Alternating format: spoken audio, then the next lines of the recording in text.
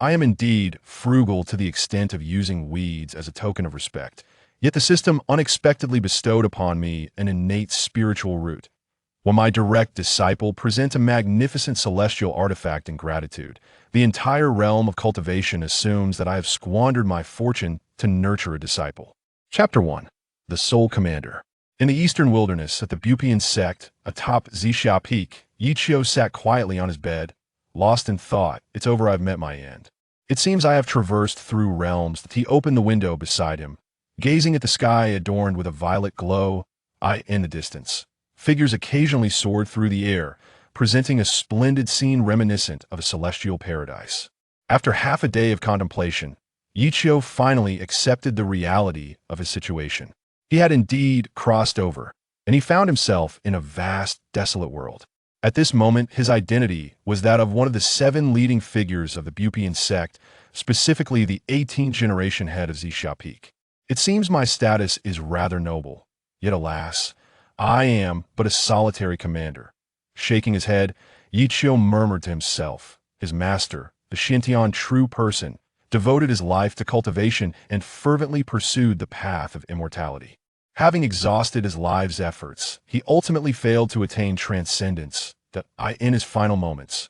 Unwilling to see the lineage of Zixia Peak extinguished, he took Yichio as his disciple. Yet, deep down, Yichio understood that his aptitude was merely mediocre.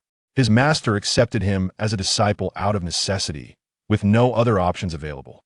In the end, his master did not instruct Yichio for long before passing away, leaving behind a legacy of Zixia Peak and the title of head. Having successfully ascended to the throne, Yichio, despite his esteemed position, found himself in a world where strength reigned supreme. While his master was still alive, everyone had to show him some respect. However, after his master's demise, he quickly fell out of favor. Indeed, my lack of power is a significant flaw. I must devise a strategy to remedy this. Upon realizing this, Yichio felt a sudden jolt of inspiration. Ding! The 10,000-fold return system is binding. A system. Yichio's eyes brightened as he calmed himself to examine it closely. The 10,000-fold return system allows the host to impart or bestow elixirs, martial arts techniques, or cultivation levels to disciples, potentially receiving a high multiplier. In return, with the probability of returns varying and reaching a maximum of 10,000 times. After absorbing the system's description, Yichio could not help but smile. Oh, this is intriguing. A 10,000-fold return, how humane. Does this mean that if I take on a disciple and impart decades of my cultivation, I could gain hundreds or even thousands of years of power in return? With this thought, Yichio's worries dissipated. System detection. Host, Yichio. Cultivation level. 2nd rank of mysterious finger. A lowly cultivator, so inconspicuous he could vanish in a crowd. Divine skills, none. Talent, average, with limited potential for greatness. Attractiveness rating, 99, which is acceptable, at least at Yichio. Suddenly, he felt an overwhelming urge to vent his frustrations on this system. Congratulations, esteemed host. You have received a novice gift package. Would you like to open it? Let us proceed. The package has been successfully opened, yielding 1 superior cleansing elixir and a decade's worth of cultivation. The system's frigid voice resonated. An extraordinary force surged into Yichio's body. Oh, splendid. This force swiftly integrated into his spiritual reservoir, elevating Yichio's cultivation to the 3rd tier of the profound finger. Only the 3rd tier? System, are you certain? A decade for merely the 3rd tier? Response from the system. There is no error. The cultivation return based on years is not calculated from the decade you have invested, but rather from the effort expended by an ordinary individual over a decade. The prowess of an ordinary person after 10 years is merely thus. Yichio. To ascend merely 1 tier after 10 years would a waste. However, upon reflection, it makes sense as one progresses in cultivation. The time required to elevate each realm increases significantly. This is quite normal. In a vast wilderness, time is an abundant supply. Each retreat may span from mere months to several years, and such durations are commonplace. The system urges the host to swiftly acquire a disciple to complete the task, which may yield substantial rewards. Clutching the cleansing elixir, Yichio had no intention of consuming it, just yet it was prudent to reserve it. as it might prove advantageous shortly. At that moment, knock, knock, knock. Master Yi, are you inside? A series of knocks resonated from outside, causing Yi Qiu to pause momentarily before responding, "Please come in."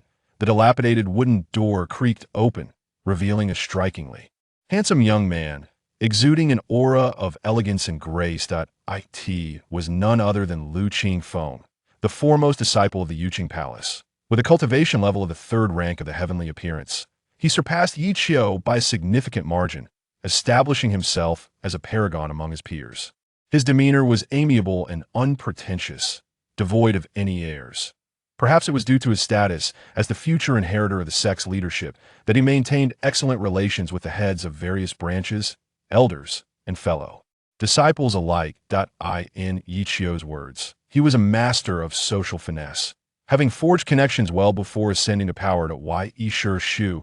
The sect leader has summoned me to inform you that you are to rise immediately and attend a council meeting in the Yuqing Palace, Lu Qingfeng stated. Given Yi Qiu's seniority, he was considered equal in rank to the sect leader and numerous heads of branches. Thus, Lu Qingfeng's respectful address of him as Shu was entirely fitting.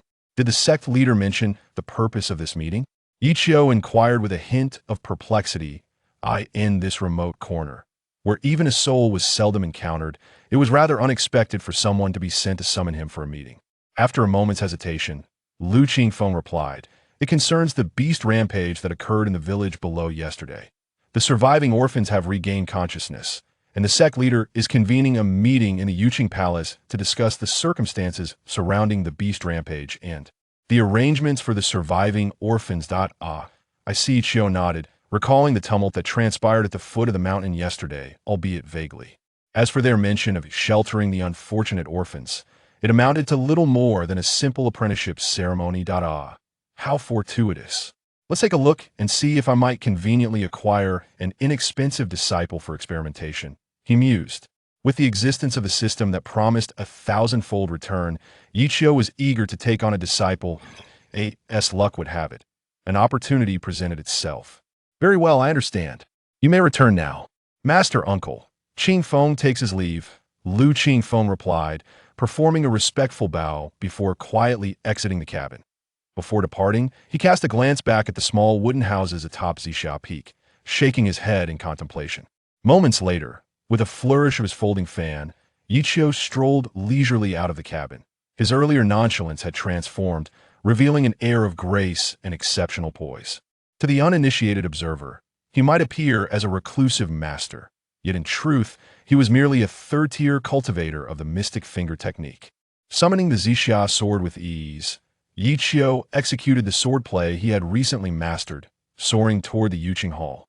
The Zixia sword, a precious artifact bequeathed to him by his late master, was an exceedingly rare treasure, possibly the only valuable possession he owned.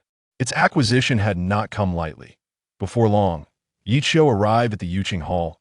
Upon entering the grand chamber, he beheld a gathering of individuals standing below. These must be the fortunate orphans of this ordeal. "Junior brother Yi, what an extravagant display. Making us all wait for you?" Yi Qiu had yet to return to his designated seat when Shi Wuhui, the head of Songjin Peak and an elder of the Butian sect, spoke with a sarcastic tone. Yi Qiu cast a sidelong glance at him, instantly perceiving his malevolent nature. Deep down, he understood that none of the other heads held him in esteem. Their reason for waiting was merely to uphold decorum. Among the 7 heads, apart from the sardonic Shi Wuhui and the sect leader, the rest of them raised their gazes to the heavens, too apathetic to even acknowledge him. Yi Qiu chose to disregard them and addressed the sect leader, Meng Tianzheng. "Senior brother sect leader, I sincerely apologize for the delay. The journey from Zixia Peak was quite lengthy. Please forgive me." "No harm done." Meng Tianzheng waved his hand. Although he too looked down on Yi Qiu, he responded for the sake of sect harmony. Shi Wuhui, infuriated by Yi Qiu's indifference, scoffed, "Humph, merely a minor practitioner of the second rank of Xianji, with modest cultivation yet an inflated ego. Were it not for sheer luck in being taken as a disciple by Master Xiantian, leading to his rightful claim over Zixia Peak, you wouldn't even have the qualification to speak in my presence." All the heads present were acutely aware of how Yi Qiu had attained his position, and they held him in profound disdain. Chapter 2. Would you consider taking me as your disciple? All the esteemed leaders have taken their seats, gazing down at the various heads of clans. The assembly of youthful individuals below, filled with anticipation, yearns for the day they can truly enter the realm of immortality. Esteemed master, please make a decision for us. In the tranquil hall, a young boy stepped forth from the crowd, kneeling on the ground, tears streaming down his face. Led by him, others followed suit, beseeching Meng Tianjing for guidance. Having recently endured a calamity that shattered their families, the anguish in their hearts was profound. Amidst his sorrowful weeping, the boy's emotions spiraled out of control, inadvertently revealing a trace of divine aura. Concealed within his brow, it was nearly imperceptible at first glance. The leaders above, upon witnessing this scene, were immediately captivated. As if they had stumbled upon a raw gem, their interest piqued. "Oh, poor child, please rise," Meng Tianzhong, the kind-hearted elder, sighed. He had spent the day investigating the recent upheaval caused by the ferocious beasts below the mountain, yet had uncovered no leads. Summoning the clan leaders was merely to discuss the fate of these orphans. "I am aware of your plight. Rest assured. This incident occurred at the foot of my Tian sect, and we shall conduct a thorough investigation." As he spoke, he turned back to glance at the leaders of the various sects behind him and continued, "However, do not be anxious.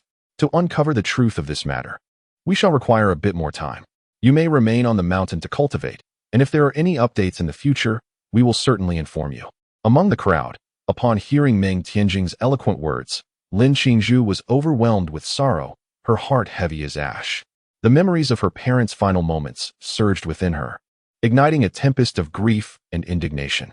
She yearned for strength and sought vengeance, but deep down, she understood that few among the esteemed leaders above would genuinely assist her. To exact revenge, she could only rely on herself. The solitary path before her was clear: to seek a master, hone her skills, and wait until she was formidable enough to pursue retribution. "Brothers, what do you think?" At this juncture, Meng Tianjing turned his gaze towards the leaders of the various sections. It was evident to all that the next phase would be the selection of disciples by these leaders. Those with exceptional talent would be chosen first, perhaps even contested over, while those of inferior aptitude faced nearly zero chance of selection and would be relegated to the status of mere servants, starting from the very bottom. Prior to their arrival, Lu Qingfeng had briefed them thoroughly. They were well aware and filled with anticipation regarding whether these leaders would choose them. "Haha, master brother, since you have spoken, I shall not hold back," Qi Wuhui declared, stepping forward and immediately setting his sights on the first young man who had just emerged. As Qi Wuhui charged towards the youthful figure, Yang Wudi, the esteemed head of the Trial Sword Peak, could no longer remain seated. He heaved his corpulent frame out, and before Qi Wuhui could utter a word, he interjected, "Master, I believe this child is destined to be with me. Perhaps you would permit him to join my ranks." The crowd rolled their eyes, well aware that this ploy had been employed countless times before. Who would still heed his call? "Young Shitty, I laid claim to him first," Qi Wuhui retorted with discontent. "Just because you spotted him first, does that grant you ownership? What kind of logic is that? You what? Do you wish to step outside and settle it one-on-one? Let us do just that. I fear you not."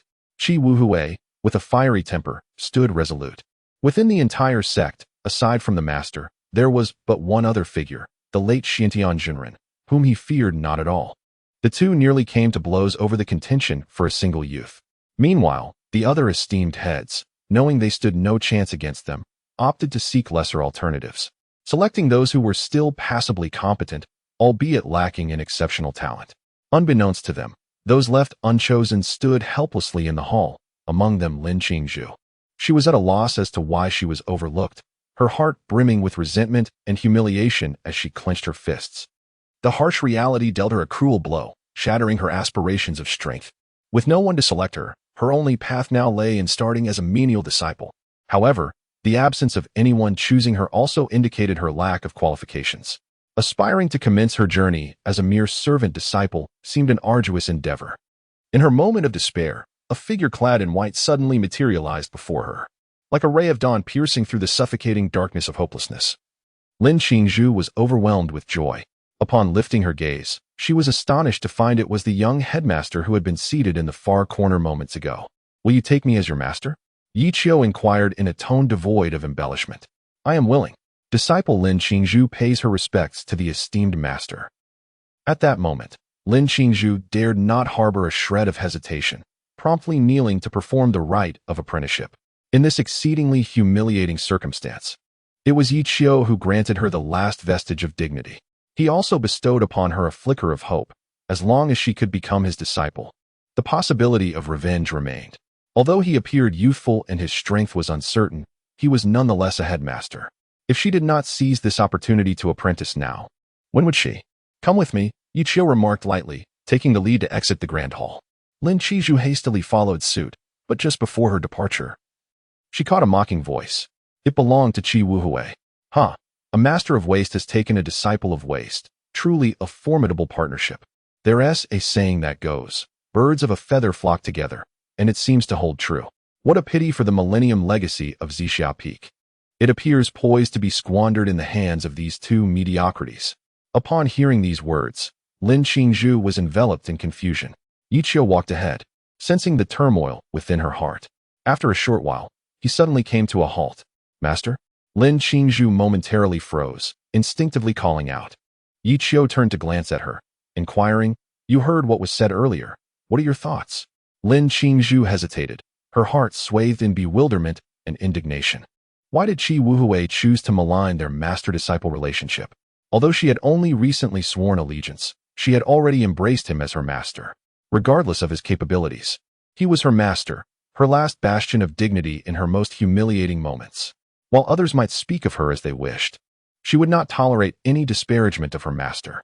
Master, I may not grasp the profound truths of the world, but I firmly believe in one principle: once a disciple, forever a child. When no one else wished to accept Qingzhu as a student, it was you who bestowed upon her a glimmer of hope. I will dedicate my life to upholding your reputation, ensuring that you suffer no disgrace, even at the cost of my own ruin. Master, rest assured, I shall strive earnestly. One day, I will prove that you are no mediocre talent, and I am no waste. Clenching her fists, Lin Qingzhu spoke coldly. Hearing her words, Yi Qiu felt a profound sense of satisfaction. Indeed, this disciple was worth the investment. When necessary, she would rise to the occasion. Earlier, in the grand hall, he had observed discreetly, refraining from competing with others for disciples. Knowing that he would certainly not win the competition, he chose to select from those who had been overlooked at the end. At such moments, the hearts of the unchosen are often filled with profound disappointment. Yet you have fortuitously chosen her. Any person of sound mind would feel immense gratitude, to the point of offering everything in return. Excellent. Let us proceed. Yi Qiu provided little explanation, casually summoning the Zixia sword, grasping Lin Qingzhu's hand, and soaring towards Zixia Peak. Chapter 3. Infinite Nesting Dolls. As Lin Qingzhu journeyed towards Zixia Peak, a sense of anxiety and anticipation enveloped her. The impending path to immortality stirred a flicker of excitement within everyone. Gazing at her youthful and handsome master, who was gracefully soaring on his sword, Lin Qingzhu felt an inexplicable warmth in her heart. This master, not only striking in appearance, exuded a gentle demeanor, in stark contrast to other esteemed elders who wore perpetual frowns, as if burdened by immense debts. Moreover, he demonstrated a genuine concern for his disciple's emotional well-being, often offering her words of comfort. What astonished her even more was his remarkable tolerance. Despite the slander and exclusion from numerous elders, he maintained an air of calm and composure. Lin Qingzhu deeply admired his mindset and silently vowed to herself, I must strive diligently, for I cannot bring shame upon my master. Moments later, a flash of violet light darted across Zixia Peak, and the two descended gracefully in front of a cluster of quaint wooden cottages. We have arrived, Yi Qiu remarked, his demeanor unflinching and sincere. As cultivators, we cherish spontaneity.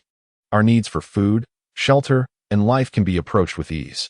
Though the conditions may be humble, they serve to temper one's character, allowing for a more grounded journey on the path of cultivation. After delivering this discourse, Yi Qiu felt a tinge of embarrassment. Yet his thick skin allowed him to maintain a natural expression.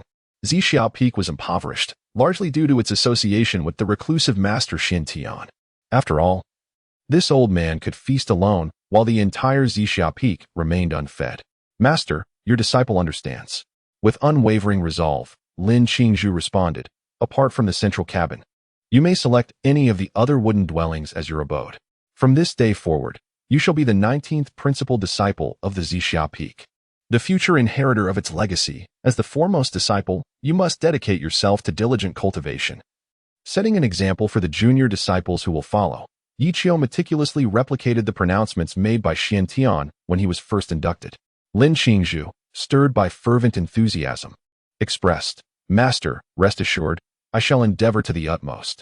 Excellent. Yi Qiu exhaled with relief, his primary apprehension being that she might abdicate her responsibilities. Now that you have formally become my disciple, I shall impart my knowledge without reservation. Partake of this marrow-cleansing pill. Though of modest quality, it is remarkably effective in purging impurities from your being, facilitating a swift perception of the qi. With these words, Yi Qiu presented the marrow-cleansing pill, a recent boon from the system, to Lin Qingzhu. Accepting the pill from his hand, Lin Qingzhu was deeply moved. "Master," she began, "so soon after my initiation, you bestow upon me such a treasure. Aside from personal qualifications and innate talents, there exists another pivotal element, the treasures of heaven and earth, the miraculous elixirs. Most of these precious resources are held in the hands of the sect leaders, who are notoriously frugal, reluctant to squander the hard-won elixirs. This explains their fierce competition for disciples with higher potential." Lin Qizhu was taken aback by her master's generosity, as she was rewarded with a superior elixir upon her entrance. Overwhelmed with gratitude, she nearly pledged herself in service. "Thank you, master. I shall not disappoint you." Without a moment's hesitation, Lin Qingzhu consumed the cleansing elixir. A warmth enveloped her, and a wondrous energy surged within, expelling impurities from her body. Feeling the sticky residue on her skin, she blushed, slightly embarrassed to face others. "Hee, off you go. There is a hot spring on the back mountain where you can cleanse yourself," Yi Qiu chuckled, understanding her vanity. Moreover, Lin Qizhu was already stunningly beautiful, embodying the archetype of an enchanting goddess, fair-skinned, standing approximately 1.75 meters tall, and remarkably slender. Especially after consuming the cleansing elixir, her entire aura underwent a dramatic transformation. In any other narrative, she would undoubtedly be the quintessential heroine, akin to a saintess of a sacred realm. "Thank you, master. I shall take my leave now." With that, Lin Qingzhu exited the dojo in haste, as if fleeing. Yi Qiu's expression shifted, a faint smile gracing his lips. "System," he called out eagerly, yearning for his reward. At that moment, he was filled with anticipation, desperate to verify the outcome. Ding! The host has bestowed upon his disciple a cleansing pill, meeting the necessary criteria. Initiating a 10,000-fold return, critical hit randomized. Shall we proceed? Commence. The activation was successful. Congratulations to the host for triggering a 1,000-fold critical hit, resulting in the acquisition of a supreme spirit pill, the divine essence pill. "What the?" Yi Qiu exclaimed, leaping from his seat in astonishment. This initial attempt had indeed provoked a 1,000-fold critical hit, and he had obtained a supreme spirit pill, the divine essence pill. This item was 1,000 times more effective than the cleansing pill, perfectly addressing his ordinary aptitude issue. Delight radiated from him. Truly fitting for a master's fortunate disciple, a lucky star, triggering such a significant critical hit upon arrival. Clutching the divine essence pill returned by the system, Yi Qiu was nearly unable to contain his joy. Suddenly, an unexpected thought crossed his mind. Not long after, Lin Qingzhu returned, her hair damp and cascading naturally, evoking a sense of pure beauty. Yi Qiu found himself momentarily entranced. Goodness, is this girl truly so enchanting? No, I am her master. How can I entertain such improper thoughts? What of moral integrity? Shaking his head, he swiftly dispelled the earlier wicked notion and regained his composure. "Master, I have returned." Lin Qingzhu walked back, her demeanor tinged with a hint of shyness.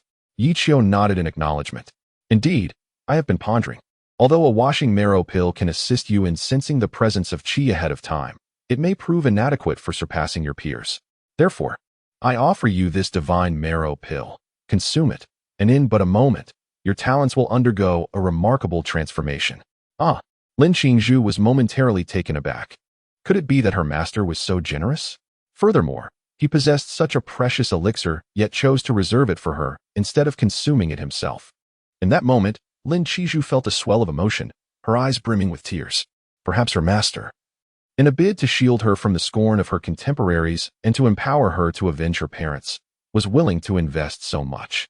Reflecting on her recent encounter at the Jade Clear Palace, Lin Qingzhu felt a chill run through her, her fists clenching tightly. Humph, they shall wait and see. The humiliation of today will be repaid 100-fold in the future, in retribution for my master. Silently vowing, Lin Qingzhu then performed a deep bow. The grace of my master will forever be etched in my heart. Please accept my humble reverence. Rise, Yiqiu replied. First, consume this. He remained indifferent to her thoughts. What truly concerned him at that moment was whether he would be able to reclaim it later. This is quite an audacious concept. If feasible, could it lead to an infinite regression? Having received the divine marrow pill, Lin Qingzhu ingested it without hesitation. Instantly, an even more surging power flooded her body. As the previous impurities had been purged, the divine marrow pill no longer needed to cleanse, but instead began to reshape her meridians. In moments, a divine bone faintly materialized within her. Heavens, a natural mystic ice bone. Yiqiu exclaimed inwardly, astonished. This was a divine bone of the highest caliber, surpassing even the grade of the divine bone possessed by the young man in the Great Hall. The divine marrow pill was truly terrifying. Ding, congratulations, host, for gifting the divine marrow pill to your disciple, triggering a critical reward. Do you wish to activate it? Activate.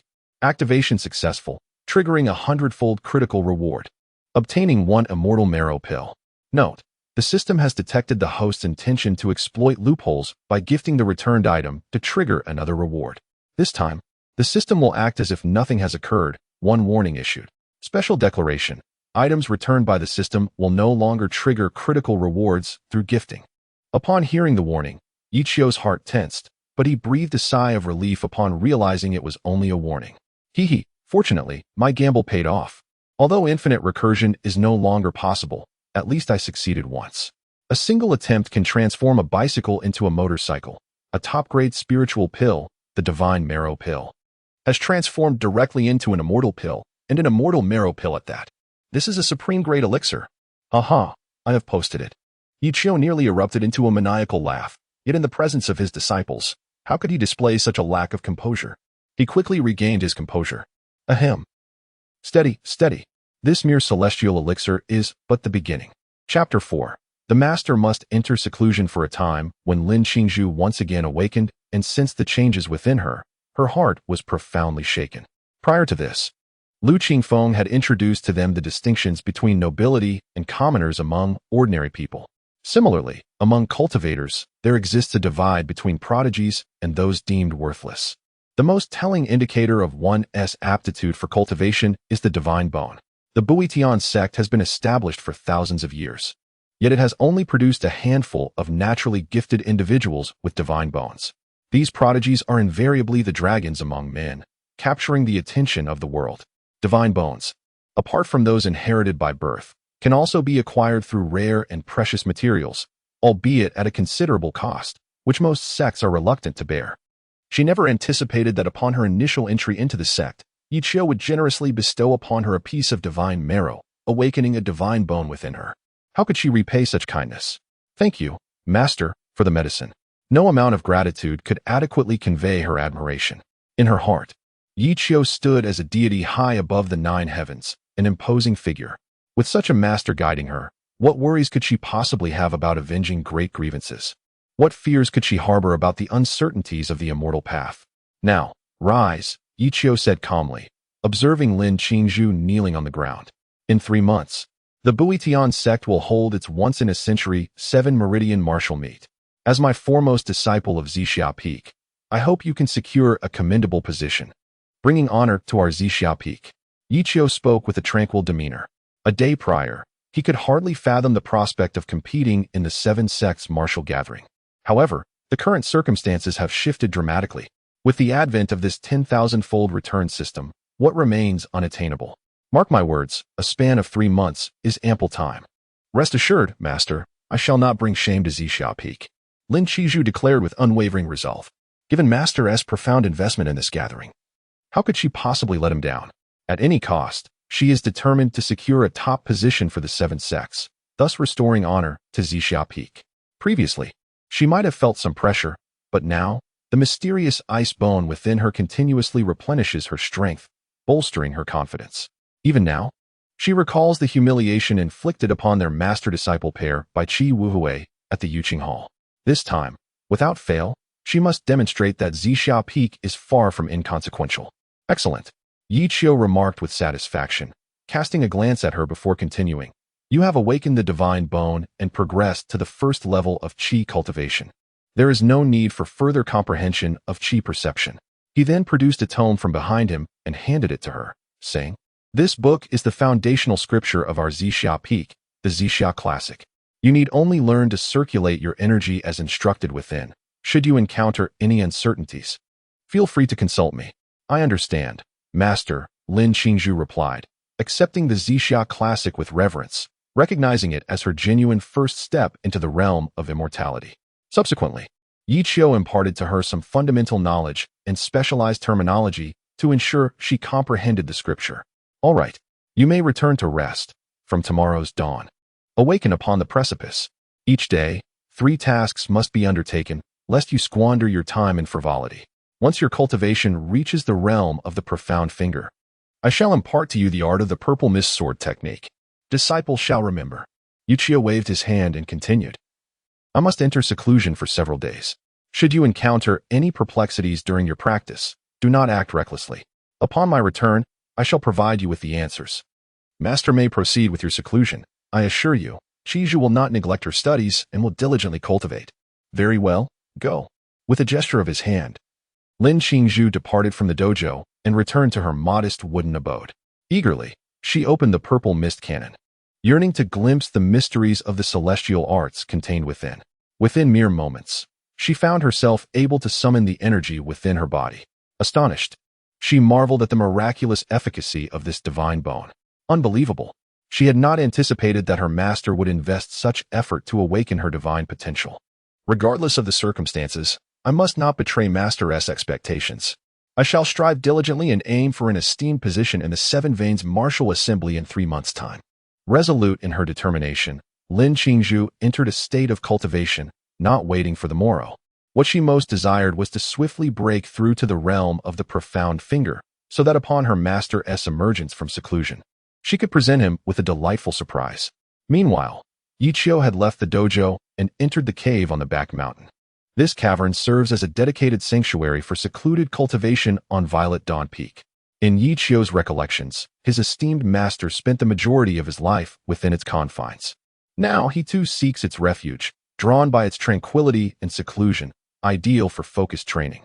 Upon entering the cavern and sealing the entrance, Yi Qiu eagerly commanded, System, activate the return. Ding. You imparted the Violet Dawn divine skill to your disciple, triggering a critical return. Do you wish to proceed? Activate. Congratulations, host. You have triggered a tenfold critical amplification, acquiring the divine grade mental cultivation manual, original true decipherment. Heavens, divine grade. By Jove, fortune has truly smiled upon me. Almost instantaneously, a deluge of ancient writings, anatomical diagrams, and profound scriptures flooded his mind. Do you wish to assimilate this knowledge? Assimilate. In mere moments, Yi Qiu had mastered the abstruse scriptures. Now, he need only contemplate their profound mysteries to achieve complete mastery. Serendipitously, in conjunction with this immortal marrow pill, I may be able to transcend the profound finger realm and ascend directly to the celestial appearance. Withdrawing the immortal marrow pill bestowed upon him by the system, Yi Qiu erupted in a frenzy of laughter. Ha! I shall consume you now. Fear not, brother shall be gentle. In one swift motion, he swallowed the pill, and an immense surge of power coursed through his veins. Almost immediately, his body was inundated with fierce, immortal energy, threatening to rupture him from within. Good heavens! The potency of this immortal pill is so formidable. I was incautious. Indeed, the journey must be traversed step by step. To ascend abruptly to the heavens requires a considerable sacrifice. Yi Qiu is presently bearing this heavy toll. The power of the elixir reverberates throughout his limbs, and soon, blood stains his garments, contorting his expression in agony. After purging his body of all impurities, celestial energy surges into his dantian, where, in its depths, a lotus flower blossoms. Upon witnessing this scene, Yi Qiu is taken aback. Unlike Lin Qingzhu, who is blissfully ignorant of the knowledge of cultivation, he comprehends the significance of this ethereal bloom. The flower of the great Tao, the innate Tao body. If the divine bone represents a rare physique, then the innate Tao body is unparalleled throughout the ages. This constitution is regarded as one of the mightiest among humanity. Yi Qiu never anticipated that a single elixir could directly grant him the Tao body. Such a fortune, even the most ancient of clans, expending their collective strength, might struggle to achieve. With the presence of the flower of the great Tao, Yi Qiu is innately attuned to the Tao. Any profound celestial technique can be perceived with remarkable clarity in his eyes. Furthermore, nurtured by the essence of the universe, this Tao flower reciprocates its blessings, enabling him to rapidly enhance his cultivation. Such an ability is beyond the comparison of the divine bone.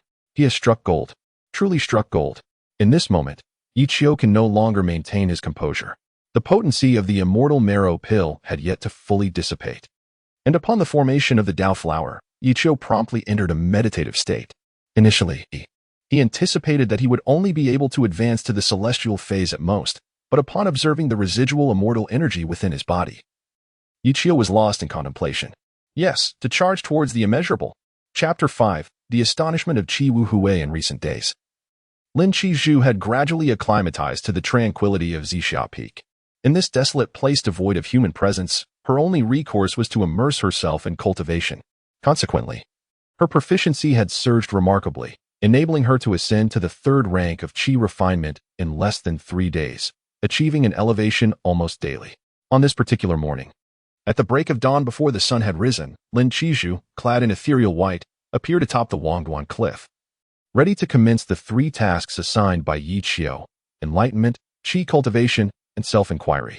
Having shed the burdens of worldly life and truly embarked on her path of cultivation, this originally striking woman emanated an even more celestial aura. Her breathtaking beauty radiated an icy demeanor that stemmed from the chill within her being, a coldness that rendered her unapproachable, particularly after the ravaging loss of her family, leaving her gaze void of emotion and spirit. She resembled a celestial maiden from the heavens, admired from afar. Upon reaching Wangduan Cliff, Lin Qingzhu glanced back towards the direction of the rear mountain, murmuring, "I wonder when my master will emerge. It has been several days since I last saw him. Oddly, I find myself missing him. Never mind. I have yet to complete today's tasks, so it is best to finish them promptly." Observing the stillness of the rear mountain, Lin Qingzhu settled herself upon a stone, gazing at the peaks below, and entered a state of meditation. It was not until midday that she gradually opened her eyes. 4th rank of Qi refinement. In merely 4 days, she had nearly transcended a realm each day. If this continued, within 3 months, she would undoubtedly ascend to the mysterious finger realm. Lin Qingzhu brimmed with confidence, fully aware that as one advanced, the cultivation became increasingly arduous. Nonetheless, her innate talent and aptitude had already surpassed that of the prodigies from the various sects of the Buitian sect. Of course, she acknowledged that all of this was bestowed upon her by Yi Qiu, a fact she held close to her heart. At that moment, a wisp of cloud drifted across the sky, heralding the arrival of a figure exuding an ethereal elegance atop the Wangduan cliff. Upon seeing the elder, Lin Qingzhu's heart fluttered, and she promptly bowed, saying, "Disciple Lin Qingzhu pays respects to the esteemed headmaster." The newcomer was none other than Meng Tianzhong, accompanied by his disciple, Qi Wu Hui. Meng Tianzhong, though frail with age, waved his hand dismissively, saying, "No need for excessive formalities." Qi Wu Hui, however, inquired sharply, "Where is your master? Why is he absent during the headmaster's visit?" Lin Qingzhu cast a deep glance at him, recalling the incident that had transpired days earlier in the Yuqing Hall. With a calm demeanor, she replied, "In response to Master Qi, my master has entered seclusion." Seclusion? Qi Wu Hui erupted into laughter, finding the notion of Yi Qiu entering seclusion to be the greatest jest he had encountered that day. Did he truly believe he could attain a breakthrough? Given his qualifications, even a decade of seclusion would likely yield no advancement in even the slightest realm. It's not that Qi Wu Hui is humiliating Yi Qiu. Throughout the entire Butian teaching, who is unaware that there is a useless chief on Zixia Peak? After a decade of cultivation, he has only reached the 2nd grade of Xuanji. A decade. Even a pig should have reached the 9th grade by now, shouldn't it? Lin Qingzhu's heart sank upon witnessing Qi Wu Hui's blatant disparagement of her master. The divine bone within her stirred silently, and imperceptibly, she emanated an aura of frigid coldness. It was merely an inadvertent emanation, not driven by her conscious will. Meng Tianzhong was about to reprimand Qi Wu Hui, advising him not to go too far, when he suddenly sensed this chilling aura. Turning back, he gazed at Lin Qizhu with astonishment. "Innate Shenbing bone? What? Qi Wuhui exclaimed, looking at Meng Tianjing in bewilderment, then back at Lin Qizhu.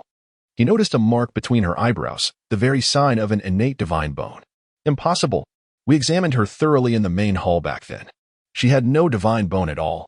Qi Wuhui immediately denied, refusing to believe it was true. After all, he had seen it very clearly back then. Among all the disciples present, the only one with a divine bone had already been taken by him. And Lin Qizhu, among that group. Her aptitude didn't even qualify as inferior. The chiefs of the various branches were too lazy to even choose her. Only Yi Qiu, this lone commander, had chosen her. How could she possibly possess a divine bone? Qi Wuhui couldn't sit still any longer.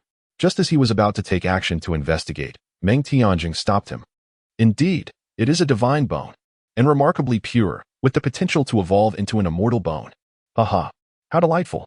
I never anticipated that my sect, the Bu Tian Jiao, would gain yet another prodigy. It is truly a great fortune for our order. It is a pity, however, that she happens to be a disciple of the Zixia Peak. Meng Tianjing, feeling a pang of regret, thought it a true waste to allow such a talent to be nurtured by Yi Qiu. Meanwhile, Qi Wuhui's expression was one of utter dismay, as if he had consumed something foul. He simply could not fathom how he, usually so astute, had misjudged the situation. Child, would you care to return with me to the Yuqing Hall and become my disciple? He inquired. Rest assured, with your exceptional gifts, should you join my ranks, I shall provide you with the finest resources and treatment. Your future achievements will undoubtedly be beyond imagination. At that moment, Meng Tianjing extended a gracious invitation, yet Lin Qingzhu, upon hearing this, could not suppress a secret smirk, though her exterior remained composed. In the past, no one had been willing to accept her, save for Yi Qiu. Now, with the assistance of her master, she had awakened her divine bone. They had swiftly altered their demeanor, shamelessly attempting to recruit her and undermine her master's position. Thank you for your kind offer, esteemed leader, but I must respectfully decline, Lin Qingzhu stated firmly. My master, alone on Zixia Peak, requires care and cannot be left unattended. With that, she categorically rejected the offer, and Meng Tianjing, slightly disheartened, withdrew his hand. With his cunning nature, he readily discerned the implications behind Lin Qingzhu's words. Yi Qiu is not a disabled person. He has spent a decade on Zixia Peak without any issues. So there is no need for Lin Qingzhu to care for him. Well, since your master-disciple bond is profound, I shall not impose upon you. By the way, did your master impart any cultivation techniques to you before entering seclusion? For cultivators, the duration of seclusion varies, ranging from several months to half a year. You must not delay your practice and squander this divine bone, Meng Tianjing inquired, expressing that if Yi Qiu had not taught her, he would be willing to offer his guidance. After all, she is a disciple of the Bu Tian sect, and he could not bear to see her squandered under Yi Qiu's tutelage. In response to the Grand Master, Lin Qizhu replied, My master has indeed instructed me on the methods of cultivation. Humph.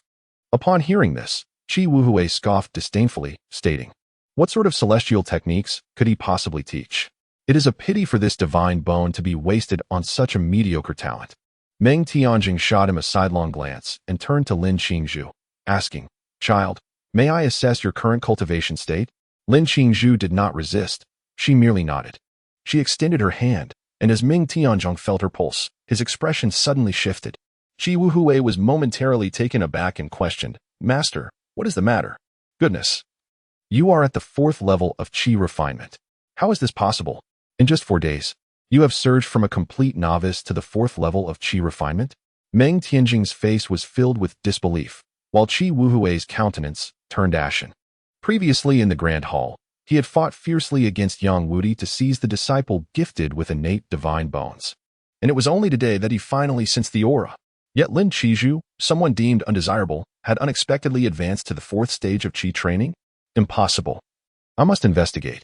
Qi Wuhui could hardly believe this revelation and immediately checked, his countenance turning ashen. This cannot be real. I must be dreaming. Qi Wuhui, in disbelief, gazed at Lin Qingzhu, his heart simmering with rage. Over the past few days, having obtained the disciple with innate divine bones, he had been brimming with arrogance, exuding confidence before the heads of the various sections. However, he never anticipated that his visit to Zixia Peak today would result in a resounding slap to his face from Yi Qiu. The very person he once looked down upon had nurtured a disciple that surpassed him. This was a reality he found most intolerable, Chapter 6. I hear you are to instruct my disciple. Master Qi, is there an issue? Lin Qingzhu, with an expressionless demeanor, gazed thoughtfully at Qi Wei and spoke. For some inexplicable reason, witnessing his expression, akin to one who has tasted excrement, filled her with a sense of satisfaction, as if a long-standing grudge had been avenged. How delightful! A secret joy blossomed within her heart. Little do you know the lengths my master has gone to for me. It is fortunate that you did not choose me in the past. Otherwise, how could I have been privileged to take my master as my mentor and obtain the elixirs that countless individuals yearn for yet cannot attain? The prowess of my master is beyond the comprehension of mere mortals like yourselves. Now I finally understand why, upon departing from the Grand Hall, my master could maintain such an unruffled demeanor in the face of so much humiliation. This is the mindset that a true sage should possess. She was acutely aware that her rapid advancement in cultivation was entirely due to the effects of the divine marrow pill. Even after awakening her divine bone, the effects had not been fully absorbed. After all, it is a supreme elixir, unparalleled except by celestial-grade concoctions. Even a formidable being like Qi Wuhui, the head of his lineage, could not produce a single one, let alone bestow it upon his own disciple. Yet Yi Qiu could provide such an elixir and generously offer it to her. This illustrates the stark disparity between them. At this moment, Qi Wuhui seethed with unbridled rage. Yet, with Meng Tian present, he dared not unleash his wrath. He cast a cold glance at Lin Qingzhu, his expression seemingly conveying a multitude of unspoken words. Wait for me, you worthless master and disciple. Even if you have stumbled upon a stroke of luck, it cannot alter your standing within the heavenly repair sect. In contrast to Qi Wuhui's ire, Meng Tianzheng was predominantly taken aback. What on earth was happening? Could it be that junior brother Yu is not the mediocre talent as rumored by the outside world? This matter warrants further contemplation. Beyond his perplexity, Meng Tianzheng felt a surge of joy as he cast a glance back at Qi Wuhui. He was acutely aware that Qi Wuhui had harbored significant grievances against Zixia Peak. Due to the enmity that had existed between Songjian Peak and Zixia Peak since the previous generation, during the time of Master Xintian, Qi Wuhui had refrained from openly confronting Zixia Peak. However, following Master Xuantian's passing, Qi Wuhui began to reveal his hostility towards Zixia Peak, specifically targeting Yi Qiu. Fortunately, Yi Qiu had not responded to any of his provocations, leaving Qi Wuhui with no opportunities. Now, witnessing Lin Qingzhu unleash such astonishing talent, Meng Tianjing understood that the conflict between Zixia Peak and Songjian Peak was poised to reignite. After all, Lin Qingzhu held the esteemed title of the foremost disciple of Zixia Peak. Barring any unforeseen circumstances, she was destined to be the future heir of Zixia Peak. Coupled with her remarkable talent, it was inconceivable for Qi Wuhui to remain passive.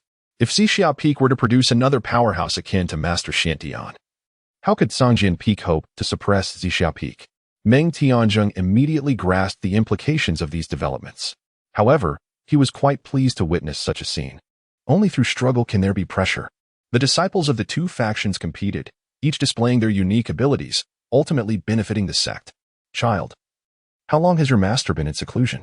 Did he mention when he would emerge? Meng Tianjing inquired. For his purpose in visiting Zixia Peak was not merely to observe Lin Qingzhu's cultivation. Lin Qingzhu hesitated for a moment before replying. Master did not specify. I am unaware of what matters the headmaster wishes to discuss, but I can convey any messages to my master afterward. Well, there is nothing particularly urgent. It concerns the 7 factions martial assembly in 3 months. I would like to know if Zixia Peak intends to participate. Currently, Zixia Peak had only 1 disciple. Yet there were 7 available spots, which was indeed insufficient. However, as a branch of the Buitian sect, it was imperative to ascertain whether they would partake. A responsibility that lay with the headmaster, ensuring no faction was overlooked. The 7 factions martial assembly. Upon hearing this, Lin Qingzhu's eyes sparkled.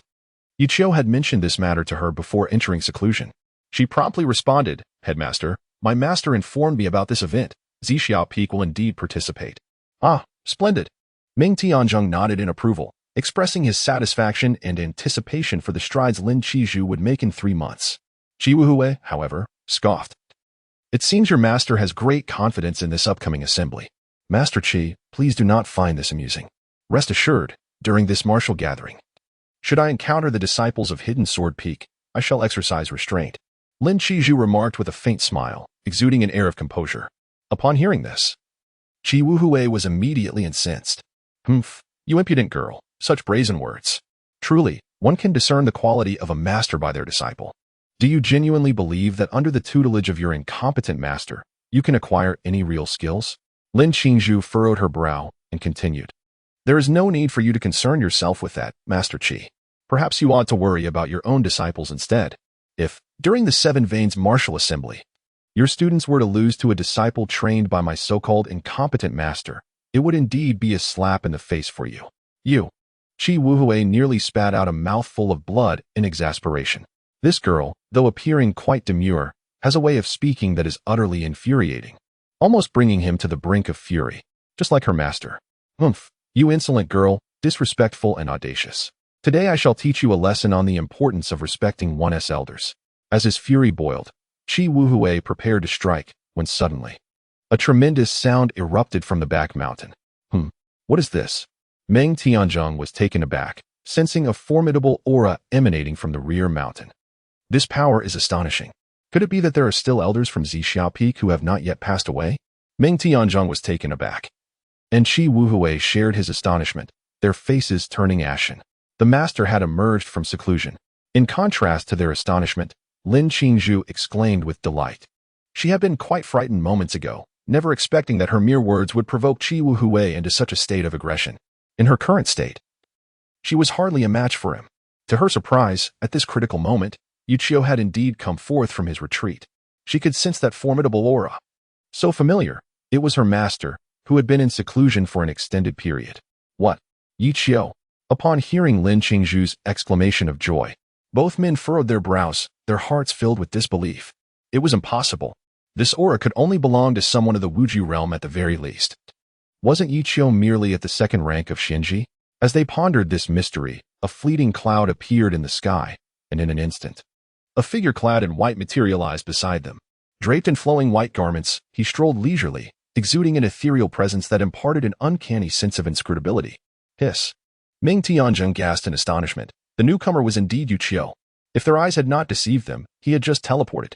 Such a divine ability could only belong to one of the Wuju realm. The distance from the back mountain to this spot was at least 10,000 meters. Yet he had traversed it in a single step. This indicated that his cultivation was undoubtedly far beyond the mere Wuju level. In stark contrast to Meng Tianjing's astonishment, Qi Wuhui's complexion had turned utterly ghastly. He could hardly believe that Yuchio had actually transcended to the boundless realm, and moreover, judging by the distance he could teleport, it seemed his cultivation was perilously close to the divine concealment stage. No, he refused to accept this as reality. Just 4 days prior, he had merely been a lowly cultivator at the second rank of the Profound Finger. How could he have possibly advanced to the boundless realm in such a short span? Could it be that he had been concealing his true capabilities all along? This thought rendered Qi Wuhui's face as pale as a ghost. It must be true, he had been hiding his strength. If he were truly as the legends depicted, merely a waste, then how could a powerhouse like Master Shantian take him as a disciple? Disciple humbly welcomes the master back from seclusion. At that moment, upon seeing Yuchio once more, Lin Qingzhu felt as if she had found her anchor, and she promptly bowed in greeting. All right, rise. Yuchio replied with a faint smile, assisting her to her feet. He was already aware of the occurrences that had transpired here. And casting a glance back at Qi Wuhui, he revealed a smile laden with significance. Senior Brother Qi, I have heard that you intend to provide some instruction to my disciple. Chapter 7. My disciple, it is not your place to intervene in response to Yuchio's inquiry. Qi Wuhui felt a moment of uncertainty, but he quickly regained his composure. Junior Brother Yi, your disciple is prideful and dismissive of his elders. If he is not properly guided, he is bound to cause great trouble in the future. I only wish to assist you. As I see you are preoccupied with your seclusion, please do not take offense. Oh, is that so? Yuchio smiled and replied. Even if my disciple makes mistakes, those are merely matters of our Zhixiao Peak. I shall manage him myself. It is not your place to dictate here, is it? The people of Zhixiao Peak are not yet extinct. As soon as the words left his mouth, a formidable aura suddenly enveloped the surroundings. The expressions of the three shifted dramatically. Hiss. Is the master truly this powerful? Lin Qingzhu was astonished. Initially, she had believed the rumors that her master possessed merely the strength of the second rank of Mysterious Finger. However, upon sensing this terrifying presence, she was profoundly shaken. What moved her even more was that Yi Qiu had boldly confronted Qi Wuwei to support her. It was known that this old man was, aside from Meng Tianjin, the mightiest figure in the entire Butian sect. Master, Lin Qingzhu felt deeply touched, gazing at the figure clad in flowing white robes, who seemed to grow even more imposing in her eyes. She had never anticipated that after experiencing the destruction of her family, she would find someone in this world who genuinely cared for her. Unexpectedly, she encountered once more a master willing to protect her and take charge of her affairs. Lin Qingzhu opened her mouth, intending to persuade Yi Qiu that the grievances she had just endured were trivial and not worth offending Qi Wuhui over. However, despite her initial intent, the words failed to escape her lips. At that moment, as Yi Qiu's aura erupted, Meng Tianzhong cast a look of astonishment. This aura, it faintly contained a hint of celestial essence. What could be his cultivation level at this instant? It was hard to believe that his strength was not as feeble as the rumors suggested. Yet he had endured 10 years of humiliation without uttering a word in his defense. This individual possessed a truly formidable character, had it not been for his disciple. He might have continued to conceal his true abilities. After a deep glance at Yi Qiu, Meng Tianzhong chose not to intervene. The conflict between Cangjian Peak and Zixia Peak had spanned generations, and as the sect leader, he found himself in a position where he could not favor either side. Meanwhile, Qi Wuhui's countenance darkened as he regarded Yi Qiu with an inscrutable expression. He had come to realize that Yi Qiu's strength was not merely that of a second-tier Xianji, as the rumors had claimed. Judging by the aura he now exuded, his power was at least beyond the realm of Wujiu. However, this did not imply that he would cower. Junior brother Yi, your disciple shows blatant disregard for his elders and has no respect for the rules of our sect. As the elder of law enforcement, am I not entitled to intervene? Qi Wuhui's voice was cold, and an overpowering aura gradually emanated from him, counteracting the energy released by Yi Qiu. Oh, the sect rules? Yi Qiu dissipated his aura and strolled leisurely to the edge of the cliff, gazing towards the direction of Cangjian Peak.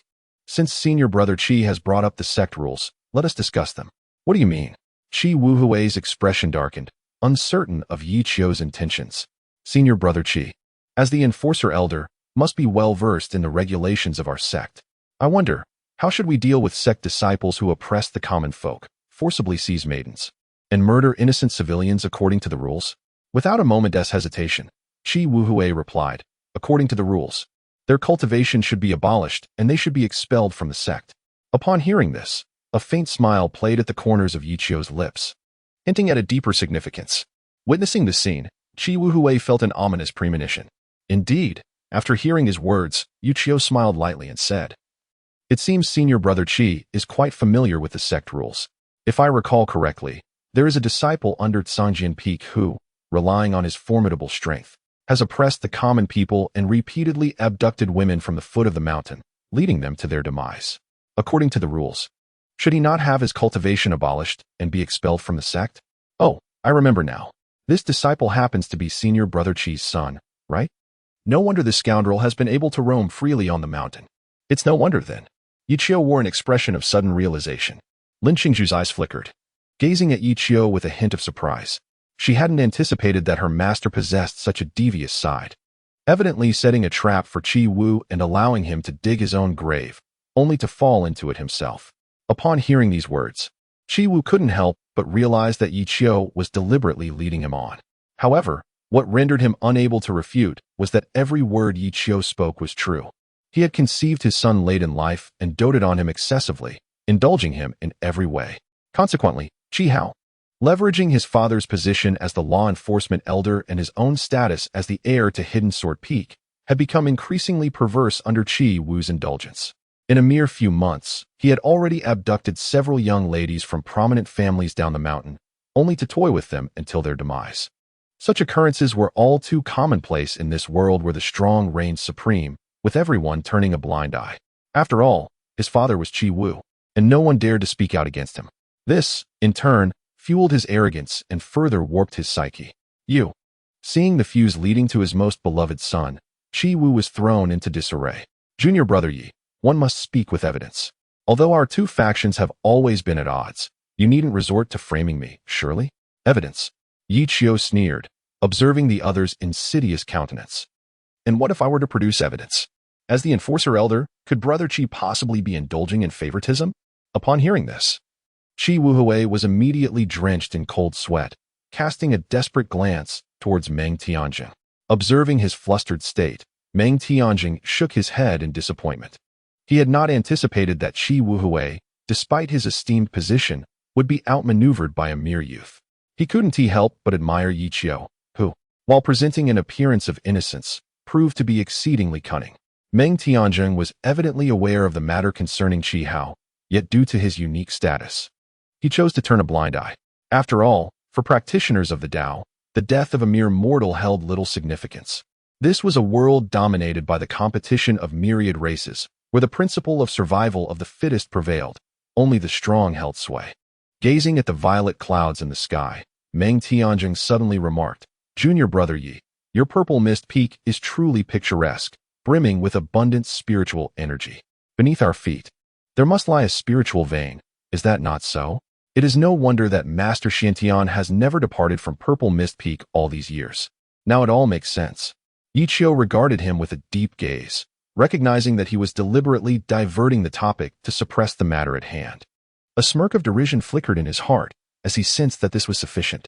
Provoking Qi Wuhui would yield no benefits, considering that the latter was a formidable master. In a true confrontation, Yi Qiu was not yet his match. Rather, it was wise to acquiesce and grant Meng Tianjing a favor. Moreover, as long as this leverage remained, Yi Qiu could hold Qi Wuhui's fate in his hands. Indeed, as expected of the esteemed Master Zhang, you have discerned the mysteries of my Zixia Peak with but a glance. I, your junior, am in awe. Yi Qiu chuckled lightly, seamlessly continuing the conversation. Meng Tianjing cast a satisfied glance at him and proceeded, "It is getting late. Let us return to the matter at hand.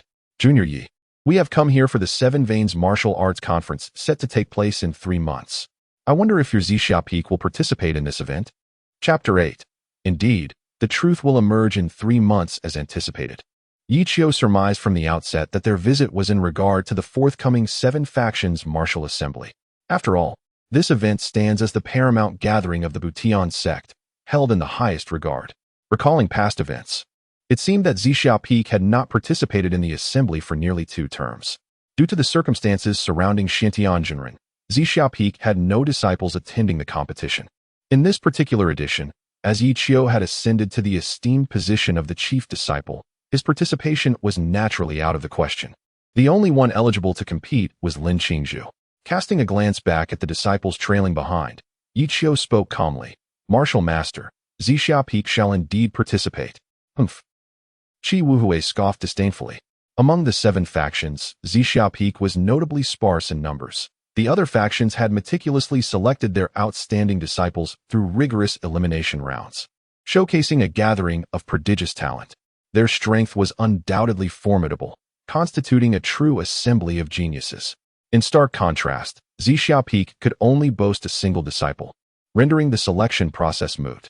Moreover, this disciple was merely a novice, and even if they were to compete, what commendable rank could they possibly achieve? According to Qi Wuhui's expectations, the weakest disciples participating in the martial assembly would possess at least the strength of the Xianji realm. Those with higher potential might have already attained the Tianxiang realm. What cultivation level did Lin Qingzhu currently possess? Merely at the 4th stage of Qi training. He found it hard to believe that Lin Qingzhu could break through to the Xianji realm in the ensuing 3 months. Even if such a feat were possible, it would only place her at the bottom of the rankings. If Zixia Peak dares to participate, he would certainly bring them to disgrace. At this moment, Qi Wuhui felt a secret joy within, eagerly anticipating the martial arts competition in 3 months. By then, he would covertly orchestrate events to ensure that his disciples would eliminate Lin Qingzhu from the competition. At that point, he would relish the opportunity to mock Yi Qiu, avenging the slight he had just endured. Upon hearing a cold snort, Yi Qiu cast a sidelong glance at him and remarked with a hint of significance, "Brother Qi seems rather skeptical about Zixia Peak, does he not? How about we make a wager?" "What wager?" Qi Wuhui's interest was piqued at Yi Qiu's willingness to ensnare himself. "Let us wager on which of our sects will have disciples ranked higher in the upcoming martial arts competition. We shall stake a premium treasure as the bet, with our esteemed master as the witness. What do you say?" Upon hearing this, Qi Wuhui inwardly rejoiced. Was this young man out of his mind? Was he not simply offering him a treasure? Fearing that Yi Qiu might retract his words, Qi Wuhui readily agreed. Very well, since my junior brother is so inclined. How could I refuse? Master, I kindly ask you to serve as a witness to prevent any potential retractions later. Turning to Meng Tianzheng, he noticed the scene unfolding and shook his head, consenting. He was puzzled by Yi Qiu's confidence in challenging Qi Wuhui, knowing full well that the old fox would undoubtedly send his own son to compete. Qi Hao, a formidable being of the first rank in the celestial realm, stands as the strongest disciple within the entirety of the Butian sect, second only to Lu Qingfeng. With Lu Qifeng abstaining from this year's martial assembly, one could assert that the championship is virtually predetermined in his favor. Junior brother Yi, I fear this time you may be disappointed. Our Congjian Peak is resolute in our pursuit of the championship title. As his nefarious scheme unfolded, Qi Wuhui instantly revealed his true colors. Exuding a smug demeanor, Yi Qiu cast a fleeting glance at him before turning to Lin Qingzhu. Qingzhu, it appears your master Qi lacks confidence in you. You must dedicate yourself to your training. Do not let him down. Suddenly singled out by her master, Lin Qingzhu felt a surge of anxiety. She understood well that all hope rested upon her shoulders. The weight of expectation intensified. Should she falter, would it not bring disgrace to her master? Rest assured, master. I shall strive diligently to ensure I do not disappoint Master Qi, she declared with unwavering determination. Yi Qiu had taken a stand against Qi Wuhui for her sake, and she could not afford to bring shame upon him at this critical juncture. Her master's honor was her own, and she would stop at nothing to reclaim the glory that rightfully belonged to Zixia Peak. Very well, shall we reconvene in 3 months to witness the outcome? Qi Wuhui dismissed her with a wave, never truly believing that Lin Qizhu could achieve any commendable rank at the tournament. Agreed, we shall see the results in 3 months. Yi Qiu confidently replied, while Meng Tianzheng chose not to comment further. After delegating the matters at hand, he and Qi Wuhui departed towards the other mountain ranges. Once they left, Lin Qingzhu could no longer remain seated and approached Yi Qiu from behind. At that moment, her heart was filled with deep emotion. She had not anticipated that Yi Qiu would offend Qi Wuhui on her behalf and even engage in a wager with him. A pang of regret washed over her as she pondered why she had ever crossed Qi Wuhui, causing her master to stand up for her. Master, it is my fault that you had to intervene and enter into a wager with Qi Shibois, risking precious artifacts, she vowed silently, promising never to let such a situation arise again. Glancing back at the tearful beauty, Yi Qiu chuckled, silly girl, who is standing up for you? Don't let your imagination run wild. Ah, Lin Qingzhu was taken aback. Wasn't he defending me? How foolish of me to have been so moved earlier. Shedding tears for nothing. Though she felt aggrieved, a moment's reflection brought a knowing smile to her lips. No, her master must have said that to spare her feelings. Yes, that must be it. A man with a tough exterior but a tender heart, Lin Qingzhu mused. She refused to believe Yi Qiu's words. He had clearly stood up for her in the confrontation with Qi Wuhui. Yet, as she contemplated further, warmth spread through her heart. Was this the sensation of being cared for? Indeed, having a youthful, handsome, and capable mentor is quite a delightful experience. The journey of cultivation can be monotonous. During idle moments, one can gaze dreamily at the striking figure of their mentor. Clear Bamboo understands that, given your unique approach to matters, you would never concern yourself with someone like Master Qi. Your actions are solely for my benefit, and I acknowledge my mistake this time, which has caused you to intervene on my behalf. The kindness you have shown me will forever be etched in my heart, and rest assured, I shall strive diligently to secure a commendable ranking, ensuring that I do not bring you embarrassment. Upon hearing these words, Yi Qiu's expression darkened. Is this girl out of her mind? I've risked my reputation for her, and before I even strike, she's already proclaiming defeat? Stop right there. Remember this. The tradition of Zixia Peak is to acknowledge one's errors, amend them, and never admit to being wrong, even when faced with death. One's tongue remains resolute in denial. Lin Qingzhu. Is there truly such a tradition at Zixia Peak? Stubborn as a dead duck? However, it seems this tradition isn't so bad after all. Observing Lin Qingzhu's bewildered expression, Yi Qiu found it amusing. This tradition, in fact, originated from the enigmatic Master Xiantian. That old man was inherently unreasonable. What wisdom could he possibly impart? Well then, do not burden yourself with guilt. Simply do your utmost. It is of little consequence if I lose some face, for I have little left to lose. Upon reflecting on the experiences of the past decade, Yi Qiu's lips twitched with a hint of bitterness. In the realm of the Heavenly Restoration sect, He found himself devoid of any semblance of dignity. Who among the populace was unaware of the existence of a useless sect leader languishing idly atop Zixia Peak? Nevertheless, there remained a glimmer of hope. With 3 months remaining until the Grand Assembly, this interval presented an opportune moment for him to devise a strategic plan. Chapter 90. The Passing of Skills, the Seven Meridians Martial Arts Gathering. How intriguing. This time, I shall astonish everyone. Standing upon the precipice, Yichio's lips curled into a slight smile, radiating confidence. The ethereal figure clad in flowing white captivated Lin Qizhu, leaving her entranced. How could such a strikingly handsome man exist in this world? And he is her esteemed master? Her heart swelled with delight. Suddenly, a wild thought crossed her mind. What would happen if she were to win the affections of her master? Turning around, she found Lin Qizhu gazing at him in a daze, her expression reminiscent of an infatuated maiden. Yichio paused, concerned, and inquired, "Disciple, what troubles you? Are you feeling unwell?" Lin Qizhu snapped back to reality, and upon recalling her earlier reckless thought, her cheeks flushed with embarrassment. "And no, master. It's just that the wind is strong here. Shall we return?" she suggested. "Very well, let us go. Find a suitable place to assess whether you have been diligent in your studies these past few days." Yichio, unaware of any peculiarities, turned away from the cliff and made his way toward the dojo. Lin Qingzhu followed closely behind, and soon they returned to the dojo. Once back in her designated spot, Lin Qingzhu stood anxiously at the center of the dojo, awaiting Yichio's evaluation of her progress. She wondered if her recent efforts would meet her master's expectations. Extending her hand, Lin Qingzhu approached with a heart full of trepidation, watching as Yichio gently placed his hand upon hers. A tingling sensation coursed through her body, akin to a mild electric shock. Unaware of the change in her complexion, Yichio examined her cultivation progress and furrowed his brow. 4th level of Qi training? How could she have ascended to the 4th level in just 4 days? Upon further reflection, he attributed this sudden advancement to the effects of the divine essence pill, which had indeed transformed her constitution, the medicinal benefits of which had yet to be fully absorbed. Similarly, Yichio had consumed the celestial essence pill and, after 4 days of diligent absorption, had finally attained the realm of Wujin at the 4th level. Although he too was at the 4th level, his power was remarkably pure. Under the purification of the celestial elixir, his 4th level prowess could rival that of the 9th level, even the 1st level of divine abode. Moreover, the complexity of his aura, infused with both spiritual and celestial energy, rendered it utterly perplexing. This was precisely why Yichio had the audacity to confront Qi Wuhui earlier. Qi Wuhui was utterly incapable of discerning the true extent of his cultivation. "Master, Qingzhu's talent is lacking, failing to meet your expectations with only the strength of the 4th level of Qi training." Observing Yichio's impassive demeanor, Lin Qingzhu felt a twinge of disappointment, believing she had fallen short of his ideal. To her surprise, Yichio shot her a sudden glance, as if to say, "You broke through to the 4th level in just 4 days. What more could you possibly desire?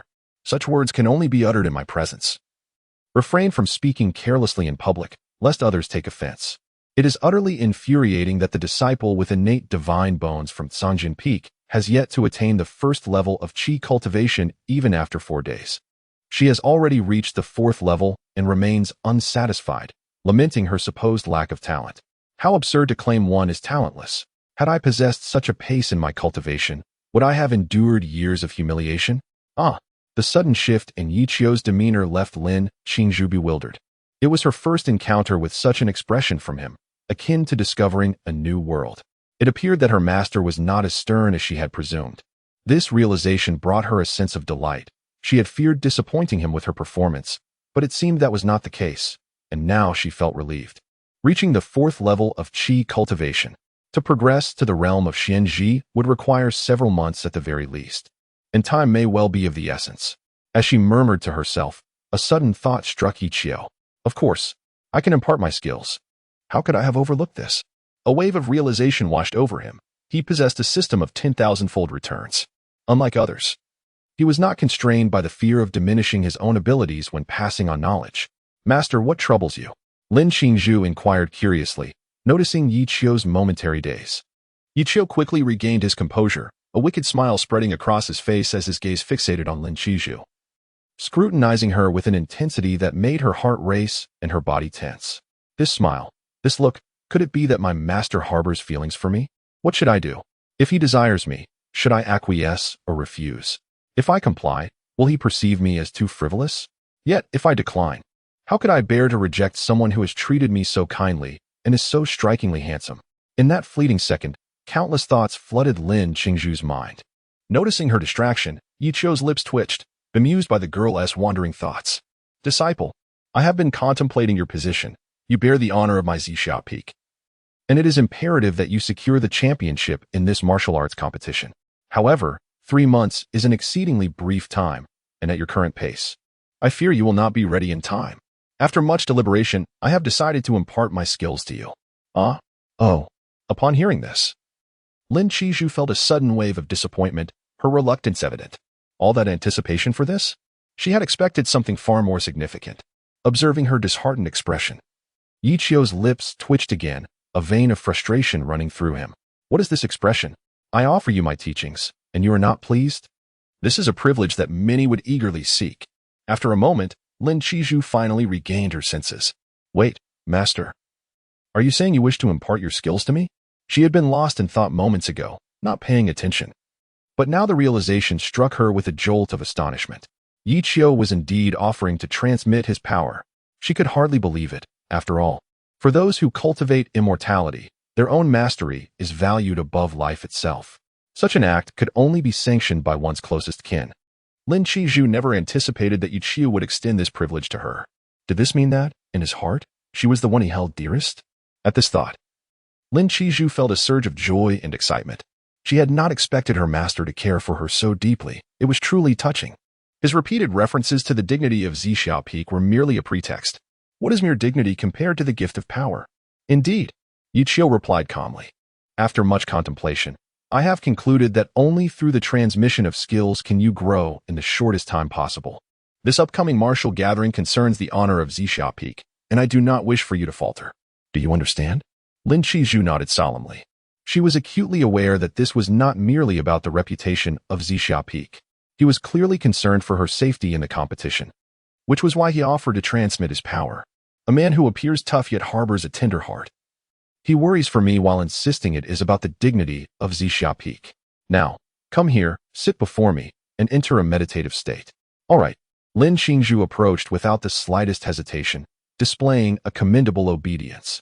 As she drew near, Yi Qiu sensed the chill that emanated from her, accompanied by a subtle, fragrant aroma. He could not help but inhale deeply, feeling a wave of admiration swell within him. Though she was still quite young, she had already blossomed into a graceful figure, possessing all the attributes one could desire. Sigh, it is truly uncertain which naive protagonist will eventually claim her in the future. Chapter 10, Triggering a 100-fold Critical Strike.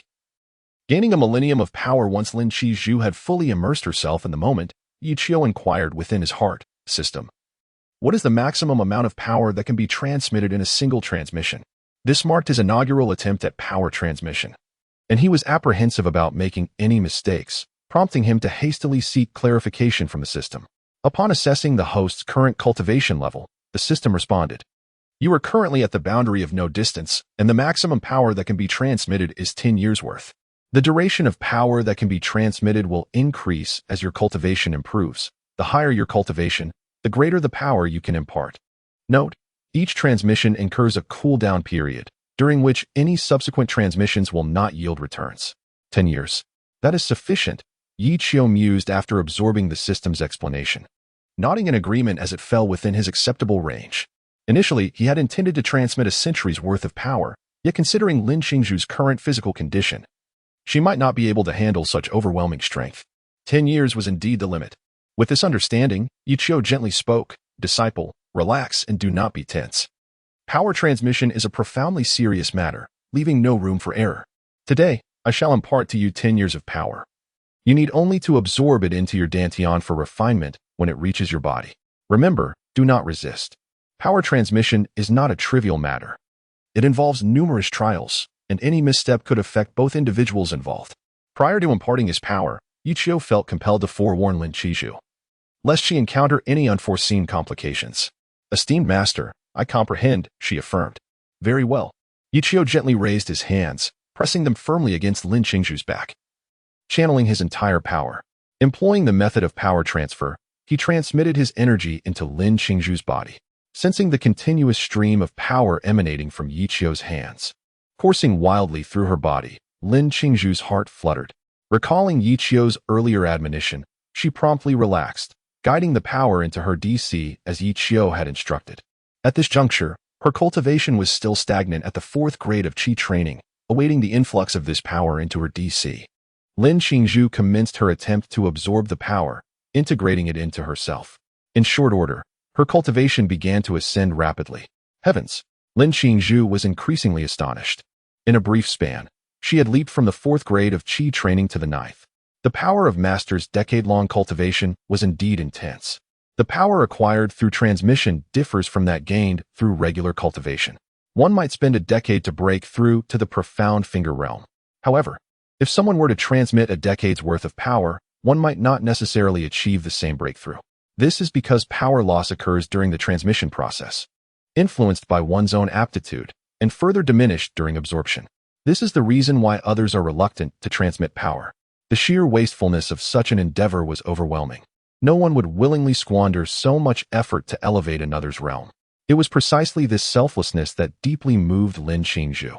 Realizing that Yiqiu was willing to forfeit years of his own cultivation for her sake. Little did she know, however, that Yiqiu possessed a return system, enabling him to reclaim whatever he imparted to her, all while profiting handsomely in the process. In his own words, "You may gain a modest benefit, but I shall never suffer a loss." Furthermore, the technique he employed for transmission, with the system as assistance, resulted in minimal loss. Suddenly, a tremor coursed through the air, and Lin Qingzhu felt a shift within her body, only to discover that she had remarkably surpassed the threshold of the profound finger. 1st grade of profound finger. In that instant, her heart surged with exhilaration. Within merely 4 days of initiation, she had achieved such a breakthrough. It was worth noting that those who had begun their journey alongside her were still languishing at the 1st grade of Qi cultivation. With a deep exhale, Yiqiu completed the transmission of 10 years' worth of cultivation and slowly withdrew his hands, advising, "Do not lose focus. Swiftly solidify your foundation to prevent instability that could hinder your future practice." "Yes, I understand," Lin Qingzhu replied promptly. Immediately invoking the Zixia Sutra to circulate the energy within her, beginning the process of transformation. After several cycles of circulation, a significant portion had been harmonized, and her state of mind gradually stabilized. Observing her as she continued to consolidate her cultivation, Yiqiu chose not to intrude, quietly rising to return to his seat. "System." A chime echoed. "You have imparted 10 years of energy to your disciple, triggering a critical return. Shall the critical return be activated?" "Activate." "Congratulations, host. You have triggered a 100-fold critical strike, acquiring a millennium of energy." "A millennium?" Yiqiu inhaled sharply, astonished. 10 years had transformed into a millennium. Where could one find such an advantageous exchange? "Ah, splendid. With the infusion of a millennium of energy in my current physique, I should be able to break through the 5th realm and enter the divine abode, right?" Elated, he recalled the system's previous calculations. This millennium of energy should suffice for him to transcend the boundless and enter the divine abode. "Here I am, ready." Slowly closing his eyes, Yiqiu entered a meditative state, and in an instant, a torrent of power surged into his body. Within moments, his limbs and bones began to reverse, and his cultivation commenced a rapid ascent. "Hiss, this tearing pain. Is this the deluge of energy?" Yiqiu grit his teeth against the agony, thoroughly integrating this force into his sea of consciousness, allowing it to refine within the blossom of the Great Path. After a while, the blossom of the Great Path began to furiously feed back that pure power. His cultivation surged with astonishing speed. Boundless 5th stage. Boundless 6th stage. Boundless 7th stage. Boundless 8th stage. Boundless 9th stage. The moment was nigh. He was on the cusp of transcending the 5th realm. His cultivation was inexorably approaching the divine treasury, and the spiritual spring within his palace sea had begun to dissipate. His internal power, momentarily uncontrollable, was suppressed by Yiqiu, who stoically endured the agony. After an extended period, a fountain of life manifested within the 5 vital organs of his body, and all his power surged into this newly formed source. Boom! A cataclysmic transformation occurred within him. With a resounding crash, akin to a butterfly emerging from its chrysalis, Yiqiu successfully entered the divine treasury realm. From that day forward, those 5 organs would serve as the wellspring of his power, his aura restrained, and his divine essence concealed within the spring. Our relief with his cultivation advanced, Yuchio exhaled a long sigh of relief. From that moment forward, he was no longer the powerless chief of the Purple Glow Peak, but a formidable expert in the divine treasury realm. He was now only a step away from becoming a master, precisely as Yuchio had foreseen. A millennium of cultivation was just sufficient for him to transcend the fifth realm and enter the divine treasury. Although he had not ascended to the level of a master in one fell swoop, Yuchio was content. After all, one must eat a meal bite by bite, and consuming too much at once could lead to discomfort. Upon awakening once more, Yuchio was rejuvenated, his entire demeanor undergoing a dramatic transformation. If he had previously possessed a somewhat ostentatious aura, his presence was now entirely restrained, making him appear indistinguishable from an ordinary person. However, unlike ordinary individuals, he exuded an inexplicable ethereal aura, reminiscent of a celestial being visiting the mortal realm with a carefree demeanor. According to the effects of the divine treasure, such an aura should not exist. This quality is entirely a result of the celestial essence pill. Chapter 11. Revealing a skill to the master upon breaking through the divine abode, a profound transformation was felt. Awakening once more, Yuchio smiled faintly as he savored the ceaseless flow of power within him. All his confidence stemmed from the sheer strength he now possessed. With such formidable power, even the act of walking felt as if he were gliding, his entire being at ease. Before long, Lin Qingzhu also stirred from her slumber, stretching her arms wide to embrace the sensation of power coursing through her. She was elated, realizing that this was the strength bestowed by the first rank of the mysterious finger. Truly astonishing. After a moment of exhilaration, Lin Qingzhu recalled something. Her master had mentioned that once she attained the mysterious finger realm, he would impart sword techniques to her. Did this mean she could learn powerful sword arts as soon as tomorrow? The mere thought filled her with joy, prompting her to rise hurriedly and glance back at Yuchio, only to be momentarily taken aback. Oh, why does it feel as though Master has transformed into a different person? He exudes an increasing ethereal aura. How could such a significant change occur in such a short span? Lin Qingzhu found herself puzzled, yet she dismissed it. Regardless of any changes, he would always be her revered master. Thank you, Master, for bestowing your teachings. I have successfully broken through to the mysterious finger realm, Lin Qingzhu said, approaching and kneeling before Yuchio, her gratitude emanating from the depths of her heart. She felt fortunate that during her time at the I Ching Hall, she had not been chosen by the other esteemed elders. Otherwise, she could never have had the privilege of such an exceptional master. In just 4 days since her initiation, Yuchio had already bestowed upon her countless gifts, elixirs, and teachings alike. Where in this world could one find such an extraordinary master? She cherished this opportunity deeply and felt fortunate to have Yuchio as her mentor. It was undoubtedly the wisest decision of her life. Now, rise. As master and disciple, there is no need for excessive expressions of gratitude.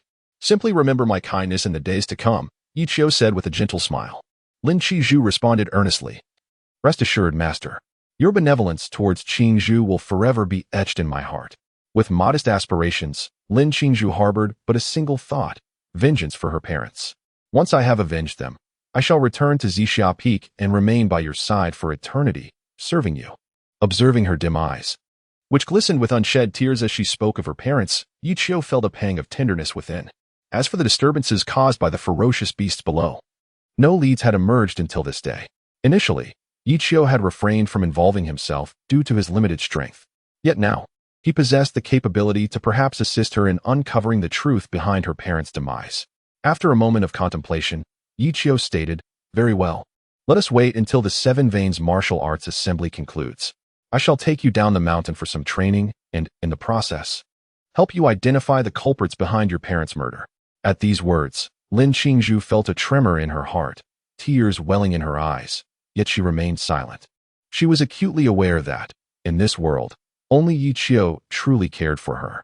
Not only did he bestow her with elixirs and impart his skills, but he also offered to avenge her. Master. Overwhelmed with emotion, Lin Qingzhu collapsed into Yuchio's embrace, weeping uncontrollably like a young girl. Despite her usual resilience, she had never cried so fervently since ascending the mountain. She understood that no one else would regard her feelings. Only her beloved master was her sole refuge.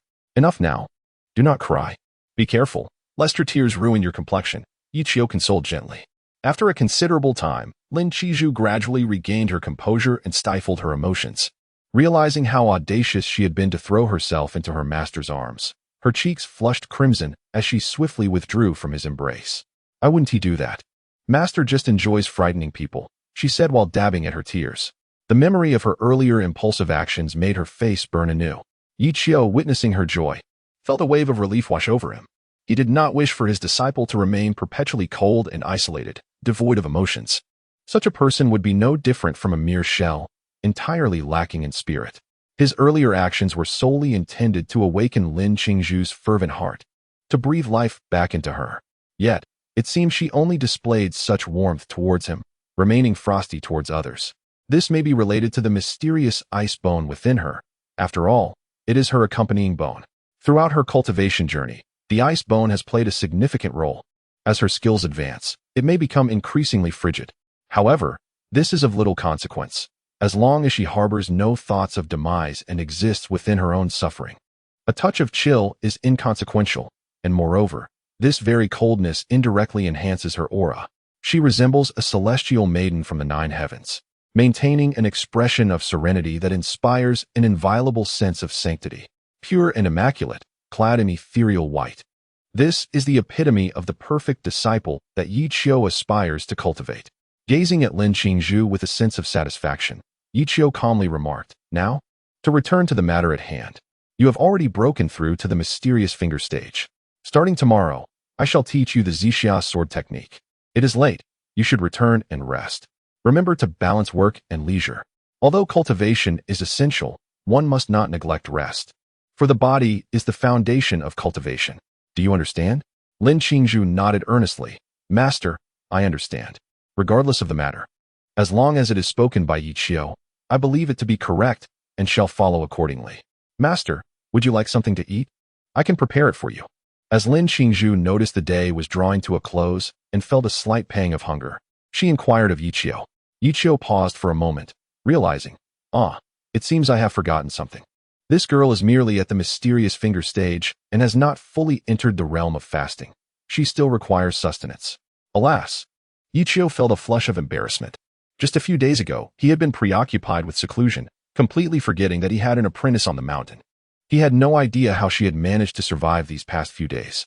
Unlike other mountain ranges, which were bustling with numerous disciples and a plethora of miscellaneous workers, Zixia Peak housed only 2 individuals.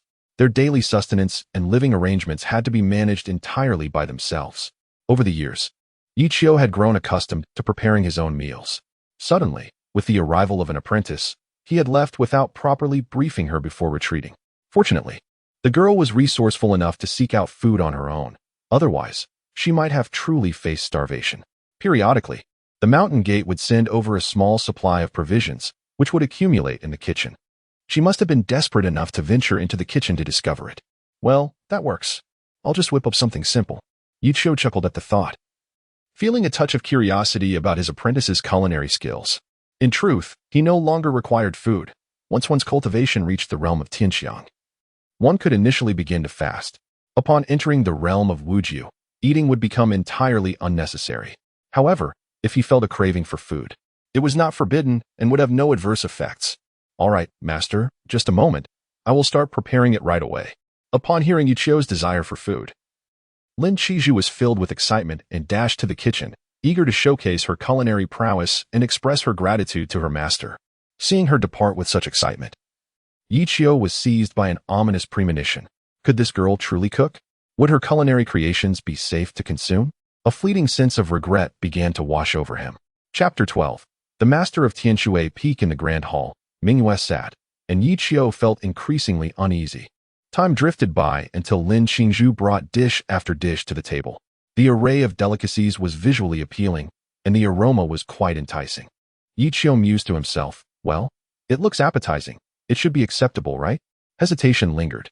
"Master, the dishes are ready. Please give them a taste," Lin Qingzhu said, sitting beside him, resting her chin on her hands, her expression brimming with anticipation. Yi Qiu felt a pang of guilt. If he refrained from tasting, he would be ungrateful for his disciple's efforts. Resolute, he steeled himself, picked up a piece of meat, and with his eyes shut tight, swallowed it whole. Upon the first bite, Yi Qiu's eyes lit up. The meat was succulent, juicy, and bursting with flavor, far exceeding his expectations of a culinary disaster. Rather, it was exquisitely delicious. He was genuinely surprised. This little girl possessed such culinary skills? Could it be that he could indulge in such delights in the future? Master, how is it? Is it delicious? Lin Qingzhu inquired eagerly, her pride resting on this, her only notable talent. Indeed, your skills are commendable. Both the presentation and the flavor are quite impressive. I never anticipated you possessed such talent. I must admit, I see you in a new light. Yi Qiu replied with sincerity. Lin Qingzhu beamed with joy, eager to showcase her prowess. During my time at home, I devoted myself to learning culinary skills from my mother for an extended period, undoubtedly mastering the art. My mother often remarked that to capture a man's heart, one must first win his stomach. She encouraged me to hone my cooking skills to delight my beloved with my creations. Upon hearing this, Yi Qiu paused, a sly smile creeping onto his lips. It seems your mother has imparted some invaluable wisdom to you. However, do not grow complacent. As the saying goes, one must review the old to learn the new. Starting today, you shall be responsible for the 3 daily meals at Zixia Peak. This will allow you to reinforce your skills and see if you can progress further. Who would have thought that taking on an apprentice would also grant me a top-notch chef? Excellent, excellent. It appears I shall truly be well fed in the future. Lin Qizhu felt no sense of peculiarity in this arrangement. At the very least, her master acknowledged her culinary prowess, which brought her great joy. Clearly, her mother was right. As long as her master was pleased, she would prepare delicious meals for him daily. Moreover, she still had many signature dishes yet to showcase. Yi Qiu nodded in satisfaction, also intrigued to discover what other culinary delights she had to offer. Well then, let us eat. Finish quickly so we can rest. Tomorrow we must continue our training. All right. Lin Qingzhu replied, picking up her chopsticks. After a day of cultivation, she was indeed quite hungry. Thus, the two began to indulge in their meal with fervor.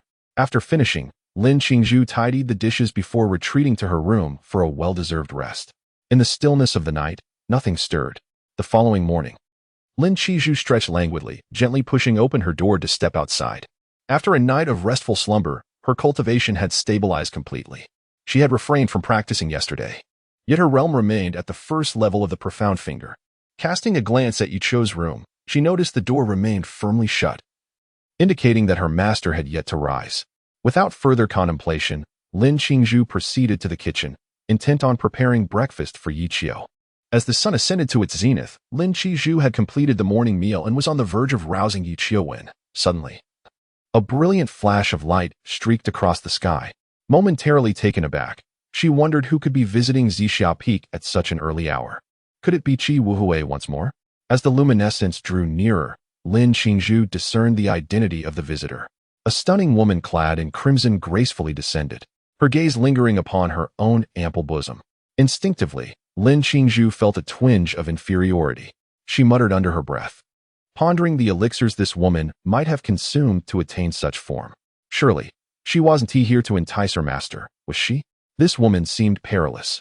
Lin Qingzhu feared that her master might be swayed by her charms, and she resolved to keep him from her gaze. At that moment, Lin Qingzhu noticed a young girl trailing behind the captivating figure. Yaya.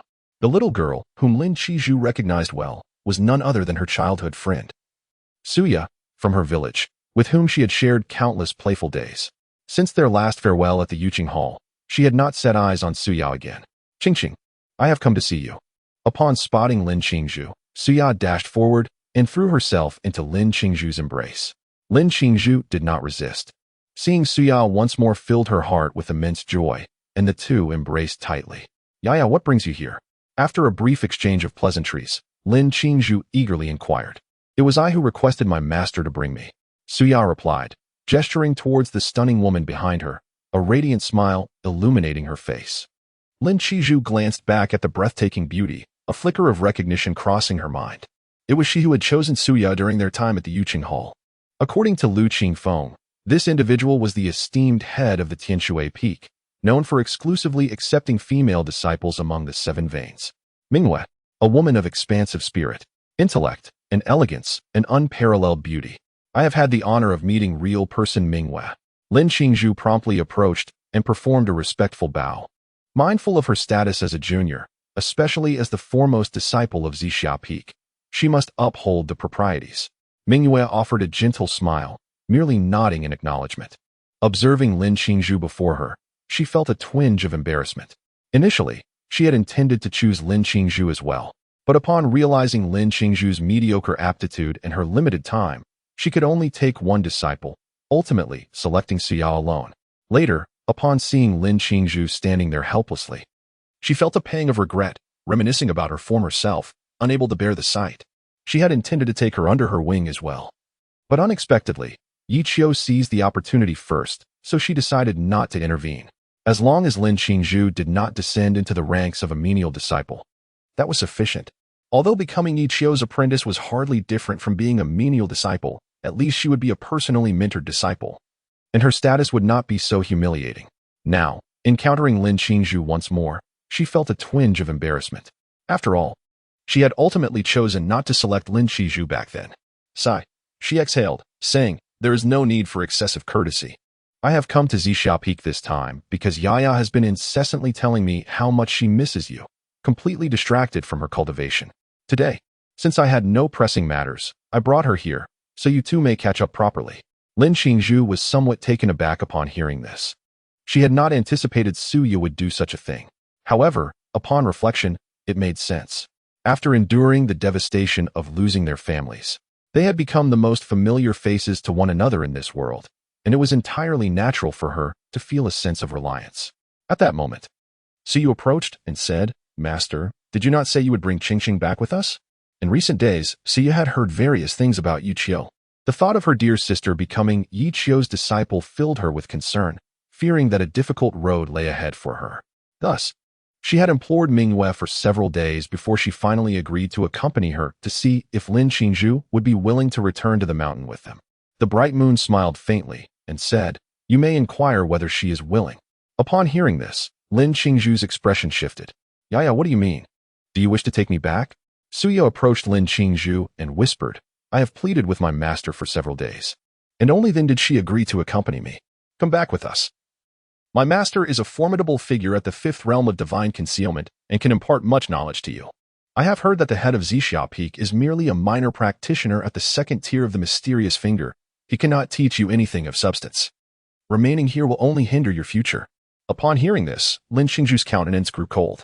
Yet, she understood that Suya's intentions were for her benefit, and thus she refrained from expressing her frustration. However, the disparagement of her master caused her great distress. "Yaya, I appreciate your concern, but I have already taken on a master and cannot switch allegiances. My master treats me well, and I hold a deep affection for Zixia Peak. This place is my second home," Lin Qingzhu declared with unwavering resolve. At these words, Mingyue's expression turned icy. Chapter 13. Take this purple mist sword and play with it. Her willingness to lower herself and accompany Suya today was solely to offer Lin Qingzhu an opportunity. It is essential to acknowledge that countless individuals had sought her as a mentor, yet she had never paid them any heed. Yet, Lin Qingzhu had the audacity to refuse her. Mingyue felt a surge of anger, but out of respect for her junior, she chose not to hold a grudge. More than that, she was struck with astonishment at what enchantment Yi Qiu had cast upon her, compelling her to relinquish such a hard-earned chance. Mingyue's expression darkened, prompting Suya, who stood nearby, to become anxious. "Qingqing, what are you doing? I pleaded with my master for a long time before she agreed to come with me. You have always been so clever. How can you not grasp this simple truth? If you do not return with us today, you will inevitably regret it one day." Lin Qingzhu regarded Suya with calmness. In their eyes, her master had always been a figure of ridicule within the Butian sect. Little did they know this so-called joke was, in fact, the finest mentor she could ever hope for. Which master could compare to Yi Qiu, who was both a miraculous elixir and a transmitter of profound teachings? Could Mingyue? Although she understood this implicitly, Lin Qingzhu had no intention of elaborating. She replied coolly, "I will not have regrets. I appreciate your kind intentions, but alas, it seems I am fated to have no mentor-student bond with you." "Alas you." Suya stamped her foot in frustration, yet deep down, she comprehended the truth. Once Lin Qingzhu had made a decision, no amount of persuasion would alter her resolve. Just as I was about to persuade Mingyue, she abruptly interrupted me. Waving her hand, she said, "Since you are unwilling, I shall not insist." Then, glancing at the nearby wooden cabins, she inquired, "Where is your master?" "My master has yet to awaken," Lin Qingzhu replied, somewhat embarrassed. At that moment, a great door gently creaked open, and Yi Qiu emerged slowly, brandishing a sword, the Zixia sword. Master. Upon seeing Yi Qiu, Lin Qingzhu immediately approached to pay her respects. Yi Qiu merely nodded in acknowledgement. Out of the corner of his eye, he unexpectedly caught sight of Mingyue standing at a distance, momentarily taken aback. How did this woman come to my Zixia peak? Yi Qiu pondered, momentarily lost in thought. When Mingyue approached him, a knowing smile playing on her lips. Yi Shidi, it has been a few days since we last met. You have truly been missed. Yi Qiu felt a twitch at the corner of his mouth. As the head of Zixia Peak and having worked alongside Mingyue for many years, he was acutely aware of her cunning nature. Despite her seemingly innocent demeanor, this woman harbored a dark heart. And even Qi Wuhui would hold her in high regard for her schemes. I wondered why a magpie had been chirping at the window all morning. It turns out a distinguished guest has arrived. Qingzhu, serve the tea. Yi Qiu replied calmly, his demeanor unwavering. Yes, master. Lin Qingzhu responded briefly and immediately went to prepare tea. Yi Qiu felt somewhat bewildered by Mingyue's arrival. This woman seemed to share no significant connection with him. Over a decade of collaboration, they had exchanged only a handful of words. Their encounters were limited to polite nods, mere formalities between the leaders of their respective factions. Why had she suddenly come to Zixia Peak? Casting a glance at her broad demeanor, Yi Qiu felt a mischievous stir within him. It is said that while Mingyue harbored a somewhat dark heart, her beauty was beyond reproach. Elegant, mature, and possessing a striking figure, she contrasted sharply with the youthful Lin Qingzhu. Her allure was undeniable. Within the Tianbu sect, she was the object of many a dream. Upon settling in the dojo, Yi Qiu inquired, Senior sister, what brings you to my Zixia Peak today? Mingyue surveyed the modest surroundings of the dojo, inwardly shaking her head. The conditions were rather rudimentary. After all, as a leader of a lineage, it was surprising that there was no more impressive dojo to speak of. Yet, considering the eccentricities of Zixia Peak's past leaders, having these few small wooden cabins was indeed a blessing. Yi Shidi, I have come primarily to introduce my young disciple to the place. She is a close friend of your disciple, and I thought it would be an excellent opportunity for them to catch up. Oh, I see now. Yi Qiu realized with clarity. Soon after, Lin Qingzhu returned with a tray of tea, while Suya felt a wave of discomfort wash over her.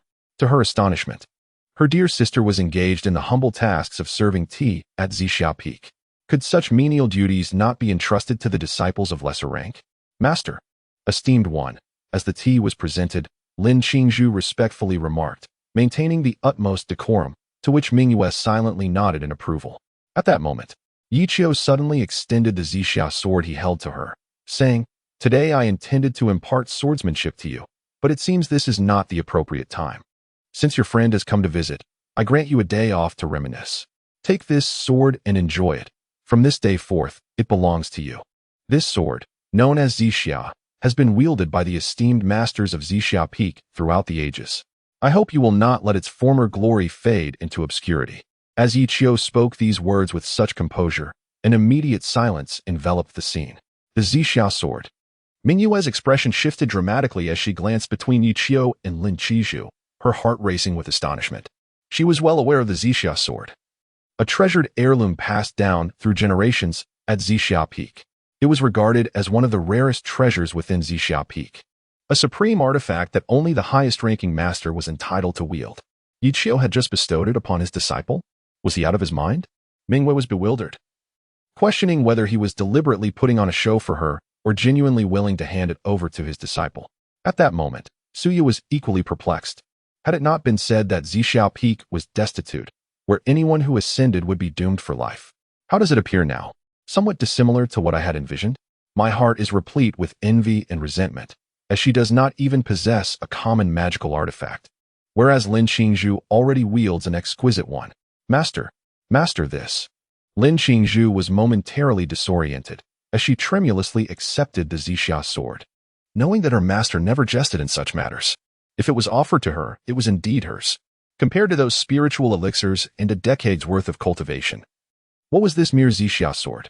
I am deeply grateful to my master for bestowing this sword upon me. I shall certainly not allow the sword's illustrious reputation to be tarnished, and in the future, I shall undoubtedly wield this sword to restore the prestige of my Zixia Peak. After contemplating this, Lin Qingzhu smoothly received the sword, executing a sword flourish in her hand, flowing effortlessly, composed, and unhurried. Inadvertently, She unwittingly revealed the spiritual energy within her body, and at that moment, Mingyue was utterly astounded. Mystic Finger Realm. How could this be possible? She has only been initiated for 5 days. How could her cultivation have possibly advanced to the Mystic Finger Realm? Mingyue was dumbfounded, and at that moment, she began to formally regard Lin Qingzhu.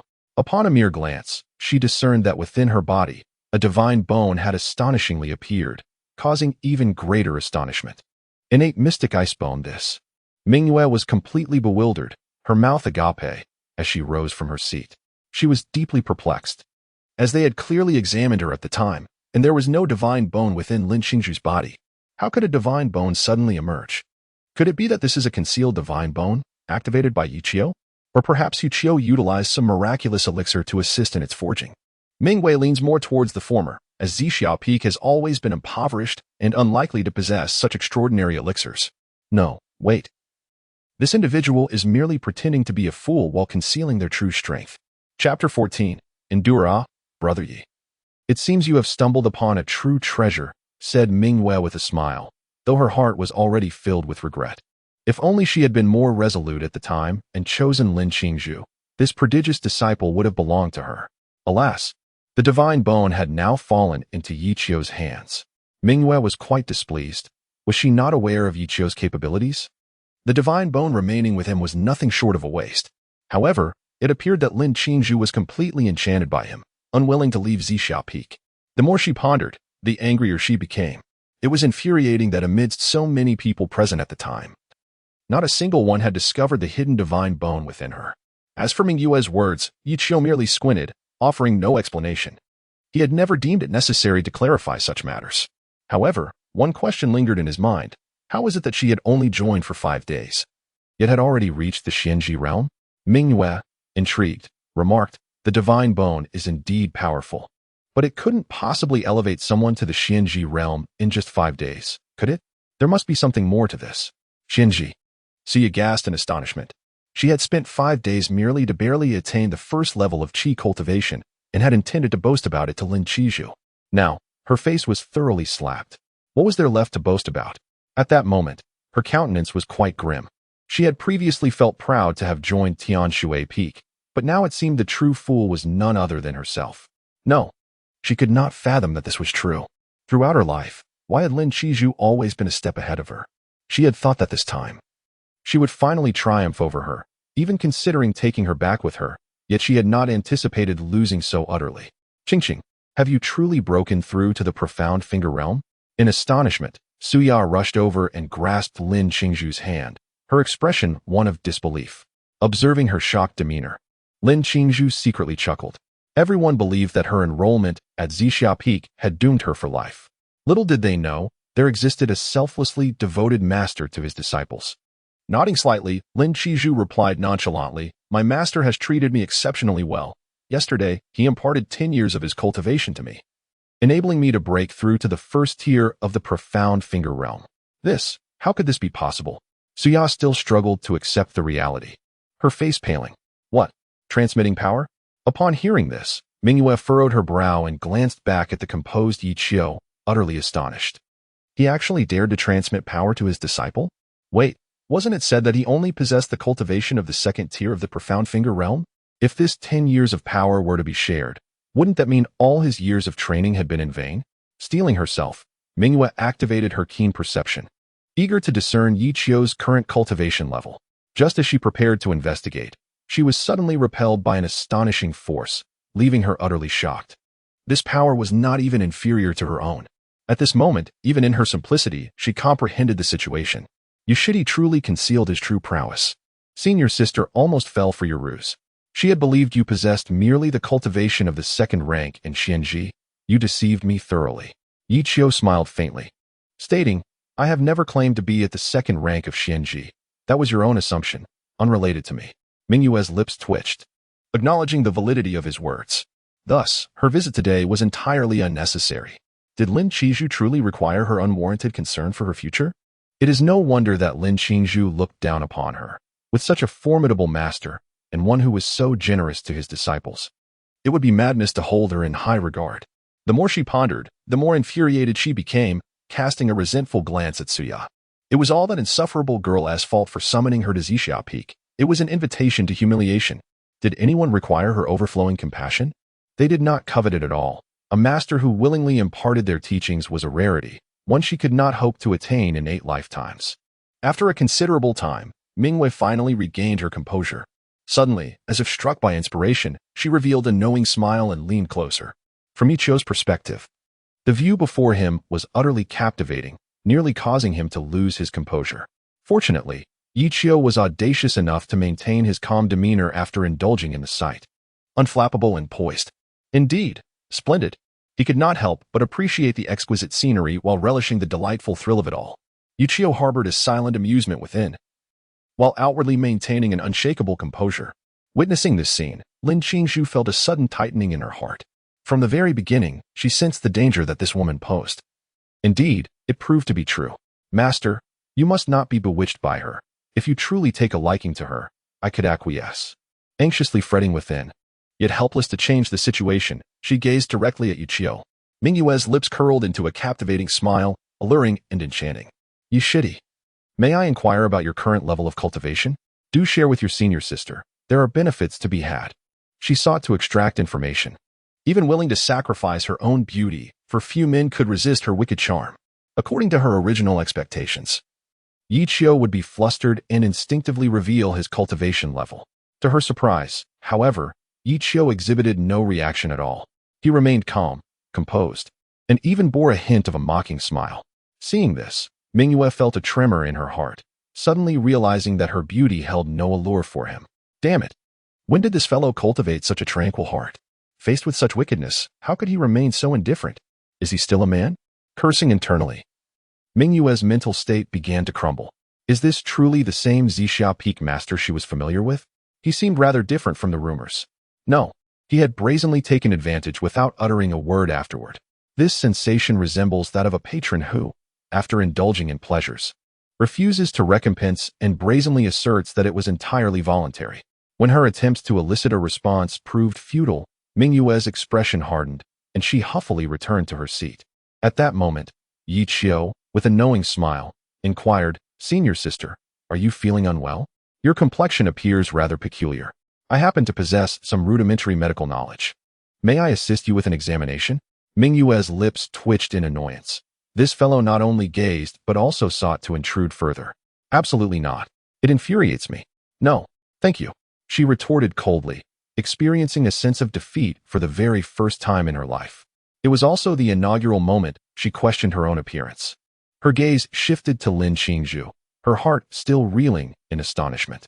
How could this individual have possibly thought to impart 10 years of skill to a disciple? That is an extraordinary generosity. Such an occurrence had never transpired within the realms of the Butian sect. After all, the rivalry among the 7 meridians is fierce, with the leaders engaging in both overt and covert struggles, each valuing their own cultivation above life itself. Yichio's willingness to bestow his teachings upon a disciple set a remarkable precedent. Observing that Yichio could withstand this wave of temptation, Lin Qingzhu finally exhaled in relief. Phew, I knew it. My master is not that sort of person. If he wished to gaze, I would not have denied him. This woman is utterly wicked. To ensnare my master in such a manner. Fortunately, my master is a paragon of virtue, untempted by physical allure. With a long sigh of relief, Lin Qingzhu successfully inherited the Zixia sword, filling her heart with immense joy. After the washing marrow elixir, the divine marrow elixir, and the transmission of skills, her master bestowed upon her another exquisite treasure. No words of gratitude could adequately convey the deep reverence she felt for Yichio in her heart. Chapter 15. Me? I am quite indifferent. However, she feels a twinge of concern. Yichio has gifted her the Zixia sword, but what will he use? This sword can be regarded as the only notable treasure of Zixia Peak.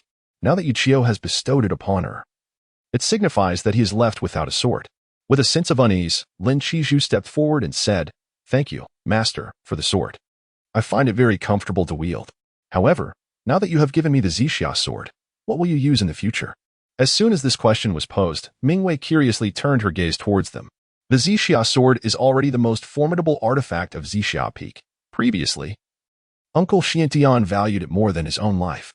The fact that Yichio has gifted it to his disciple raises concerns about what he will use. Without a sword, How will he compete with the other leading figures? Yichio was momentarily taken aback. Me? At that moment. Ding. You have bestowed upon your disciple a top-tier artifact, the Zixia sword, triggering a critical return. Would you like to activate it? Yichio smiled slightly. It had finally arrived. Activate. Ding. Congratulations on triggering the highest multiplier, a 10,000-fold return, and receiving the immortal sword Yunxiao. Yichio was momentarily stunned, gazing at the returned immortal sword in the system with astonishment. 10,000-fold. An immortal sword. This is simply astounding. Has it transformed directly into an immortal sword? This is the most prestigious type of celestial treasure. Everyone's gaze was fixed upon Yichio, eagerly awaiting his response. After a considerable pause, he finally regained his composure. Looking at the gathered individuals, a faint smile graced his lips as he said, "Me? Well, I'm fine with anything." With that, he withdrew a celestial sword from the system, instantly enveloping the entire dojo in an ethereal aura, radiating a piercing sword intent. The sheer force of it constricted everyone's breath, rendering them unable to exhale.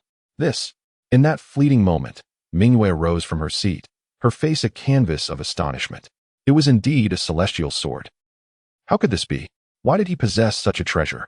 Moreover, judging by its grade, it was a supreme celestial sword. My heavens! Mingyue felt utterly disoriented. The one she had always looked down upon, the head of Zixia Peak, wielded such a precious artifact. Furthermore, his cultivation was not as inadequate as she had presumed. Was he still human? Throughout the past decade, he had endured a barrage of rumors and humiliations, never once deigning to refute them, silently bearing the weight of scorn. What was he truly thinking? Mingyue found herself unexpectedly admiring Yichio. His temperament was astonishingly formidable.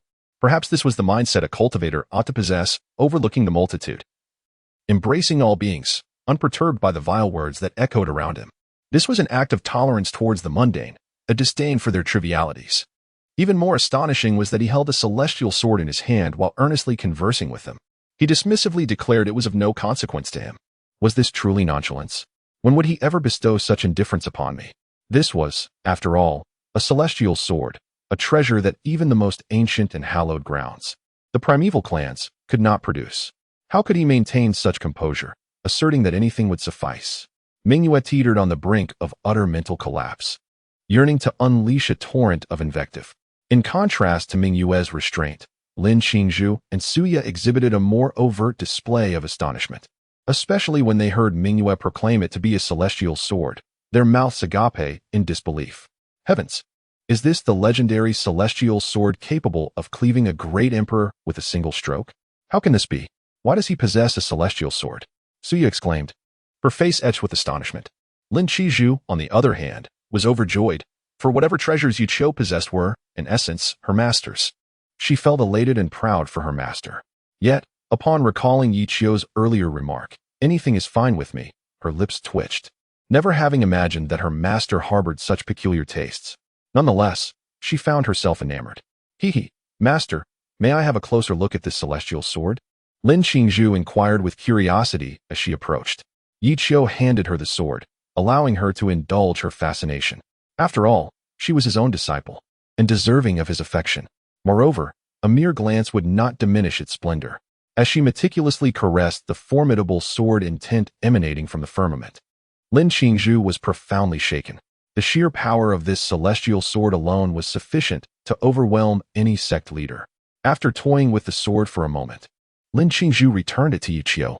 It belonged to her master, and even though her master had bestowed it upon her, she would not accept it. The gift of the Zixia sword from her master had already filled her with contentment. She dared not crave for more. With the Yunxiao sword returned, Yichio remained unperturbed, which only increased Mingyue's admiration for him. The current state of news is rife with deception. Henceforth, if anyone dares to call the head of Zixia Peak a worthless individual in my presence, I shall not hesitate to strike them down. Given his current prowess, I suspect I would not last even 10 exchanges against him. Previously, I had heard that Zixia Peak was a place of exceptional talent and abundant treasures. It appears that this was no mere rumor.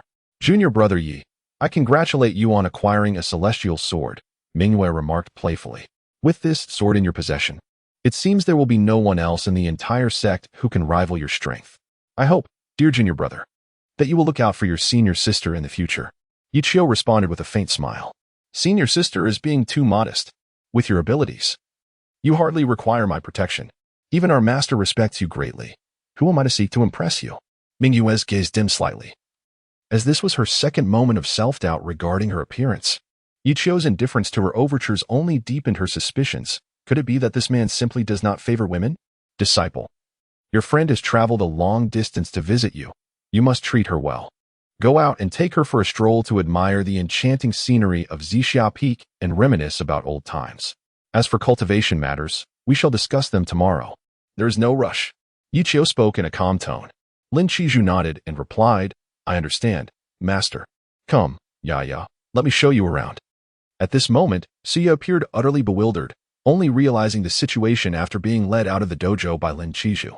Once they had walked some distance, she could no longer remain composed, grasping Lin Qingzhu's arm and inquiring, Qingxing, be honest with me. Did you already know that your master possesses extraordinary skills and has been concealing his true abilities, which is why you chose to become his disciple? No, not at all. Lin Qingzhu shook her head. Then how do you? Suya found herself at a loss. Previously, Lu Qingfeng had informed them about the esteemed position of the Seven Veins leader. Knowing Yichio's notorious reputation, why would she still choose to ascend the mountain? Lin Qingzhu, revealing her genuine feelings, continued, at that time, everyone had found their place, but I was lost and desolate. It was only Master who offered me hope.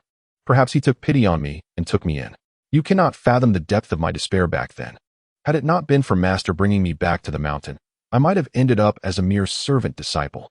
On my way back to Zixia Peak, I contemplated how my Master, in my moment of despair, bestowed upon me a glimmer of hope. Throughout my life, I vowed to repay my Master, no matter the circumstances. Eventually, I ascended the mountain. Upon witnessing my dull aptitude, my Master, with great reluctance, offered me a precious elixir, transforming my constitution. Furthermore, my Master imparted a decade's worth of cultivation to me and, at present, entrusted me with the Zixia sword. Even now, I feel as though I am in a dream, and I am immensely grateful to have encountered a Master who genuinely cares for me. Suya's expression was dim. Although she felt a sense of happiness for her friend's fortuitous opportunity, an inexplicable void lingered in her heart. Despite the fact that Mingwei had been exceedingly kind to her, it paled in comparison to the generosity shown by Yichio. A fleeting thought crossed her mind.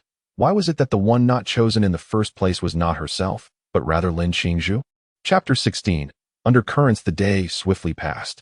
Mingwei returned to Tianshufeng with Suya. Master, you have returned. The azure waters flowed beneath the vast sky, where a group of elegantly adorned young women frolicked in the stream. Upon seeing Mingwei and Suya, they promptly rose to pay their respects.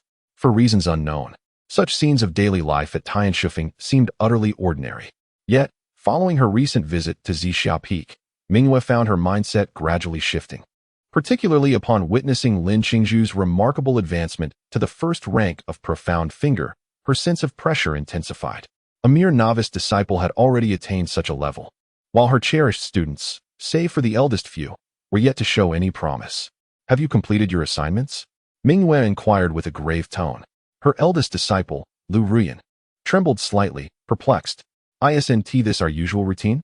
Master, we have finished everything, Lu Ruyan stammered, her heart fluttering with trepidation, for she seldom witnessed Mingwei's solemn demeanor. Realizing that her master might be feeling disheartened, she sensed a shift in mood. All you do is play. In 3 months, the Seven Veins martial arts competition will commence. Do you think you can afford to neglect your training? Disciples from other peaks were diligently preparing for the competition, while you all squandered your time and leisure. Do you believe yourselves so exceptionally gifted that training is unnecessary? Each of you, brimming with pride, seems oblivious to the reality around you. Unbeknownst to many, there exists a realm beyond realms, and individuals beyond individuals. When it comes to innate talent, one cannot overlook Lu Qifeng of the Shofeng Peak or Qi Hao the Songfeng Peak. Who among you can possibly rival them? Even the seemingly inferior Zixia Peak boasts disciples who, after just 5 days of training, have already attained the first level of Xuanji. What of you? Are you still preoccupied with frivolities? The more she spoke, the more incensed she became, and the greater her sense of grievance grew. When had Mingwei ever endured such indignities? In her own cohort, which disciple had not been beneath her heel? Yet now, her own disciples fell short of their peers, a reality that her fiercely proud spirit struggled to accept. Master, we acknowledge our errors. We shall commence our training immediately, Lu Ruyan lamented. Ruyan, as the eldest disciple, I implore you to awaken your sense of responsibility and set a commendable example for your junior sisters. I do not expect you to secure the top position. Simply do not bring shame upon me. With that, Mingyue departed quietly, leaving Suya standing alone. Once she was a distance away, the senior sisters quickly gathered around. Junior sister, what transpired? Why did Master suddenly erupt with such fury? In all my time here, I have never witnessed Master in such a rage. What could have provoked it? Gazing at Mingyue's desolate figure as she faded into the distance, Suya responded dejectedly, Today, Master took me to Zixiao Peak for an introduction. However, I had not anticipated that the head of Zixiao Peak would be far from the dismal figure portrayed in legends. Possessing formidable strength indeed. Moreover, his disciple, having only entered the fold for 5 days, has already attained the first level of the profound finger. What? Upon hearing this revelation, the entire assembly was left in shock. Profound finger? First level? In merely 5 days? What does this signify? There are senior sisters who have been practicing for 3 years and are still languishing in the chi refinement stage, and they immediately began to question their existence. How could this be possible? Everyone was utterly astounded. In their understanding, Zixiao Peak had always been regarded as the weakest among the 7 veins, and its master was considered a complete failure. Who could have anticipated that today they would hear such astonishing news, shattering their previous perceptions of Zixiao Peak? Lu Ruyan pondered thoughtfully and remarked, Even the once downtrodden Zixiao Peak now seems to be subtly surpassing us. No wonder our master is so furious. Junior sisters, it appears we must strive harder. We cannot allow our master to lose face before our other elders. Starting tomorrow, everyone must dedicate themselves to serious cultivation. We have 3 months until the martial arts competition. Within this time, each of you must elevate your cultivation by at least 1 level. Upon hearing this, the crowd was immediately disheartened. This goal seemed rather ambitious. However, upon witnessing Lu Ruyan's icy demeanor, they swiftly suppressed their inner discontent. The eldest sister commanded great respect. Throughout the entire Tianshui Peak, aside from Mingyue, she held the most authority. In stark contrast to the tense atmosphere at Tianshui Peak, the scene at Songjian Peak was quite different. Since returning yesterday, Qi Wuhui has begun to contemplate how to humiliate Yiqiu 3 months hence. The ignorant fool. Daring to engage in this wager with me, is it not a self-inflicted humiliation? Within the dojo, Qi Wuhui spoke with a brooding expression. At that moment, a strikingly handsome and extraordinary young man entered. Father, you summoned me for a reason? This individual was Qi Hao, the esteemed senior brother of Songjian Peak and the treasured son of Qi Wuhui. Qi Wuhui held great affection for this son, who was not only outstanding but also possessed exceptional talent. If he devoted himself earnestly to cultivation, he should not fall short of Lu Qifeng. However, the unfortunate reality was that this lad's thoughts were entirely consumed by pursuits of women, leaving Qi Wuhui in a state of exasperation. Unable to comprehend how such a righteous and admirable character could sire a son so enamored with frivolity. Was there something amiss? Gazing at Qi Hao, Qi Wuhui recalled how Yiqiu had previously used him as a subject of ridicule, which ignited his ire anew. You need to rein in your antics. I expect your energies to be directed towards the 7 Veins Martial Assembly. I have made a wager with Yiqiu. If, in 3 months, you are defeated by Zixiao Peak, you shall face my wrath upon your return. Qi Hao, unperturbed, scoffed lightly, and replied, Yiqiu, that waste of a head disciple from Zixiao Peak? Father, you worry too much. That incompetent could not even best me. How formidable could his disciples possibly be? Father, you ought to ease your heart. I am certain of securing the championship in this martial contest. Qi Hao exuded an air of considerable confidence, bordering on arrogance. Within the entirety of the Buitian sect, he held no fear of anyone save for Lu Qingfeng. Despite his daily indulgence in beauty, his own prowess was far from negligible. Otherwise, countless maidens would not be drawn to him. This seemingly refined and elegant young gentleman, who appeared unperturbed and gentle, harbored a multitude of wicked intentions within. Over the years, he had unknowingly brought ruin to numerous virtuous women. As for Qi Wuhui, he typically turned a blind eye to his son's transgressions. Yet, he was unwilling to allow Qi Hao to become the leverage for Yiqiu to exploit. With sternness, he admonished, a mere taste of success has made you complacent. Temper your pride. Do you truly believe Yiqiu is as simple as the rumors suggest? This young man possesses an inscrutable strength, one that even I cannot fathom. It would be wise for you to be cautious, for the relationship between Songjian Peak and Zixiao Peak has always been fraught with tension. Should he find a weakness to exploit, I cannot guarantee your protection." At this, Chi Hao's smile vanished, his demeanor darkening considerably. "What do you mean? Does he dare to make an example of me?" A wave of murderous intent surged within him. He could not comprehend how the so-called waste of Zixia Peak could possess such audacity. His father, Chi Wuhui, was the law elder of the Buitian sect and the head of Cangjin Peak. In the Buitian sect, he stood just below one man, wielding immense power over life and death. How could Yi Qiu possibly dare? Humph! Had it not been for my visit to Zixia Peak with the sect leader yesterday, I would remain oblivious to the depths of this young man's concealment. We have consistently underestimated him. After enduring a decade of humiliation, he has silently transformed into an uncontrollable variable. However, no matter how he attempts to hide his talents, it will avail him nothing. In this upcoming wager, I shall publicly humiliate him before the disciples of various sects, stripping him of all dignity. With merely 3 months until the martial arts competition commences, you are to remain here, dedicating yourself earnestly to your training." Chi Hao nodded. Regardless of his father's capriciousness, that was a matter for their family alone. With outsiders seeking to exploit him, especially one whom he holds in contempt, he would certainly not grant them that opportunity. "Father, do not worry. Victory is assured." Chapter 17. The Purple Mist Sword Technique Enough. "You may leave now." Chi Wuhui waved his hand, signaling Chi Hao to exit. After Chi Hao departed, a young boy excitedly entered, immediately bowing in respect. "Master, I have broken through to the 2nd rank of Chi training," he proclaimed, eager to share his joy, feeling elated at his recent achievement.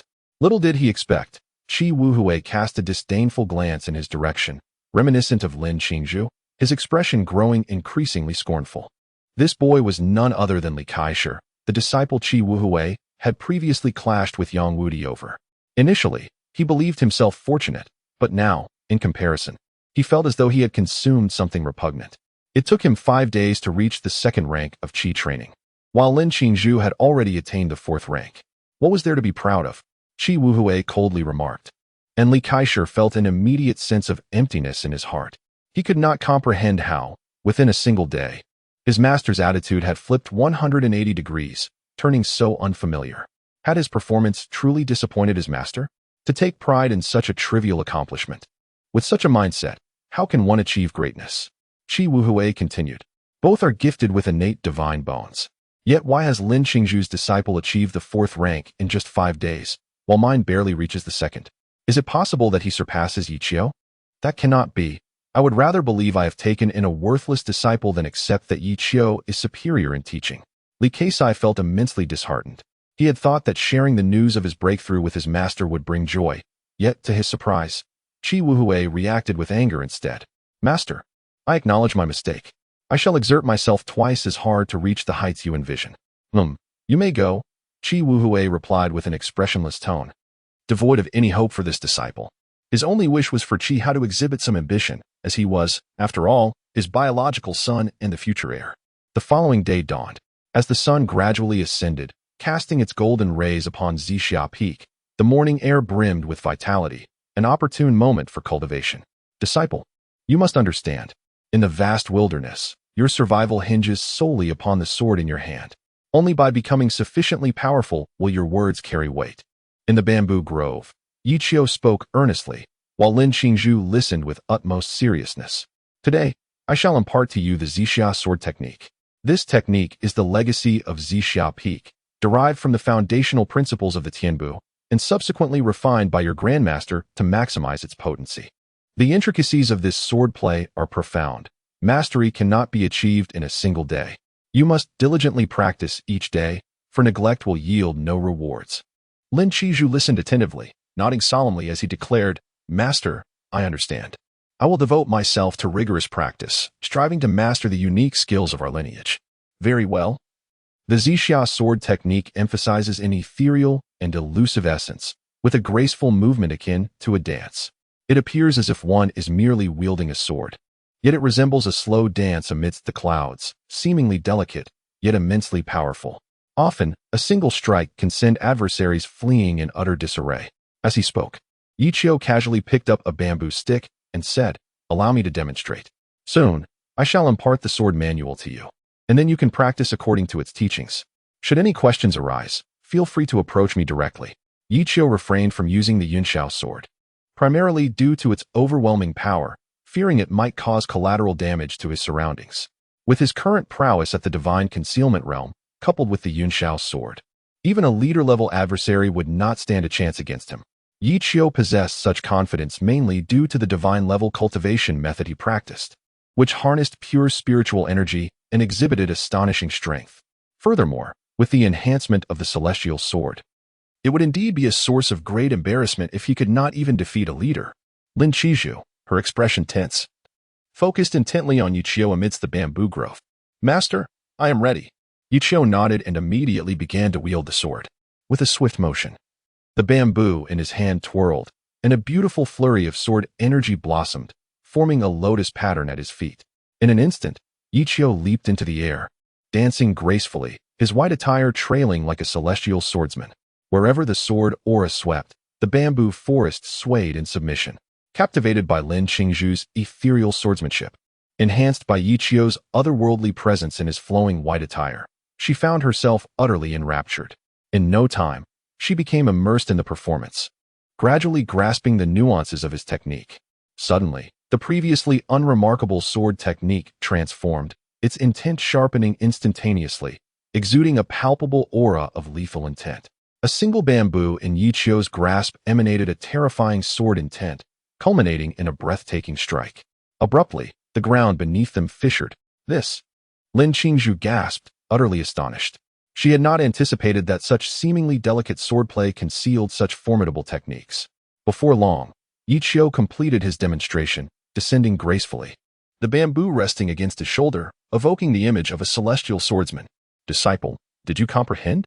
Yi Qiu inquired, a tinge of uncertainty in his voice. He had only recently acquired this skill, having hastily engaged with it days prior. Thanks to the enhancement from the flower of the great Tao, he had absorbed the intricacies of the Zixia sword technique with remarkable speed. Yet, he wondered if Lin Qingzhu could truly comprehend it.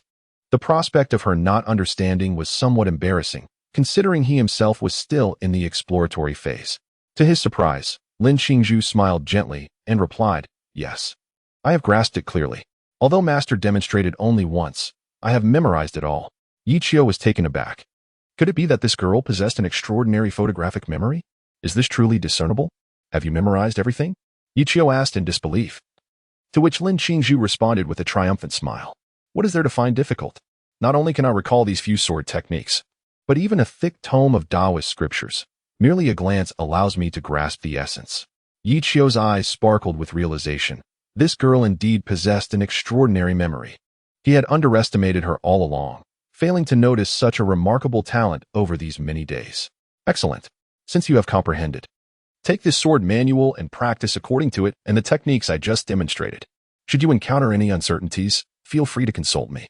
Yi Qiu smiled reassuringly and continued, "While your memory is commendable, the essence of swordsmanship lies more in one's comprehension. There exist myriad sword techniques in this world. Yet no matter their form, they ultimately converge towards a singular goal, the sword intent. Only through the understanding of sword intent can one truly unleash the profound power of sword techniques. However, grasping sword intent is no simple feat. Even the most gifted prodigies may require a year or several to attain such an understanding, while those with lesser comprehension may never grasp it throughout their lifetime." Lin Qingzhu listened intently, her heart ignited with determination upon hearing her master describe the challenges of sword intent. "Rest assured, Master, I shall dedicate myself to diligent practice and strive to comprehend sword intent at the earliest opportunity." "Very well, proceed." The master expressed great confidence in me. Lin Qingzhu felt a surge of joy in her heart as she happily departed with the sword manual in her arms. The master's trust signifies satisfaction in my abilities. It seems I have not disappointed him. Chapter 18. The Grass Character Sword Technique. After imparting the sword technique, Yi Qiu returned to the dojo. "System. Ding. You have taught your disciple the Zixia sword technique, triggering a critical return. Would you like to activate it?" "Activate. Ding. Congratulations on triggering a 10,000-fold critical hit. Acquiring the Divine Sword Technique, the Grass Character Sword Technique." "The Grass Character Sword Technique?" Yi Qiu momentarily paused. The name seemed rather unassuming. "Would you like to learn it?" "Learn." As the command to learn was uttered, a golden scripture surged into Yi Qiu's mind. Calming himself to examine it, Ichio gasped in shock. A tempestuous whirlwind, where every blade of grass became a soldier. Hiss. Upon this revelation, Ichio immediately dismissed his earlier thoughts. This sword technique, though its name seemed weak, possessed a terrifying power beyond his imagination.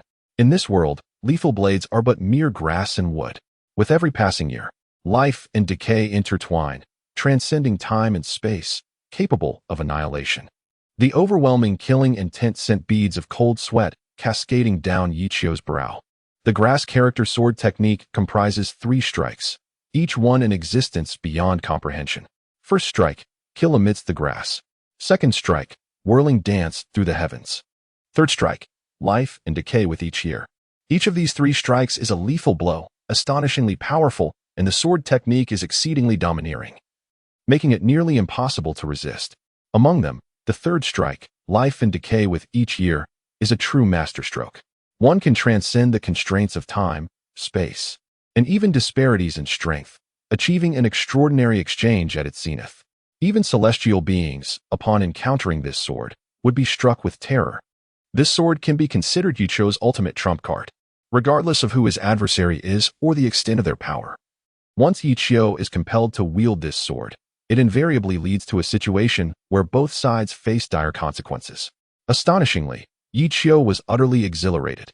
In a moment, he had manifested 3 divine techniques. Apart from the third sword, which he would only employ in utmost desperation, the other 2 were sufficient to secure his standing. Throughout the entire Bution sect, even within the Eastern Wilderness, such a formidable sword technique is unparalleled. This time, he had struck gold. In the ensuing days, Zixia Peak returned to its former tranquility. Lin Qingzhu diligently practiced the Zixia sword technique, growing increasingly adept while her strength steadily escalated. Her cultivation swiftly broke through to the second tier of Xianji. Initially, Ichio was taken aback by her rapid advancement. However, upon further contemplation, he soon found solace in the realization that with the enhancement of the divine bone and her inherent diligence, a breakthrough was almost inevitable. Meanwhile, Ichio remained engrossed in the study of the grass character sword technique, continually deconstructing and analyzing its moves. With the aid of the flower of the path, he quickly grasped the intricacies of the grass character sword technique, mastering it to perfection. Armed with this sword technique as his foundation, Ichio now walked with an almost weightless grace. At this moment, with the combination of the grass character sword technique and the immortal sword of cloud heights, there are few who can rival him. Even so, he remains grounded. One morning, Ichio departed from Zixia Peak, heading towards the Jade Clarity Palace. Within the palace, Meng Tian was conveying unsettling news regarding the recent beast uprising. This incident had a profound impact on the Eastern Wilderness, affecting nearly all the sacred grounds of the immortals within that realm. Currently, the beast rebellion at the foot of the mountain had not yet subsided, with ferocious creatures roaming the plains, causing dire straits for the common people. In response, the Liang dynasty, the Fire dynasty, and the Han Hai dynasty extended invitations to the various sacred sects in the Eastern Wilderness, urging the disciples to descend and restore order. As one of the most renowned sacred grounds within the Liang dynasty, the Bution sect was naturally invited as well. Consequently, Meng Tian convened an impromptu meeting of the 7 branch leaders to gauge their sentiments. All expressed their willingness to descend and quell the chaos. Ichio also voiced no objections. Initially, his plan was to descend after the martial assembly of the 7 branches. However, it appeared that waiting for that moment was unnecessary. It was a perfect opportunity to descend, train his disciple, and investigate the cause of the beast uprising. Inside the Jade Clarity Palace, Meng Tianjing ultimately struck the gavel and declared, "All right, since there are no objections, let us all return and make the necessary preparations. This time, each sect shall act independently, and the sect will not intervene. With just over 2 months remaining until the 7 sects' martial gathering commences, do not delve too deeply. Strive to return before the event begins. Now, you may all disperse." There were no dissenting voices, and the crowd began to scatter, each person returning to prepare. Ichio swiftly made his way back to Zixia Peak, where Lin Qingzhu awaited him at the dojo. "Master, the esteemed elder has urgently summoned you to the Yuqing Hall for a discussion. Has any news come to light?" Lin Qingzhu, still preoccupied with her parents' vendetta, could hardly contain her eagerness upon Ichio's return. Upon taking his seat, Ichio calmly sipped his tea and shook his head, saying, "No. There is no need for you to fret. When news arises, I shall inform you. Lin Qizhu felt a twinge of disappointment. Having hoped that Meng Tianjing's urgent summons to the Yuqing Hall indicated the discovery of some information. However, she quickly regained her composure, recognizing that the immediate priority was to cultivate her skills. Even if news were to surface now, she would be unable to exact vengeance.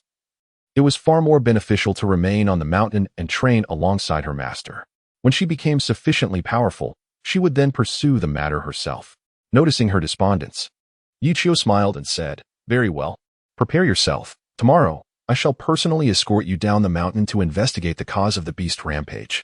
As a means of further honing your skills, you have now reached the second tier of mastery, and your swordsmanship has progressed sufficiently.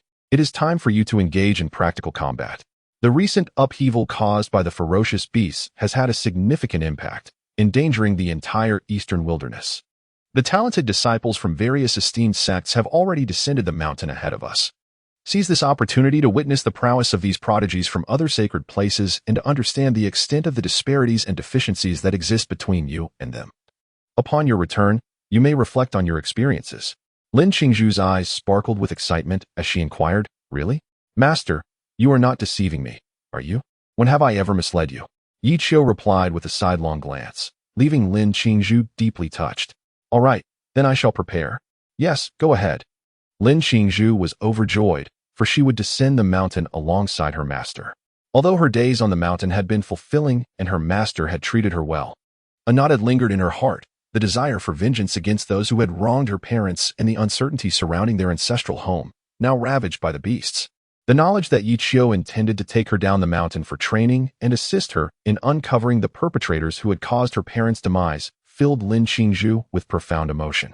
Upon returning to her room, she immediately began to gather her belongings in preparation for their descent the following morning. In truth, there is little for her to tidy up. With merely a person and a sword, it suffices. Chapter 19. The Shao family of Liyang the following morning. In the open space before the wooden cabin on Purple Dawn Peak, Lin Qingzhu awaited, greeting Yi Qiu with a prompt salutation upon his emergence. "Good morrow, master." "Indeed." Yi Qiu responded, clad in immaculate white robes, a jade pendant adorning his waist, and a fan held gracefully in his hand, exuding an air of elegance and profound immortal essence. Removing the jade pendant from his person, Yi Qiu stated, "This is a storage jade, possessing a vast interior space for the safekeeping of sundry items. As cultivators traversing the desolate wilds, encumbered by excessive baggage, we often find such storage artifacts indispensable. As this marks your inaugural descent from the mountain, and lacking any other suitable treasures to bestow, I present this jade pendant to you." Handing the jade pendant to Lin Qingzhu, Yi Qiu proceeded to elucidate its operation. Lin Qingzhu expressed her profound gratitude. "I am deeply thankful for Master's generous gift. I am exceedingly fond of it." To receive such a treasure so early in the day was indeed a testament to her master's munificence. He bestowed treasures daily, never withholding from his disciples. Yi Qiu smiled gently, silently invoking the system. "System, ding. You have gifted your disciple a superior storage treasure, triggering a critical return. Do you wish to activate it?" "Activate. Congratulations. You have triggered a 100-fold critical return, acquiring a supreme-grade mystical jade." With a flick of his right hand, a new jade pendant materialized within Yi Qiu's grasp. Upon meticulous examination, this jade pendant far exceeds the spatial capacity of the one he had just gifted to Lin Qingzhu, and it possesses an even more extraordinary capability. Remarkably, it can store living beings. "Ah, what a splendid treasure this is." Yi Qiu smirked wickedly, his demeanor becoming increasingly audacious. Although he did not directly trigger a 10,000-fold critical hit, or even 1,000-fold, he was nonetheless quite satisfied with 100-fold. After all, such good fortune cannot be expected to last indefinitely. 100-fold is already quite remarkable. "Master, when shall we set forth?" After playing with the jade pendant for a while, Lin Qingzhu carefully affixed it to her waist and inquired. Yi Qiu did not respond, but instead gazed towards the direction of the other mountains. Suddenly, numerous beams of light shot forth from various peaks, forming a dense array. Yi Qiu smiled faintly and said, "Let us go." This time, nearly all the 7 peaks dispatched a considerable number of disciples down the mountain, led personally by the chief elder. Zishao Peak mobilized entirely as well. Although there were only 2, the term entirely conveyed the impression of a sizable contingent. In this operation to eradicate the ferocious beasts, all the major sacred grounds participated, resembling a grand collision of sacred domains. With a flick of his wrist, Yichio summoned a sword, murmuring, "Let us move." He refrained from using the Yunxiao sword, as its overwhelming aura felt excessively ostentatious and did not align with his temperament. It was far better to maintain a low profile. Lin Qingzhu echoed his sentiment, drawing forth the Zixia sword and following suit, soaring alongside him. In recent days, Yichio has imparted to her the art of sword mastery. Her innate understanding is remarkably high, allowing her to grasp the technique swiftly. Unlike Yichio, who took a year to learn. After a span of nearly 10 minutes, two figures gracefully descended from the sky over the desolate expanse, observing the remnants and ruins. The once thriving town now lay utterly devastated by the ferocious beasts. The smoke from the aftermath lingered in the air, and the ground was piled high with bones. Witnessing this scene, Lin Qingzhu felt a wave of nausea, nearly succumbing to the urge to vomit. It was evident that the upheaval caused by the beastly rampage had indeed wrought significant devastation. A town, reduced to rubble. Was this the result of sabotage? Or were there deeper reasons at play? Yi Qiu pondered silently. This was the Eastern Wilderness, the territory of humanity. How could such an event transpire under the dominion of the great sacred lands and dynasties? It was, without a doubt, quite astonishing. Tap, tap, tap. The sound of footsteps echoed from behind. Lin Qingzhu turned to see a group of individuals emerging atop the ruins. Leading them was a man clad in green, his face adorned with an air of arrogance. Alas, how tragic, truly tragic. All are dead. What a pity, this exquisite beauty, who could not be graced by my presence, has met her end beneath the claws of the beasts. Approaching a female corpse, Shai whimsically prodded at her garments with a young master. Look over there, isn't there a lovely beauty? While Shai lamented the lifeless body on the ground, one of his subordinates suddenly pointed towards Lin Qingzhu. Upon hearing this, Shaoi raised his gaze and was instantly captivated by the sight of Lin Qingzhu, draped in flowing white garments, exuding an ethereal and exquisite aura. As a direct descendant of the illustrious Liyang ancient clan, Shaoi had encountered many beautiful women, yet none possessed the remarkable grace and elegance of Lin Qingzhu. Intrigued, he thought to himself, how fascinating. Who would have thought that in this humble ancient town, I would encounter such an unparalleled beauty? Truly, my fortunes with women are remarkable. With a playful smile gracing his lips, he sauntered over. Esteemed maiden, I am Shaoi of the Liangshao family. May I inquire your esteemed name and see if you would be interested in making my acquaintance? Lin Qingzhu furrowed her brow, feeling a surge of revulsion. Coldly, she retorted leave. She had observed the man's conduct and had initially believed that all handsome men in this world should embody the qualities of modesty, humility, kindness, and integrity, much like her master. However, her current impression shattered that notion entirely. The man's behavior filled her with disdain and disgust. He was nothing short of a beast. With her frigid dismissal, Xiao Yi's expression darkened, his brow furrowing in displeasure. In all his years, Lin Qingzhu was the first to dare speak to him in such a manner. However, a sudden sense of appreciation washed over him. He relished the feeling of rejection, finding it intensely stimulating to his desire for conquest. You impudent girl, do you have any idea to whom you are speaking? How dare you address our young master in such a manner? You have a death wish? Shaoi had no intention of making an issue of it, but his henchmen were not so inclined to let it pass, and they immediately made to act. Alas, Xiao Yi smiled faintly, gesturing for them to desist. He would not want any harm to befall such an intriguing beauty. Stay your hands. We wouldn't want to injure this fair maiden. Hee, my apologies, young master. It was I who failed to consider the situation fully. A henchman chuckled, as they completely disregarded Yuchio, who stood before them, as if Lin Qingzhu were already within their grasp. Lin Qingzhu was consumed with fury, but upon hearing them announce their affiliation with the Shao family of Liang, she suppressed her murderous intent. Lacking any formidable backing of her own, her only recourse was her esteemed master. She did not wish to cause any trouble for her master, and thus she had to swallow her anger. At that moment, Yuchio, who had been surveying the situation ahead, suddenly turned around. The Shao family of Liang? Shaoi was taken aback, only then noticing Yichio standing before them. He observed that Lin Qingzhu was obediently standing behind him, and a chill ran through him. This was the woman he had set his sights on. How could he allow another to take her from him? He scrutinized Yichio, discerning that he was young and likely not a formidable opponent. Moreover, This individual is a stranger to him, and it is unlikely that he hails from a prestigious lineage. A mere intimidation should suffice to send him on his way. After all, not everyone can afford to provoke the Shao family. Furthermore, he is accompanied by several formidable bodyguards. Contemplating this, Shao Yi smirked and remarked, "Oh, have you heard of the illustrious reputation of the Shao family?" Yi Qiu pondered for a moment before responding earnestly, "I do not recognize it." In an instant, Shao Yi's expression shifted. Was this lad daring to provoke him? Or was he, in fact, challenging the Shao family itself? Chapter 20. Yi He Presumptuous.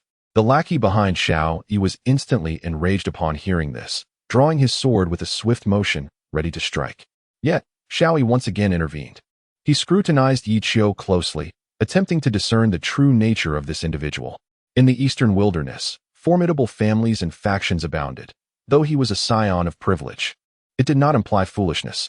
After several discerning glances, he was certain that he did not recognize Yi Qiu, nor had he ever encountered this person before. "May I inquire? Esteemed sir, which family do you hail from? Might we be introduced?" Yi Qiu responded with a serene smile. "I come from humble beginnings. How could I possibly compare to young Master Shao?"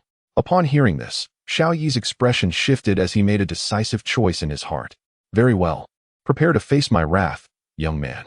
Let us teach him a lasting lesson." With a grand gesture, he summoned his formidable aides, who sprang into action. The aura of two celestial realm warriors surged forth, leading the charge. Shao Yi had utmost confidence in these two guardians, as they were entrusted to him by his father and had aided him in many of his misdeeds over the years. Celestial realm? Yi Qiu felt a twinge of amusement. He had anticipated a more formidable opponent, yet this was all there was. He remained unperturbed, standing still with a cold smile. Lin Qingzhu stood resolutely behind him, her expression devoid of any emotion. She sensed the presence of her adversaries and couldn't help but chuckle inwardly. These two guards were likely unaware that they had just kicked a piece of iron. In an instant, the two guards lunged forward, but suddenly, their blades halted a mere 5 centimeters from Yi Qiu. "What are you doing? Strike!" Shao Yi bellowed in fury, mistakenly believing that his guards had developed a sense of compassion. At that moment, a tremendous force erupted from within Yi Qiu.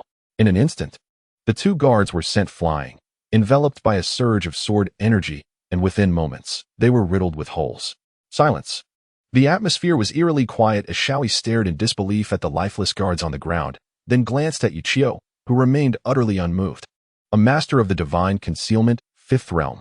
An elderly man in black exclaimed in terror, having distinctly sensed the power radiating from Yi Qiu just moments before. "What are you saying, Sulao? Divine concealment, 5th realm?" Shao Yi uttered in astonishment, unable to fathom that Yi Qiu was a master of such caliber. Even within the vast Shao family, there were scarcely 2 individuals at the divine concealment 5th realm. Given Yi Qiu's youth and his own admission of a humble background, how could he possibly be of that realm? "Young master, we may have unwittingly invited great calamity upon ourselves." Elder Su's face turned ashen as he spoke. Although he possessed formidable skills, ranking within the realm of the boundless, and held a position of high esteem within the Shao family, the thought of confronting an adversary of the 5th realm of divine concealment instilled fear in him. Not even the patriarch of the Shao family would dare to provoke such a terrifying foe lightly. He was perplexed as to how a being of such caliber could exist in this seemingly insignificant desolate town. Moreover, the overwhelming intent of annihilation emanating from the opponent was something even the patriarch would find difficult to withstand. It was simply too formidable. Upon hearing Elder Su's words, Shao Yi's countenance paled significantly. Despite having scrutinized the situation carefully, he had not anticipated that he had inadvertently attracted the attention of someone he should not have. "Young Master Shao, what troubles you?" At that moment, Yi Qiu wore a mischievous smile. "What was that you just said? I wasn't paying attention. Could you repeat it?" Shao Yi's face turned ghostly white, and he inwardly cursed. "What the hell?" he thought. "Are you pretending to be a simpleton, deliberately provoking me? And now you wish for me to repeat myself? Do you take me for a fool?" Frustration engulfed him as he reflected on the current trend among experts. Regret gnawed at him deeply. Prior to his departure, his father had cautioned him about the recent surge of ferocious beasts and the involvement of numerous powerful figures from various sacred mountains. He had been advised to be cautious and to avoid offending those high-ranking individuals, as his family could ill afford such consequences. Initially, Shao Yi had dismissed his father's warnings, believing him to be exaggerating merely to instill fear. Until he arrived at this desolate ancient town, Xiaoyi had not truly realized that his father had not been mistaken. Observing Yi Qiu, who was regarding him with a playful expression, Xiaoyi felt an overwhelming sense of despair. Initially, he had thought of the other as a mere puppet, easily manipulated. Yet, he ultimately discovered that he was the true fool in this scenario. The thought of it made him wish to slap himself. When would he be able to reform his lecherous disposition? Such a transcendent beauty was not something an ordinary person could possess. Cursing himself inwardly. As Yi Qiu drew ever closer, Xiaoyi abruptly performed a complete turnaround and knelt before him. Senior, I was blind to your majesty and have offended you. I humbly beseech you, considering my youth and the responsibility of caring for my elderly parents, to spare my life. Huh. The unexpected reversal elicited laughter from Lin Qingzhu. Was this the oppressive aura that comes with strength? His master was rather mischievous, yet she found it delightful, filling her with a profound sense of security. Observing Xiao Yi on the ground, Yi Qiu's lips twitched in disappointment. He had anticipated that this lad would exhibit some resilience, perhaps even threatening him by invoking the name of his ancestors. However, the disparity in expectations was too great. Was the current generation of young scions truly this lacking? It appeared that young Master Xiao was quite filial. Indeed, he appreciated those who honored their elders. Very well. This time, I shall not hold it against you. Upon hearing Yi Qiu's words, Xiaoyi felt a surge of excitement within, letting out a long sigh of relief. He had narrowly escaped a calamity. However, Yi Qiu unexpectedly added, when I find the time, I shall personally visit the Xiao family in Liang to observe how young Master Xiao demonstrates filial piety towards his father. What? With a crash, Xiaoyi collapsed onto the ground. This, young Master Xiao had better not deceive me. If I were to visit the Xiao family and discover that the reality was not as he described, well, you would be deceiving me. And I detest being deceived more than anything in this world. Typically, I would resort to extraordinary measures to torment such a person to their demise. Upon uttering these words, a chill ran down Xiao Yi's spine. It was over. He was doomed.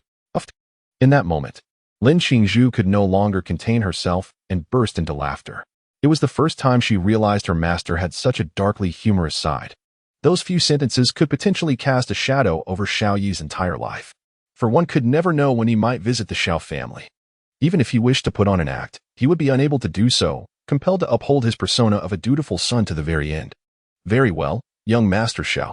If there is nothing else, do hurry back and show your filial respect to your parents, Yi Qiu remarked with a playful smile. Leaving Xiao Yi pale-faced as he fled in panic. It was only after running a considerable distance that he managed to regain his composure. Damn it, how infuriating. This time, it is truly dire. Beside him, Old Su gazed at Xiao Yi's expression of regret and remarked, Young master, I believe it would be wise to follow his advice. Just now, I could distinctly sense that his aura was even more terrifying than that of the clan leader, and that astonishing sword intent. It is likely that even a master of the level would not stand a chance against him. This time, you have truly provoked someone beyond your means. Upon hearing these words, Xiao Yi felt a deeper sense of despair within. Generally, Old Su never speaks falsely. If he claims the opponent is formidable, then they are indeed formidable. Chapter 21. The Fury of the Bright Moon in the Quaint Little Town. As Xiao Yilua fled in disarray, Lin Qingzhu could not help but chuckle. Master, you are quite mischievous. How could you frighten someone so? Yi Qiu's lips twitched. You impudent girl, what are you saying? I merely acted to defend your honor, and yet you speak up for them. Yes, master is the best. Qizhu rejoiced. Knowing full well that her master would never allow anyone to bully her, she clung to Yi Qiu's arm, playfully, her heart brimming with joy. She understood that Yi Qiu's actions were solely to vindicate her. Initially, she had worried that given the formidable background of the other party, even if she faced grievances, she should not trouble her master. In truth, she had overthought. Her master cherished her apprentice dearly and would never permit her to suffer. That's good to know. Yi Qiu smiled with satisfaction, then added, All right, let us go. You wished to return home, did you not? Lead the way. With this return, the next opportunity might be uncertain. Lin Qingzhu nodded obediently. Let us go. Following her graceful figure, they ventured deeper into the town. Before long, they arrived at a desolate ruin. Lin Qingzhu stood in a corner, gazing at the wall, which was obscured by a dark scribble of ink. It was evident that this must have been her childhood masterpiece. Yi Qiu did not disturb her.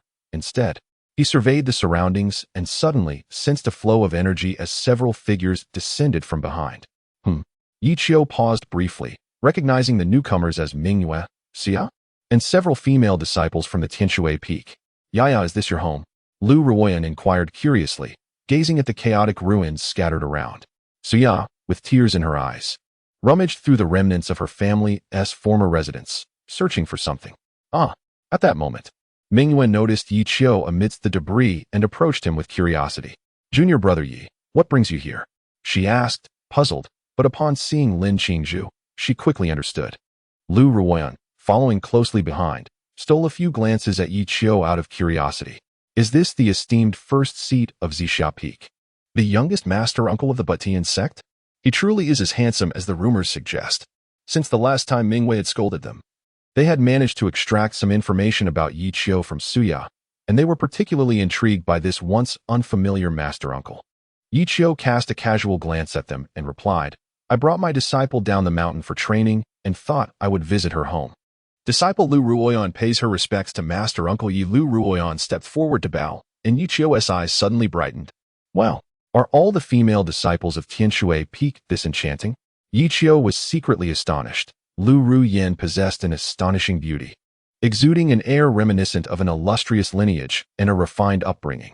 Clad in a flowing red robe, she exuded a gentle demeanor and a captivating figure, rivaling even the brilliance of the moonlight.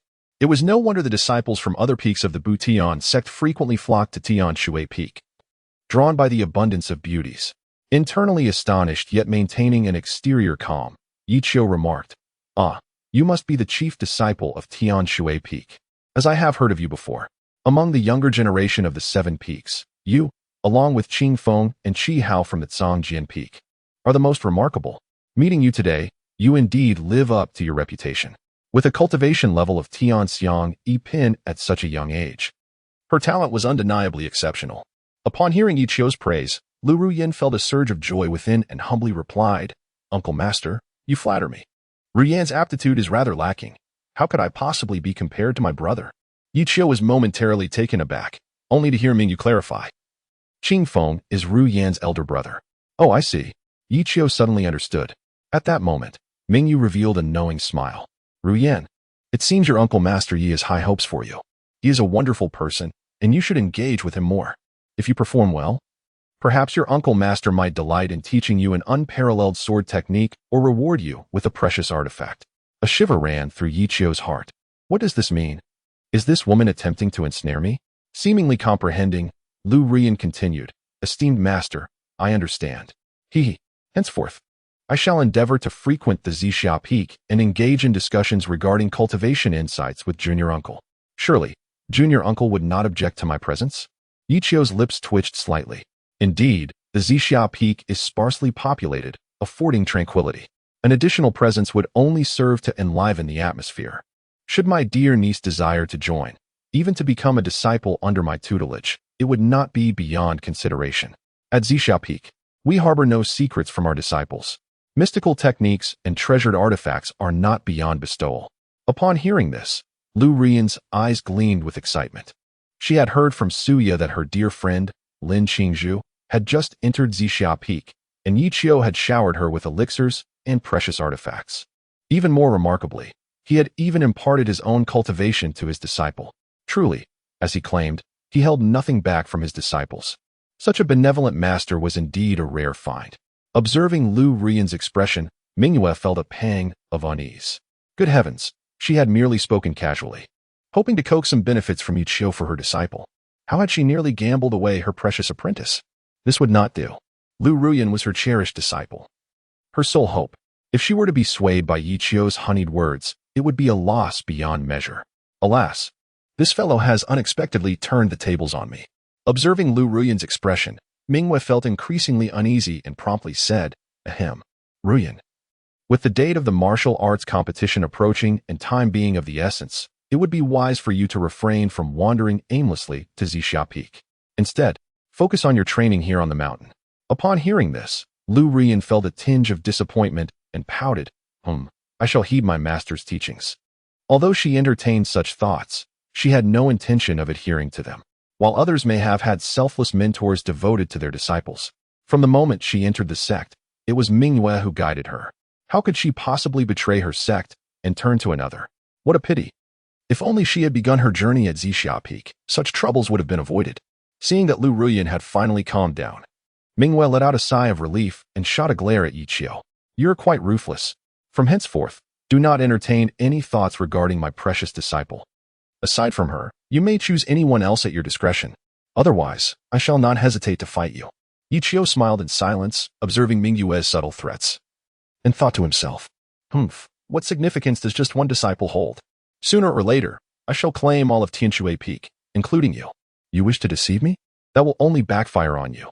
Suppressing his laughter, Yiqiu feigned innocence and said, Senior sister, did you not bring her to me yourself? The way you speak makes it seem as if I am forcibly seizing your disciple, which seems rather unreasonable. Mingyue, I shall not concern myself with it. In any case, you must not lay a finger on Ruyan. Yiqiu chuckled inwardly, pondering, do you truly believe that I shall remain still at your behest? Wouldn't that be a grave affront to my dignity? With this thought, Yiqiu smiled playfully and slowly produced a lotus flower pendant. Ruyan, dear disciple, it is a pleasure to make your acquaintance. As for my gift, I have but this lotus pendant to present, which I hope will serve as a token of our meeting. This is indeed a remarkable artifact, one that will greatly aid in your cultivation. No sooner had he spoken than Mingyue shot him a lethal glare. This fellow was no longer clandestinely pilfering. He was brazenly courting her disciple right before her eyes. At that moment, Lu Ruyan was utterly bewildered, accepting the lotus pendant from Yiqiu in a daze. Upon closer inspection, she found it to be, as Yiqiu had described, a treasure of immense benefit to her practice. Thank you, Master Uncle. Lu Ruyan's thoughts were not overly complicated.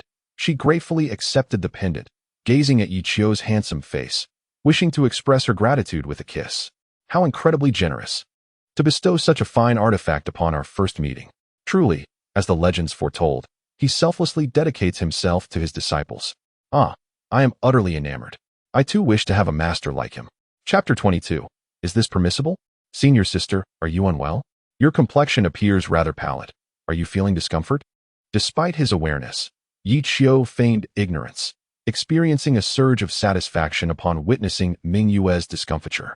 It must be acknowledged that while Xian Tianjinren was rather unreliable, having imparted knowledge to Yiqiu for a mere 3 days before passing away, the treasures he bequeathed proved remarkably useful. This pendant alone brought immense joy to Lu Ruyan. Although it held no significant practical value for Yiqiu, it seemed quite effective for wooing women and bestowing upon disciples. Mingyue cast a malevolent glare at him before departing in a fit of pique.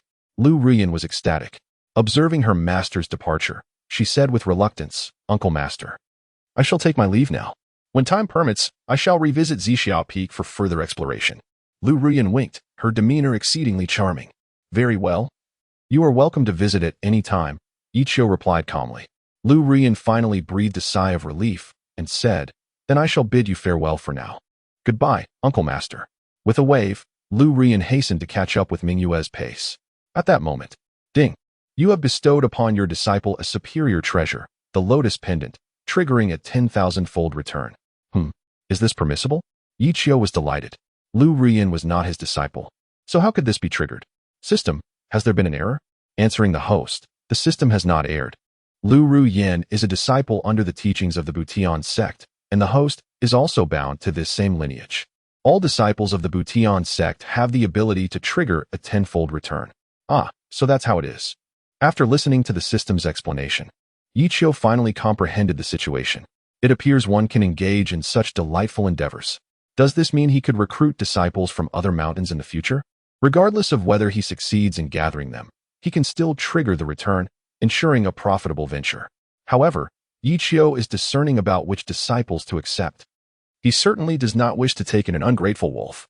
It would only lead to the hassle of having to purge his own ranks later. Should he initiate the return? Yes, let us proceed. Ding. Congratulations to the host for triggering a 100-fold critical hit, receiving a piece of innate spiritual jade. Oh, innate spiritual jade? Curiously, Yiqiu retrieved the jade from the system, carefully sensing the terrifying spiritual energy it contained.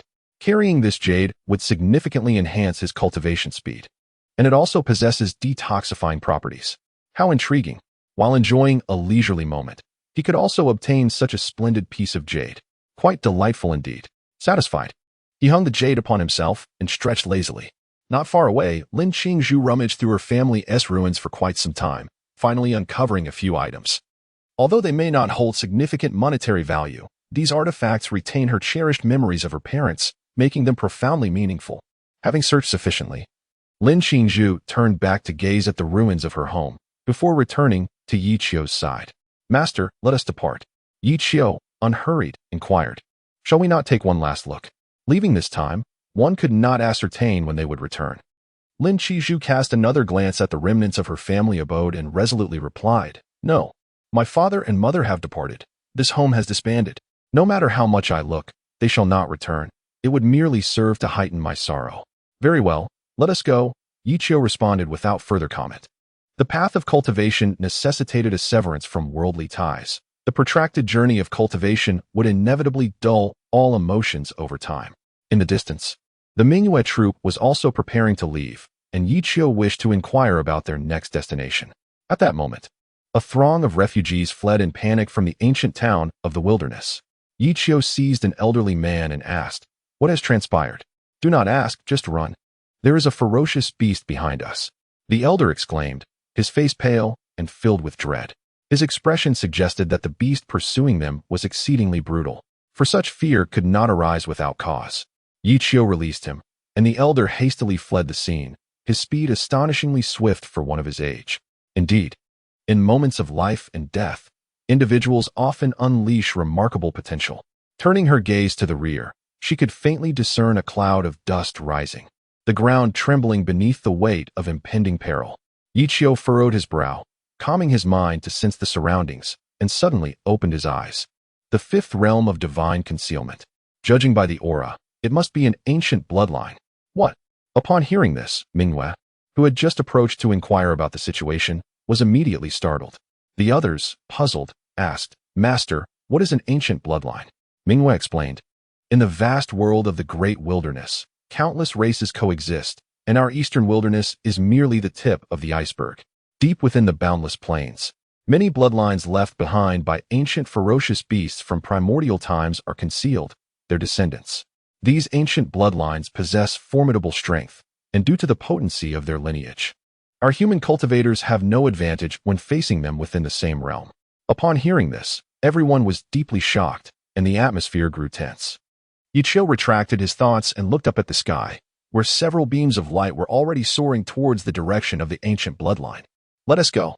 Without any hesitation, Yi Qiu grasped Lin Qingzhu's hand and instantly flew toward that direction. Mingyue, unwilling to lag behind, turned to Lu Ruyan and said, "You all, hurry up and follow. It's a rare opportunity to encounter an ancient bloodline. We must not miss it." After speaking, she took the lead with Suya, while Lu Ruyan and the others followed suit. At this moment, above the vast plains, a sea of flames engulfed the sky as a colossal ape fiercely beat its chest and roared at the heavens. Above it, hundreds of individuals congregated, comprising formidable figures from various celestial sects and disciples who had descended the mountain for their training. "Haha, an ancient relic. At last, I have captured it," exclaimed Xiao Yi with a fierce glint in his eyes. "Wang Lao, Su Lao, be astute when the colossal ape is besieged and gravely injured. Seize the opportunity to procure the precious bones for me." Gazing down at the giant ape, Xiao Yi spoke with venomous intent. Having suffered a setback at Yi Qiu's hands moments ago, he felt utterly disheartened. For the sake of precaution, he had sent a message home, summoning Wang Hai, the only other formidable warrior of the divine concealment realm, aside from his father. Upon Wang Hai's arrival, Xiao Yi felt a renewed sense of confidence, instantly reverting to his former flamboyant demeanor. "Well, I shall do my utmost," Wang Hai replied, maintaining a calm composure as a fifth-level divine concealment expert. He surveyed the surroundings and noted the significant presence of powerful individuals, which was somewhat daunting. "Ah, if it isn't young Master Xiao. It's been a few days. You've certainly let yourself go," came a sardonic voice that pierced the air, causing Xiao Yi to frown. Casting a cold glance, he recognized the face he loathed most, Lin Feng from the Liang Lin family, his arch-rival. It was no wonder Lin Feng was quick to mock him, especially given Xiao Yi's current disheveled appearance. Having been frightened by Yi Qiu, he was in a pitiful state, his clothes torn by Yi Qiu's sword energy. With a deep breath, he glanced at the two elders beside Lin Feng, suppressing the fury that simmered within him. Patience in minor matters prevents the disruption of grand plans. This young gentleman must remain composed and should not stoop to the level of such frivolous science. After comforting himself, Xiaoyi chose to disregard Lin Feng. Chapter 23. The celestial repairing sect Yi Qiu, noticing that Xiaoyi was ignoring him, felt a wave of irritation wash over Lin Feng, who continued to speak sarcastically. What is going on? Who has the audacity to treat our young master Xiao with such disdain, leaving him in such a disheveled state? Young master Xiao? Do tell me who it is, and I shall avenge you. Xiaoyi cast a disdainful glance at him. TCH. Just as he was about to retort, two figures clad in white descended gracefully from the side, aligning with them. Xiaoyi casually turned his head to glance back, and suddenly felt a tightening in his chest. What the hell? Not him again. The elder Su beside him murmured, quietly explaining to Wang Hai. Upon hearing this, Wang Hai turned to look at Yi Qiu, his composure deepening as he sought to ascertain Yi Qiu's true capabilities. Suddenly, an invisible sword qi surged forth, nearly overwhelming Wang Hai's spirit in an instant. Hiss! Such formidable sword qi. The mastery of this individual's swordsmanship has evidently reached an astonishing level. Wang Hai was utterly astonished. At that moment, he had transcended the sword path, embodying the essence of a sword itself, appearing calm and devoid of any discernible aura. However, should one dare to make a reckless advance, they would undoubtedly face a retaliatory strike of sword qi. The most terrifying aspect was that this sword qi acted autonomously, requiring no manipulation. The ancient relic, the infernal behemoth. Gazing at the colossal creature below, Yi Qiu murmured to himself. In the original text, there exists a record of this rare species, detailing its inherited treasures and various merits and demerits, accompanied by intricate scriptures and illustrations. This colossal ape has lost its sanity, as if corroded by some eerie source, transforming into a demonic beast, wreaking havoc across the desolate plains. Young Master Xiao, where are you headed? At that moment, a voice echoed in his ear, prompting Yi Qiu to glance curiously. Oh! Nearby, over 10 meters away, two elderly men and a handsome youth were stealthily preparing to make their escape. Their backs turned to him. Yi Qiu quickly recognized their identities. Were they not young Master Xiao and his companions? Damn it! At that moment, Xiao Yi's expression was as grim as if he had just consumed something vile, his gaze towards Lin Feng laced with murderous intent. Who am I to explain my whereabouts to you? I am not intimately acquainted with you. It seemed that escape was no longer an option. Yi Qiu had already spotted him. He, esteemed elder. What a coincidence, we meet again. With no route for retreat, Xiao Yi boldly turned around, greeting Yi Qiu with a smirk. Ah, is this not the dutiful son, young Master Xiao? Indeed, what a stroke of luck to cross paths once more. Yi Qiu replied with a playful smile, surprised by the smallness of the world, having circled back to encounter him again. Young Master Xiao, where might you be headed? Why do you flee at the sight of me? Am I truly that fearsome in appearance? Wherever you go, you exude grace and charm, captivating the hearts of countless beauties.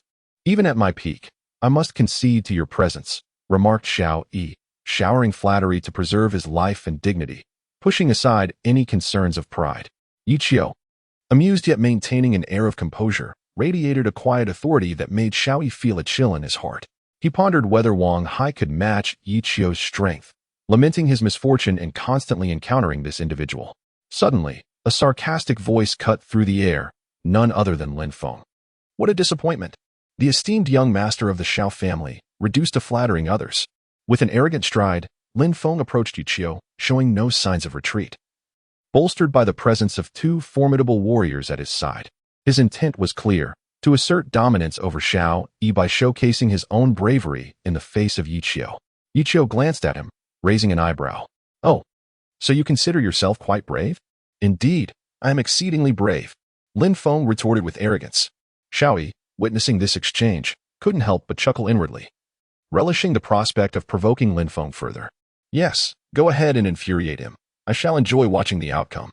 Just then, a striking figure emerged beside Yi Qiu, her aura captivating. Her appearance immediately attracted the lecherous gazes of Lin Feng and Xiao Yi. Goodness, what wickedness! Unbelievable! Another stunning beauty has graced us.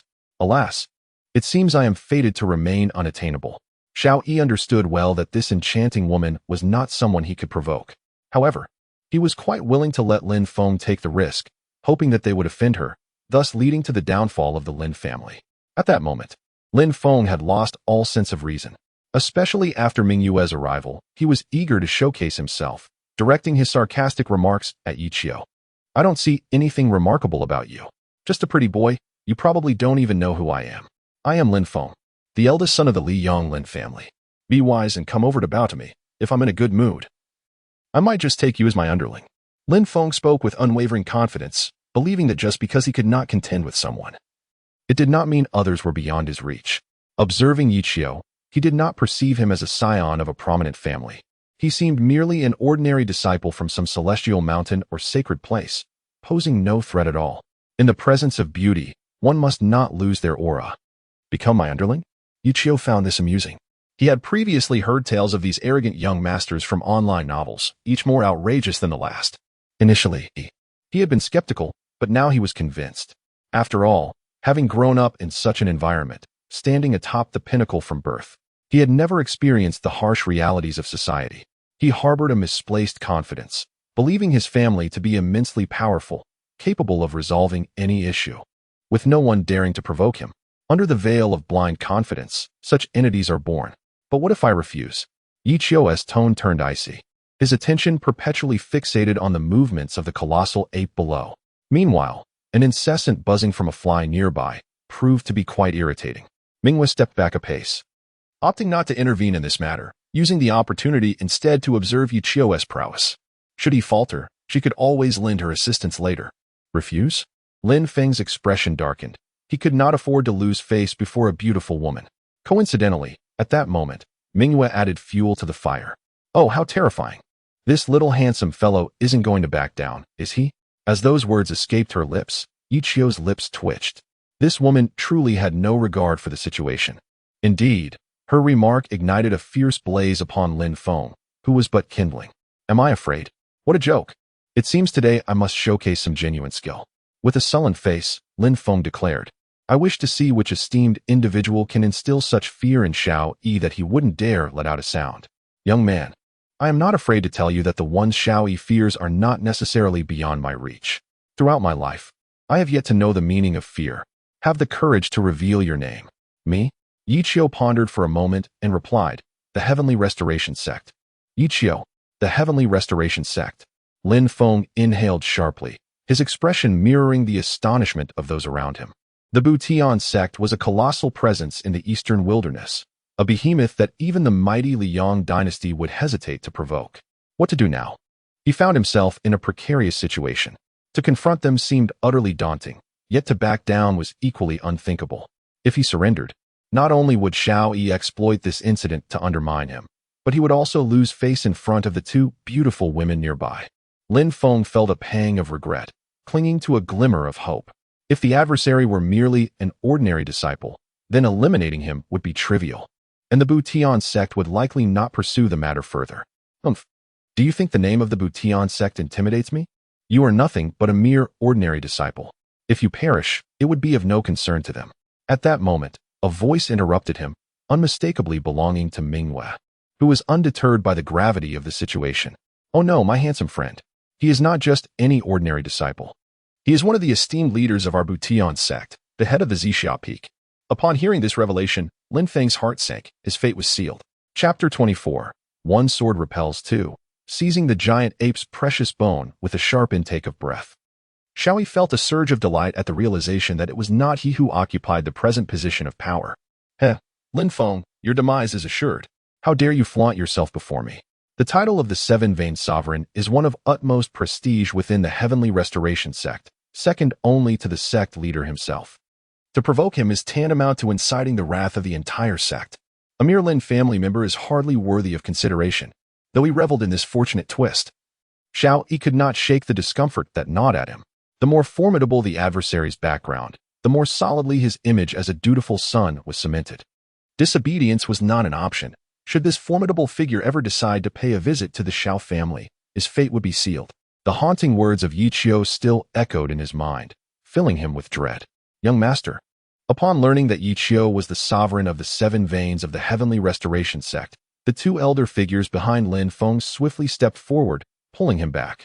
One elder, his expression grave and filled with remorse, addressed Yi Qiu, "My esteemed friend, my young master is but a fool, having inadvertently offended you. I implore you to overlook his transgression and grant him your forgiveness." Yi Qiu mused, a smirk playing on his lips. This isn't quite right. Shouldn't I be the one making such a plea? I was just contemplating how to solicit forgiveness from the esteemed young Master Lin. Yet the roles have inexplicably reversed. The elder's expression darkened significantly, revealing his discomfort. He was acutely aware of the implications of Yi Qiu's words. At that moment, another elder beside him spoke with evident displeasure. "You mustn't go too far. We have already apologized, and the Lin family is not without its temper. Do not push your luck." Yi Qiu chuckled, gesturing for Lin Qingzhu to step back, and replied, "So, there's nothing left to discuss? Excellent. A temper I admire." As his words fell, his aura surged explosively, the essence of the fifth realm of the divine concealment erupting forth. The two elders' expressions shifted dramatically as they swiftly pushed Lin Feng aside, standing resolutely in defense. A confrontation was imminent. Yi Qiu stood alone in the air, his right hand elegantly pointing, causing the vegetation around to stir, the wind swirling chaotically. Hiss! Such astonishing sword energy. Mingyue was secretly astonished, although she had anticipated that Yi Qiu possessed considerable strength. She had not expected his swordsmanship to have ascended to such heights. As she sensed the sharp currents of sword energy surrounding her, her astonishment deepened. The revelation of this formidable aura drew the attention of everyone nearby, who were left in a state of confusion, murmuring amongst themselves. Who was battling? It appeared to be a confrontation between the two formidable members of the Lin family and a young man. Who was that individual? The crowd remained perplexed. Yet they could discern from the aura that the young man's sword energy was extraordinarily terrifying. The surrounding vegetation swayed in response to his sword energy, becoming remarkably sharp. In such a tempest, even a moment's carelessness could lead to injury from the flora. This surge of sword energy startled the massive ape below, inciting a sudden fury within it. With a thunderous roar, the giant ape began a rampage against the surrounding cultivators. Above, Yi Qiu remained vigilant, observing the ape's movements. Noticing its intent to break free from the encirclement and evade entanglement with the two elders, he thought, "My time is limited. I shall see if I can slay you with a single strike. If not, then so be it." With that, Yi Qiu pointed skyward, and an ethereal giant sword descended with lightning speed. Like a tempest, the grass and trees across the vast wilderness trembled. The two elders, sensing imminent danger, turned pale but dared not retreat, for retreating would spell certain doom for Lin Feng. Onward, they exchanged resolute glances, determined to withstand this strike together. After all, the adversary had claimed it would take but one sword. If they could endure it, their lives would be spared. In an instant, two formidable forces erupted as the elders braced themselves against the might of the giant sword, unleashing their treasured artifacts, one of which was a massive disc that surged forward. Boom! It was as if a rain of swords fell from the heavens, under the tremendous impact. The two cultivators at the fifth realm of divine concealment were sent hurtling backward. A mouthful of blood was expelled, with just a single strike. They had been grievously wounded. How is this possible? Can we not withstand even one sword? Lin Feng's heart raced with terror, his face ashen. The formidable sword intent descended, nearly claiming a life. It seems I am still somewhat unskilled. Observing that his opponent remained unscathed, Yi Qiu shook his head in disappointment, refraining from further attacks. Just moments ago, with a single move of the Chali-killing whirlwind, he had effortlessly inflicted severe injuries upon two formidable adversaries of the fifth realm of divine concealment. Although he did not slay them, Yi Qiu was quite pleased with the maneuver's efficacy. After all, his opponents wielded treasure artifacts. Otherwise, their demise would have been certain. Moreover, he had not even employed the Yunxiao sword. Witnessing Yi Qiu's extraordinary prowess, Lin Qingzhu, Mingyue, and the newly arrived disciples of Tianshui Peak were left in awe. "Master Yi, is he truly this terrifying?" Lu Rian spoke with a quiver in her voice. In their minds, the usually gentle and refined master had displayed such an imposing side, genuinely stunning them. "It appears that all the rumors were false. Our esteemed master is not the waste as legend suggested, but rather an undeniable powerhouse. How domineering! This sword technique possesses such formidable power. When did Zixia Peak acquire such a terrifying sword technique?" Curiosity swept through the crowd, and Mingyue furrowed her brow, filled with various doubts. However, this was not the time for contemplation, as the massive ape was on the verge of breaking free from its encirclement. Without further hesitation, Mingwei unleashed a palm strike from above. Where do you think you're going? The aura of the fifth realm of divine concealment erupted instantaneously, once again leaving everyone present in a state of shock. Who could have imagined that this seemingly delicate and malevolent woman is, in fact, a formidable practitioner of the fifth realm of divine concealment? Master. The scene erupted into chaos. Amidst the turmoil, the two elderly men, grievously injured by Yi Qiu, seized the opportunity to abduct Lin Feng. Yi Qiu chose not to pursue, casting a glance back at Lin Qingzhu, instructing her to remain in place. Stay here and do not move. I shall return shortly. All right. Lin Qingzhu, feeling apprehensive, dared not make any sudden movements and could only trail behind Lu Ruyan, as the pandemonium around them was overwhelming.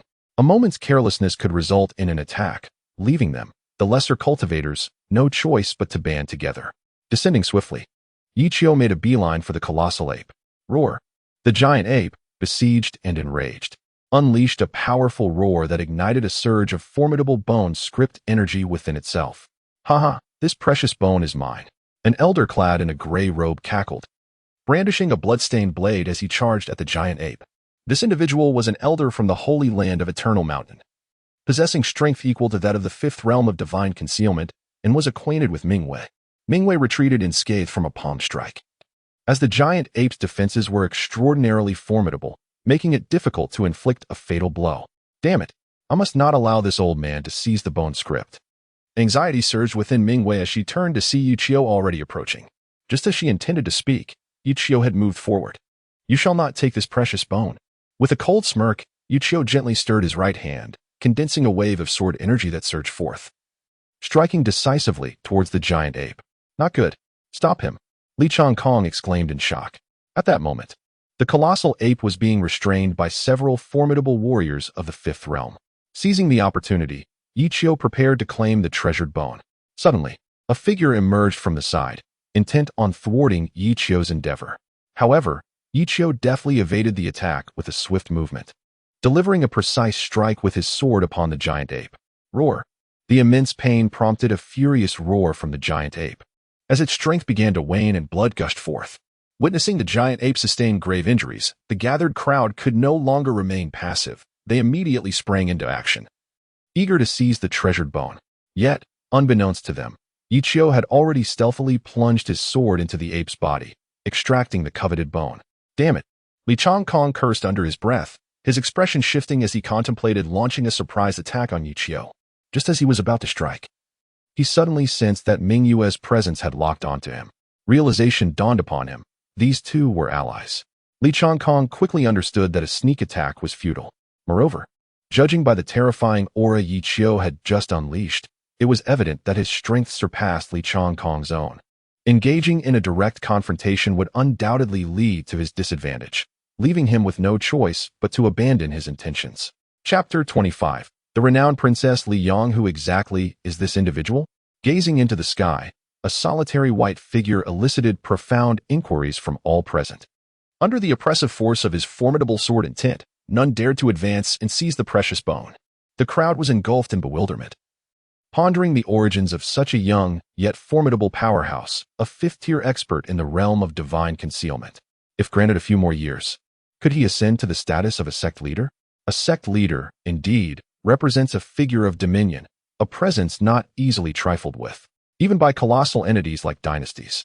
I recognize him, someone proclaimed. This individual was the youngest elder of the Butian sect, the esteemed leader of Zixia Peak, Yi Qiu. At that moment, another voice rose. This speaker, also a disciple of the Butian sect, instantly identified Yi Qiu in the heavens above. What? The assembly gasped. The leader of Zixia Peak? They were taken aback. Upon learning Yi Qiu hailed from the Butian sect, their astonishment waned. Only an ancient lineage such as the Butian sect could produce such an extraordinarily gifted individual. Incredible. With a single stroke, he severely wounded two fifth-tier experts and subsequently claimed the precious bone with overwhelming authority.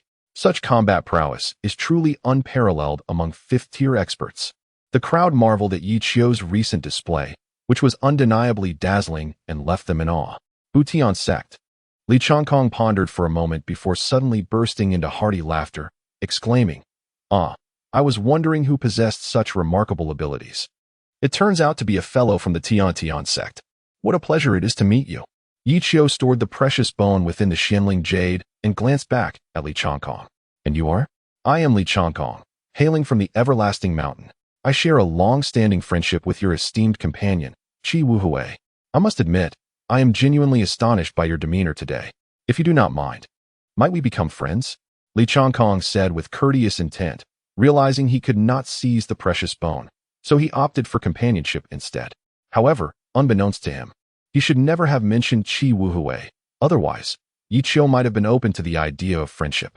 Qi Wuhui, I see little reason for that. Yi Qiu replied coolly, turning on his heel to depart. The giant ape lay lifeless, and the matters here had reached their conclusion. Remaining served no purpose. Observing Yi Qiu's reaction, Li Changkong felt perplexed, unable to fathom how Yi Qiu, who had been jovial just moments ago, could suddenly change his demeanor. Could it be that this individual harbored grievances against Qi Wuhui? Li Changkong thought to himself, suddenly regretting his mention of the name. Returning to the group, Mingyue looked at Yi Qiu with a bright smile and said, "Congratulations, junior brother Yi, on acquiring the giant ape's precious bone. This bone is a rare relic from the 5 realms of divine concealment. Surely, with this, you will soon break through to the realm of the sect leader." One to you? Mingyue felt a tinge of envy, yet alas, the graceful Ye Qiu had taken away the precious bone, leaving her with no recourse. She could only lament her misfortune and lack of strength. Otherwise, how could this treasure have been seized by Ye Qiu?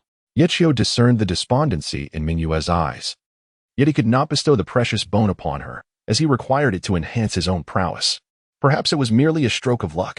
Had it not been for the unwavering support of my senior sister, I could not have so effortlessly acquired the precious bone. Ye Qiu expressed his gratitude, nodding to Lin Qizhu, and added, "Senior sister, our business here is concluded. I must take my disciple to undergo further training, so I shall take my leave." "Indeed," Mingyue replied, making no attempt to retain him, as she watched Ye Qiu and Lin Qingzhu gradually recede into the distance, a sense of being overlooked washing over her. This junior brother, whom she had once held in disdain, had surpassed her in cultivation by leaps and bounds. She harbored a foreboding feeling that in the times to come, he might become a figure she could only look up to with admiration. Behind Mingyue, several disciples were engaged in hushed discussions. "Isn't our master uncle incredibly formidable? That overwhelmingly powerful sword technique exudes an aura of unparalleled independence, and he is so strikingly handsome. Truly the epitome of the perfect male idol." One remarked, "And did you notice? Master Uncle never even utilized a magical weapon. With just a flick of his finger, he subdued everyone present. Such dominance is astonishing. Wow, I really like him." Lu Rian interjected, her lips twitching. Have the young ladies of today become so unabashed? However, she could comprehend their sentiments. For someone who had long resided in the depths of the mountains and cultivated at Tianshui Peak, seldom encountering a man, it was entirely natural to be captivated by such an exceptional master. In that fleeting moment, even she felt a stir of youthful emotions. Reflecting on this, Lu Ruoyan's delicate face flushed slightly, revealing her bashfulness. Soon after, Mingyue led them away. Following this battle, Yi Qiu's name resonated throughout the wilderness. Many were learning for the first time that aside from Meng Tianzheng and Qi Wuhui, there existed such a formidable chief within the Buitian sect. At that moment, a tavern stood upon the ancient path of the wilderness, bustling with patrons. "Have you heard? The Buitian sect has produced yet another unparalleled warrior. His strength is unfathomable. With merely a single sword strike, he severely wounded 2 experts of the Lin family at the God Concealment 5th realm, who are among the top figures in the entirely Yang realm. The fact that they could not withstand even a single blow is utterly terrifying." Within the tavern, discussions grew increasingly fervent. This chief of Zixia Peak, Yu Qiu, appeared quite youthful, often adorned in white garments, accompanied by a stunning beauty. His attire featured a piece of spiritual jade and a distinctive pendant, making him easily recognizable. If any of you happen to encounter him, do remember to be prudent and avoid provoking him, lest you put your very life at risk. In a quaint nook on the 2nd floor, a stunning woman adorned in a red robe and veiled scarf leisurely examined the cup in her hands. She whispered softly, "The sky-patching sect, Yi Qiu. Princess, what occupies your thoughts?" In that moment of contemplation, her attendant inquired with curiosity. A subtle smile graced Zhao Wanner's exquisite visage, her demeanor radiating elegance as her fair fingers glided gently over the teapot. tracing its contours. Were it not for the screen that shielded her, it was certain that every man in the establishment would be utterly captivated by her allure. This was a woman of remarkable grace, an elegance that was inherently woven into her very being. With a tone devoid of urgency, Zhao Wanner remarked, "It is nothing. I am merely intrigued by whether this Yi Qiu truly possesses the terrifying prowess they speak of." Little Ling tilted her head thoughtfully before responding. "We have encountered the two formidable masters of the Lin family, and they are indeed quite strong. If he managed to severely wound those two with a single sword strike, he must possess considerable skill. Princess, have you not been troubled by the dilemma of which celestial mountain to cultivate on? I believe the sky-patching sect would be an excellent choice." Zhao Wanner's eyes sparkled with interest as she replied, "Indeed, that is a splendid idea." Her escape from the palace was born out of desperation, as her father wished to arrange a marriage with Prince Han Hai, a proposition she vehemently opposed. Thus, she sought to immerse herself in the sanctity of a celestial mountain to evade such a union. As a royal princess, the prospect of marriage was an inescapable fate that awaited her. She simply does not wish to succumb to such a fate. Over the past month, she has visited numerous sacred mountains and holy places, yet none have satisfied her. Now, upon hearing the name of the Butian sect, her interest is suddenly piqued, particularly regarding its esteemed leader, Yi Qiu. I believe it warrants further observation. Zhao Wanner blinked, set her cup down, and adjusted her crimson robe. "Let us go," she declared. The two departed from the tavern. Chapter 26. Do you wish to be my master? Having escaped, she was accompanied only by her maid, Xiao Ling, without even a single guard for protection. To avert unnecessary troubles, she draped a scarf over her face. Otherwise, her breathtaking beauty might prevent them from leaving this tavern unscathed. An hour later, on a vast plain, Zhao Wanner's carriage halted by the roadside, and Xiao Ling gazed at the desolate wilderness ahead with a face full of terror. "Princess, it seems we have encountered trouble." Zhao Wanner leaned out to observe the depths of the wilderness, where a pair of blood-red eyes were fixated upon them. "How can there be ferocious beasts here?" Zhao Wanner pondered, perplexed. The esteemed sects and the three great dynasties had dispatched their most formidable experts to conduct a sweeping purge of the eastern wilderness. Logically, there should be no ferocious beasts remaining. Throughout their journey, they had not faced such occurrences, and panic began to set in. This time, she had not brought any guards along, relying solely on Xiao Ling, whose cultivation was merely at the 9th level of qi training. As for herself, she had yet to embark on her cultivation journey. From the outset, she had been regarded merely as a pawn for marriage alliances, depriving her of any opportunity to train, a privilege reserved for her brothers. This was precisely why she sought to find a master in the esteemed sects to pursue her cultivation. "Is that a red serpent?" she mused, gazing at the snake with crimson patterns slithering through the wilderness, its forked tongue flicking as it coldly scrutinized them. Zhao Wanner felt a tremor in her heart, acutely aware that a grave situation was unfolding. "Princess, flee quickly. I shall hold it off," Xiao Ling declared with unwavering determination. Despite knowing she could not possibly defeat the Crimson Serpent, she was resolute in her duty to protect the princess. Ever since she had been sent to the palace by her family, she had remained by Zhao Wanner's side, who treated her as a beloved younger sister. Showering her with affection, gratefulness surged within her, and now seemed the opportune moment to repay the princess's kindness. Retreat was not an option. "Princess, hurry." Xiao Ling unsheathed her sword and alighted from the carriage, turning back to Zhao Wanner. However, Zhao Wanner remained motionless, merely offering a faint smile. It appeared she had come to terms with her fate, speaking in a calm tone. "There is no escape. The Crimson Serpent is exceedingly venomous and exceptionally swift. How could a prey marked by it possibly flee?" She felt no regret, rather than return to the cold, unfeeling palace to succumb to the dictates of fate through an arranged marriage. Perhaps death would offer a form of liberation. "Xiao Ling, you must go. Do not concern yourself with me." With her cultivation at the 9th rank of qi refinement, Xiao Ling stood a chance if she exerted her full strength. Yet for Zhao Wanner, such hope was nearly non-existent. Thus, she resolved to confront the serpent, striving to secure Xiao Ling's survival, ensuring that her loyalty over the years would not be in vain. "No, princess. Even in death, I shall not abandon you." Xiao Ling's emotions spiraled, her sword trembling in her grasp. Fear washed over her, yet she steadfastly positioned herself in front of Zhao Wanner. With a swift rustle, the grass stirred as the red snake lunged towards the two women. Xiao Ling's expression turned grave, just as she prepared to deliver a decisive strike. A flash of white light surged from the distance, precisely aimed at the serpent. Hmm? Zhao Wanner was about to close her eyes, bracing for the worst, when she suddenly noticed a graceful figure approaching from afar, swiftly advancing towards them. As the figure drew nearer, she realized it was a stunning beauty, her allure rivaling that of Zhao Wanner herself. Instantly, Zhao Wanner's spirits lifted. This enchanting woman emanated an aura of pure, chilling elegance, distinctly different from her own. Standing with one hand on her sword and the other poised behind her, she exuded a heroic grace, reminiscent of a celestial swordswoman. Zhao Wanner couldn't help but marvel at her presence. It seemed that they were not destined for demise after all. Zhao Wanner smiled faintly. There were indeed several disciples of the immortals nearby, perhaps drawn by the ominous presence of the beast. Struck by the sword's energy, the red snake hissed in fury. As it turned its gaze towards Lin Qingzhu, it unleashed a fiery breath in retaliation. Lin Qingzhu remained impassive, twirling her Zixia sword, which conjured a lotus emblem that effortlessly shielded her from the flames. Realizing its ambush had failed, the red snake attempted to retreat into the underbrush. However, Lin Qingzhu would not permit it to escape so easily.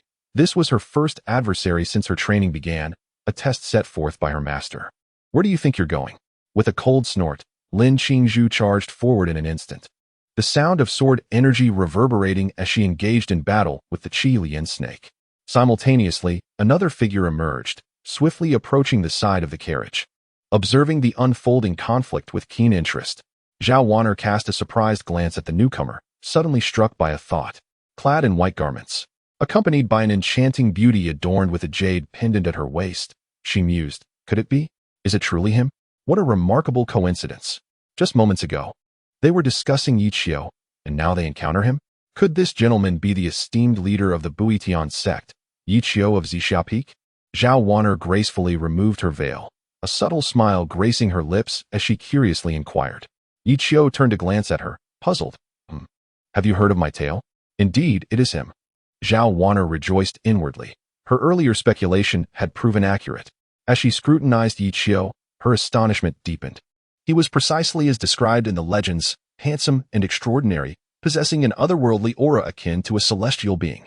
Zhao Wanner smiled knowingly, playfully tossing her hair, and remarked, it is said that the leader of the Buitian sect at Zixia Peak is remarkably youthful, strikingly handsome, and possesses an extraordinary demeanor.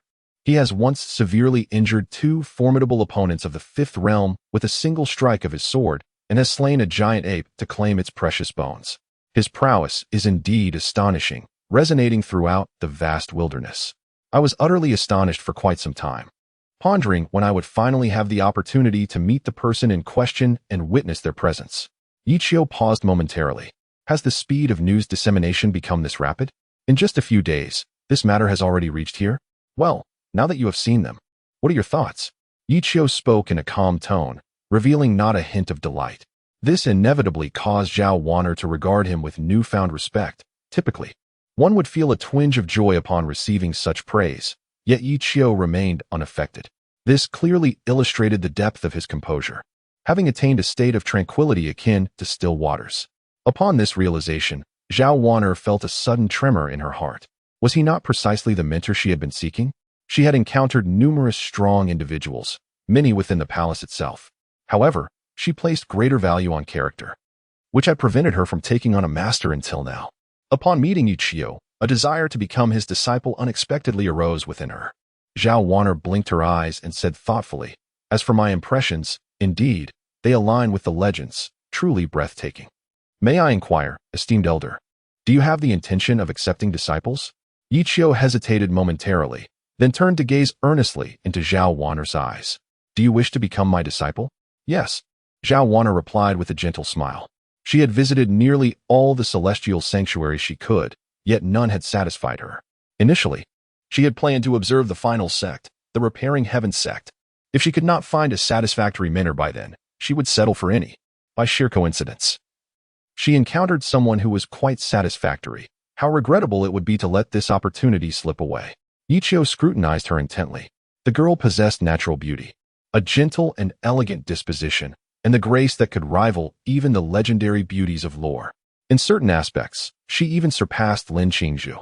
Her innate qualities were commendable, and with a little refinement, she could become quite formidable. Yi Qiu remarked nonchalantly, yes, it is possible. Although her talent is average, she is certainly teachable. Zhao Wan'er felt a surge of joy within her and, prompted by curiosity, inquired, "Aren't you interested in my background?" She found it perplexing that Yiqiu, in his pursuit of disciples, would not inquire about their origins, especially since he seemed unconcerned with talent. Yiqiu responded, "When I take on a disciple, I never consider their background. I only regard destiny. Even if one hails from humble origins, if they possess a diligent heart, I shall impart my knowledge." Upon hearing this, Zhao Wan'er felt an even deeper admiration.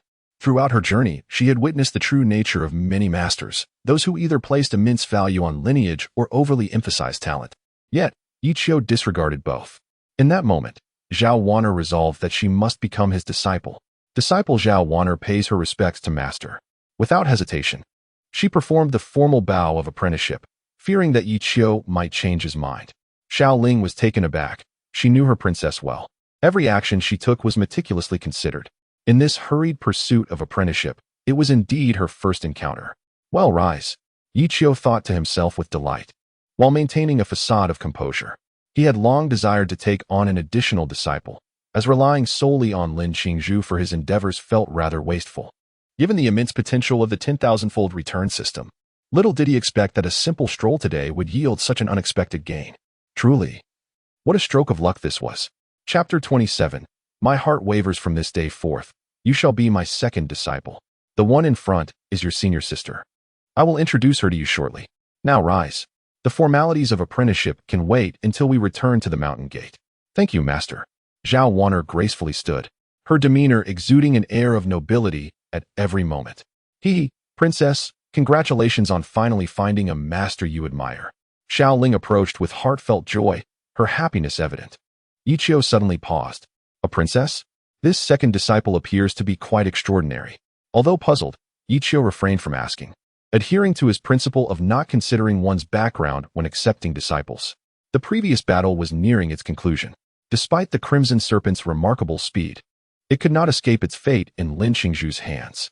Soon, she slayed the serpent and retrieved its precious bones, returning with composure. Master, how did I perform just now? Lin Qingzhu approached, bowing respectfully, her eyes gleaming with anticipation. Surely, her impressive display would please her master. Indeed, your swordsmanship is commendable. However, your lack of combat experience led you to miss several prime opportunities. Nonetheless, it is not a significant issue.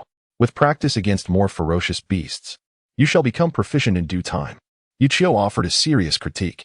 Lin Qingzhu felt a twinge of disappointment, yet through Yiqiu's words, she gained a profound awareness of her shortcomings. Very well, allow me to introduce you. This is my newly accepted disciple, who shall henceforth be your junior sister. At this juncture, Yiqiu suddenly paused, turning to gaze at Zhao Wan'er and inquired, "What is your name again?" She seemed to have mentioned it earlier, but Yiqiu had not paid attention and had forgotten. With a light chuckle, Zhao Wan'er stifled her laughter and replied, "Greetings, senior sister. My name is Zhao Wan'er. It is a pleasure to meet you, and I hope to receive your guidance in the future." Lin Qingzhu cast a surprised glance at Zhao Wan'er, unable to suppress her admiration. This girl is exceedingly beautiful, she thought, feeling an immense sense of pressure. However, upon reflection, it made sense. The purple cloud peak was rather desolate, and there was not a third soul to be found in the entire mountain range. Meanwhile, Yiqiu was preoccupied with his cultivation and had no time to engage in conversation with her. The sudden arrival of a junior sister brought immense joy to Lin Qingzhu, as she finally had someone to converse with. Filled with excitement, she exclaimed, I finally have a junior sister. Greetings, junior sister. My name is Lin Qingzhu. If you have any questions in the future, feel free to ask me." The moment the two girls met, they felt an instant camaraderie, happily engaging in conversation. Yiqiu couldn't help but feel a twinge of neglect as he observed their lively exchange. After a considerable time had passed, the two finally realized that Yiqiu had been left out in the cold. Both felt a tinge of embarrassment. Zhao Wan'er was still unfamiliar with Yiqiu and feared that their master might be displeased. Just as I was about to speak, Lin Qingzhu reassured, "Don't worry, junior sister. Our master is exceptionally kind to his disciples and never loses his temper. You will understand this better as time goes on. Truly, our master is the most benevolent person I have ever encountered. During my days on the mountain, he has taken care of me with utmost attention, providing me with elixirs and imparting his teachings. Moreover, he has entrusted me with the treasured artifact of Zixia Peak, the Zixia sword. Upon hearing these words, Zhao Wan'er was astonished, her conviction deepening that she had not chosen the wrong master. Is it possible that such a wonderful mentor exists in this world? Very well. Let us converse on our journey. Glancing at the sky, she noticed the encroaching darkness, realizing they would need to camp again tonight. All right, master, please board the carriage. The wind is quite strong outside. Zhao Wan'er gestured toward the red carriage behind them, indicating for Yi Qiu to take his seat, which he did without hesitation. It must be said, the princess's carriage was indeed luxurious, far more comfortable than Yi Qiu's modest wooden cabin on Zixia Peak. The three of them sat inside, feeling no sense of crowding at all. Xiao Ling drove the carriage as they resumed their journey. Eventually, as night fully descended, Yi Qiu and his companions halted by the lakeside. They set up camp smoothly, and once settled, Yi Qiu called Zhao Wan'er to his side. Disciple, your senior sister has gone out to hunt. While we have this moment, allow me to teach you the ways of cultivation. Very well. Seated with dignified grace across from Yi Qiu, Zhao Wan'er gazed upon his handsome countenance, her fair cheeks flushed with a delicate blush, a hint of trepidation fluttering within her. Yet, the anticipation of commencing her own cultivation sparked a joyous elation in her heart. Your innate aptitude is unremarkable, Yi Qiu began. Therefore, I shall first assist you in augmenting it.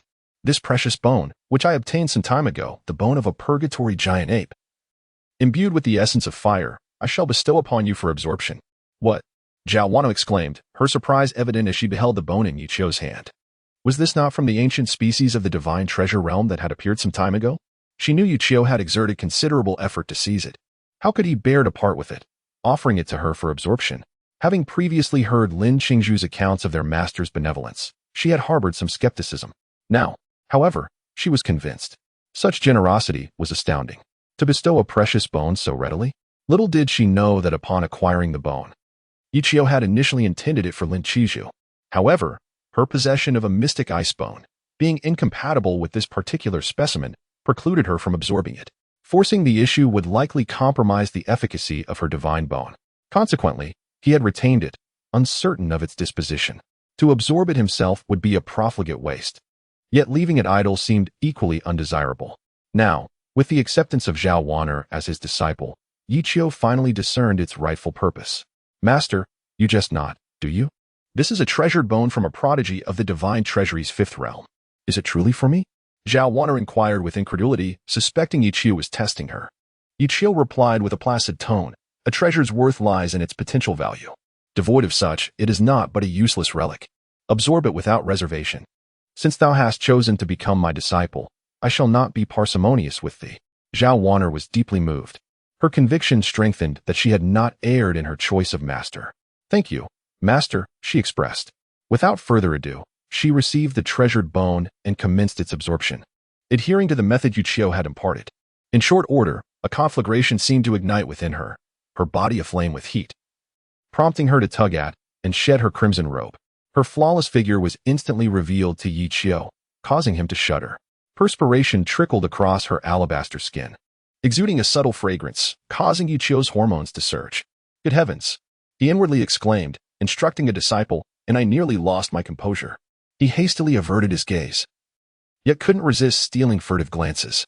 At this juncture, Zhao Wan'er's body was engulfed in a fiery blaze, and she continued to shed garments, yet still felt excessively warm. Just as she contemplated removing the final layer, she recollected her master's presence and restrained herself. This caused Yi Qiu to feel a sense of disappointment. As he thought to himself, alas, so close, just a bit more. With a tranquil heart, Zhao Wan'er began to absorb the divine bone. In less than a moment, deep within the depths of the Yu residence, a blazing divine bone slowly took form. This bone was a product of the ancient heritage combined with her own noble bloodline, having evolved anew. As a member of the royal lineage, her blood was inherently esteemed. Thus, integrating the divine bone into her very essence elevated her being. The confluence of these two forces birthed a new divine bone that, in terms of quality, was by no means inferior to Lin Qingzhu's profound ice bone. The emergence of the divine bone brought an immediate smile to Yi Qiu's face, reflecting his satisfaction. A soft sigh escaped Zhao Wan'er's lips.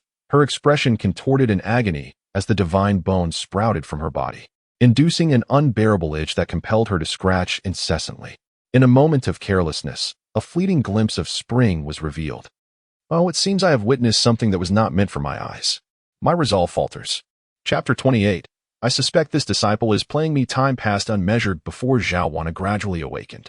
At this moment, her cultivation had successfully reached the first rank of the profound finger. Moreover, she had integrated the infernal fire of the purgatory giant ape, successfully evolving her own divine bone. The power of the precious bone had not yet been fully absorbed. In the upcoming days, she merely needed to convert this power into her own, and her cultivation would ascend rapidly. This illustrates the formidable nature of the precious bone, particularly one that is a remnant of a divine seed from the fifth realm, as its latent power is sufficient to elevate one's cultivation to the fifth realm of divine concealment. Thus, within the vast wilderness, the precious bone is akin to an elixir of immortality, exceedingly rare and treasured. This also elucidates why so many sought to seize the precious bone previously. After a while, Zhao Wan'er slowly opened her eyes, her inner joy now impossible to conceal. Upon spotting Yi Qiu seated before her, she felt an overwhelming urge to embrace him, only to be abruptly struck by a cold breeze that sent shivers coursing through her. Lowering her gaze, she blushed fiercely after a moment's realization. Hastily, she grabbed the red robe on the ground and draped it over herself, concealing her fair, jade-like figure. Ah, how mortifying. I wonder if Master saw anything just now. Oh dear, oh dear. In this cringeworthy moment, Zhao Wan'er longed to vanish into the earth. And Master? She called shyly. I saw nothing at all. You wouldn't have emphasized it if you hadn't noticed. A wave of mortification washed over Zhao Wan'er, her face flushing crimson. How will I ever face anyone again? She lamented, wishing the earth would swallow her whole. As a princess of the dynasty, she had always been known for her composure and graceful demeanor, traits ingrained in her very being. Yet, today, she had acted in such a manner before her esteemed master. Her perception in his eyes must have plummeted to an all-time low. The infernal heat of the purgatory fire had been unbearable, causing her to unwittingly shed her garments until only a thin inner remained. Beads of perspiration clung to her skin, rendering the fabric nearly translucent. Her master had undoubtedly witnessed more than she had intended. How could she ever face him again? Yi Qiu turned away, his gaze fleetingly drawn to her exposed, alabaster legs. He swallowed hard, attempting to regain his composure. My disciple, he began, you have successfully assimilated the essence of the purgatory giant ape's treasured bone, transmuting it into a divine bone of your own. From this day forward, you have officially embarked upon the path of immortality. As a novice on this path, you may find yourself lacking in certain knowledge of cultivation. As it happens, your senior sister is away hunting and has yet to return. Let us seize this opportune moment for me to impart some wisdom to you. Zhao Wan'er's eyes flickered with curiosity as she lifted her gaze to meet Yi Qiu's. Finding his expression devoid of any hint of unease, she felt a strange sense of disappointment stir within her. What was this inexplicable feeling? A sense of bewilderment washed over her. What was happening? Does Master not have an affinity for women? Despite my earlier actions, he exhibited no reaction whatsoever. Or perhaps, my allure is insufficient to captivate his attention? What am I contemplating? He is, after all, my master. Shaking her head, Zhao Wan'er resolutely suppressed her wicked thoughts and finally calmed herself. Very well, master, please continue. Wan'er is listening. Zhao Wan'er elegantly adjusted her red robe, enveloping her form. Yet, her long, fair legs remained exposed, whether intentionally or not, leaving Yi Qiudao's composure in disarray. This girl, her intentions are far from pure, seeking to ensnare her teacher. Taking a moment to breathe deeply, Yi Qiudao continued, as practitioners of the Tao, we commence our journey with the cultivation of qi. The initial stage of Xianji is known as entering subtlety. Only upon reaching this stage can one begin to learn formidable celestial techniques. Your current realm is the first level of Xianji.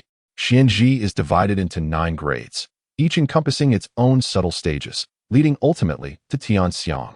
Tianxiang, also referred to as understanding the profound, signifies that one's mastery over their own aura has reached an extraordinary level.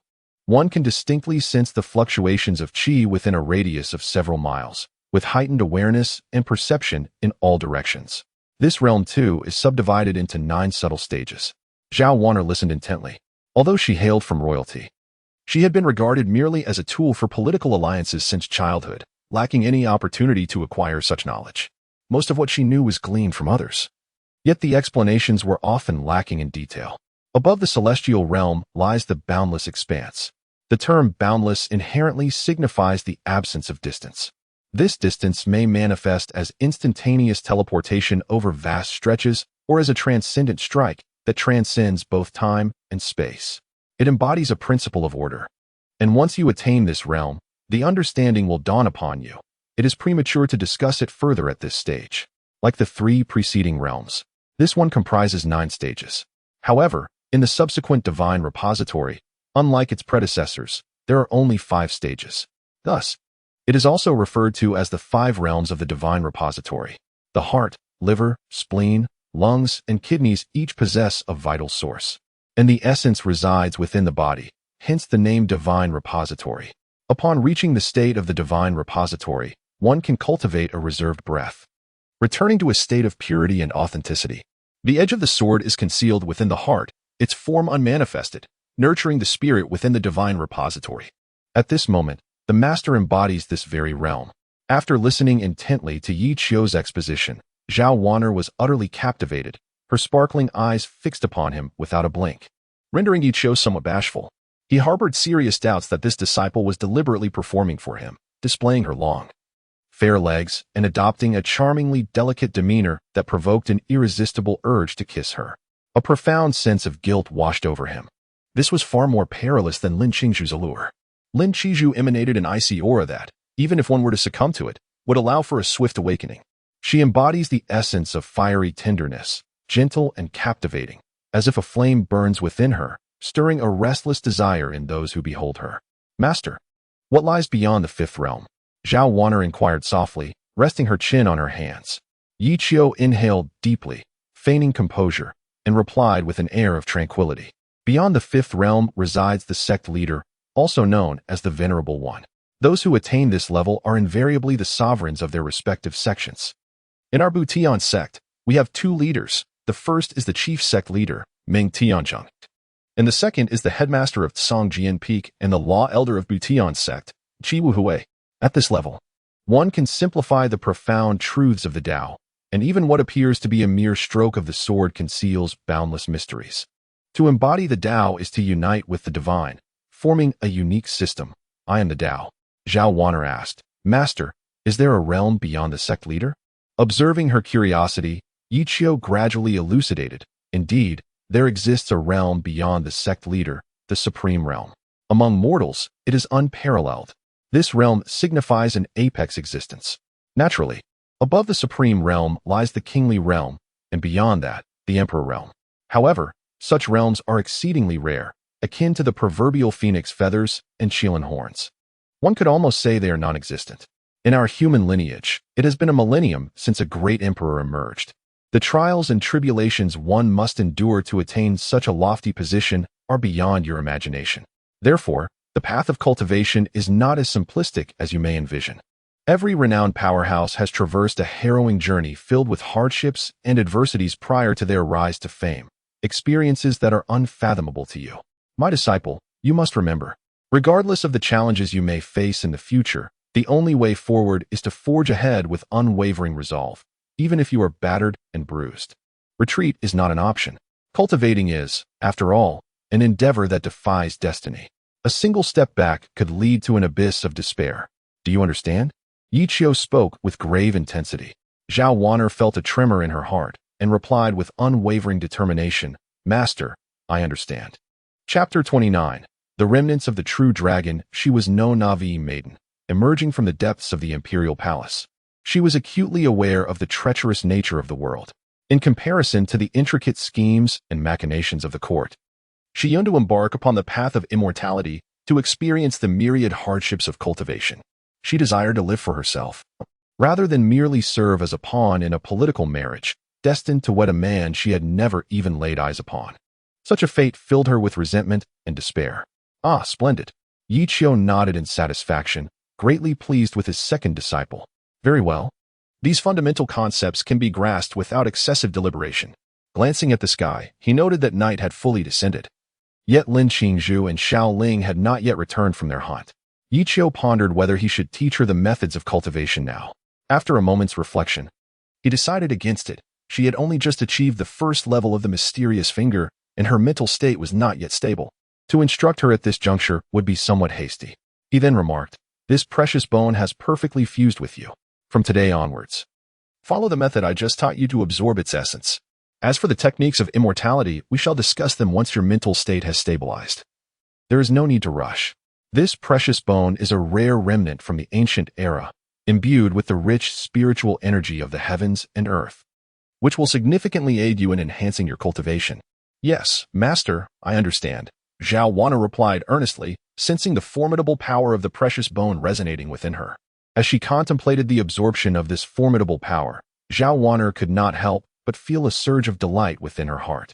Surely, she would soon transcend to the celestial realm. The thought brought her immense joy. Her fortune was indeed remarkable. To have such an exceptional master, who bestowed upon her the precious ancient bone right from the start, was a stroke of luck. This ancient relic, a remnant of the 5 realms of divine concealment, was something even her father, the emperor, would hesitate to offer for their absorption. Her master was exceedingly generous, embodying the very essence of a mentor who harbored no secrets from his disciples, just as Lin Qingzhu had previously remarked. The more she pondered, the more her heart swelled with joy, her gaze upon Yi Qiu becoming increasingly entranced, stirring within her a budding affection. This master not only possessed a composed demeanor, but was also strikingly handsome and remarkably capable. Furthermore, his selflessness towards his disciples rendered him the finest master in the world. Zhao Wana felt an overwhelming sense of gratitude for not having hastily decided to choose another as her teacher, for she would have surely missed out on such a splendid mentor. With a determined spirit, she resolved to consolidate her cultivation and stabilize her mindset during this interval. Her senior sisters should be returning shortly. With an elegant flick of her long, flowing black hair and a gentle tug of her crimson robe, she enveloped herself and swiftly entered a meditative state. Following Yi Qiu's teachings, she focused on reinforcing her power while simultaneously absorbing the strength of the precious bone. Observing her enter this state, Yi Qiu finally exhaled in relief. "Ah, this girl is far too alluring. It won't be long before my heart is swayed by you." With a surge of excitement, Yi Qiu silently scoffed to himself and calmed his mind. "System, ding. You have bestowed upon your disciple a fragment of the ancient relic bone from the divine treasure of the 5 realms. Would you like to activate the critical return? Activate it. Ding. Congratulations, you have attained a 10,000-fold critical hit, acquiring a piece of the true dragon's residual bone from the 10 fiends of the immortal ancient era." "What? True dragon bone?" "Hiss. This is astonishing. System, are you certain? This is indeed the true dragon's bone?" In response, the system clarified. "This bone is a remnant of the true dragon and is incomplete, not a whole bone." The system emphasized this seriously, yet even in its fragmented state, Yi Qiu felt an overwhelming thrill. Goodness, a true dragon. Even a mere droplet of its essence could obliterate you. A piece of its bone is akin to a supreme immortal treasure. Haha, I've struck gold. This disciple was worth taking in, and the more I look, the more I adore him. Truly my cherished little companion. Yi Qiu could hardly contain his inner joy as he extracted the true dragon's residual bone from the system. An astonishing aura enveloped him instantaneously, and without a moment's hesitation, fearing prolonged delay might lead to unforeseen consequences, he commenced the absorption. As the power of the true dragon surged into him, golden runes erupted across his body, flowing over his skin's surface. Hiss! Pain, pain, pain. In an instant, it felt as though his body had been struck with tremendous force, nearly shattering his limbs and bones. The essence of the true dragon bone is no mere boast. In a fleeting moment, it nearly caused Yi Qiu to meet his demise. As the surge of runes continuously flowed in, Yi Qiu's body appeared as though it were on the verge of bursting, suddenly expanding with vigor. Without a moment's hesitation, he immediately enacted the primordial true resolution, endeavoring to refine this newfound power. Infusing the might of the true dragon into 5 sacred repositories, it wasn't long before Yi Qiu's cultivation began to ascend at an astonishing pace. He soared to the 5th rank of the sacred repositories, poised to transcend the 5th realm and enter the domain of the master. Furthermore, under the alchemical fusion of the true dragon's essence, his physique underwent a qualitative transformation. As golden runes materialized upon his skin, exhibiting unparalleled durability, the golden body of the true dragon, Yi Qiu gasped in astonishment. After absorbing the runes from the true dragon bone, his body gradually became formidable. Beneath this robust defense, his strength surged exponentially. Moreover, a certain special ability experienced a remarkable enhancement. The spiritual energy within him was incessantly refined, reaching an absolute state of purity. As he keenly sensed the changes within his body, Yichio's heart swelled with exhilaration. This sensation was one of unprecedented might. Should he confront the two formidable warriors of the Lin family at this moment, Yichio would require no sword techniques. With sheer physical prowess alone, he could utterly dominate them. The ferocious power infused into the 5 sacred repositories, Yichio directed it into the Tao flower, immersing himself in the Tao, culminating in the fruition of enlightenment. He had ascended to the pinnacle of the 5th realm, a mere step away from attaining the position of master. In the prolonged wait, Lin Qingzhu and Xiao Ling returned, bringing with them a wild deer from the wasteland. Just as they prepared to report to Yichio, they suddenly noticed a flower of the Tao blooming above his head. The celestial energies began to coalesce, and amidst the howling winds, the two stood in a state of unease. What is happening to our master? Lin Qingzhu's expression turned anxious as she gazed at the figure amidst the tempest, utterly at a loss. At that moment, Zhao Wanner was also roused from her slumber by the sudden commotion. Upon opening her eyes, she stood there in bewilderment. Is this the embodiment of the Tao? This situation mirrored precisely what Yichio had just described to her. Junior sister, what on earth is happening? Lin Qingzhu helped Zhao Wanner to her feet, her voice laced with concern. Zhao Wanner, though equally astonished, retained her composure and soon regained her tranquility. Master seems to be on the verge of a breakthrough. A breakthrough? Lin Qingzhu pondered, her confusion evident. After a moment of contemplation, enlightenment dawned upon her. Could it be that Master has ascended to the position of sect leader? How is that even possible? Their master is so young, yet has already attained such a rank? She had never heard of a sect leader so youthful. It was simply astonishing. It is worth noting that throughout the entire Tian Bujio, the other mountain heads were centuries older than Yichio and had yet to achieve such status. Since inheriting the Zixia Peak, Yichio had only been in this world for a mere decade, and in that short span, he had already ascended to the role of sect leader. This talent, one might say, is unparalleled in the world. This is the true embodiment of innate supremacy. Any notion of inferior lineage or heritage pales in comparison to his extraordinary prowess. Chapter 30. Ascendancy of the Master. Not only was Lin Qingzhu bewildered, but Zhao Wanner was even more so. Moments ago, everything seemed perfectly fine. Their master was imparting knowledge to her, and yet, in the midst of it all, he unexpectedly achieved a breakthrough. Although astonished, Zhao Wanner quickly regained her composure and exclaimed with delight, "Sister, it appears we now have a master as our formidable backing. I wonder who would dare to bully us henceforth." Lin Qingzhu also felt a surge of joy, for she was acutely aware of Yichio's fiercely protective nature as a mentor. Whenever he witnessed them being wronged, regardless of the perpetrator, he would undoubtedly intervene with great force. Previously, she had harbored concerns about potential reprisals from the Lin family, given that he had previously tarnished their reputation. As a prominent family in Liang, the Lin family would certainly not let such affronts go unpunished. However, upon witnessing Yichio's ascension to the position of master, it seemed that any hopes of retaliation from the Lin family were dashed.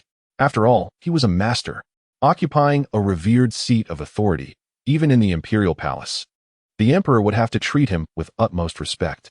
The Lin family, in comparison, was utterly insignificant. While Lin Qingzhu could only ponder these thoughts, Zhao Wanner's mind wandered further.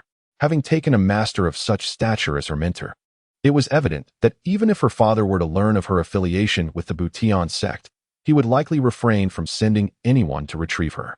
The weight of her worries finally lifted, allowing her to focus on her cultivation under Yichio's guidance. She could now live for herself and pursue her own aspirations. After an indeterminate passage of time, Yichio finally began to withdraw his energy, letting it coalesce around him, while the ethereal flower atop his head retracted its brilliance. Within his being, two identical ethereal flowers materialized, resonating harmoniously with the original flower above. However, these two flowers merely manifested in their nascent form, not yet blooming. 3 flowers gathered at the apex? Upon attaining the position of the sect leader, Yichio successfully comprehended his own system. Most individual systems are determined by their innate qualities. Since Yichio already possessed an ethereal flower within him, he embarked on the path of 3 flowers gathered at the apex. The 2 ethereal flowers correspond to 2 realms, Supreme and Monarch. Only upon achieving the gathering of 3 flowers can one aspire to the emperor's realm. Hiss. Could it be that I possess the potential of an emperor? Upon grasping this profound understanding, Yi Qiu felt an exhilarating surge. Could it be possible that he might shatter the millennia-old legend of humanity's lack of emperors? Presently, such an opportunity truly seems plausible, especially with the assistance of the 10,000-fold return system. However, it is premature to make such assertions. This journey is long and cannot be accomplished in a day or two. After absorbing the remnants of the true dragon, he successfully ascended to the realm of sect leader. The realms above sect leader differ significantly from the preceding ones, being divided into 3 smaller stages: early, mid, and late. Currently, Yi Qiu is in the early stage of sect leader, having advanced too swiftly for his cultivation to fully stabilize. Although he has not entirely absorbed the power of the true dragon's remnants, Yi Qiu feels immensely satisfied. He intended to dedicate his immediate future to consolidating his mental state, lest any unforeseen complications arise in his cultivation due to a compromised state of mind, which would be a regrettable setback. Having cultivated a habit of concealing his inner joy, he refrained from displaying any outward exuberance. Slowly opening his eyes, he was greeted by the sight of 3 charming young women standing before him, their eyes blinking in unison as they gazed upon him. Indeed, a comforting sight. As the golden runes faded from his body, the imposing aura of a patriarch receded back into his being. Zhao Wan'er and her companions audibly sighed in relief, the oppressive sensation having weighed heavily upon them. With the pressure dissipated, they promptly collapsed to the ground, their bottoms making painful contact. Ouch! That smarts. Casting a reproachful glance at Yi Qiu, Zhao Wan'er pouted her lips. Soon regaining her composure, she approached Yi Qiu and offered her felicitations. Congratulations, Master, on successfully attaining the position of patriarch. Congratulations, Master, echoed Lin Qizhu, quick to offer her own commendation. Xiaoling, standing in place, her eyes filled with admiration, also hastened forward. Congratulations, Senior, on assuming the mantle of patriarch. Yi Qiu smiled gently and responded, very well, rise. This is but a minor accomplishment, not worthy of such celebration. Focus on your cultivation, and the attainment of the patriarch's seat will be within your grasp in due time. The 2 women were inwardly delighted, the prospect of them also ascending to the patriarch's position stirring their hearts. This was, after all, a realm coveted by countless cultivators. On the path of cultivation, the probability of being eliminated by the celestial way is exceedingly high. Many individuals find themselves trapped at a singular bottleneck throughout their entire lives, unable to make any progress. Zhao Wan'er tentatively inquired, Master, do you believe we have hope of surpassing the position of the leader? As long as you all apply yourselves diligently and study earnestly. The role of leader is but a trifling matter, came the response. Upon hearing this, Zhao Wan'er felt a surge of joy within her and quickly expressed her gratitude. Thank you, Master. We shall certainly dedicate ourselves to our cultivation and strive to transcend the position of leader at the earliest opportunity. As she gazed into Yi Qiu's eyes, a fleeting thought crossed her mind, causing her cheeks to flush. She likely recalled the earlier incident, which left her somewhat embarrassed. Yi Qiu sensed her discomfort as well, but chose not to address it, wishing to avoid an awkward atmosphere for both of them. Lin Qizhu cast a puzzled glance at Zhao Wan'er and curiously asked, Junior sister, what is the matter? Why is your face so flushed? Cough, cough. Zhao Wan'er lightly cleared her throat and stole a glance at Yi Qiu, relieved to find he was not looking in her direction. She quickly regained her composure, exuding her usual elegance as she replied, Oh, it's nothing. I'm simply delighted for Master S breakthrough. You're overthinking it, senior sister. Is that so? Lin Qingzhu scrutinized her, then turned her gaze to Yi Qiu, feeling an inkling that there was something amiss between the two. Could it be that some indescribable incident transpired during my absence? No. That seems implausible. After all, Master is such an upright person, he would never engage in such conduct. Surely, I am merely being overly suspicious. How could I possibly doubt the character of my master? Dismissing the unsettling thoughts in her mind, Lin Qizhu regained her composure and said, Master, Xiaoling and I have successfully hunted a wild deer nearby. Shall we roast it now? Upon hearing this, Yi Qiu rose to his feet and surveyed the surroundings, which lay in disarray due to his recent breakthrough. A smirk appeared at the corner of Yi Qiu's mouth as a whimsical thought crossed his mind. Would he be fined for disrupting the ecological balance? He mused. Go ahead, the day is waning. Quickly take care of it, eat something, and rest early. Tomorrow morning, we shall venture deeper into the wilderness. Lin Qingzhu nodded in agreement, saying, "All right, I will handle it right away." "Senior sister, let me assist you," proposed Zhao Wan'er, but Lin Qingzhu declined her offer. "I can manage this." "Junior sister, having spent so much time in the palace, you wouldn't know how to do these things. You have just begun your journey and have much to learn. This is a perfect opportunity for the master to explain things to you." Zhao Wan'er did not argue. She indeed lacked the knowledge. However, she felt somewhat timid in the presence of Yi Qiu, prompting her desire to help. The memory of what had just transpired made her cheeks flush with embarrassment. Ah, how mortifying. On my very first day, I was seen entirely by my master. How will we ever interact comfortably again? Yet, Zhao Wan'er, being a princess, possessed a remarkable resilience in her heart. Lin Qingzhu and Xiao Ling went to handle the venison, while Zhao Wan'er sat restlessly before Yi Qiu. Unbeknownst to her, those long legs had once again made an appearance. Yi Qiu's lips twitched. He harbored grave suspicions that this disciple was purposely toying with him. The first occurrence might have been accidental, but the second was likely intentional. Zhao Wan'er flashed a slight smile, her expression imbued with hidden meaning, as she gazed at Yi Qiu. As Yi Qiu had surmised, her actions were indeed deliberate, primarily to ascertain whether her master could truly maintain his composure in such circumstances. In the end, she was left disappointed, for Yi Qiu remained utterly impassive. Chapter 31. Princess Liang and the Tianbo mansion do not gaze upon that which is improper, nor listen to it. This disciple is quite mischievous, regardless of the circumstances. I must not reveal even the slightest hint of vulnerability, otherwise, my future days will be dictated by others. Observing legs? No, that does not appeal to me. Despite Zhao Wan'er's numerous attempts to probe, Yi Qiu remained entirely stoic, devoid of any emotional fluctuation. Zhao Wan'er felt a twinge of disappointment, yet simultaneously a flicker of delight. At least the gentle and refined master she admired was not a lecherous individual. Nevertheless, she felt an equal measure of frustration, or perhaps contradiction. Her master exhibited no interest in her, leading her to ponder, "Am I truly so lacking in allure? Disciple, do you harbor any concerns?" Yi Qiu inquired, observing the sorrowful glimmer in Zhao Wan'er's eyes. "Concerns?" Zhao Wan'er lowered her gaze, reflecting on her past tribulations, a sense of despondency washing over her. Born into royalty, she had been regarded as a mere pawn for political alliances, and her mother passed away prematurely. Before encountering Yi Qiu, no one had ever treated her with genuine sincerity. The only person she could deem a friend was little Ling. As she gazed into Yi Qiu's sincere eyes, Zhao Wan'er felt enveloped in warmth and affection, a comforting sensation that was utterly delightful. Perched upon a stone, her lustrous black hair swayed gently in the breeze, perpetually embodying the elegance befitting her noble lineage. What a flawless girl she was, yet her heart yearned desperately for a touch of love and care. "Master, in truth, there is a matter I have long concealed from you. I fear that if I disclose it, you may refuse to accept me as your disciple. After much inner turmoil, I recognize that you have treated me with great kindness, guiding me along the path of immortality and bestowing upon me precious gifts." Wang Er felt a deep sense of shame. It was wrong to deceive her master and involve him unknowingly in the intrigues of the imperial court. "Master, I was wrong. I am truly sorry at this moment." Zhao Wan'er chose to be forthright, her voice tinged with emotion. Upon hearing her words, Yi Qiu merely offered a gentle smile, nodding silently. He had long suspected that Zhao Wan'er was hiding something, yet he never pried or expressed concern. If she wished to share, she would do so in her own time.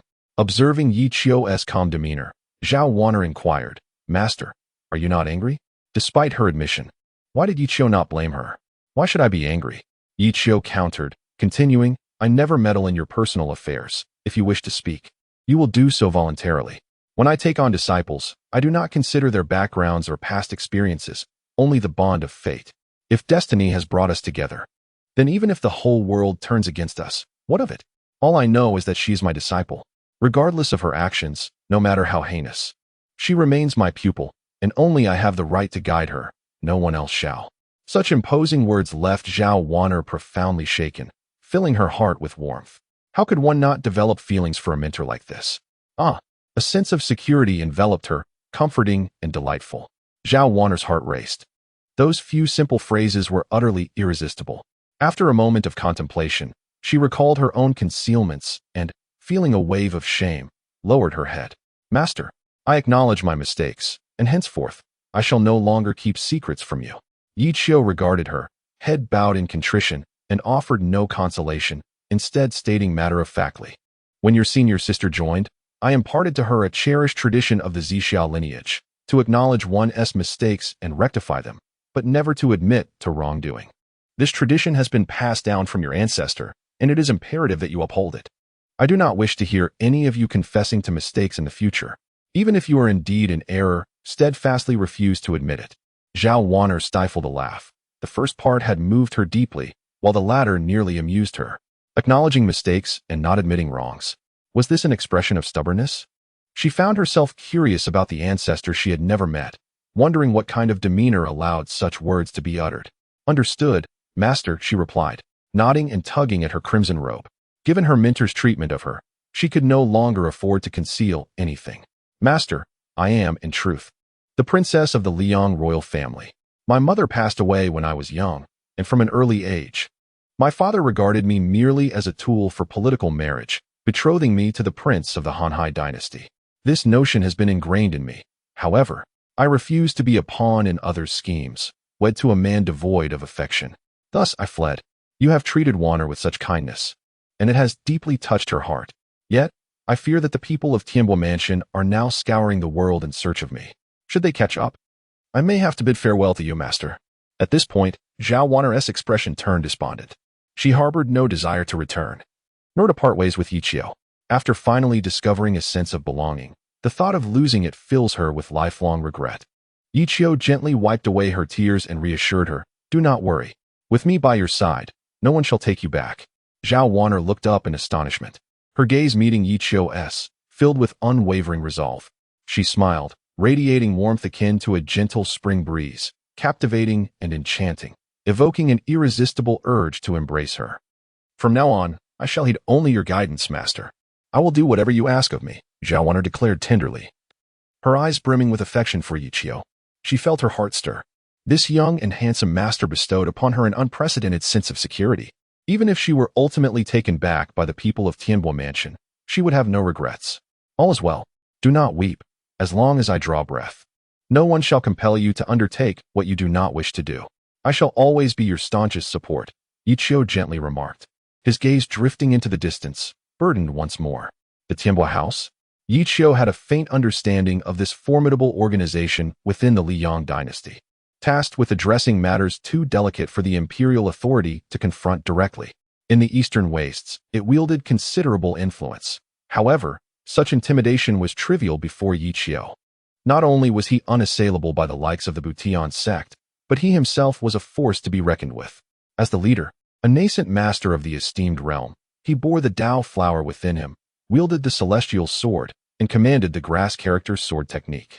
Under the Supreme, he could vanquish any adversary that dared to approach. Yi Qiu held his confidence resolutely. Zhao Wanner felt a surge of emotion, unable to restrain herself from speaking. "Master. May I embrace you?" The words tumbled from her lips, leaving her slightly abashed. As a young woman, should she not maintain a semblance of decorum? Yet, the desire to be enveloped by her master was overwhelming. It provided an unparalleled sense of security. She had never before experienced such warmth. Upon hearing this, Yi Qiu's lips twitched, a dark line forming on his forehead. What an unexpected request. "Ahem. Very well," he replied, his cheeks tinged with embarrassment. Yet his arms instinctively opened wide. Elated, Zhao Wanner immediately embraced Yi Qiu, her lithe and ardent form pressed tightly against him, nestled in his arms. Such warmth. Such an unusual sensation, a yearning to remain in her master's embrace for an eternity.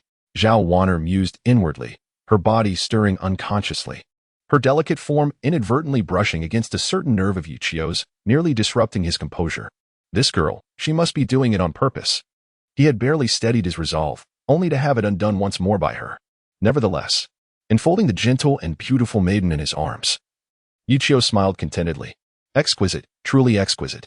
That flawless figure, tender as water, yet scaldingly passionate, bewitching the soul. Having lived 2 lives, Yi Qiu had never even held a girl's hand. Yet today, he found himself embracing such a peerless beauty. Worth it. What? You accuse me of hypocrisy, stooping so low as to lay hands on my own disciple? I implore you, do not meddle in my affairs. Chapter 32. The Red Lotus. Inferno. Days later, Amidst a vast expanse of desolate Gobi, bones lay strewn about, forming mountains of remains. A pervasive stillness enveloped the land, filled with an overwhelming sense of resentment. Concealed beneath the barren surface, a crimson fire lizard slowly emerged, yearning for a breath of fresh air. Yet, before it could fully surface, a sword descended from the heavens, severing its head with ruthless precision. The demise of the crimson fire lizard was abrupt and shrouded in mystery. The events transpired too swiftly for it to react.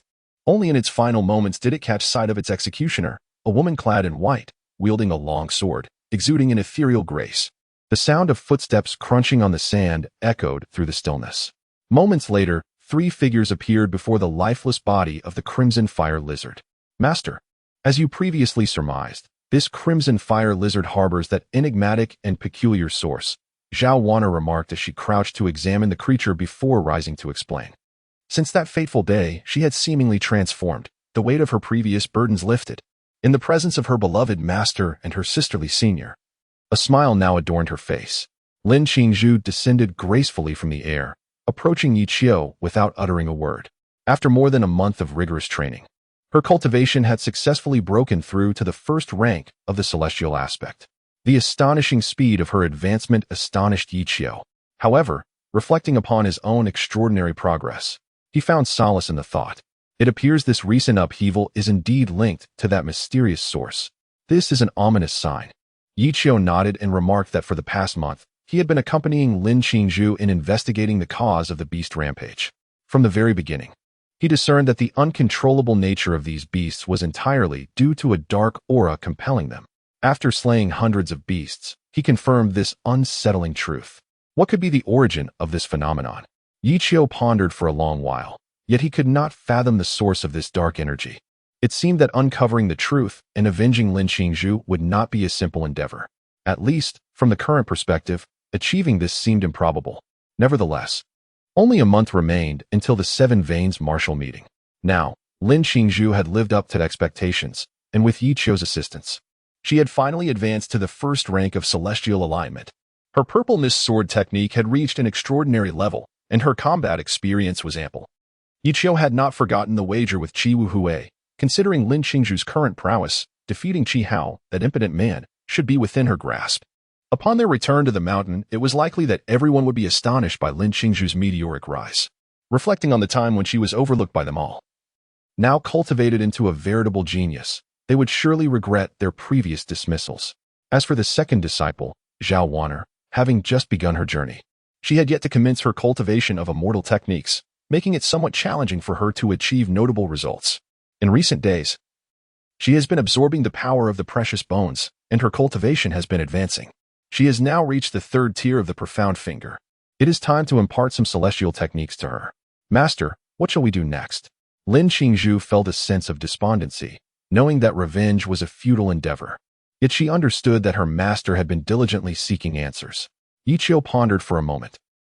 Before we know it, night is upon us once more. You shall set up camp here to recuperate. Tomorrow we shall embark on a new training regimen. Wanner, today I shall teach you the fiery heaven technique, a celestial art comprehended by several generations of the headmaster from Zixia Peak. You already possess the infernal fire within you, making this technique particularly suited for your cultivation. All right. Upon hearing that she could finally practice celestial arts, Zhao Wanner was filled with immense excitement. For the past few days, she had watched Lin Qingzhu dominate her opponents, feeling a deep envy. However, her master had refrained from teaching her due to her unstable mindset. Now, upon learning that her master was finally willing to instruct her, she was overjoyed. Please, take a seat. Lin Qingzhu and the others did not disturb them, watching from a distance as Yi Qiu imparted the teachings to Zhao Wanner.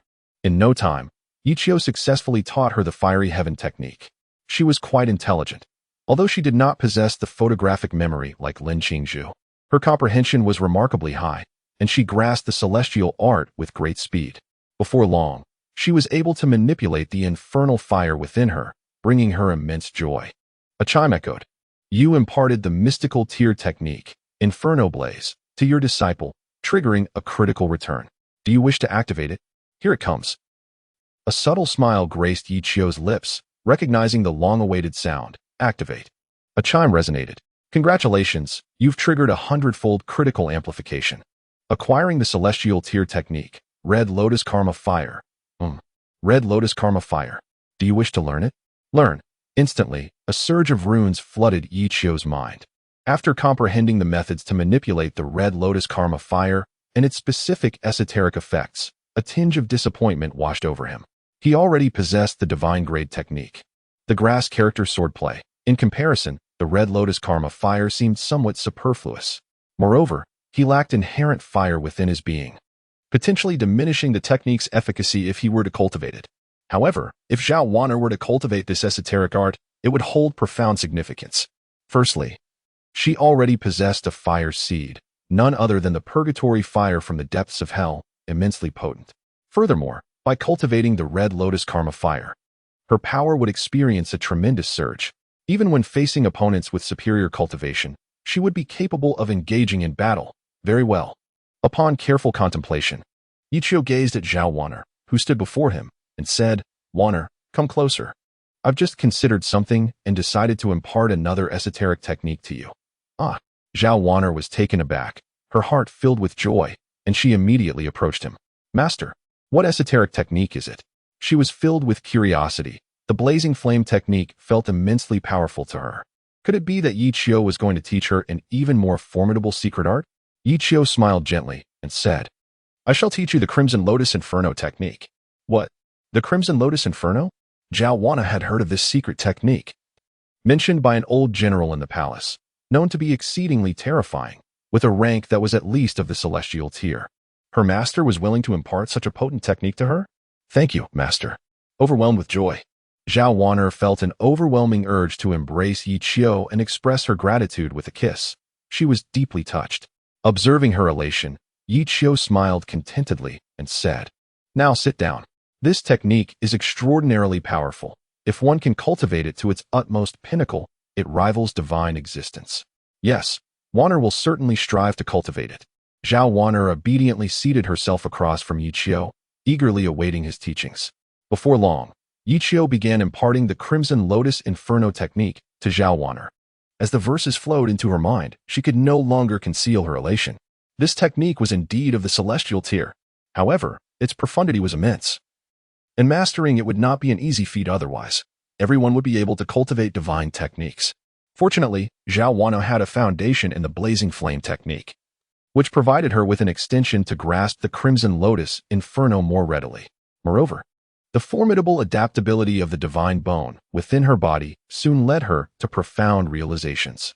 In mere moments, a vivid crimson flame enveloped her, and an irresistible wave of searing heat washed over her. In the distance, Lin Qingzhu and Xiao Ling stood in astonishment. The intensity of her younger sister's flame exuded an overwhelming pressure. Lin Qingzhu was taken aback. She had never anticipated that Zhao Wanner would unleash such a terrifying aura during her initial foray into the cultivation of celestial arts. If they were to engage in combat, Lin Qingzhu felt a sense of trepidation, for this flame was indeed formidable and nearly insurmountable. Chapter 33. The Art of Nine. Netherfrost. Yi Qiu seemed to perceive her despondency, sensing that perhaps with the arrival of the second disciple, he had inadvertently neglected the first. This was not ideal. However, he found himself without a suitable ice-based secret technique to complement the cultivation of the ice bone. A headache indeed. At that moment, ding! You have imparted the celestial tier secret technique, Crimson Lotus Inferno, to your disciple, triggering a random lottery return mechanism. As this secret technique is part of the system's return mechanism, it cannot trigger a critical return, but can only yield a return of the same tier. Would you like to activate the return? What does that mean? Yi Qiu was perplexed. What did it signify to randomly trigger a lottery return mechanism? Was it not stated that the items returned by the system would not trigger a critical return through gifts or grants? Returning to the host. It appears I did not elucidate clearly. Allow me to clarify once more. The items returned by the system will not trigger a critical return through gifting. However, if a technique is imparted to a disciple, there exists a certain probability of triggering a random lottery. Note: the random lottery can only be drawn within the tier of the imparted technique, drawing from the same tier. Oh, so that is how it works. Yi Qiu finally comprehended, initially believing he could infinitely stack rewards, only to realize it was a random trigger.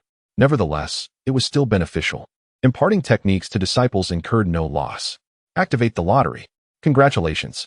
You have successfully drawn the celestial secret art, the Nine Nether Frost technique. Eh. Yichio was momentarily taken aback and glanced at Lin Qizhu, suddenly filled with doubt. Was this system deliberate? Did it truly know what he lacked? Bestowing upon him precisely what he needed? Was this so-called random lottery merely a ploy to assist him in wooing women? Qingzhu, come here. Without any hesitation upon acquiring the Nine Nether Frost technique, Yichio called for Lin Qingzhu. This esteemed disciple had been instrumental during his lowest times, enabling him to rise from adversity. He could not possibly neglect her now.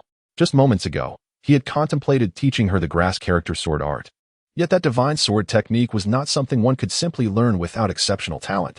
Were it not for the innate comprehension granted by the flower of the Tao, Yichio would have struggled to master it himself, let alone her. Thus, the celestial level was indeed her limit. Fortuitously, he now possessed a suitable celestial secret art for her. How could he refrain from imparting it? Master, what is your command? Lin Qingzhu approached with a hint of shyness, curiosity gleaming in her eyes. Observing the cautious demeanor of this delicate girl, Yichio felt a surge of warmth within. Please, take a seat. Your purple mist sword technique has reached an extraordinary level. I believe it is time for me to teach you other secret arts. Upon hearing this, Lin Qingzhu's eyes sparkled with delight, her heart brimming with joy. It seems that Master has not forgotten her, and the sense of loss in her heart was immediately swept away. Very well, thank you, Master. A smile graced Lin Qingzhu's face as she happily sat down. Yichio smiled faintly, sensing the sense of loss in Lin Qingzhu's heart. Seeing her smile happily now, he was also quite pleased. She was different from Zhao Wanner, who still had a family, but a family that didn't cherish her, so she was unwilling to return. Lin Qingzhu no longer had a home. He was her only support. If he were to neglect her, it would be tantamount to pushing her into an abyss of no return. Today, I shall impart to you the Nine Nether Frost art. This secret method is of the heavenly rank. It is profoundly intricate, and you must cultivate diligently. If there is anything you do not understand, come and ask me. Do not cultivate blindly, Yichio instructed. Yes, Master, rest assured, your disciple will remember. Yichio nodded and proceeded to impart the Nine Nether Frost art to her. Soon, she received the scripture of this secret method. Upon the initial experience, the Xianbing bone within her body instantly became agitated, as if stimulated. Lin Qizhu was overjoyed and sat down to begin cultivating. After an indeterminate amount of time, the cold aura around her intensified, and she became like an iceberg, exuding an increasingly strong aura of aloofness. She was an exceptionally pure and pristine girl, with a simple mind and no guile, like flawless white snow. This secret art was perfectly suited to her. Soon, Lin Qingzhu swiftly grasped the intricacies of the Nine Nether Frost technique, seamlessly integrating it into the Zixia swordplay, thereby enhancing its formidable prowess. Observing her disciples immersed in their training, Yichio chose not to intrude, instead sitting quietly beside them to provide protection. These two disciples were a study in contrasts. One exuded an icy demeanor, while the other radiated fiery warmth, embodying two extreme existences. Most strikingly, each was captivating in her own right. To Yichio's disappointment, this time there was no triggering of the random reward system, yet he remained indifferent. The so-called secret techniques were adequately encompassed by a simple sword formula. Time flew by swiftly throughout the night. By the break of dawn the following day, 3 resplendent figures graced the streets of Guangling City. Sister, Shaoling, come quickly and see, isn't this hairpin exquisite? Zhao Wanner elegantly picked up a hairpin from a stall, playfully twirling it in her hands. It's beautiful. It would look splendid on our Wanner, Lin Qingzhu chimed in joyfully. The 3 of them meandered through the bustling streets, eagerly inspecting every novel trinket that caught their eye. Having grown up in the palace, Zhao Wanner had never encountered such curiosities, fueling her natural curiosity. Just as they were reveling in their merriment, an exceedingly inappropriate voice pierced the air. I believe this hairpin is perfectly suited for this enchanting fairy. If you were to wear it, you would undoubtedly look stunning. Upon hearing these words, the 3 women turned to behold a young and handsome man standing behind them, seemingly having appeared from nowhere. Lin Qingzhu cast a frosty gaze upon the man before her, acutely aware of the aggressive glint in his eyes, a look she found utterly distasteful. In contrast to her frigid demeanor, Zhao Wanner radiated a more graceful presence, offering a faint smile as she set down her hairpin and remarked, "You are correct. My senior sister is naturally beautiful and would undoubtedly look splendid adorned with anything. However, it seems this matter does not pertain to you." Yang Xiao felt no anger. Instead, he turned his attention to Zhao Wanner, his interest piqued anew. His heart surged with excitement at the serendipitous encounter with two goddess-like beauties while casually strolling through the streets. As the heir of the Yang family in Guangling City and the foremost disciple of Li Changkong from the immortal realm of Below Mountain, Yang Xiao possessed an innate and profound sense of confidence, indeed, a certain pride. Whether in Guangling City or Below Mountain, he believed that anything he desired was within his grasp. No matter how exceptional the woman, she was not an exception to this rule. Allow me to introduce myself. I am Yang Xiao of the Yang family in Guangling, the esteemed disciple of Li Changkong from the sacred Below Mountain. Might I inquire your esteemed names and the immortal mountain where you cultivate? Would you be interested in sharing a cup in a splendid setting? Yang Xiao proclaimed, eager to unveil the advantages of his lineage. Most women, upon learning of his background, would typically reveal signs of admiration. However, the two individuals he encountered this time might not extend him much courtesy. Lin Qingzhu wore an expressionless visage, remaining silent, while Zhao Wanner tugged at her red robe and remarked with a playful smile, I believe it is unnecessary. We are not well acquainted, and besides. Before we departed, our master cautioned us that no man outside is to be trusted, advising us to keep our distance. Young sir, unless you have other matters to discuss, we shall take our leave. Oh, and by the way, your reputation may intimidate others, but here with my sister, you fall short. Upon hearing this, Yang Zhao's expression soured slightly. These two women were indeed rather disrespectful. Typically, upon revealing his esteemed lineage, most would have thrown themselves at him. Am I not worthy? Yang Xiao ground his teeth, for in Guangling City, no one dared utter such words. He promptly turned to his attendant behind him and commanded, go investigate. I am keen to discover their backgrounds. Humph. The women I choose have never eluded my grasp. Chapter 34. The Child Grows Up. And filial piety increases in the elegant setting of the second floor of Xuanyang Tower. Three individuals settled into their seats. Zhao Wanner, unable to suppress her curiosity, inquired, Elder sister, do you know the man mentioned earlier, Li Changkong from the Immortal Mountain? What is he like? She had visited the Immortal Mountain before, but had not encountered Li Changkong, as he had already descended the mountain at that time. Li Changkong. Lin Qizhu pondered for a moment before responding, yes, I have met him. He is quite an old curmudgeon, rather unsightly with his unkempt beard. During the last expedition against the infernal giant ape, he was present alongside our esteemed leader from the Tianshui Peak of the Butian sect, Master Minghua, and several other skilled practitioners from prominent families. Amidst the fierce battle, my master effortlessly retrieved the precious bone while remaining unscathed, departing with grace. The old man, witnessing my master's formidable prowess, attempted to ingratiate himself, but my master dismissed him coldly and turned to leave, which left the old man fuming, his face darkened with rage. Upon hearing this, Zhao Wanner covered her mouth, bursting into laughter. She had heard tales of that battle but regretted not being present to witness her master's unparalleled elegance firsthand. Such a pity. At this moment, in the Xiao family of Guangling City, Xiao Zhan was taken aback, staring blankly at his dutiful son. Father, mother, have some tea.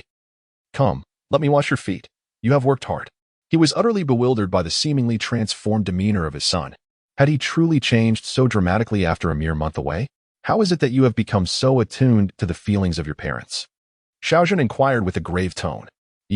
Have you encountered trouble outside? He suspected that something was amiss. Believing that Xiao Yi must have caused some trouble and was feigning filial piety in order to elicit his assistance. After all, he was his biological son. And if he had indeed gotten into some trouble, Xiao Zhan could not simply turn a blind eye. In response to his father's skepticism, Xiao Yi rose to his feet. Father, how could you perceive me in such a light? I am fully aware of the hardships you endure and all that you have sacrificed for my sake. I merely wish to express my filial gratitude, yet you think so little of me, which deeply saddens me. Upon witnessing the sorrow etched upon Xiao Yi's face, Xiao Zhan felt a tremor of doubt within him. Could it be that he had wrongfully accused his son? Had a mere outing instilled newfound maturity in him? Will you gently nudge Xiao Zhan, chiding, you are being foolish. Your son has finally demonstrated a semblance of understanding. And yet you choose to cast a shadow over his sincerity with your doubts. Xiao Zhan felt unjustly treated, unable to voice his frustration, yet he knew his son well. This behavior was unlike him. Indeed, Xiao Yi replied with a grin, quickly kneeling down. Mother, you are the only one who truly understands me, unlike father, who incessantly doubts my intentions. Come, mother, allow me to wash your feet. You have worked so hard. taken aback by her son's sudden display of filial affection. Wu Yu felt a rush of joy as she welcomed his gesture of devotion. Good son, my efforts have not been in vain. Dearest mother, if it pleases you, I shall cleanse your feet every day henceforth, proposed. Do not speak such nonsense. My son is a stalwart man, destined for greatness. How can he remain at home, attending to his mother's feet daily? Your sentiment alone is enough to fill my heart with contentment. My son has finally come of age, expressed, her eyes brimming with maternal affection, deeply moved by her son's filial piety. Observing his earnestness, stroked his beard and nodded inwardly. It seems his affections are genuine. The boy is finally coming to his senses. Indeed, it appears this sojourn has matured him. Little did they know, S. newfound devotion stemmed from a singular source. The esteemed young master, absent for but a few days, has become so diminished. He has utterly disgraced the libertines of. Very well, father. Allow me to cleanse your feet as well. For the sake of our house, you have toiled diligently for so many years. It is time your son repaid your devotion. He added, you have earned your rest. Smiled contentedly, nodding as he relished his son's ministrations. Indeed, my son has finally come of age. As his boots were removed, a pungent aroma assailed the senses, nearly causing to faint. Ah, and I are irreconcilable enemies. He cursed inwardly, resigned to his fate.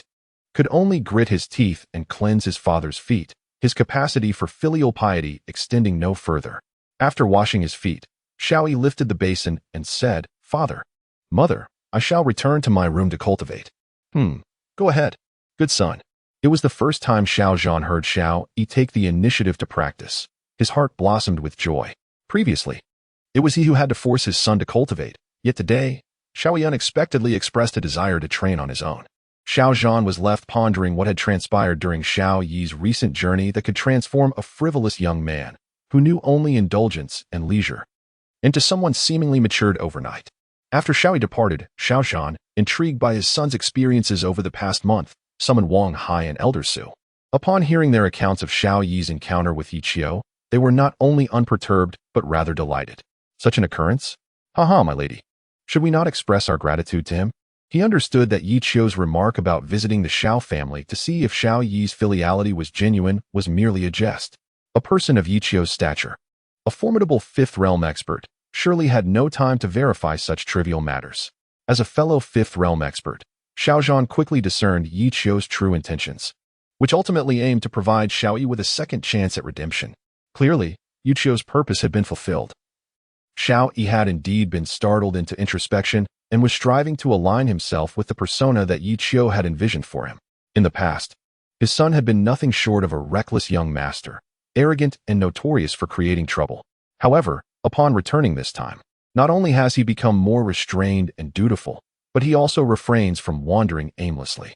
Xiao Zhan feels an immense gratitude. He never anticipated that a single remark from Yi Qiu would essentially salvage his son's future and preserve the Xiao family's legacy. Had his son continued down a path of debauchery, the future of the Xiao family would have been jeopardized, especially if Xiao Yi were to inherit it after his demise. For the sake of this succession issue, Xiao Zhan pondered for a long time, unsure of how to inspire his son to rise above his present state. Unexpectedly, it took just one sentence from Yi Qiu to awaken him. Will you proposed? Indeed, I believe it is essential. Next month marks the centenary gathering of the Putian sect. Their Seven Veins martial arts competition. Should we not express our gratitude by preparing some substantial gifts to be presented at the mountain? Xiao Zhan stroked his beard and smiled faintly, replying, agreed, it is settled. Yi Zhenren has conferred a profound favor upon my son. We must certainly express our gratitude. Moreover, the Putian sect is a renowned sacred mountain in our Liang realm, and the leader of their lineage holds a distinguished position. This occasion provides us with an opportunity to convey our goodwill from the Xiao family. In present-day Guangling City, various prominent families have already secured support from sects. The Yang family has the Unaging Mountain, and the Lin family has the Stag Pursuit Academy. Yet, the Xiao family remains without a reliable sect ally. I believe the Putian sect would be an excellent match. Truly, as the head of the family, Xiao Zhan succinctly analyzed all the advantages and disadvantages. At this moment, he addressed Wang Hai, saying, Old Wang, please prepare a few precious gifts to be sent to Zixia Peak. While these modest offerings may hold little significance for a profound figure like Master Yi, they may still carry some weight for his disciples. Consider this a gesture of goodwill from the Xiao family. Chapter 35. Is that not young Master Xiao? What a coincidence. Very well, my lord. I shall attend to it immediately. Wang Hai nodded and turned to leave the hall. He held no objections to Xiao Zhan's decisions, for he had personally experienced the formidable nature of Yi Qiu. He was acutely aware of the man's prowess, and engaging in enmity with such an individual would yield no benefits for them. Thus, extending goodwill was of utmost necessity. After arranging these matters, Xiao Zhan and Wu Yu departed the hall with satisfaction, making their way to Xiao Yi's room. Through the window, they could clearly see him diligently practicing within, a stark contrast to his previous languid demeanor. Perhaps witnessing the superiority of his peers during their recent outing, coupled with the psychological blow dealt by Yi Qiu, had instilled in him a fervent desire to grow stronger. Consequently, upon returning home, he had embarked on an intense regimen of cultivation. Ah, my dear, do you see? My son has truly changed, Wu Yu remarked, nodding with a mix of pride and concern. She worried that Xiao Yi's relentless training without respite might lead to psychological strain. She proposed, my lord, since his return, he has been nearly confined to his room for daily practice. Might this lead to some issues? Xiao Zhan pondered for a moment, feeling a pang of sympathy, and replied, indeed, cultivation is not achieved in a single day. A suitable amount of time spent outdoors would greatly aid in broadening one's mindset. With that, he pushed open the door, and upon hearing the commotion, Xiao Yi immediately opened his eyes. Father, mother, what brings you here? Xiao Yi immediately rose to greet his parents. In truth, upon his return, he had contemplated many things, not solely under the pressure exerted by Yi Qiu, reflecting on the countless sacrifices his father had made for him over the years, as well as the selfless affection bestowed upon him by his mother. He felt a deep sense of gratitude. Thus, his filial piety was not merely an act, but rather a genuine expression of his emotions. Here, the path of cultivation requires a balance between work and rest. If you confine yourself at home and toil relentlessly, you will achieve little. You must occasionally venture outside to refresh your spirit and behold the talents of the world, thereby addressing your own shortcomings. Xiao Yi's heart quivered. It was the first time he had heard his father encourage him to take a break. In the past, he had gone to great lengths to seek permission for leisure, only to be met with disapproval from his father. Now, he was being urged to go out. It appeared that his transformation had brought a sense of comfort to his father and fostered a new understanding of him. Feeling a warmth within, Xiao Yi smiled and replied, Yes, father, I understand. Very well, go forth. I shall ask old Su to accompany you on your outing. Xiao Yi did not decline. It had been quite some time since he had ventured out. Since his return, the shadow cast by Yi Qiu had kept him from stepping outside. Now, with his father's encouragement, he felt rejuvenated. A few minutes later, Xiao Yi stepped out of the house, elegantly attired in a flowing red silk robe and holding a fan, a smile gracing his lips. Accompanied solely by old Su, he strolled through the streets of Guangling, presenting a demeanor markedly more subdued than his usual brashness. Xiwenyang Tower? Upon arriving at a distinguished tavern, Xiao Yi paused in his tracks. This establishment, the most prestigious in Guangling City, was owned by a formidable figure at the fifth realm of divine concealment. Consequently, it had become a favored haunt for various prominent families. Xiao Yi himself had previously enjoyed frequenting this place. The pear blossom wine served at Xiwenyang Tower was exceptionally delightful, drawing nearly every visitor eager to savor its exquisite flavor. Master, shall we venture inside for a while? Noticing Xiao Yi standing still, Elder Su could not resist suggesting. Having served alongside Xiao Yi for many years, he was well aware of his preferences, which primarily revolved around beautiful women and fine wine. With the prospect of beautiful women now a distant dream, only the allure of fine wine remained. Very well, let us proceed to indulge in some wine, Xiao Yi mused, dismissing the notion that his misfortune could extend to encountering Yi Qiu while merely seeking a drink. As he entered, a young attendant promptly approached him. Young master, a private room awaits you on the second floor. Very well, Xiao Yi replied confidently as he ascended the stairs, buoyed by the attendant's support.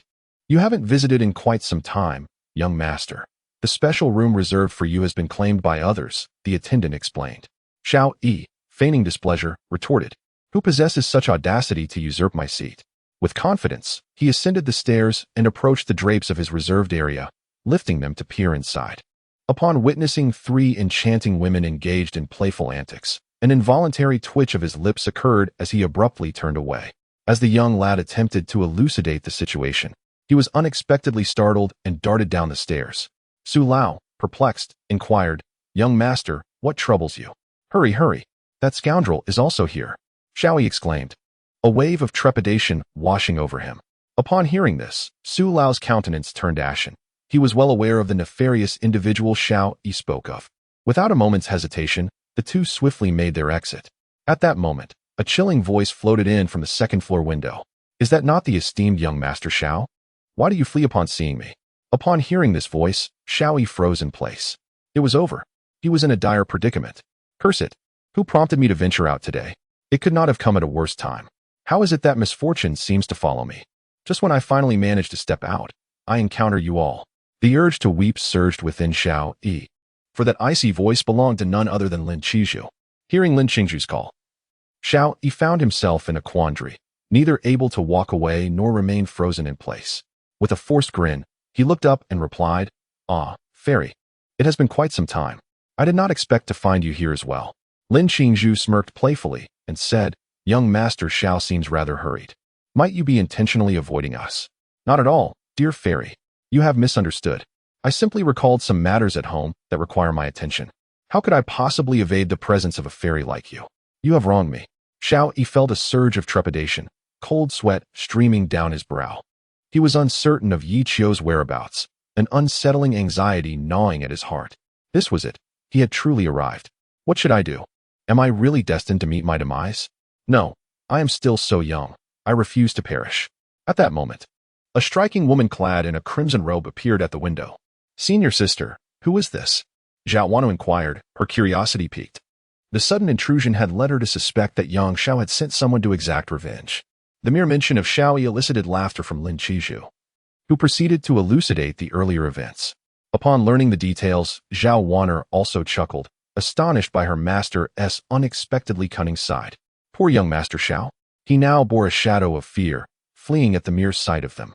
Lin Qingzhu gazed at Xiao Yi below, finding the situation increasingly amusing, tempted to tease him.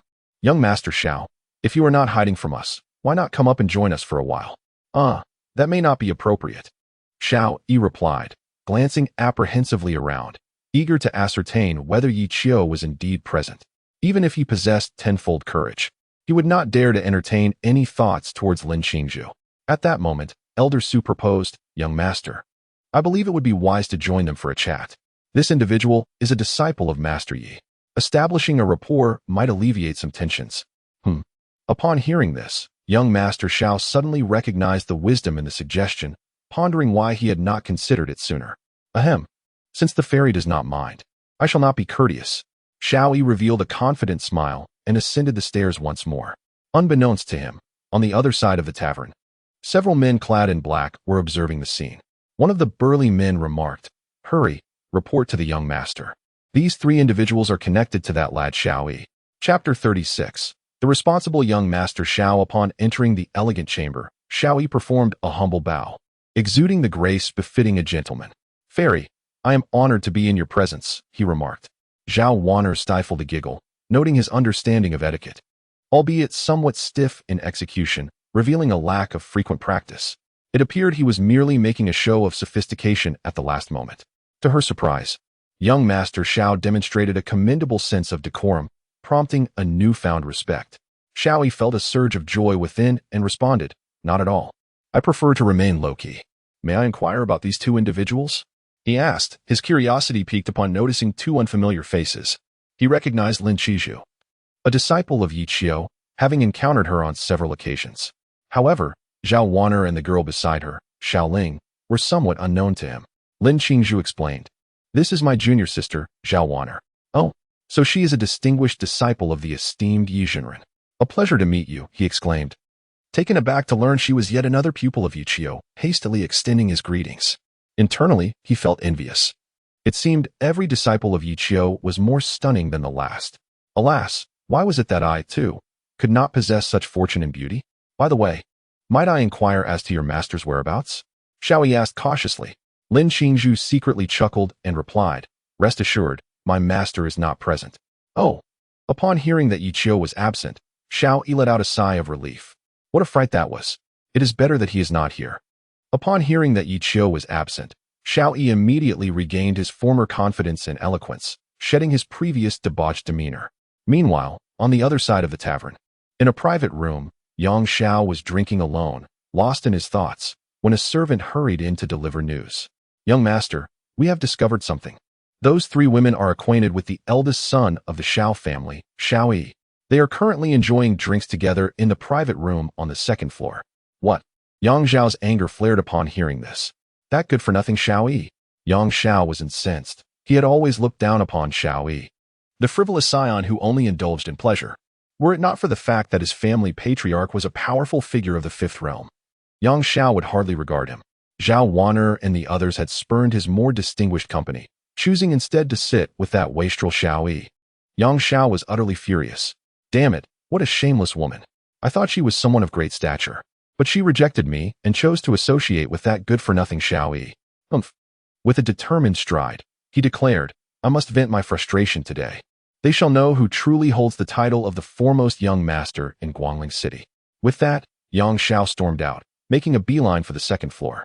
His fury clouded his judgment, leaving little room for caution. At that moment, Xiao Yi was still contemplating how to build rapport with the women and alleviate the previous grievances with Yiqiu. Suddenly, Yang Xiao burst in with a few lackeys in tow. Xiao Yi furrowed his brows, recognizing the newcomer as Yang Xiao, a wave of confusion washing over him. What was this fellow doing here? I haven't wronged him. Why has he come to my place? Upon entering the private room, Yang Xiao sarcastically remarked to Zhao Wan'er, So, you have a preference for such uselessness? Zhao Wan'er merely smiled in silence, while Lin Qingzhu, poised to draw her sword, was restrained by her. She discerned that Yang Xiao likely believed they had taken a liking to Xiao Yi, which stirred his displeasure. Among these aristocratic youths, no one was willing to yield to another. Having been rebuffed himself, how could he not feel incensed seeing Xiao Yi seated with them? With this realization, Zhao Wan'er revealed a subtly meaningful smile. How intriguing. She playfully remarked, Young Master Xiao, he claims you are worthless. Xiao Yi twitched at the corner of his mouth, gritting his teeth in fury. Damn it. Even this fool dares to call me useless? This is intolerable. After finally regaining some semblance of dignity in front of the beautiful women, one careless remark from him shattered it all. At that moment, Old Su whispered in his ear, Young Master, Yang Xiao seems to be targeting the three of them. This presents a perfect opportunity for us to assist them with their troubles and curry favor with Master Yi. A spark of realization lit up Xiao Yi's eyes. How had he overlooked this? He was grateful for Old Su's timely reminder. Previously, he had offended Yiqiu, and now, should he assist them in resolving this predicament? It is conceivable that Yiqiu might grant him forgiveness. This presents an opportunity. With this thought in mind, Xiao Yi smiled at Zhao Wan'er and Lin Qizhu, assuring them, Rest assured, esteemed ladies, I shall take care of this matter. Oh, then I shall leave it to you, young Master Xiao. Best of luck, Zhao Wan'er remarked with a playful smile, displaying no hint of anxiety throughout. At that moment, Xiao Yi was seething with anger, rising steadily from his seat. Who might this be? It is young Master Yang. What brings you here? Humph. Observing Xiao Yi's gallant demeanor, Yang Xiao scoffed disdainfully, stating, Xiao Yi, if you know what is good for you, vanish from my sight at once. This matter does not concern you. Should you persist obstinately, do not blame me for my lack of courtesy. Xiao Yi showed no sign of retreat, boldly responding, Very well. I am eager to see what you can do to me. In my lifetime, I have never known the meaning of fear. Your Yang family may be formidable, but my Xiao family is not to be trifled with either. Yang Xiao was taken aback, staring intently at Xiao Yi, utterly bewildered. This dandy, who typically avoided him, had suddenly grown so defiant today. In truth, Xiao Yi was far from foolish. He understood that the strength of the Xiao family was, as yet, insufficient to contend with the Yang family. But let us not forget that the two individuals he is protecting are backed by a formidable force, the Butian sect. Moreover, they are not mere disciples. They hail from the esteemed Zixiao Peak, under the tutelage of Yiqiu. Xiao Yi has come to deeply understand Yiqiu's protective nature. Should he become aware that the Yang family dares to lay a hand on his disciples, he would undoubtedly intervene without hesitation. As tensions escalated between the two, Elder Su discreetly signaled to the family servant who had been stealthily following them, urging him to return promptly and report to the patriarch. The servant, not daring to delay, quietly exited the tavern. Xiao Yi, it has been a few days. Your courage has evidently swelled. You were not so brazen before, Yang Xiao remarked, a smirk replacing his initial anger. Regardless of the underlying reasons, today he must unleash his pent-up frustration. At the very least, He cannot allow this useless Xiao Yi to overshadow him. Haha, I shall be even bolder from now on, Xiao Yi retorted, his unexpected bravado causing Yang Xiao to pause, uncertain if he had ingested something peculiar. You've successfully provoked me, boy. If I do not teach you a lesson today, I shall no longer be called Yang Xiao. Consumed by rage, he was prepared to command his followers to strike. Just then, a chilling voice resonated from behind. Young Master Yang, do you wish to raise your hand in my tavern? Do you not regard me at all? A middle-aged man clad in gray approached, his demeanor cold and unyielding. This man was the owner of Sin Yang Tower, a powerful figure of unknown origins, boasting strength of the fifth realm. Upon his arrival, despite his simmering anger, Yang Xiao dared not act. The master of Xuanyang Tower, bearing the compound surname Situ and name Changfeng, is said to hail from a remarkably enigmatic ancient clan. The influence of Xuanyang Tower stretches across the entire eastern wasteland, wielding considerable power. Even the audacious Yang Xiao dares not act recklessly in his presence. Senior Situ, I acknowledge my previous missteps, which were thoughtless. I beseech you not to hold it against me, Yang Xiao said, casting a wary glance at Situ Changfeng while maintaining his composure. Situ Changfeng let out a cold chuckle and replied, Humph, I care not for your grievances. Should you wish to stir trouble here, not even your father possesses the right to do so. Depart. Chapter 37. The astonishment of Situ Changfeng with a cold snort. A formidable pressure emanated from the five realms, compelling Yang Xiao to muster his energy in defense. Yet, under the weight of such overwhelming force, he was forced to bow his proud head, half kneeling on the ground, drenched in cold sweat, his heart a tempest of fear and unease.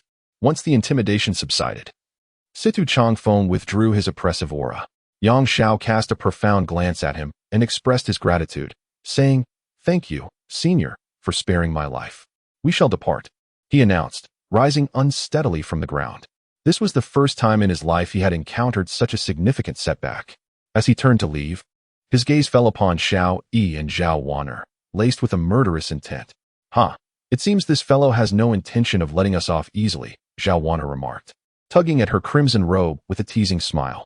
Lin Qingzhu, however, wore a grave expression and cautioned, Wanner, Yang Xiao alone may not be terrifying, but it is his formidable elders that we should fear. Her words trailed off, the implication stark. Lin Qingzhu's concerns were not without merit. After all, this was Guangling City, and the power of the Yang family was indeed formidable. Furthermore, it appeared that the adversary was a disciple of the Unaging Mountain's sacred ground. Although the Butian sect held no fear of the Unaging Mountain, they had always maintained a cordial relationship. Would their current actions inadvertently spark a conflict between the two great sacred grounds? Noticing Lin Qingzhu's unease, Xiao Yi patted his chest confidently and reassured, Fear not, fair maiden. As long as I am here, Yang Xiao will think twice before engaging in any reckless actions. The Yang family may have their strength, but the Xiao family is no pushover either. If the two fairies do not mind, may I invite you to accompany me back to the Xiao residence for a brief stay? Lin Qingzhu was taken aback by Xiao Yi's proposal, utterly perplexed as to why he would extend such kindness to them. Their acquaintance was fleeting, their relationship merely cordial, and there had even been past grievances. It was indeed baffling that Xiao Yi would oppose Yang Xiao merely to assist them. Upon hearing Xiao Yi's words, even Situ Changfeng, who stood nearby, was somewhat astonished. Truly, young Master Xiao is a hero of his time, daring to act in defense of beauty. Such magnanimity is indeed impressive.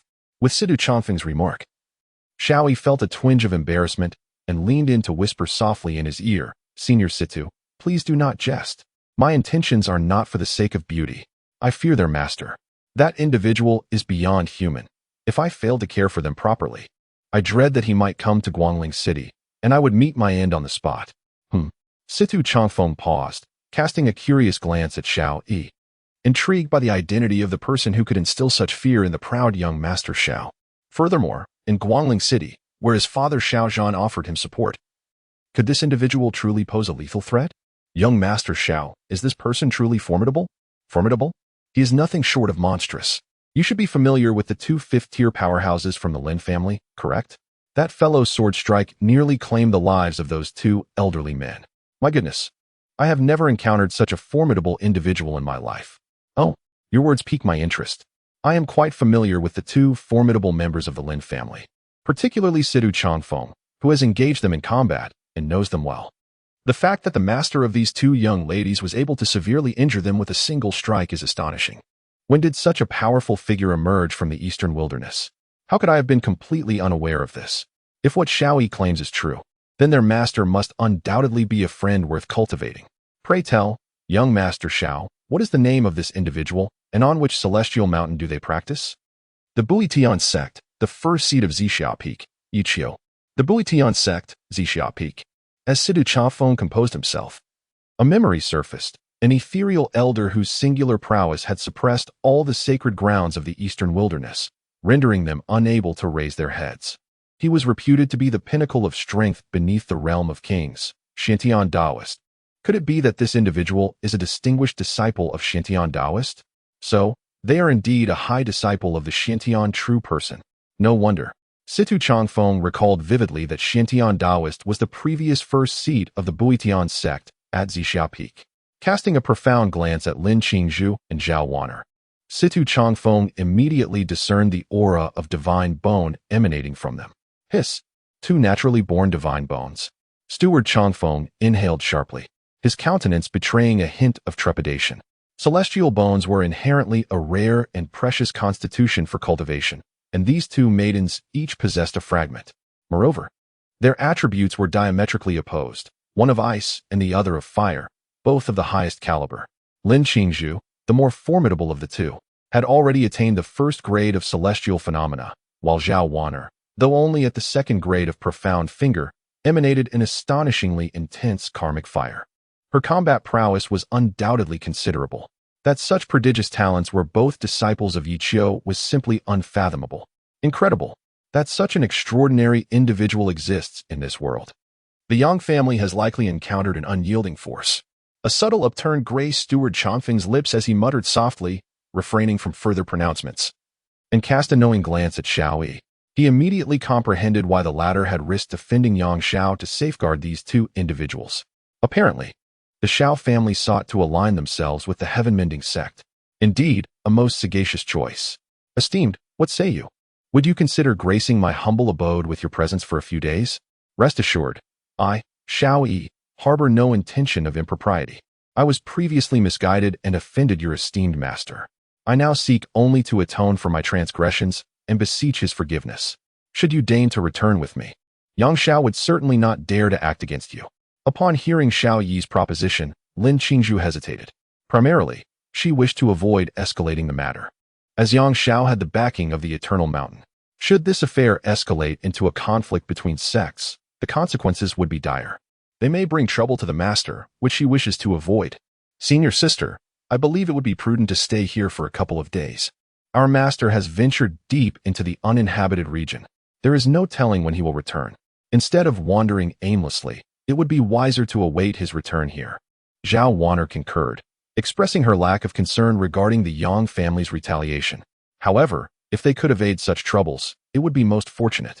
After all, her identity was unique, and it was best to remain discreet unless absolutely necessary. Very well, I shall defer to your judgment. Lin Qingzhu nodded thoughtfully, though a hint of worry lingered in her heart. Would their master encounter any dangers deep within the uninhabited region? Given his prowess, as long as he did not confront a beast of similar caliber, he should be safe. Yet, one must always be cautious. The enigmatic aura of darkness felt exceedingly ominous. Should misfortune befall him, even the mightiest of celestial beings would find it impossible to escape. Lin Qingzhu felt a pang of regret for having asked the master to investigate the beast disturbances. Had she not done so, he would not have taken such risks in such perilous territory. All she could do was silently pray for his safety. Otherwise, she would never forgive herself. With Lin Qingzhu's consent, Zhao Wan'er smiled gently at Xiao Yi and said, "Then, we shall rely on you, young Master Xiao." "Oh, it is but a trivial matter. As long as the fairy does not mind, I am more than happy to assist. Let's hasten our departure. We must be wary of Yang Zhao's vengeful return. His proclivity for retribution is quite pronounced, and caution is paramount," urged Xiao Yi as he descended the stairs. Chapter 38. Who dares to bully my son at this moment? In the tavern opposite Xuanyang Tower, Yang Xiao was consumed by anger. Feeling increasingly aggrieved as he pondered the situation, he shattered a wine cup in frustration and exclaimed, "Keep a close watch on them. Humph. C2 Changfeng may protect them for a time, but he cannot shield them forever. I refuse to believe they will not show themselves. I dare not act against Xuanyang Tower, but outside, I shall see what excuses they have left to defend themselves. Young master, this matter involves Xiao Yi. Should we report back to the family head? Inquired a servant accompanying him. Yang Xiao contemplated for a moment. He had no desire to alarm his father over such trivialities. However, since Xiao Yi had voluntarily entangled himself in this affair, he should not expect any leniency. The Yang and Xiao families had long been at odds, and Yang Xiao's father had never found a suitable pretext to suppress the Xiao family. If Xiao Yi unwittingly provided this opportunity, then so be it. Very well. You shall return and inform my father of the happenings here. Understood, I shall return at once. In the room, a beautiful woman attended to young Master Yang, assisting him in cooling his temper. Time passed slowly. The streets bustled with throngs of people, seemingly oblivious to the impending, intangible danger. Before Xuanyang Tower, Xiao Yi descended joyfully, flanked by Zhao Wanner and others. Just as they were about to head home, a group of cloaked figures suddenly encircled them, blocking their path on the street. Sensing the ominous atmosphere, Xiao Yi's heart tightened, immediately recognizing Yang Zhao's machinations, and was about to speak. With a faint smile, Zhao Wanner stepped forward, her gaze fixed ahead. In an instant, a man clad in blue slowly approached. It was Yang Xiao. After calming down, his temper had notably subsided, restoring his former elegance. He chuckled, "Two wretches. Today I shall see how you escape. Do you truly believe that this useless Xiao Yi can protect you?" Zhao Wanner remained unflinching, casting a discerning glance at the onlooking figures clad in black.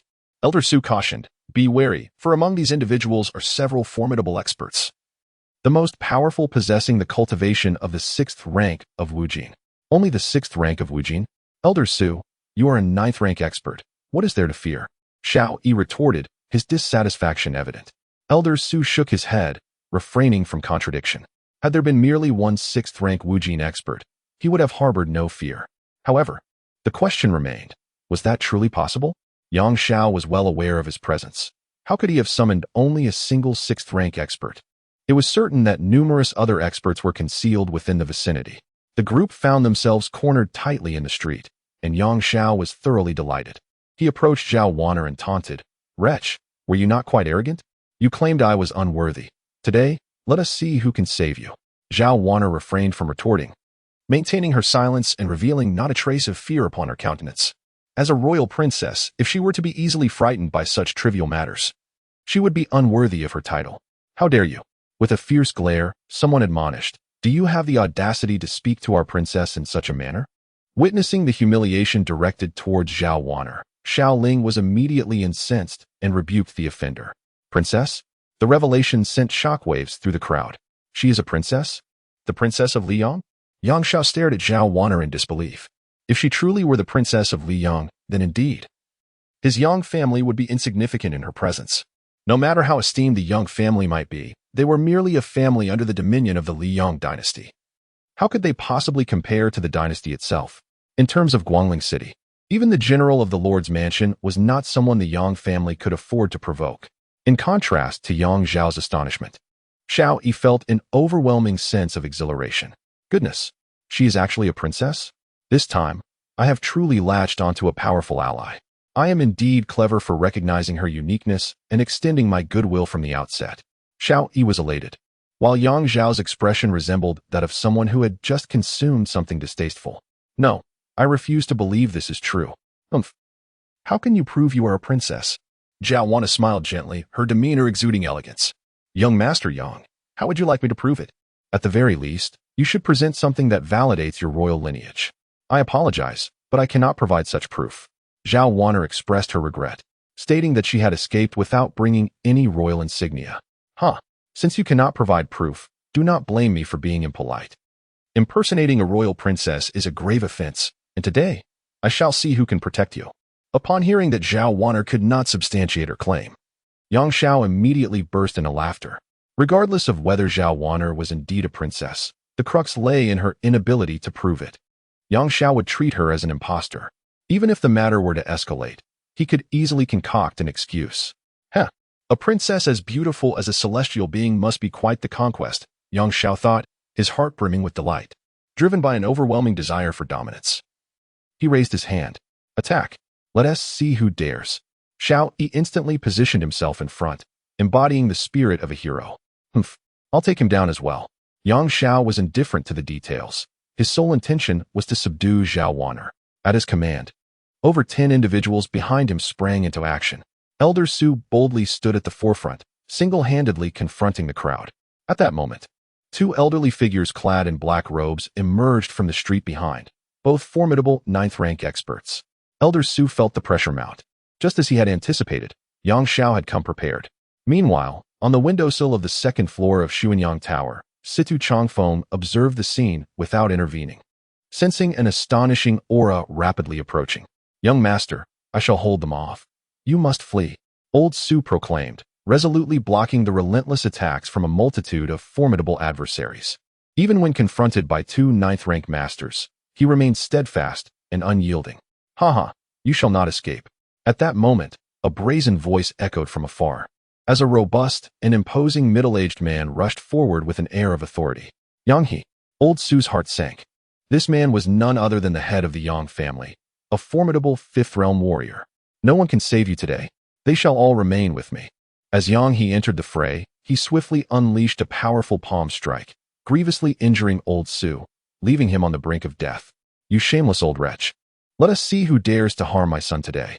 In an instant, the atmosphere on Guangling Street turned grim. A palpable sense of dread descending upon the scene. Down the lengthy street, a middle-aged man wielding a large blade approached, exuding an intimidating presence without uttering a word. "Father." Upon seeing the newcomer, Xiao Yi's heart soared with hope, as if he had found his anchor in the storm. "Do not fear. You're with your father here. Let us see who dares to lay a hand on you," Xiao Zhan declared with indomitable spirit, his heart ablaze with fury. How dare anyone bully his son in his presence? Was this not a slap in the face to his very being? In that moment, Xiao Zhan had already reached the scene, assessing Old Su's injuries, his wrath escalating to a fever pitch. 3 against 1, how shameless. With a swift motion, the great blade in hand struck down, as Xiao Zhan unleashed his full might, engaging Yang He in fierce combat upon their first encounter. Both being formidable warriors of the fifth realm and contemporaries, they had battled each other for a lifetime, always evenly matched. However, fueled by rage, Xiao Zhan subtly gained the upper hand in this encounter. Chapter 39, The Emergence of Zixia. Shaking the entire arena as Xiao Zhan and Yang He engaged in their fierce battle, the others were not idle. Elder Su, gravely injured and unable to continue fighting, beheld an opportunity as Yang Xiao prepared to strike. At that moment, a gray-robed elder landed steadily beside Xiao Yi. This person was none other than Wang Hai, yet another formidable master of the fifth realm. "Damn it, both of the Xiao family's fifth realm powerhouses have mobilized." Yang Xiao cursed inwardly, retreating swiftly to join the others. At this juncture, the outcome of the conflict rested entirely upon the two combatants above. The battle grew increasingly intense, engulfing the entire street in chaos, instilling terror in the hearts of onlookers who dared not venture outside their homes. Yang He, after decades. "Is this all the skill you possess?" Xiao Zhan, invigorated by the struggle, found himself able to suppress Yang He, delivering blows that forced him to retreat repeatedly. Although the Xiao family lacked the profound heritage of the Yang family, they had the formidable Xiao Zhan, a warrior whose prowess only intensified when faced with adversity, managing to hold his ground even against two fifth-realm masters simultaneously. This remarkable capability was a primary reason for the Xiao family's standing in Guangling City. "Xiao Zhan, do you truly intend to oppose my Yang family for the sake of 3 young women?" Aware of his disadvantage, Yang He quickly sought to retreat, issuing a threat. Prior to his arrival, he had intended to use Zhao Wanner and Lin Qizhu as leverage to trouble the Xiao family. Unexpectedly, the Xiao family, which had been consistently yielding, had suddenly become resolute today, a development that defied all logic. A joke, when his son was bullied. How could a father endure such humiliation? With a powerful strike, Yang He was swiftly brought down from the heavens by Xiao Zhan, exhibiting the might of a true warrior. Yang He spat out a mouthful of blood and instantly activated a communication talisman. In a fleeting moment, numerous shadowy figures flickered into existence, and before long, the entire street was teeming with members of the Yang family's elite. Upon witnessing this scene, Xiao Zhan immediately realized he had fallen into a trap. "Xiao Zhan, I offer you one last chance. Depart from this place and surrender these 3 young ladies to my Yang family for proper handling." I can overlook today's events as if they never transpired, Yang He declared, rising once more with a cold glint in his eyes. Yang Xiao had already informed him that these two young women held his family in utter disregard, and today he was determined to teach them a lesson. He aimed to demonstrate to the world the consequences of offending the Yang family. Moreover, he had recently noticed that Lin Qingzhu and Zhao Wan'er possessed innate divine physiques. Such a rare constitution, found only once in a myriad, had unexpectedly presented itself in two individuals before him.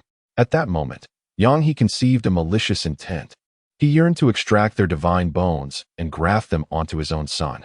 Otherwise, why would he squander time meddling with Yang Xiao, engaging in a fierce confrontation with Xiaozhan over these two ladies? However, the current circumstances, complicated by the presence of Xiaozhan, proved challenging to navigate. Thus, he resolved to retreat to a more favorable position, prioritizing the capture of Zhao Wan'er and Lin Qingzhu, with the Xiao family remaining a concern for another day. At this moment, Xiaozhan's expression bore a hint of gravity. He was uncertain whether his actions were indeed justified. He was unaware of the significance these two girls held in Yiqiu's heart. If they were merely ordinary disciples, then even if the Xiao family were to sacrifice their lives, they might not be able to retrieve anything of value. At that moment, Zhao Wan'er stepped forward with composure. Observing the tense atmosphere surrounding them, she addressed Xiaozhan, saying, "Uncle Xiao, we appreciate your goodwill. However, it pains us deeply to think of so many lives from the Xiao family being sacrificed for our sake. Life and death are determined by fate, and we have witnessed everything the Xiao family has done today. If we are fortunate enough to leave here alive, we will undoubtedly repay Uncle Zhao's kindness in the future." Hearing these words, Xiaozhan felt profoundly moved. At least the other party still considered his feelings, proving not to be an ungrateful individual. With this in mind, he knew he could not stand idly by. "Young lady, this matter today is under my jurisdiction," he declared resolutely. "Humph, stubborn and unyielding," Yang sneered, preparing to issue a command to attack. Just then, Lin Qingzhu suddenly drew the purple mist sword. In an instant, all eyes were drawn to her. "What is this? The purple mist sword? Isn't this the sword of the Xiantian master? How could it be in the hands of this girl?" Yang's heart trembled. As an elder among the powerful, few were unfamiliar with this blade, due to its master, who was once a figure that instilled fear in various noble families and celestial sects. The former head of Zixia Peak, the supreme master Xiantian, had ascended to a state of transcendence a decade ago. The laughter of Xiaozhan echoed as he beheld the Zixia sword, instantly comprehending the extraordinary nature of Lin Qingzhu's identity. The Zixia sword serves as a symbol of status, signifying that she is the successor to the former head. The fact that Yiqiu chose to cultivate her as his heir speaks volumes of her esteemed position in his eyes. Previously, he pondered whether these two individuals were worthy of preservation. Upon this revelation, indeed, they are exceedingly worthy. "Who are you?" At this moment, even Yang He displayed a hint of trepidation. Lin Qingzhu stepped forth from the crowd, her long sword poised before her, declaring, "I am Lin Qingzhu, the chief disciple of Yiqiu, the head of Zixia Peak, from the Butian sect." Her words sent shockwaves through the assembly. "Yiqiu? No, it cannot be." At that moment, Yang Xiao's complexion turned ashen, his heart sinking into despair. He could not fathom the truth of her declaration. Yet the Zixia sword in Lin Qingzhu's grasp offered no room for doubt. While others might find the name unfamiliar, it resonated deeply with him. For his master was none other than Li Changkong, the elder of the eternal mountain sacred land, who had once clashed with Yiqiu. He had witnessed Yiqiu repel two formidable opponents from the divine realm with a single stroke. The scene remains vividly etched in his memory, akin to a nightmarish vision. Regrettably, at that moment, he failed to notice Lin Qingzhu behind him. Had he been aware, he would not have dared provoke her. Now, upon learning of her association with Yiqiu, he is instantly stricken with dread, his complexion paling dramatically. The Butian sect is no less formidable than the unaging mountain, and in terms of strength, it may even surpass it. Hearing of Yiqiu's disciples, Yang He's expression darkens to an ominous hue. He casts a furious glance at his son, seething with anger at this inept individual who has deceived him into believing the adversaries were merely ordinary folk. "Clan leader, what shall we do now?" Two experts had unwittingly approached Yang He from behind, aware of the prowess of the two masters from the Lin family. Offending Yiqiu, it seems, may lead to dire consequences. Damn it! It is no wonder that the old rascal Xiaozhan would go to such lengths to protect them. It turns out he has placed his bets on the Butian sect. Infuriating. Noticing their grave expressions, even Zhao Wan'er cast a curious glance their way, inquiring, "Sister, what is the origin of this sword? Why does it instill such fear in them?" Lin Qizhu, equally perplexed, replied, "I am uncertain. According to my master, this Zixia sword is the ceremonial blade of our Zixia peak, its renown largely stemming from our ancestor, the Xintian true man. However, my master has never divulged any details regarding our ancestor to me. My master only told me that if I were to encounter those old fellows causing trouble in the future, I need only to reveal the purple cloud sword to ensure my safety. It seems that my ancestor must be an extraordinary figure, for they would not harbor such fear otherwise. How surprising it is to discover that, in addition to my master, our purple cloud peak boasts such an impressive ancestor."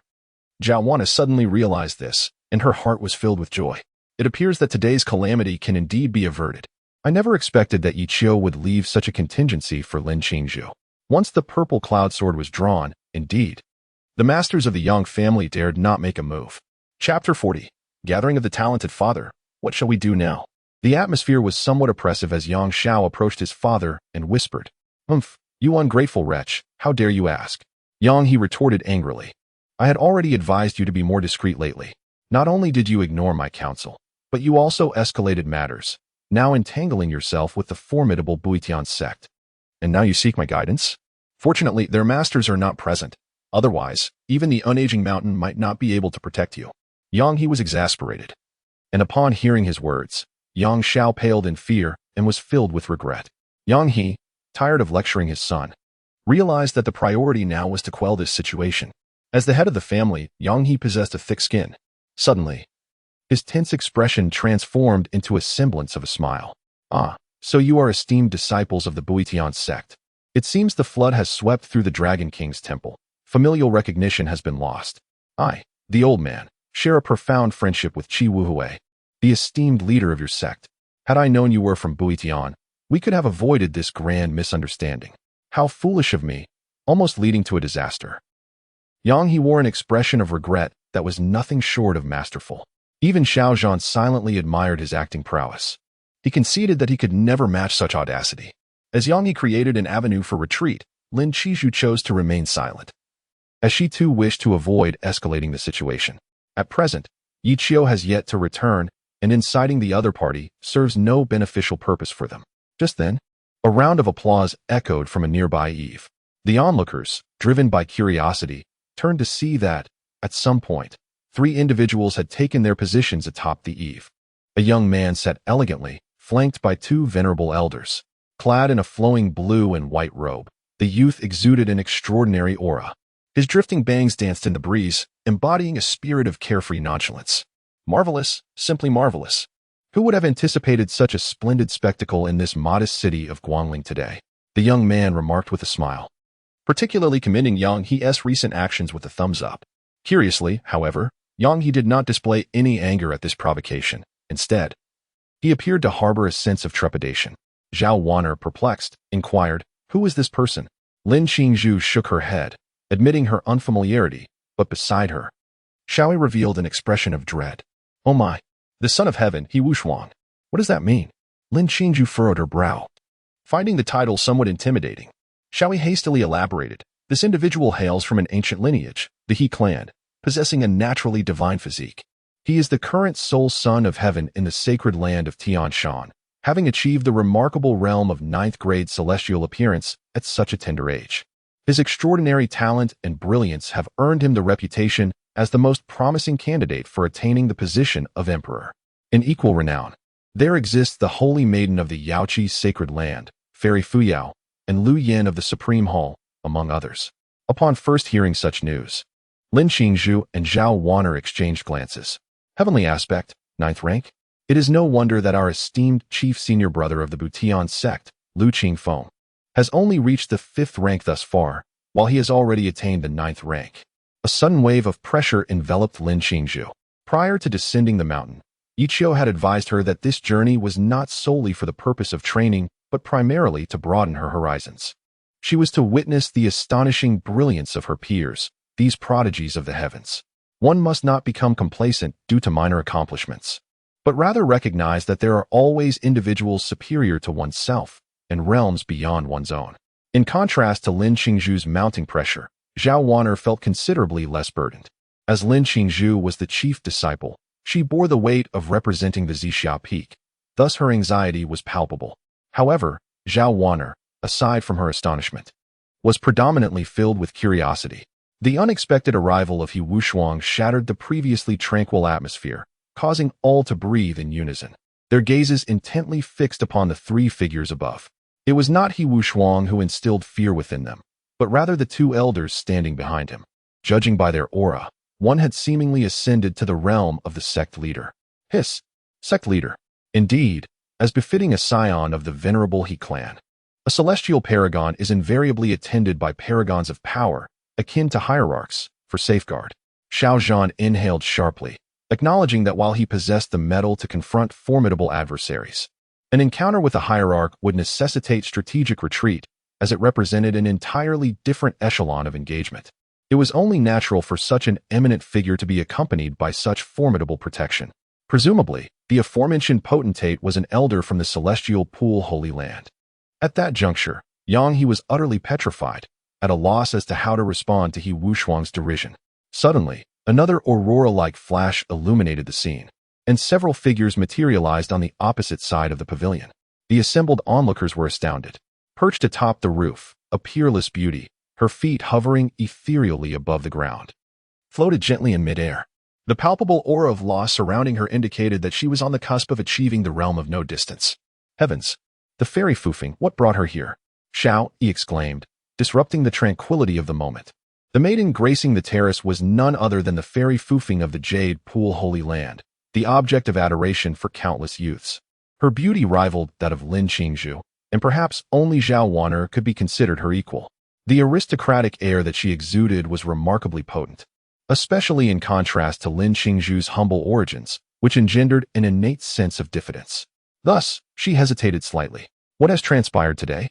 Why have so many legendary figures suddenly arrived in Guangling City? At that moment, Xiao Yi was utterly astounded. No matter how arrogant and reckless they may be, they could only flaunt their power within Guangling City. When faced with these individuals, they must concede. Upon seeing Fu Yao's arrival, He Wushuang merely cast a glance before addressing Yang He.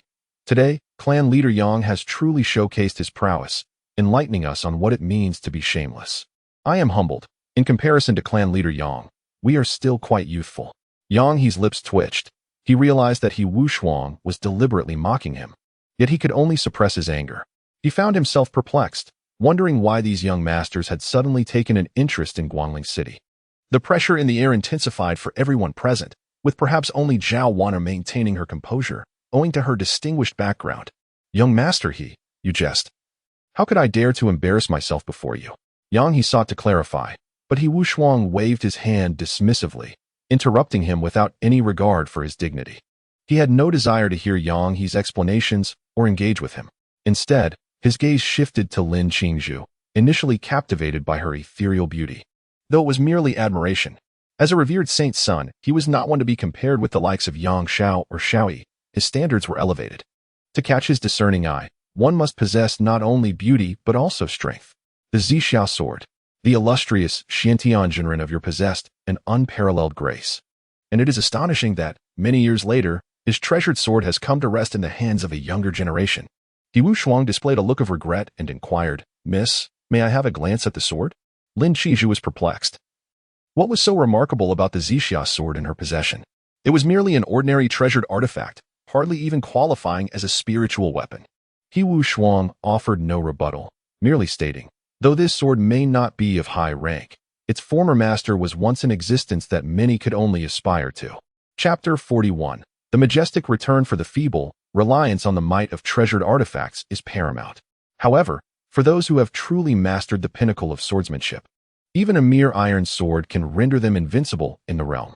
In my youth, I heard tales of the revered Su Ntin Zin from the Btin sect, who ventured alone into the uncharted wilderness, sweeping through 6,000 miles with a single stroke, thwarting myriad clans beyond the celestial chasm. What a spectacle that was. This sword carries with it a multitude of legends. Despite being merely a superior treasure, not even qualifying as a spiritual weapon, Upon hearing H.W. Shu Eng's explanation, LNQNGZH suddenly comprehended the significance of the expression displayed by the Mingyu Zener N when Wei Qi presented this sword to her. It turns out, this sword is steeped in such a remarkable tale. With this realization, LNQNGZH felt an overwhelming joy. She was, unbeknownst to her, of such importance in her master's heart that even such a precious artifact was entrusted to her. Deeply moved, she sensed her master's affection, the only genuine warmth she had known since the passing of her parents. "Take it," she said, not hesitating to throw the Z11 sword upwards. H.W. Shu Ing caught it with a smile, scrutinizing the sword with great care, focusing his mind. He could still perceive the astonishing sword intent left by Su Ntin Zener N years ago, a genius of the sword. He was enthralled by the beauty of fine blades. Whenever he encountered a remarkable sword, he felt compelled to appreciate its essence. The illustrious young master Wu Shuang, with his refined taste, has come to the grand city of Guangling to observe the swordsmanship. Suddenly, a chilling voice pierced the air, prompting Wu Shuang to glance sideways. Gu Haidang, have you come to join the revelry as well? While toying with the sword in his hand, Wu Shuang spoke nonchalantly. Gu Haidang, ignoring him, immediately brightened upon spotting Fuyao and flew over with a cheerful demeanor. Hee, Fairy Fuyao, what a delightful coincidence to meet you here again. Fuyao's lips twitched in irritation. She felt an overwhelming urge to slap this insufferable fellow. What a coincidence indeed. He had been trailing her for a month, clearly believing she was oblivious to his antics. Master Gu, please conduct yourself with dignity, Fuyao replied coldly, turning her face away, unwilling to behold this bothersome individual. Meanwhile, Wu Shuang carefully examined the Zixia sword before returning it to Lin Qingzhu. A splendid sword. It is indeed worthy of being the weapon once wielded by the esteemed Xiantian Junren. Young lady, please safeguard the illustrious legacy of this blade and ensure it does not fade into obscurity. Lin Qingzhu offered no response, merely nodding in acknowledgement. As their conversation concluded, Wu Shuang cast a disdainful glance at Yang He, for he held a deep-seated aversion to those who flaunted their age and experience. Just as he was about to take action, several elderly figures clad in gray robes suddenly descended from the heavens, landing beside Yang Xiao. Upon recognizing the newcomers, Yang Zhao's heart soared with joy as he proclaimed, "Disciple pays respect to master and greets the two esteemed uncles." In that fleeting moment, he believed his fate was sealed. Yet unexpectedly, at the critical juncture, Li Changkong and two venerable masters from the unaging mountain also arrived. Li Changkong glanced at his precious disciple and then at Wu Shuang above, saying, "Young Master Wu Shuang, today my disciple has acted thoughtlessly and has provoked you. I implore you to overlook his transgression for my sake." "Ah, it seems you are mistaken. He has not offended me," Wu Shuang chuckled. Had it not been for Li Changkong's sudden appearance, he would have had no qualms about avenging Lin Qizhu. However, with the presence of the unaging mountain's members, he deemed it unnecessary to engage in a confrontation. Upon hearing this, Li Changkong was momentarily taken aback. He had just arrived and sensed that Wu Shuang was preparing to take action against the Yang family, compelling him to descend in haste. He was left perplexed by the unfolding events. "Disciple, what on earth is happening?" Li Changkong inquired, his expression darkening. Yang Xiao stammered but ultimately recounted the entire sequence of events. After listening, Li Changkong's countenance grew cold, and his gaze fell upon Lin Qizhu amidst the crowd. A shiver coursing through him. Unfilial disciple, Li Changkong, incensed, struck him across the face, sending Yang Xiao crashing to the ground. Meanwhile, Yang He stood in bewilderment, wondering why even Li Changkong seemed intimidated by Yichio. Could it be that this person was indeed formidable? Witnessing his son being struck, Yang He dared not utter a word, for his opponent was none other than Li Changkong. After tidying up after Yang Xiao, Li Changkong hurried over, apologizing, "Ladies, it is my failure in discipline that has allowed this rebellious disciple to offend you. I hope you can forgive his rashness this once, considering my position. Upon our return, I shall ensure he receives strict admonishment to prevent such incidents in the future." Lin Qingzhu remained silent, not wishing to escalate the situation. Zhao Wan'er, however, responded with a teasing smile, "Elderly, do you think a few words will suffice to dismiss us? That seems somewhat inappropriate, does it not?" Upon hearing this, Li Changkong's heart sank. Yet, due to the pressure exerted by Yichio earlier, he was reluctant to intensify the conflict. However, the two elders behind him were not of a gentle disposition. "Humph, you ignorant child, when I extend a hand, you should take it. What more do you desire? Do you think our Mao Bulao is truly afraid of your sect of the celestial realm?" These words caused the atmosphere to freeze once more. How intriguing. Was this a declaration of war against the sect of the celestial realm?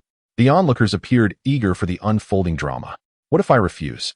At that moment, even the usually composed Zhao Wanner could no longer contain herself. Despite having endured humiliation from Yang Xiao, she had remained silent. Now, hearing the other party openly disparage the sect of the celestial realm felt like an affront to Yi Qiu, her master who treated her like family, and she could not tolerate anyone speaking ill of him. Heh, little girl, you truly are a fearless fledgling. Do not think that you alone possess bravery. Even Ming, the leader of your sect, would treat me with a modicum of respect. Zhao Wanner's expression shifted at these words, as she quietly retrieved a communication talisman from her bosom, preparing to send a signal to the general's manor in Guangling City. She had always carried a unique royal communication talisman, capable of contacting all military leaders within the Liang realm to summon them for assistance. Until now, she had refrained from revealing her identity, but given the current circumstances, she could no longer afford to remain silent. Just as she was about to activate it, a sudden voice boomed. Such audacity. Who? Everyone was taken aback. The voice seemed to emanate from several miles away, resonating like the voice of the Tao, echoing in the ears of all present. At the sound, the elderly figure in gray robes, Li Daoyuan, felt a tremor in his heart, sensing the formidable aura of the speaker, a formidable leader. On the eaves, the elder behind He Wushuang and the two elders accompanying Fu Yao also displayed signs of astonishment. Uncle Han, is this person truly formidable? Fu Yao whispered, her heart filled with confusion, as she had felt a sudden jolt just moments ago. That voice had penetrated her very soul. Han Xingyi's expression turned grave as he replied, indeed, very powerful. Its momentum is resplendent, akin to a sharp sword piercing through the soul. In an instant, a brilliant beam of light descended from the horizon, akin to a sharp sword, piercing through the crowd and charging towards Li Daoyuan. Be careful, senior brother, Li Chongkong exclaimed in alarm, swiftly joining forces with Li Sansi to assist. The three united to withstand the oncoming strike. A thunderous roar echoed as bricks were sent flying and pavilions were demolished, the sword's aura wreaking havoc. With their combined strength, they barely managed to fend off the assault. Their gazes fixed upon the sky, they beheld a figure descending upon a sword. It was their master, their revered teacher returning. Upon witnessing that silhouette, Zhao Wanner and Lin Qingzhu were overcome with excitement. It was indeed their master, Yi Qiu. Chapter 42. Is there nothing left to discuss? A chorus of boos erupted as, under the might of a single sword strike, the three formidable figures from the immortal mountain were forcefully repelled. It is worth noting that among these three stood a leader of the sect. Is this not the renowned Yi Qiu, the esteemed elder of the Purple Cloud Peak from the Celestial Repair sect, whose exploits have been the talk of the town? Indeed, he appears as youthful as the legends suggest. Fu Yao exclaimed in admiration. She had previously heard tales of Yi Qiu's prowess and, at first, found them hard to believe. However, witnessing him effortlessly repel Li Daoyuan with a single stroke left her utterly astounded. Yet, wasn't it said that he was only at the 5th stage of divine concealment? How has he suddenly ascended to the level of a sect leader? Han Xingyi shook his head, revealing his limited knowledge of Yi Qiu, and sighed softly. The Celestial Repair sect has birthed another leader of immense strength. Their fortunes are on the rise, and they are poised for resurgence. This individual's swordsmanship is extraordinary. Even I would find it challenging to contend with him. Upon hearing this, Fu Yu cast a look of surprise and remarked, surely not, Uncle Han. Could it be that a leader in the early stages can rival one in the mid-stages? I believe his capabilities extend far beyond that. His sword intent is truly terrifying. Just look at those old fellows across the way. None are devoid of expressions of fear. Curious at Han Xingyi's observation, Fu Yao turned her gaze. As he had noted, He Wushuang and the formidable figures behind Gu Haiding all exhibited visible trepidation. Clearly, they had been deeply intimidated by Yi Qiu's earlier display of power. At this moment, Yi Qiu appeared akin to a celestial swordsman, exuding an unparalleled aura of independence. The overwhelming presence he commanded rendered everyone unable to lift their heads, momentarily plunging them back into the fear once instilled by the Xiantian master. My goodness, it is no wonder he is revered as the god of Yi, my idol.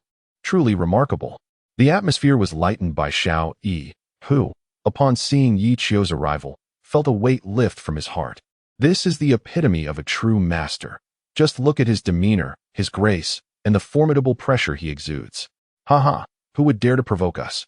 Strangely, it seems that the one most delighted by Yi Qiu's presence is neither Zhao Wan'er nor Lin Qizhu, but rather Yi Qiu himself.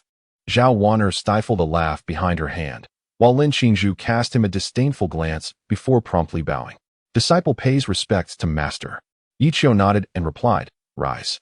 His gaze turned cold as it fixed upon Li Changkong and his companions, a surge of indignation swelling within him. He had only been away for a brief moment, yet his own disciple had been subjected to such bullying.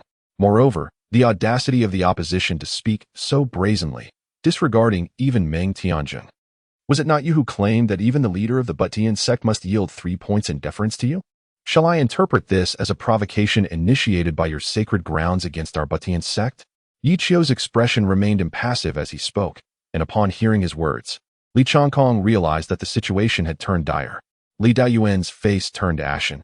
He had just been pretending to be impressive, only to find himself caught in the act. Now, he felt utterly humiliated. How could he possibly allow Meng Tianzheng to show him even a modicum of respect? Who was Meng Tianzheng? He was a formidable power at the pinnacle of their sect, a being whose prowess was unparalleled beneath the supreme. Friend Yi, this is all a misunderstanding. My senior brother meant no harm. He merely spoke without thinking. Please do not take it to heart, Li Changkong hurriedly explained, inwardly cursing Li Daoyuan for his foolishness. What could have been a trivial matter had escalated unnecessarily. Who would have thought Li Daoyuan would make such a statement? If Meng Tianzheng were to learn of this, who could predict whether he would descend upon Mount Bulao and eliminate the 3 of them? It was known that in his youth, Meng Tianzheng had a fiery temper, prone to taking matters into his own hands. Though he had tempered his demeanor somewhat after assuming leadership of the Butian sect, he was by no means a pushover. A misunderstanding? Yi Qiu scoffed, slowly descending from above. I beg to differ. If I had not arrived today, would my 2 disciples not have fallen victim to your malicious intentions? You 3 old codgers are utterly shameless, bullying the weak and pretending to be elders. In just a few words, Li Changkong felt an overwhelming sense of shame. He truly had not bullied the weak. It was entirely Li Daoyuan's folly. Insisting on putting on a facade, Li Changkong was still pondering how to conclude the matter when Li Daoyuan candidly remarked, if today is a deception, then so be it. As the leader, he possessed his own pride. He could not fathom losing to Yi Qiu, another leader like himself. Very well. Does this mean there is nothing left to discuss? Yi Qiu spread his hands, acknowledging that without discourse, confrontation was inevitable. When his disciples were wronged, as their master, he must reclaim their honor. Otherwise, what worth would he have as a mentor? No sooner had he spoken than the very air within a radius of several dozen miles trembled. An overwhelming sword intent surged forth, causing the atmosphere to become palpable. And under this formidable pressure, everyone was drenched in sweat. As the sword-obsessed He Wu Shuang sensed this intention, he immediately rose from his perch. This individual's mastery of the sword had reached such heights, rivaling that of the legendary Xin Tianjinren. This was becoming increasingly intriguing. Can you feel it? The surrounding flora exuded an astonishing sword intent, as if within this realm, his blade was omnipresent. The elder behind, He Wu Shuang, smiled, and explained that witnessing such a powerful figure stirred within him a desire to engage in a contest. However, after a brief mental simulation of the confrontation, he relinquished the thought. It was futile. Faced with this sword, the complexions of Li Changkong and his companions turned ashen. In their hearts, they had cursed Li Daoyuan hundreds of times. However, at this point, there is no turning back. One must resist with all their might. Form the formation. The 3 shared an exceptional synergy, and with merely a glance, they reached a consensus. In an instant, a formation of heaven and earth was established, unleashing a formidable force to repel Yi Qiu's sword energy with fury. Amidst the tumultuous winds, Yi Qiu remained utterly composed, even appearing somewhat indifferent. Throughout the confrontation, he wielded no weapon, relying solely on the flora around him to command the battlefield. Such mastery instilled awe in all present. With his right hand crossed over his chest, Yi Qiu launched a decisive assault. In an instant, countless sword energies surged forth, culminating in a colossal sword that came crashing down from the skies. Hold your ground, Li Daoyuan bellowed as the leader's power erupted fully. With Li Changkong and Li Sansi providing support, they braced themselves against the might of this strike. Under the weight of the blow, everyone rose, their gazes filled with reverence.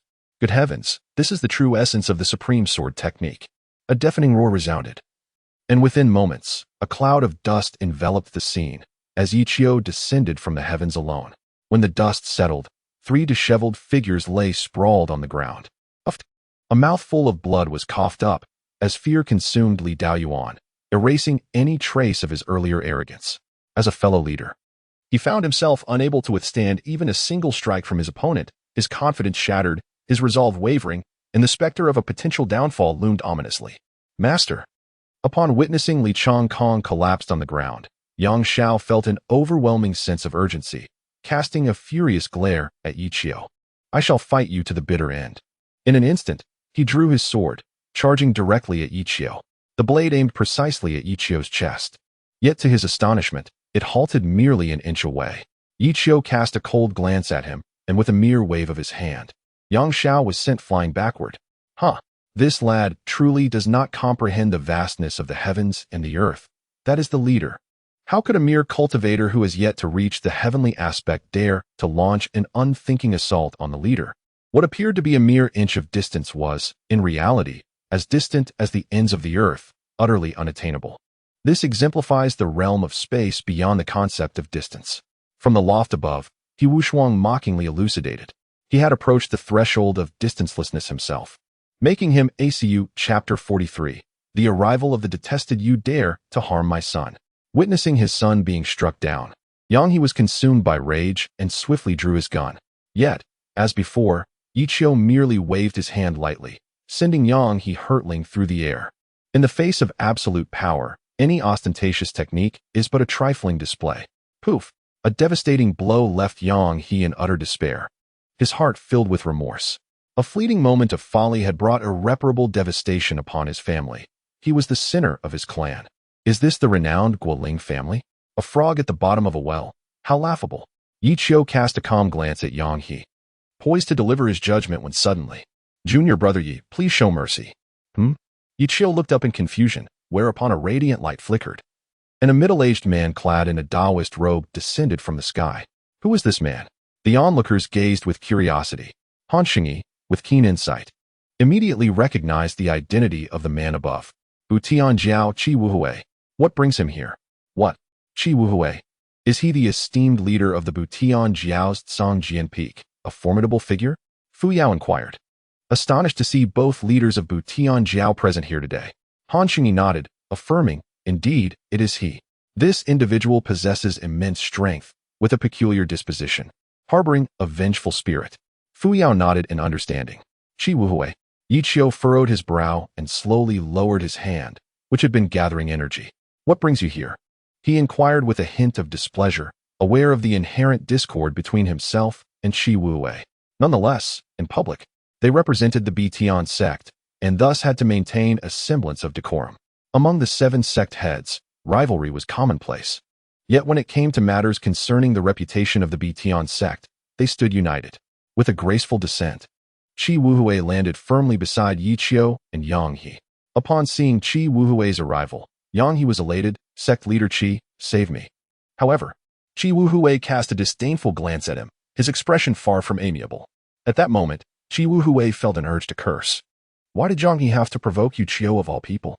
Their animosity was well known, and should Yu Qiu decide to exploit this incident, it would undoubtedly reflect poorly on him. Though he felt an inner turmoil, Qi Wuhui knew he could not disregard the situation. After all, he still relied on the Yang family's enterprises for gain. The 7 sects maintained ties with prominent families across the eastern wilderness, and the resources essential for the operation of their mountainous domain largely stemmed from these clans. Except for Zixia Peak, which, due to its sparse population, incurred no expenses. Junior brother Yi, this man is a longtime friend of mine. I am unaware of how he has offended you, but perhaps, for the sake of our brotherhood, you might consider sparing his life? Qi Wuhui sincerely remarked that it was only today he realized Yi Qiu had reached a level where they could stand on equal footing. After observing the battle in the sky for an extended period, Qi Wuhui felt an increasing sense of alarm. The junior disciple, whom he had always regarded with disdain, had secretly surpassed the position of the sect leader. A profound anxiety gripped Qi Wuhui's heart. If given a little more time, would Yi Qiu surpass him?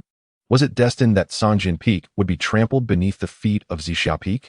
He had believed that after the death of Shantian Daoist, Sanjin Peak would finally be able to hold its head high. Yet, Yi Qiu's rise had once again delivered a stinging blow to his pride. Yi Qiu's expression turned cold as he said, "Face? You think you can dismiss me with a few words today, brother? Is it acceptable for anyone to bully the disciples of Zixia Peak at will?" Qi Wuhui's countenance darkened. He had anticipated that Yi Qiu would not be so easily persuaded. Damn it. It seemed that unless he was willing to make a considerable sacrifice today, the Yang family would not be saved. Curse this fool. Why provoke this individual unnecessarily? If not to undermine me? Junior brother speaks truly.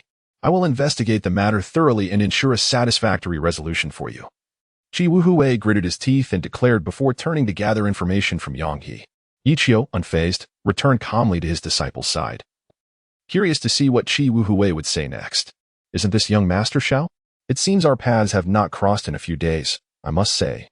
You have made quite an impression. Upon returning to his disciple's side, Yi Qiu immediately noticed Xiao Yi, who was trembling beside him. Unable to resist teasing, he remarked, "Hee hee." Startled by Yi Qiu's call, Xiao Yi quickly responded, "Senior is jesting. This is merely my duty." Yi Qiu chuckled silently.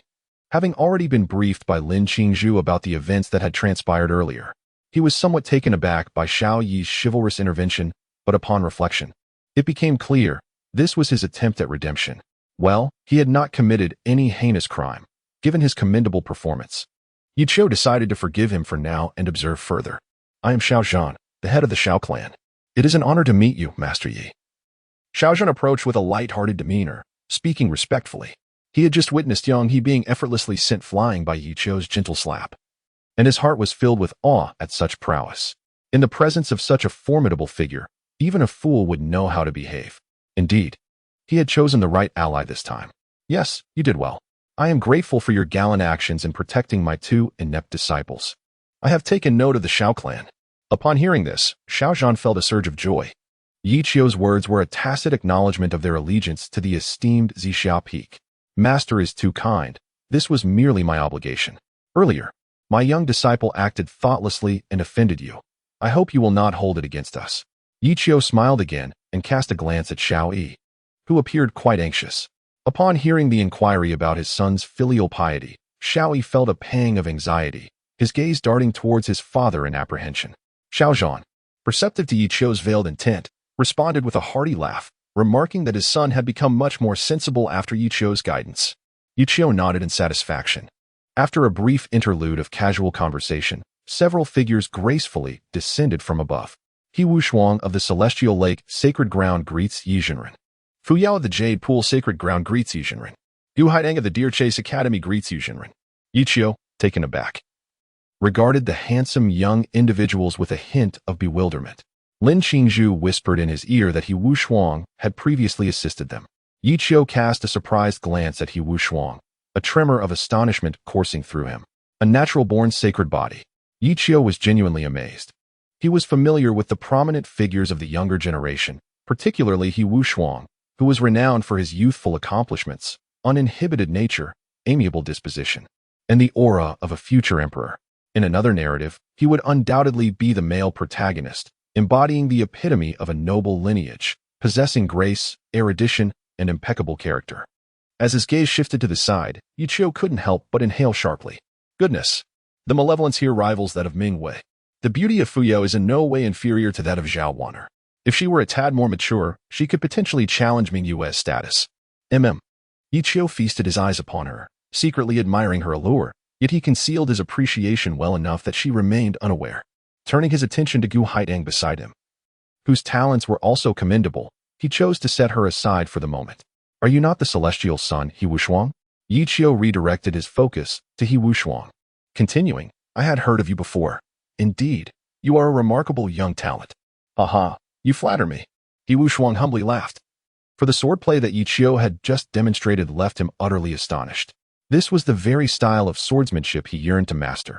Alas, the Heavenly Lake Holy Land did not offer such techniques. For a swordsmanship prodigy who was utterly captivated by the art of the sword, this style held immense allure. Thus, as the event concluded, he was eager to descend and engage with Yi Qiu, hoping to glean some insights from their interaction. Chapter 44. The frustration of Qi Wuhui. It is hard to fathom the formidable power exhibited by the sword technique of the senior just moments ago. He Wushuang expressed his admiration sincerely. In response to He Wushuang's praise, Yi Qiu maintained an expression of calm, his heart remaining unaffected.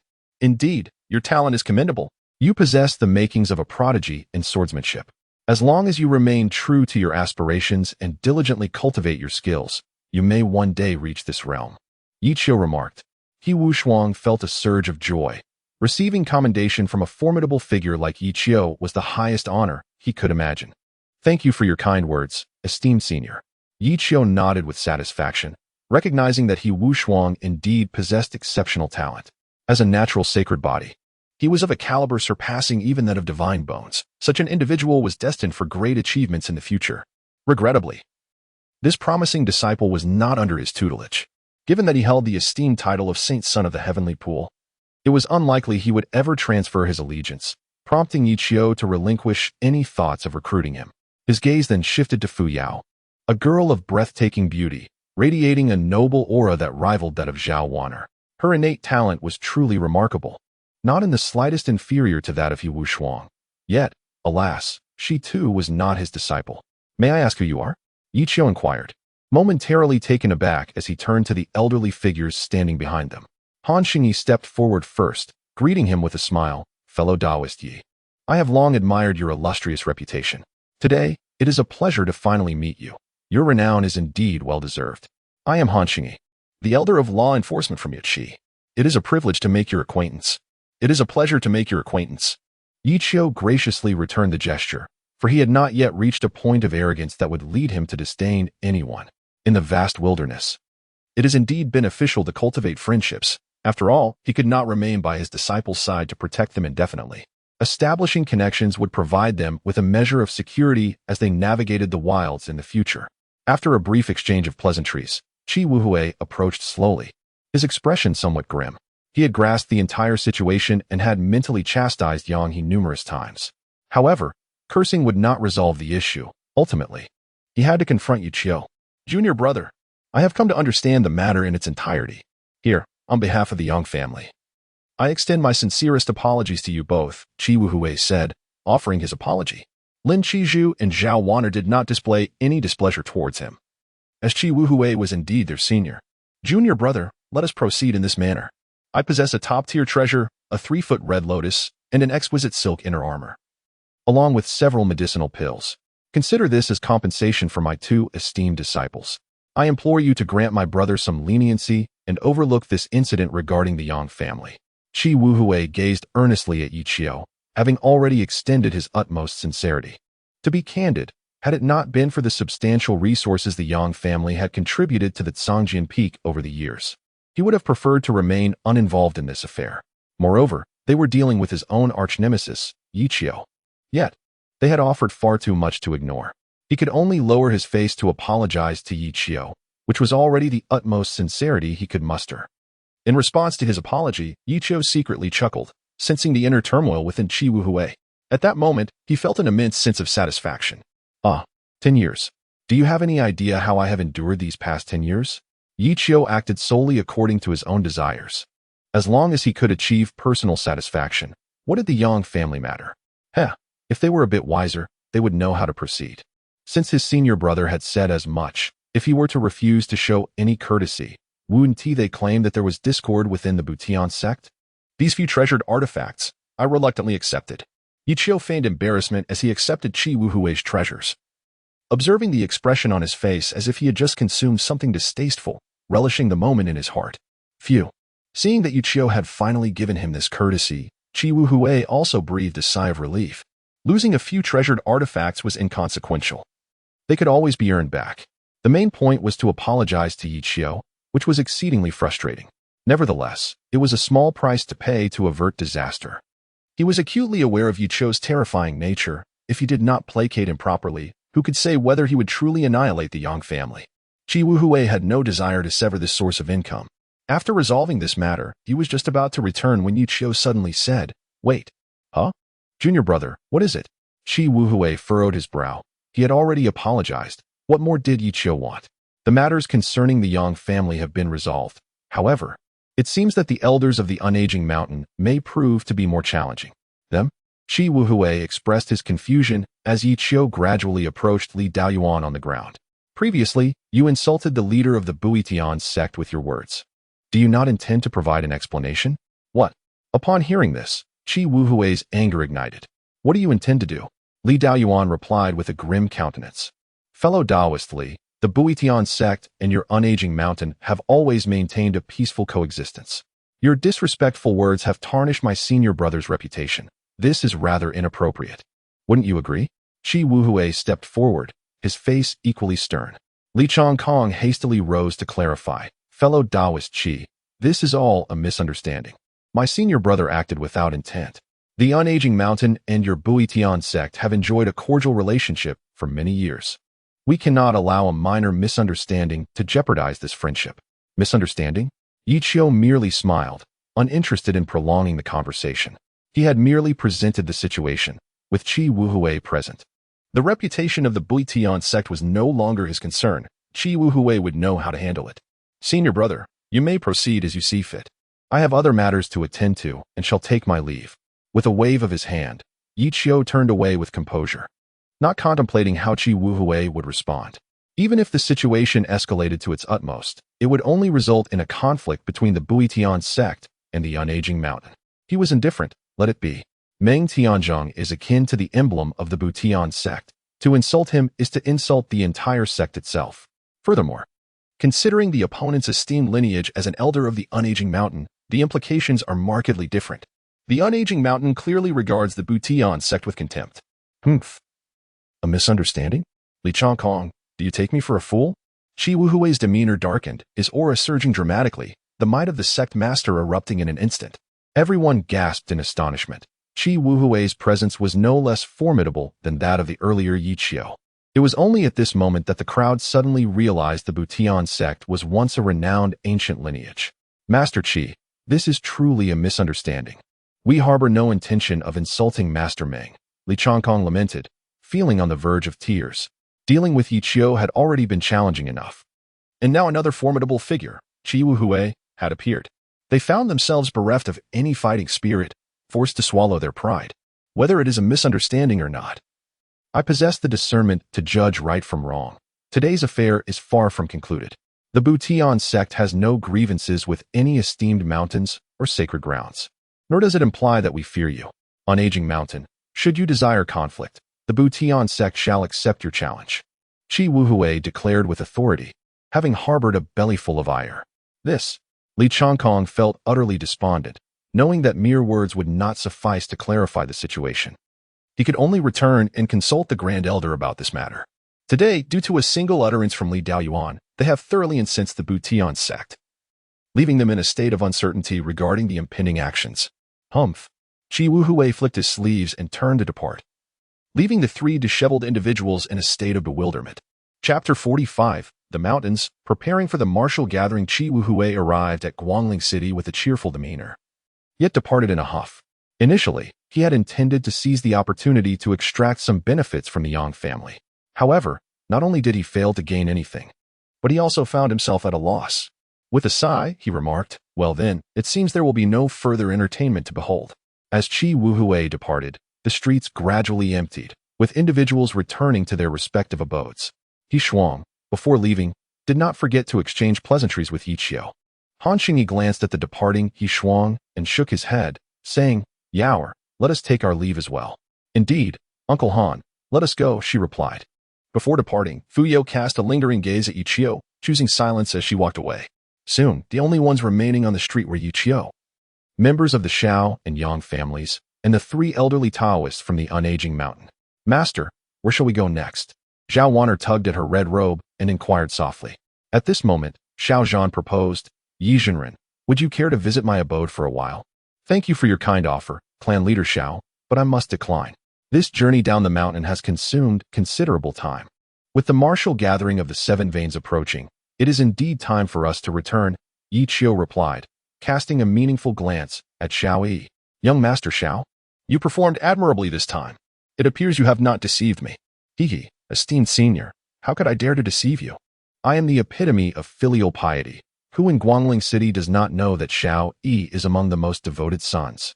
Xiao Yi wiped the cold sweat from his brow, feeling slightly uneasy, while Yi Qiu stifled a chuckle in amusement. Very well, continue in this manner. All right, with that, Yi Qiu lightly uttered a parting remark and, accompanied by Lin Qizhu and Zhao Wan'er, made their way back to Zixia Peak. Xiao Ling initially wished to ascend the mountain as well, but Zhao Wan'er insisted she return home, urging her to pursue the freedom that rightfully belonged to her. Rather than living her life as a servant to others, Xiao Ling felt immense gratitude, yet a pang of reluctance lingered in her heart for the princess. Ultimately, Yi Qiu consented, assuring her that should she miss the princess, she could return to the mountain at her leisure before departing. "Father, what are you pondering?" After Yi Qiu's departure, Xiao Zhan stood in a daze, deep in thought, prompting Xiao Yi's curiosity. With a sigh, Xiao Zhan expressed genuine admiration, stating, "Yu Jinren is truly a prodigy of our age. At such a tender age, his cultivation is remarkable. With his singular strength, he has thoroughly defeated the 3 experts of Mount Bulow, even without revealing his treasured artifacts. It is almost unimaginable that his swordsmanship has reached such heights.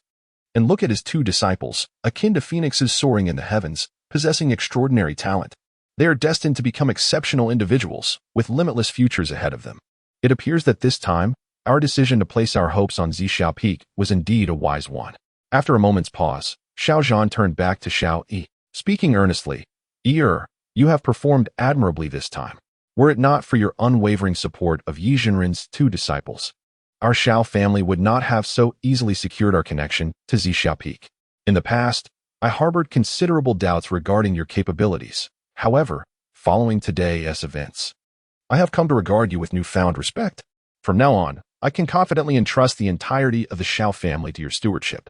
Upon hearing my father's heartfelt words, a wave of emotion washed over Xiao Yi, his eyes glistening with unshed tears. After so many years, he had finally received a commendation from his father. Yet, reflecting on this, he mused, "It seems I am not so inadequate after all." A chuckle escaped him as he considered how he far surpassed the foolish Yang Xiao. Wang Hai spoke, "Patriarch, it has come to the attention of all prominent families in Guangling City that we have aligned ourselves with Zixia Peak. Should we not make some gesture to signify this alliance? Indeed, you are correct. Let us enhance our previous gift with an additional 10,000 taels of gold and adorn it with a fresh coat of lacquer for Zixia Peak, ensuring it is splendidly embellished. After all, it serves as our stronghold, and we must maintain an imposing presence," declared Xiao Zhan, his voice brimming with confidence as he cast a satisfied glance at the beleaguered Yang He in the distance before departing with contentment. Several hours later, 3 figures gracefully descended onto the verdant grass before a wooden cabin atop Zixia Peak. "Is this truly Zixia Peak?" Zhao Wan'er remarked in awe, gazing at the resplendent violet clouds on the horizon. Such breathtaking beauty resembled a celestial paradise, drawing one irresistibly into its enchanting embrace. "This is the authentic sanctum of the immortals, rich in spiritual energy, with pristine mountains and clear waters, a picturesque landscape beyond compare. Qingzhu, you should accompany your junior sister to explore the geographical features of Zixia Peak, while also imparting the rules of our sect.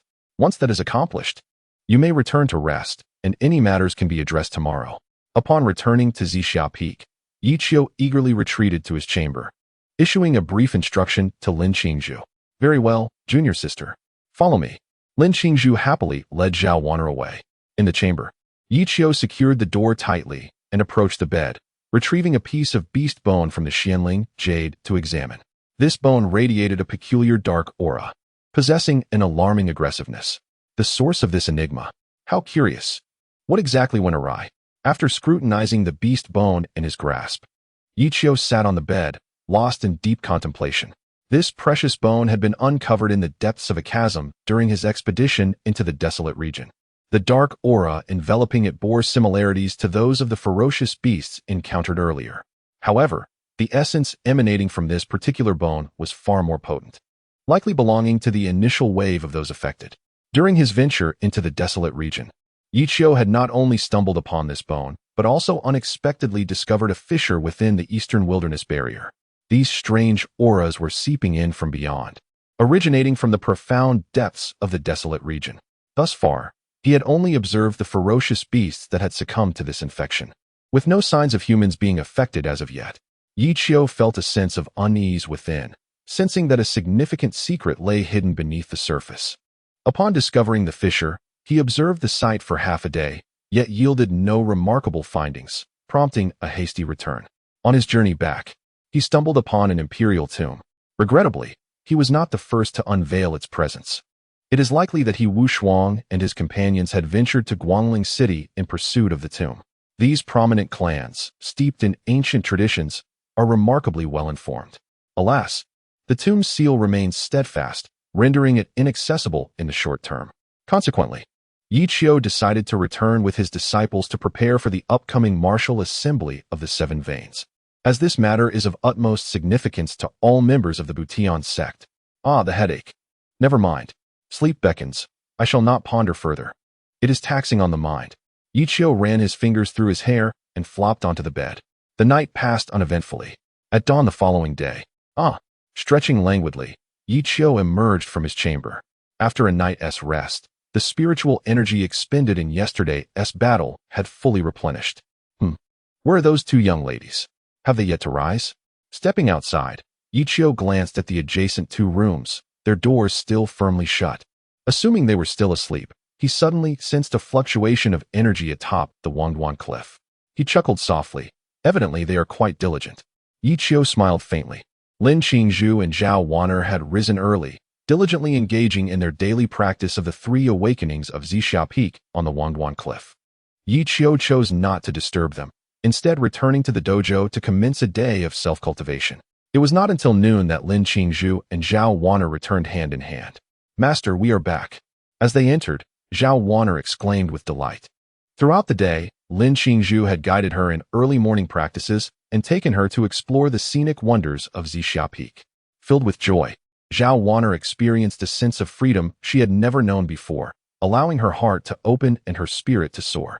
In the brief span of a single day, she had already adapted to life here, feeling an overwhelming warmth. Her senior sister was exceptionally considerate, and Master treated her with kindness, far surpassing the coldness of the imperial palace. Within the dojo, Yi Qiu slowly opened his eyes and nodded in satisfaction, inquiring, "Well, disciple, how are you adjusting to the mountain life for the first time?" "Master, Wan'er is adapting well. This place is wonderful, radiating the warmth of home. I truly love it here."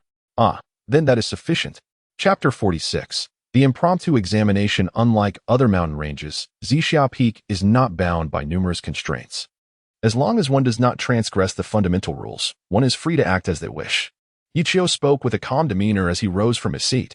"With the martial arts gathering approaching, the two of you will represent Zixia Peak in this event.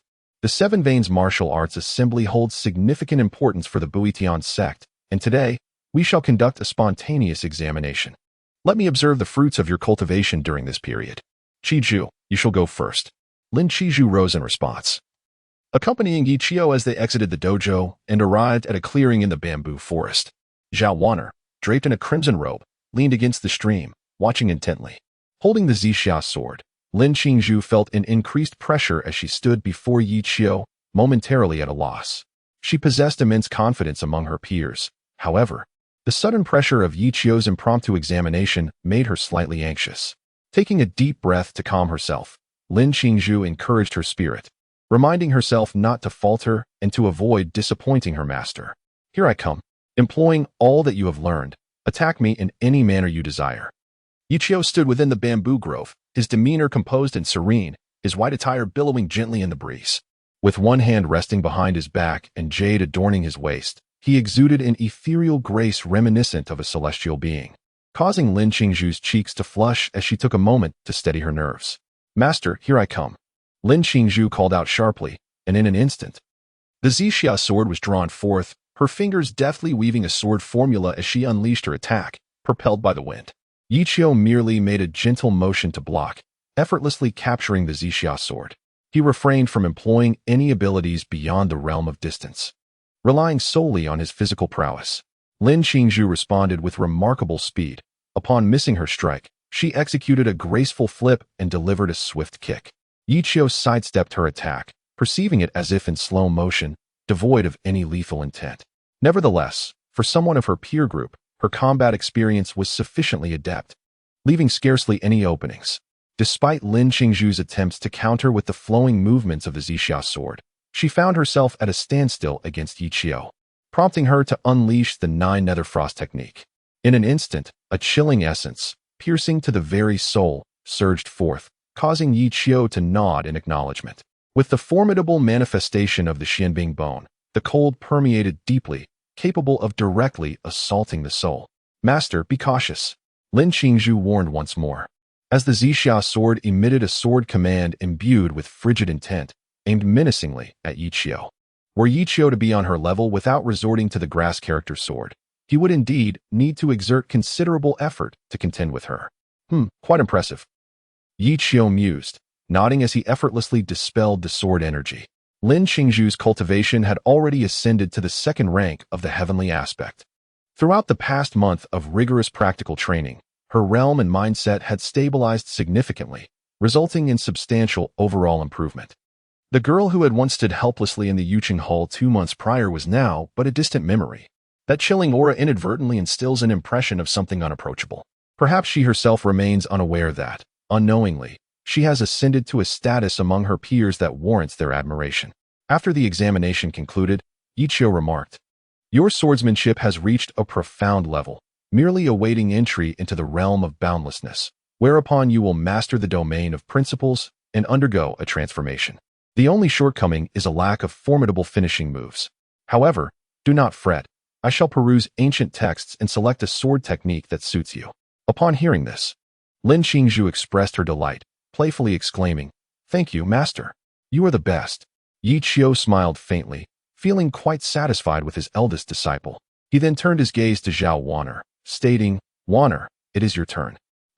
Deeply engrossed in the unfolding drama, Zhao Wanner was momentarily taken aback by being called. The contrast was striking. She transformed from an elegant, poised lady into a cute and bewildered girl. Yi Qiu raised an eyebrow. "Are we daydreaming during class? Oh, here we go."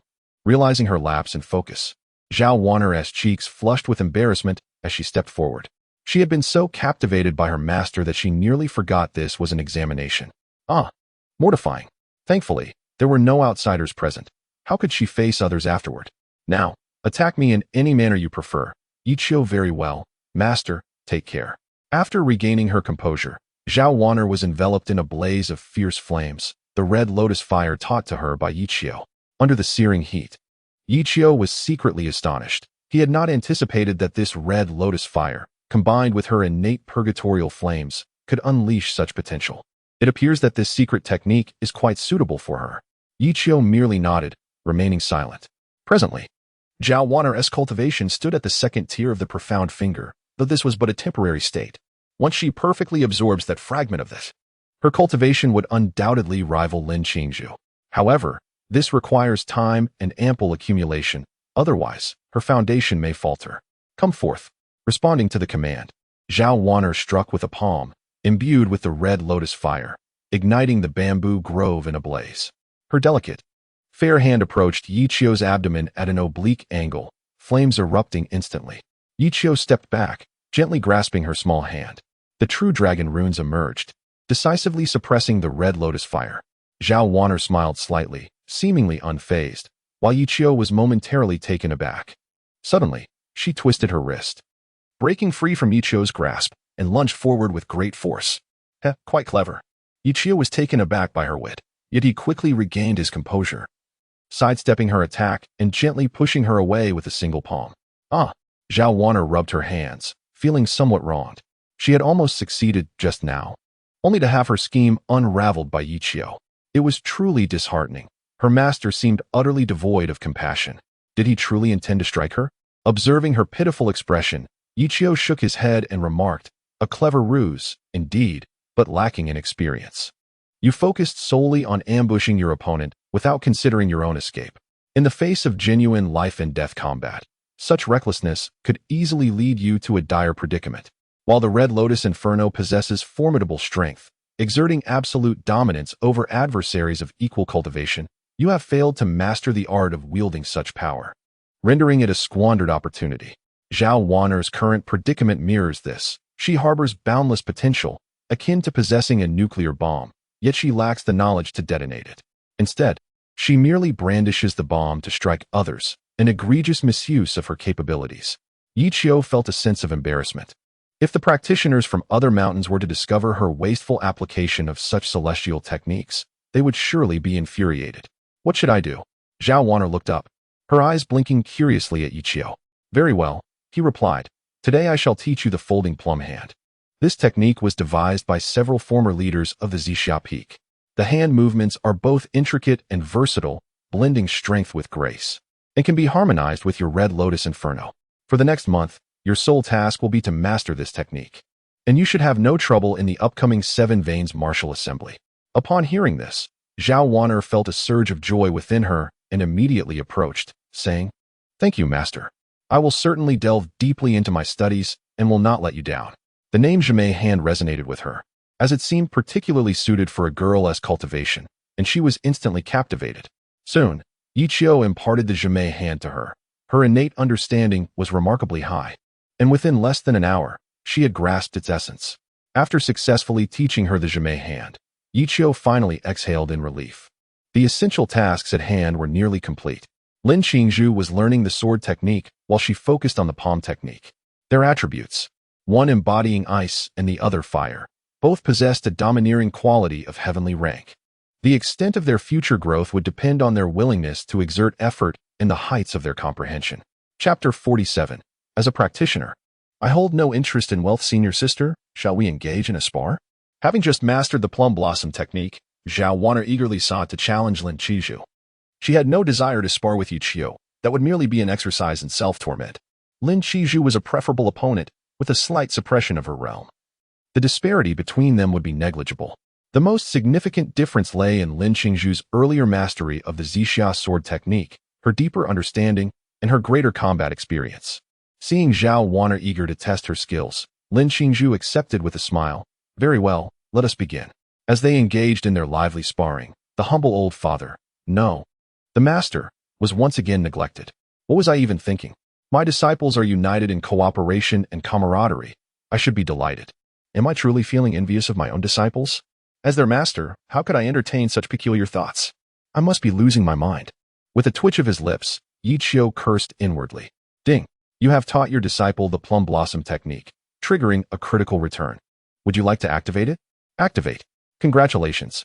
You have triggered a 10,000-fold critical strike, acquiring the divine level technique, the Qian Kuan Wu Ji hand.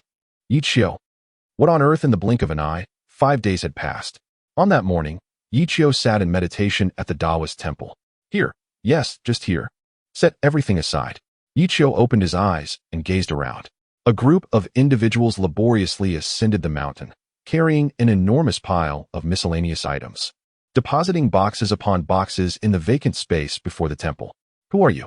Yichio inquired curiously, stepping forward. He was momentarily taken aback, only to soon recognize Xiaoyi behind them, his lips curling into a smirk. Ah, senior, I didn't expect it would be you. Xiaoyi approached with a playful demeanor, accompanied by a certain Lu Qingfeng, undoubtedly the one who had led them up the mountain. Master Yi, this is young Master Xiao from the Xiao family of Guangling. He has come to pay his respects today and mentioned he wished to present some treasures to Zixia Peak, so the master instructed me to bring him here. Lu Qingfeng explained. Yichio nodded, directing his gaze at Xiaoyi. What treasures are you bringing, young man? It wouldn't be akin to a weasel wishing a chicken a happy new year, would it? Not at all, senior. You seem to misunderstand me, Xiaoyi replied, patting his chest with a grin. I am here on my father's behest to deliver some treasures to Zixia Peak, as a token of gratitude for your guidance. Treasure? Yichio paused, approaching the boxes and opening one. In an instant, a dazzling golden light burst forth, nearly blinding him. What on earth? So much money? Yichio exclaimed. Astonished. Having never encountered such a vast sum of gold in his life, he thought to himself, goodness, what a wealthy individual. To present such a fortune is truly astounding. No wonder the other mountain peaks often descend to the valleys, maintaining amicable relations with those prominent families below. Is there such abundance hidden within these interactions? Am I dreaming? Yichio pondered to himself. The entire Zixia Peak seemed to be reduced to nothing but a solitary mound, having never witnessed such wealth before. He had been fretting over the mountain's expenses, and unexpectedly, Xiao Zhan had resolved his concerns directly. Indeed, this appears to be a lucrative avenue. Internally elated, yet outwardly composed, Yichio regarded the ostentatious Xiao Yi with a calm expression, saying, Indeed, young Master Xiao is quite considerate. As cultivators, we harbor little interest in material possessions. However, given the sincerity of the Xiao family, it would be somewhat impolite of me to refuse. Very well, I shall reluctantly accept this gesture. Lu Qingfeng observed with a twitch at the corner of his mouth, feeling a wave of exasperation. He thought to himself, how could others be unaware when he himself was all too familiar with Zixia Peak? Currently, it was impoverished, reduced to a few small wooden cabins. And he found it absurd to claim reluctance. This was quite remarkable. Indeed, it turned out he was of such a disposition. While internally he scoffed. More of his sentiment was astonishment. He had heard of the Guangling Shao family, which possessed considerable strength. Yet he struggled to comprehend how the Shao family had established a connection with Yiqiu. It appears that my previous conjectures were largely accurate. This youngest disciple of the Butian sect is indeed remarkable. Once again, Lu Qingfeng has gained a fresh perspective on Yiqiu. It is essential for him to cultivate a good relationship with this young master of the Butian sect. Lu Qingfeng perceives what Shaoyi cannot at this moment. He feels that Yiqiu's stature has grown significantly in his eyes. This is truly a person of exceptional caliber, faced with a fortune of 10,000 taels of gold. He remains remarkably composed and unperturbed. Indeed, as my father mentioned, a true master never concerns himself with such mundane possessions. Hence, I specifically brought along some local specialties for the esteemed senior, bitter spirit tea, unique to the frigid lands beyond Guangling City. Alongside these treasures, I have also been instructed to construct an opulent and grand dojo for the senior. Yiqiu's eyes brightened at the thoughtfulness displayed. How delightful. Xiao Zhan is indeed a person worth befriending, quite pragmatic. Currently, Yiqiu faces the greatest embarrassment of residing in these modest wooden huts left by the Xintian Taoist. The conditions are woefully inadequate. After all, he is a prominent figure, the head of a lineage and a powerful sect leader. To be living in such squalor, worse than the villagers at the foot of the mountain, would be detrimental to his reputation in the vast wilderness. Well, your father has considered this quite thoroughly. In that case, do as you see fit. In truth, as a cultivator, I hold no particular demands regarding such matters. Simplicity is all that is required. Yiqiu remained composed, his heart undisturbed, resembling a reclusive sage hidden deep within the mountains. Lu Qingfeng exclaimed in admiration, realizing the profoundness of Yiqiu's state of mind. To maintain such tranquility in the face of easily attainable wealth was indeed remarkable. It was no wonder he had endured for so many years without revealing his true capabilities. It all made sense now. Xiao Yi, oblivious to the intricate thoughts swirling around him, felt an overwhelming eagerness to demonstrate his worth upon receiving Yiqiu's permission to take action. This was his sole opportunity, and should he perform admirably, it would greatly benefit his family. Perhaps, if Yiqiu were pleased, he might casually impart some secret techniques, which would be an immense honor. Come, you lot. Why are you dawdling? Get to work. Shaoyi commanded. You have 1 month to complete the renovation of the Elder's dojo as swiftly as possible. With determination, he embarked on the task of refurbishing Zixia Peak's dojo. It must be said, the Shao family's financial resources were indeed substantial. Following a significant investment, a large contingent of workers ascended the mountain to commence renovations. Soon, under Yiqiu's guidance, a new site for the dojo was selected within the peach grove on the northern mountain, a sacred realm for cultivation nestled amidst a sea of blossoms. As he observed Xiao Yi energetically directing the workers he had brought from his clan, Yiqiu returned to the original dojo, his spirits soaring with joy. At last, I shall have a splendid abode. Cough. No, I must remain composed. I cannot allow anyone to perceive my elation. A mere few houses are merely the beginning. Sitting in the chair, Yiqiu's thoughts wandered, pondering what his new dojo would ultimately be like. Master Uncle. Lu Qingfeng entered slowly, calling out softly. Ah, Qingfeng, what brings you here? Is there something else? Yiqiu snapped back to reality, surprised that the young lad had not yet departed. He held a favorable view of Lu Qingfeng, for the boy was arguably the most familiar person to him in the Butian sect, aside from his 2 disciples. Over the past decade, apart from Lu, hardly anyone had ventured to the Zixia Peak. Lu Qingfeng smiled and spoke with calm assurance. I heard that Master Uncle has taken on a new disciple. I wonder where she may be. I have yet to meet the new junior sister. Before arriving, Meng Tianzheng had specifically instructed him to observe Yiqiu's 2 disciples to see how they had progressed. After all, Yiqiu's sudden display of astonishing prowess had genuinely startled Meng Tianzheng, prompting a heightened interest in the circumstances surrounding Zixia Peak. Meng Tianzheng was indeed curious about this junior brother, who possessed the realm of a sect leader yet managed to remain concealed for a decade. This ignited a glimmer of hope for the resurgence of the Butian sect in his heart. Oh, they are cultivating at the Wangguan Cliff.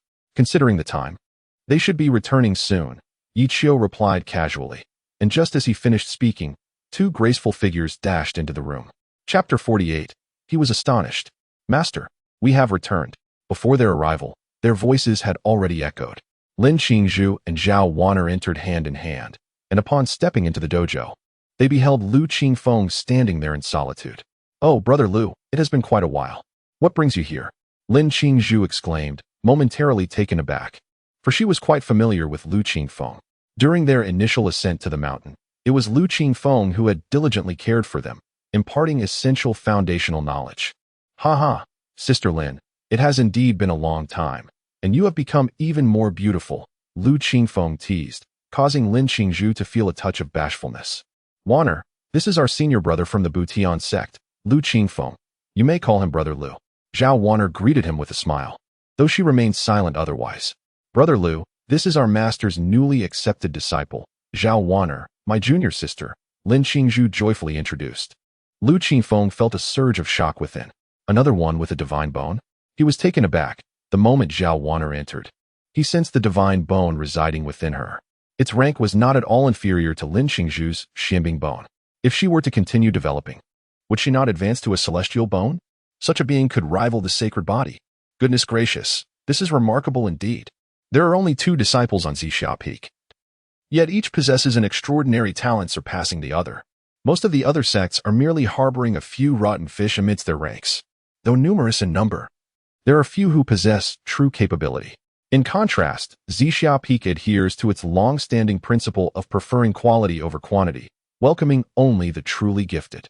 Take Yi Qiu. For instance, he initially presented himself as weak and incompetent.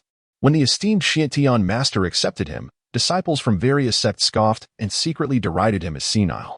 Yet, what was the outcome? In merely a decade, he ascended to become a formidable leader. Could a mere wastrel achieve such heights? One individual alone is sufficient to rival any mountain range. Does Zixia Peak lack strength? Absolutely not. Upon this realization, Lu Qingfeng was taken aback. It became evident that Zixia Peak harbored the greatest potential. Zhao Shimi indeed possessed remarkable intellect. As their first encounter left Lu Qingfeng thoroughly astonished. No wonder she was accepted as an inner disciple by Master Yi. She was born with extraordinary talent and exceptional comprehension, with boundless prospects ahead. Lu Qingfeng sincerely marveled at Zhao Wan'er, who felt a bit shy from the praise. Deep down, she understood that her so-called talent was a result of Yi Qiu's rigorous cultivation. By the way, junior sister Lin, may I inquire about your current cultivation level? Lu Qingfeng suddenly recalled something and promptly asked. He remembered his master's instructions prior to his departure, urging him to assess Lin Qingzhu's progress. Lin Qingzhu hesitated momentarily, glancing at Yi Qiu above, uncertain whether she should disclose her current state. Yi Qiu remained silent, offering her a reassuring glance, urging her to speak freely. Senior brother. At this moment, I have attained the second tier of the heavenly aspect. Lu Qingfeng nodded in acknowledgement. Oh, the second tier of the mystic finger, that's commendable. 2 months prior, he had heard that Lin Qingzhu had already reached the first tier of the mystic finger. So her recent breakthrough to the second tier was not entirely surprising. Shaking his head in mild disappointment, Lu Qingfeng fell into a moment of silence before abruptly lifting his gaze. Wait a moment. What? Heavenly aspect, second tier? Yes, what about it? Lin Qingzhu replied, her expression one of bewilderment. This unexpected contrast left Lu Qingfeng both amused and exasperated. Did she truly believe that a 2-month time frame for breaking through to the heavenly aspect was entirely reasonable? How could it be possible to ascend from the mystic finger to the heavenly aspect in such a brief span? Lu Qingfeng found it hard to fathom. Surely, no matter how gifted one might be, such rapid advancement was implausible. Lin Qingzhu earnestly elucidated. During these past 2 months, I accompanied my master down the mountain, where we traversed various landscapes and hunted numerous ferocious beasts, absorbing their precious bone essence. This has expedited my cultivation. What she did not divulge was that the previous transformation of her physique through the divine marrow pill had fortified her roots, endowing her with remarkable resilience and a potent essence. Thus, the absorption of such abundant bone essence had minimal impact on her foundation, as the divine marrow pill effectively filtered out impurities, allowing her to assimilate without concern. The sole drawback lies in her unstable state of mind, which is why Ichio insists she complete the 3 awakenings each day to refine her Tao heart. Over the course of 2 months, through continuous self-reflection and rigorous practice, her cultivation progressed steadily without any issues. Most individuals might lack the patience to consistently monitor their disciples' progress, given the multitude of students they manage. However, Yi Qiu is different. With only 2 disciples, he can devote his attention to them. Should he detect any problems, he promptly addresses them, guiding her to rectify and adjust swiftly. Thus, it dawned on Lu Qingfeng, a tinge of envy stirring within him. Lin Qizhu had found an exceptional master who attentively oversees her cultivation. In contrast, at other mountain ranges, nearly all disciples are left to their own devices, practicing if they wish, or neglecting it entirely, as their absence would hardly be missed. Lu Qingfeng was aware of the method of absorbing precious bones to enhance one's cultivation. Yet he dared not indulge excessively. Ming Tianzhong was far too occupied, burdened with endless affairs each day, unable to accompany his disciples in the same manner as Yi Qiu. Should any issues arise, it could jeopardize his future. Thus, he exercised caution, seeking victory through stability. And what of Zhao Shimi? Lu Qingfeng paused, casting a glance at Zhao Wan'er. The news of her initiation had recently been communicated to the first peak and duly recorded. Having just begun her journey, she was likely still lingering in the qi refinement stage, was she not? Do not tell me that she, like Lin Qingzhu, has achieved the 4th rank of qi cultivation merely 4 days after entering the sect? Even if she possesses an innate divine bone, it cannot be that each one is more extraordinary than the last, can it? Me? Zhao Wan'er replied with a gentle smile, tugging at her crimson robe playfully. I have already reached the 3rd rank of Xianji. Lu Qingfeng felt a sense of numbness envelop him. He had truly heard her words clearly this time. 3rd rank of Xianji. Well, I am utterly stunned. Just 2 months ago, he had entered the sect alongside Lin Qingzhu and had become a disciple of the Canjin Peak. And that innate divine bone youth was still only at the 8th rank of qi cultivation. Such a feat had already spread widely among the Buitian sect, earning him the admiration of many as a prodigy. Qi Wuhui took great pride in this, often grinning and boasting to the other masters about his exceptional disciple. Now, in comparison, just forget it. Lu Qingfeng could already envision Qi Wuhui's expression upon discovering Zhao Wan'er and Lin Qingzhu's progress. It would likely resemble a man forced to consume a pound of excrement. At this thought, Lu Qingfeng could not help but laugh aloud, quickly realizing his lack of decorum and hastily offering his apologies. My apologies, I was reminded of something amusing and momentarily lost my composure. The two exchanged glances, and Zhao Wan'er leaned in closer to Lin Qingzhu, whispering, Senior sister, this Lu Shixiang is rather peculiar, inexplicably grinning to himself. Lin Qingzhu's lips twitched slightly, unsure of how to respond. It does seem somewhat so. Indeed, the master remains admirable, maintaining an air of tranquility and composure regardless of the circumstances. Upon overhearing their hushed discussions about herself, Lu Qingfeng felt a wave of embarrassment wash over her. She touched her nose and addressed Yi Qiu, saying, Aunt Yi, today I must say I have a newfound respect for you. Not only is your cultivation unfathomably profound, but your ability to instruct your disciples is equally remarkable. If the masters from other mountains were to learn of the situation at Zixia Peak, they would undoubtedly be astounded. Yi Qiu responded in a calm tone, Well, it's merely some casual teaching. Lu Qingfeng's lips twitched, feeling as though she had been slighted. Casual teaching? She thought, surely. You must be eager to implant that secret method directly into their minds. Chapter 49. Epiphany Master Uncle is indeed humble, thought Qingfeng, feeling a bit embarrassed. At that moment, Lin Qingzhu curiously inquired, Master, what is happening outside? Why have so many people suddenly appeared at Zixia Peak? Indeed, Yi Qiu added, we noticed a large crowd on Beishan as we returned. He paused, seemingly lost in thought, not hurrying to respond. Instead, he leisurely savored a sip of the bitter Ling tea that Xiao Yi had just delivered. The initial taste was somewhat astringent, yet as he continued to savor it, a fragrant aftertaste emerged, a delightful contrast of bitterness followed by sweetness, a testament to the adage that sweetness comes after hardship. Ah! Yi Qiu exclaimed in enjoyment. The taste of wealth. This Ling tea, he had heard, was a renowned specialty of Guangling City, typically enjoyed only by those of noble status. Clearing his throat, Yi Qiu slowly continued, Those people are from the Shao family. They have sent us numerous gifts, gold worth 10,000 taels. and they are also planning to assist us in constructing a new dojo. A flicker of surprise crossed their faces at his words. Is that true? Lin Qingzhu responded, her excitement palpable. Over the past few days, she had taken Zhao Wan'er to wander through the other mountain ranges, and she had reflected on the disparities among them. Among the 7 peaks, the first peak was the most magnificent, followed closely by the Sanjin Peak, whose dojo exuded luxury and grandeur. Even the dormitory conditions were exceptionally good. In contrast, Zixiao Peak felt impoverished, reduced to a few small wooden huts. Could it be that we will soon have a new place to reside? Yiqiu nodded and said, indeed, there will certainly be a new residence. However, for us cultivators, the fade of a dwelling holds little significance. A true practitioner of the immortal path should prioritize cultivation, drawing close to nature in order to comprehend its essence. Only by following one's heart can one act with spontaneity. Becoming overly concerned with appearances will not yield substantial rewards. One must remember, the highest good is like water. Water benefits all things without contention, and following the natural order is the true way. Upon hearing these words, Lu Qingfeng suddenly appeared taken aback. To draw close to nature is to grasp its essence. Only by following one's heart can one act naturally.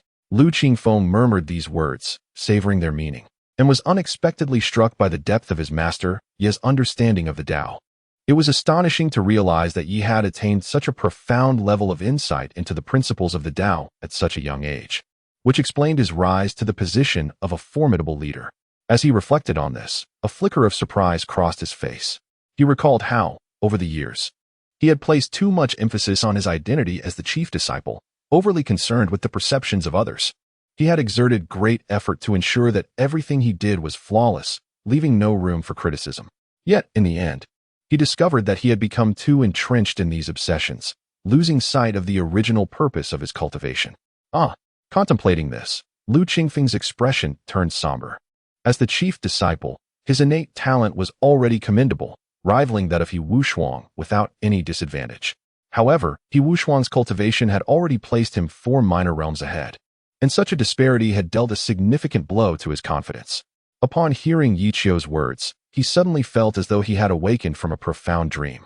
The Tao that can be spoken of is not the eternal Tao. Heaven and earth arise from existence. Existence emerges from non-existence. All things and phenomena abide by their own laws.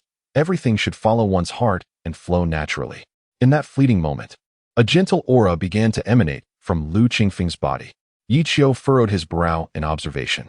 What has come over this lad? Lin Qingzhu and Zhao Wan'er, standing nearby, were equally astonished, quickly stepping back a bit. Is this a sign of a breakthrough? The 3 were momentarily taken aback. Yiqiu had merely uttered a casual remark, yet it had inadvertently catalyzed Lu Qingfeng's breakthrough. Yiqiu smiled, gesturing for his 2 disciples to stand back, as he quietly watched Lu Qingfeng below, curious to see to what realm he could ascend. How intriguing. Is he achieving enlightenment in situ? A subtle smile played on Yiqiu's lips. For Lu Qingfeng's current state was a rare moment of enlightenment among cultivators. This state is not easily attained. It requires profound insight and certain favorable circumstances. The conditions are exceedingly challenging, yet if one can enter into such a state of enlightenment, it undoubtedly yields results far superior to any elixir or miraculous remedy. A gentle breeze arose as Lu Qingfeng seated himself, entering the state of enlightenment. In an instant, the spiritual energy within him surged, akin to the tidal waves of Yunmeng Lake, tumultuous and powerful. Gathering the essence of heaven and earth, a colossal spiral sphere formed high in the sky, heralding a celestial phenomenon. At this moment, within the Jade Purity Palace, Meng Tianzhong, who had been meditating, suddenly opened his eyes. What is this? The heavens are bestowing their grace. The extraordinary sight in the heavens was directed towards Zixiao Peak, leaving Meng Tianzhong astonished. Such an occurrence was rare. Perhaps it was instigated by the disciples of Zixiao Peak? Unable to remain still, he swiftly took flight towards Zixiao Peak, eager to witness this earthly marvel with his own eyes. Simultaneously, at Tianshui Peak, the esteemed Mingyue Jinren was imparting teachings to Lu Ruyan when he abruptly looked up to behold the swirling vortex above Zixiao Peak. Startled, he exclaimed, "The heavens bestow their grace. Who has caused this? Master, could it be that it is Senior Uncle Yi?" Lu Ruyan inquired with curiosity.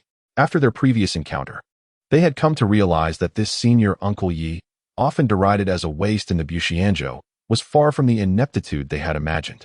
Not only was he extraordinarily powerful with profound cultivation, but his demeanor was also humble and reserved, concealing his brilliance within. Such a lofty character inspired their admiration. Mingyue paused for a moment. Someone capable of manifesting such a phenomenon could not be an ordinary individual. He said, "Ruyan, let us go and witness this extraordinary spectacle together. We may glean insights from it." In an instant, two figures soared into the sky, heading towards Zixia Peak. As the cyclone in the sky grew increasingly formidable, the 7 peaks of the Butian sect became a spectacle that captivated nearly everyone. Whispers of astonishment circulated, leaving the entire sect in a state of shock. On Songjian Peak, Chi Wuhui had just returned to the mountain and had not yet had the chance to rest when he suddenly sensed a powerful aura emanating from Zixia Peak. Curiously, he turned his gaze towards the extraordinary sight in the sky, and upon discerning its source, his expression turned icy. Once again, it was Zixia Peak. How infuriating! Simultaneously, figures from the Butian sect's 7 branches darted forth towards Zixia Peak. In a brief moment, Yiqiu perceived the shift in the external aura and slowly exited the dojo, only to be taken aback by the multitude gathered. My goodness! So many people? Once upon a time, Zixia Peak had witnessed such bustling scenes, but that had occurred centuries ago. In the present day, the peak was scarcely populated, with perhaps only 2 or 3 living souls. The sudden influx of visitors today genuinely startled Yiqiu. A figure swiftly zipped past, and in an instant, Ming Tianzheng appeared beside Yiqiu. "Junior brother Yi, who has caused this phenomenon?" Ming Tianzheng inquired eagerly. For anyone capable of invoking such an extraordinary occurrence must possess unparalleled talent and aptitude, a true prodigy among the heavens. It was only natural for him to be exhilarated at the prospect of such a remarkable individual emerging from the Butian sect. He was filled with curiosity about the identity of the person responsible for the phenomenon. Was it Lin Qizhu? Or perhaps the newly initiated Zhao Wana? Yiqiu smiled silently. Just as he was about to speak, several figures descended from above. "Haha, junior brother Yi, your Zixia Peak is indeed a place of extraordinary talent and picturesque scenery." The unexpected turn of events startled the elder brother. Before the figures arrived, their voices had already reached him. It was unmistakable that the resonant voice belonged solely to young Wudi from Sword Trial Peak. After a brief pause, Mingyue, accompanied by Lu Ruyan, gracefully descended and softly remarked, "Junior brother Yi, you have surprised us once again with your subtlety. Pray tell, what has caused this remarkable phenomenon?" Mingyue inquired with curiosity, her gaze fixed intently on the swirling vortex above, her heart filled with awe. Chapter 50.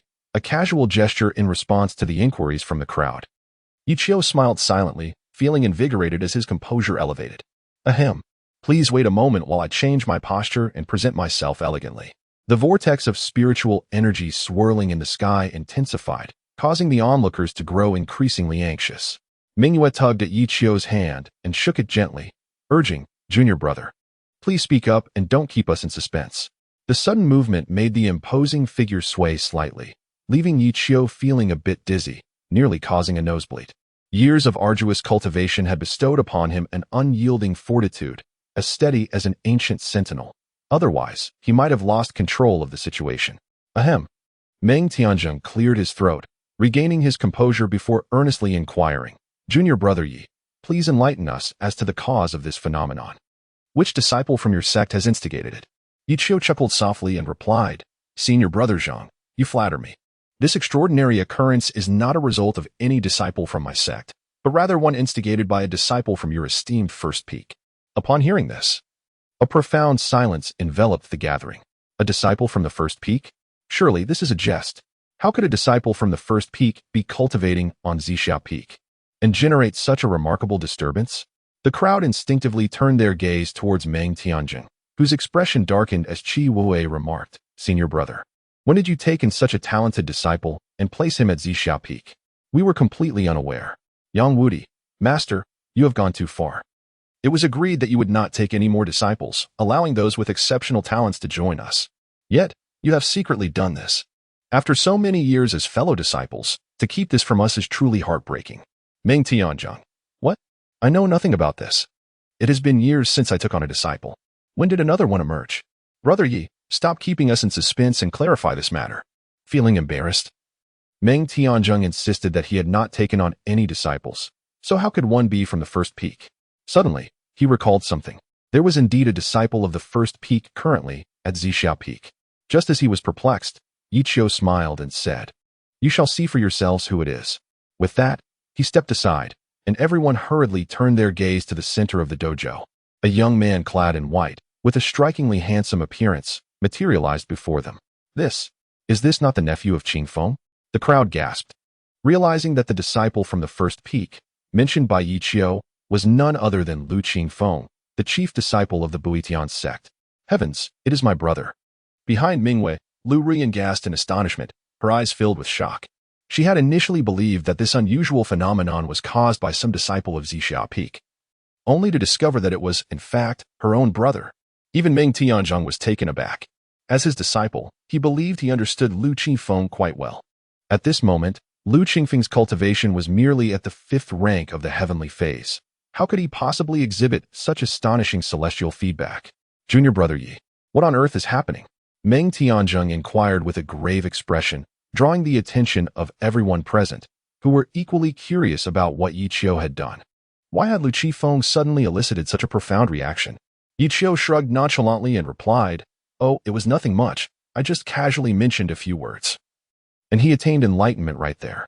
The crowd was left speechless. Could you be any more serious? What do you mean by casually mentioning a few words leading to enlightenment? Is it truly that simple? Enlightenment? Minghua looked at Lu Qingfeng in astonishment. Considering the extraordinary phenomenon in the sky, it indeed corresponded with Yiqiu's account. Everyone present was a person of great capabilities. How could they not comprehend what enlightenment entailed? This was a rare occurrence in a century for practitioners. It was unfathomable that a cultivator could spend 100 years without achieving enlightenment even once. What exactly did he say? Why did Qingfeng suddenly attain enlightenment? A collective doubt lingered in everyone's minds, with Meng Tianjing being the most curious, as the one benefiting was his own disciple. Reflecting back, this once despised master of Zhixiao Peak turned out to be the one who concealed the deepest secrets. Qi Wuhui, Yang Wudi, and others bore serious expressions, for the first time truly recognizing the terrifying prowess of Yiqiu. This young master, who had remained inconspicuous and silent, had ascended to a height that compelled their admiration. Clad in white garments, adorned with jade at his waist, he exuded an ethereal aura, suggesting that he could effortlessly summon clouds or conjure rain with a mere gesture. Could this truly be the same Master Yi we once knew? It is utterly astonishing. I had long believed the rumors that painted him as lacking in merit. Yet here he stands, displaying such remarkable abilities. The disciples present were a mix of shock and regret. Previously, it was said that no one even bothered to visit Zhixiao Peak. Now, countless individuals lamented in the dead of night, filled with remorse. In comparison to other mountains, this place truly embodies the essence of a celestial sanctuary. With its pristine landscapes and extraordinary talents, complemented by one-on-one guidance from esteemed masters, it would be a challenge not to ascend to immortality. Moreover, I have heard that our Master Yi is generous with his disciples, never withholding knowledge. He bestows treasures, imparts skills, and closely follows the progress of his students, readily addressing any issues they encounter in their cultivation. The disciples engaged in fervent discussions, their regret deepening as they pondered why they had not chosen Zhixiao Peak. Where else could one find such an exceptional mentor? After a moment of reflection, Meng Tianjing finally regained his composure. After all, as the head of the sect, he possessed the necessary fortitude. With a lingering gaze at Yiqiu, he then turned his satisfied attention toward Lu Qingfeng, who remained ensconced in a state of profound realization. It appeared that his previous decision was indeed astute. The Zhixiao Peak warranted closer scrutiny. Such an exceptional leader, coupled with the remarkable disciples of this lineage, certainly deserved particular attention. At the very least, it was imperative to ensure that Zhixiao Peak was not deprived of resources. Stroking his beard, Meng Tianzhong resolved firmly within himself. Minghua stood beside Yiqiu, gazing up at her junior brother, who towered over her by half a head. She suddenly felt that this once frail disciple had transformed into a figure of grandeur, one that could only be looked up to in awe. Enraptured, she unwittingly found a hint of admiration glimmering in her eyes. Realizing this, her cheeks flushed crimson. She shot him a teasing glare, pursed her lips, yet refrained from uttering a word. Junior brother, speak frankly. What profound truths did you impart to him that led to such an effortless epiphany? Qi Wuhui, setting aside previous grievances, inquired with a serious demeanor. Yi Qiu shrugged nonchalantly, responding with an air of ease. I truly said nothing substantial. I merely guided him in contemplation. He stood by and listened for a while, and then, quite suddenly, he reached enlightenment. Upon hearing this, the crowd was taken aback. It is indeed rather sudden. The entire Butian sect found themselves momentarily astonished. They marveled at how he could so calmly articulate the matter. Guiding contemplation, several leaders bowed their heads in contemplation for a moment. It was vexing. This young man clearly intended to withhold information, attempting to distract them with irrelevant chatter. What guiding principles? I find that hard to believe. He must be concealing some formidable strategy. Chapter 51. Can enlightenment also be returned? As the commotion stirred by Lu Qingfeng grew increasingly intense, everyone held their breath, their eyes fixated on the solitary figure seated within the Taoist temple. At that moment, the ethereal energy, swirling and spiraling in the sky above, surged forth like an ocean tide, abruptly retracting and flowing toward him. It begins. This scene even left Meng Tianjing feeling anxious. The astonishing spectacle of nature's reciprocal response raised questions about the heights Lu Qifeng might reach. His complexion appeared somewhat pallid, clearly affected by the overwhelming force that assailed him. Under the watchful gaze of the crowd, his cultivation ascended at an astonishing pace. 5th rank of celestial phenomenon. 6th rank. 7th rank. 8th rank. 9th rank.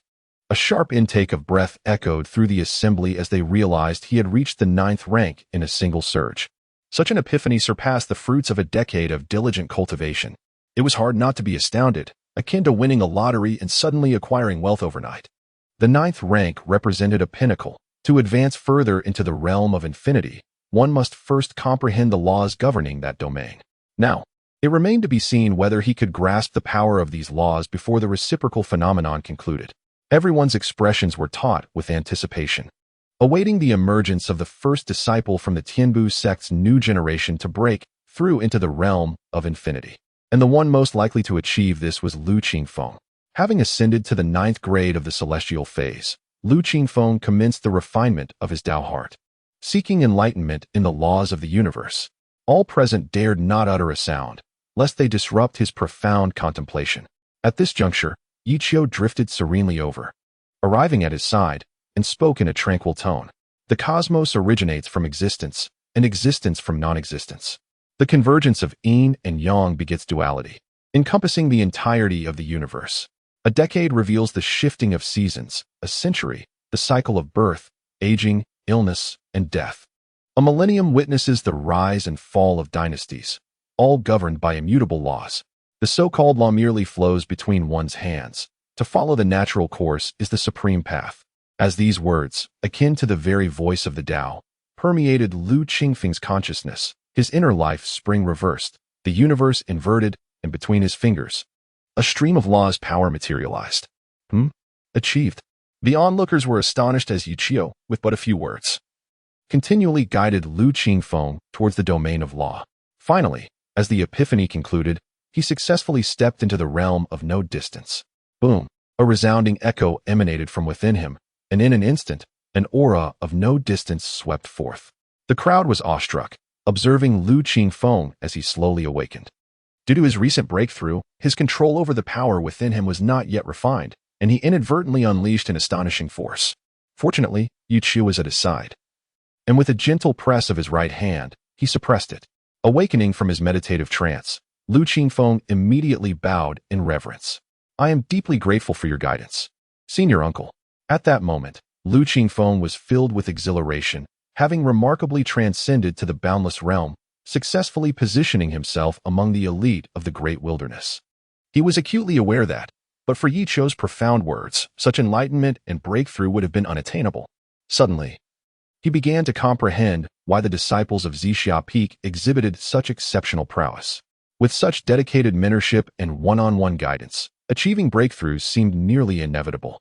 Driven by sincere gratitude, Lu Qingfeng remained oblivious to the slight twitch at the corner of Meng Tianjing's mouth, his face etched with 3 dark lines.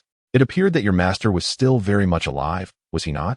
Though a hint of annoyance lingered in his heart. Meng Tianjing felt a sense of satisfaction regarding Lu Qingfeng's advancement. After all, he was the foremost disciple of the first peak and a potential successor to the future leadership. The more distinguished Lu Qingfeng became, the more pleased Meng Tianjing was. Rise. Your breakthrough is solely attributed to your own comprehension. Had your insight not been exceptional, my words would have borne no fruit, Yichio stated with a tranquil heart and a composed demeanor. At that moment, no one could cast doubt upon his teaching abilities. In that very scenario, even Ming Tianzheng had failed to react promptly, let alone others. As Lu Qingfeng stood up, his face radiated with joy. He first paid his respects to his master before bowing to the other esteemed elders. His demeanor now bore traces of Yichio's essence. His disposition had become more relaxed, carefree, and composed, starkly contrasting the eager youth who once sought to stand out. Observing his transformation, the onlookers exchanged glances, silently expressing their admiration. "Aha, junior brother. You truly are a person of hidden depths. What may appear as a few casual remarks conceals profound wisdom. Today, I have truly opened my eyes," remarked Yang Wudi, whose attitude towards Yichio underwent a remarkable transformation due to this incident. From disdain to admiration, the shift was palpable. Among the 7 sect leaders, there were no deep-seated grudges. Rather, it was a matter of pride, each believing themselves to be no less than the others. However, when faced with someone genuinely superior, their respect becomes evident and unreserved. Yichio smiled humbly, saying, "Brother, you flatter me. This is merely a trifling matter, hardly worth mentioning." "Oh, but this is no trivial affair, junior brother. When will you impart some wisdom to me?" Mingwei said with a gaze full of affection and a meaningful smile. Yichio glanced at her, feeling a slight tremor. "Oh, if my senior sister has a request, how could I dare to refuse? Perhaps we should choose an auspicious day and a fine location to engage in a thorough discussion?" Yichio whispered in her ear, causing Mingyue's delicate face to flush slightly. She felt a surge of joy within, though she dared not display any overt emotions for fear of misunderstanding from others. Covering her mouth, she chuckled softly, "Very well. Let us arrange a time to converse in depth." "Yes, another day, another day." Meanwhile, Qi Wuhui, who had remained silent for quite some time, strode directly towards Lu Qingfeng. "Master uncle, what troubles you?" Lu Qingfeng was perplexed. He merely extended his hand to assess the condition of his body. No distance, first rank. This is indeed true. Gritting his teeth, Qi Wuhui turned around to scrutinize Zhao Wan'er and Lin Qingzhu, who stood in the corner. As Lu Qingfeng, a disciple of the first peak, gleaned insight merely from listening, one couldn't help but wonder about the realm of the 2 disciples from Zixia Peak at that moment. He had not forgotten the wager he made with Yichio and was quite curious. However, with the imminent 7 Veins Martial Assembly, he refrained from directly inquiring about their cultivation levels, lest he invite criticism. With the moment of enlightenment concluded, everyone prepared to return to their respective homes. Inspired by Lu Qingfeng's breakthrough into the realm of no distance, the disciples among the 7 Veins appeared to be invigorated, their spirits soaring. With a master brother of such caliber leading them, they could not afford to remain idle. Their masters would not tolerate it. Meng Tianzheng cast a satisfied glance at the resolute expressions of the disciples and remarked to Yichio with significant undertones, "Haha, today you have truly broadened my horizons. Junior brother, in just a few words, you have provided my disciple with an opportunity for enlightenment. It is evident that your realm is becoming increasingly profound and inscrutable." The others nodded in agreement. Yichio responded with a hint of nonchalance, "Senior brother, you jest. I merely practiced casually. There remains a considerable distance to the title of stronger." Qi Wuhui scoffed. "It was merely a coincidence. Epiphany is a divine opportunity, independent of the individual. Young disciple Qingfeng possesses an ethereal grace. His moment of enlightenment is merely a gift from the heavens. Such celestial wisdom is unattainable even by the mightiest emperors of the mortal realm." Yichio squinted at him. At that moment, ding, you have aided your disciple in achieving a moment of enlightenment, triggering a critical return. This can also be returned? Chapter 52 Apologies, but I must indulge in a jest. Yichio found himself amused. He had never anticipated that enlightenment could indeed be reciprocated. This revelation genuinely took him by surprise. Returning to the host, the reason behind Lu Qingfeng's enlightenment was profoundly intertwined with the host's influence. According to the System's assessment, Lu Qingfeng's moment of clarity was a result of the host's guidance, thus meeting the criteria for reciprocation. "Ah, I see." Yichio nodded, suddenly enlightened. He then turned to Qi Wuhui, his eyes narrowing as he remarked, "Senior brother Qi is indeed correct.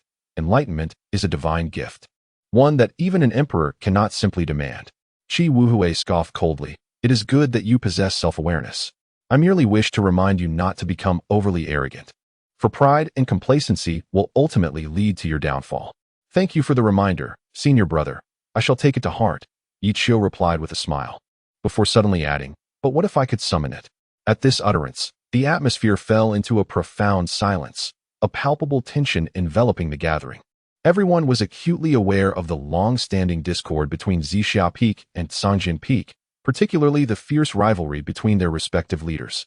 Upon witnessing this encounter, an air of spectatorship filled the crowd. Qi Wuhui's expression darkened. Junior brother Yi, do you not think that your words are somewhat presumptuous? Achieving enlightenment in situ is the lifelong aspiration of every cultivator. It is not something one can simply request at will. Who do you think you are? A celestial being descended from the heavens? Qi Wuhui stated bluntly, finding Yi Qiu's proclamation quite laughable. Among those present, who has not ascended to this level through years of rigorous training and enduring numerous trials. The notion of achieving a meteoric rise is hardly something attainable with ease. If it were so, the world would be teeming with emperors by now. This sentiment not only amused Qi Wuhui but also caused the other esteemed individuals in attendance to shake their heads in bemusement as they glanced at Yu Qiu, sensing a hint of arrogance in his words. Witnessing this scene, a subtle smile graced Yu Qiu's lips. Indeed, this was the atmosphere he desired. Everyone, pay heed. Allow me a moment to stretch and feign grandeur, he silently mused. System, activate the return. Ding. Congratulations, you have triggered a 100-fold critical strike, earning a moment of enlightenment.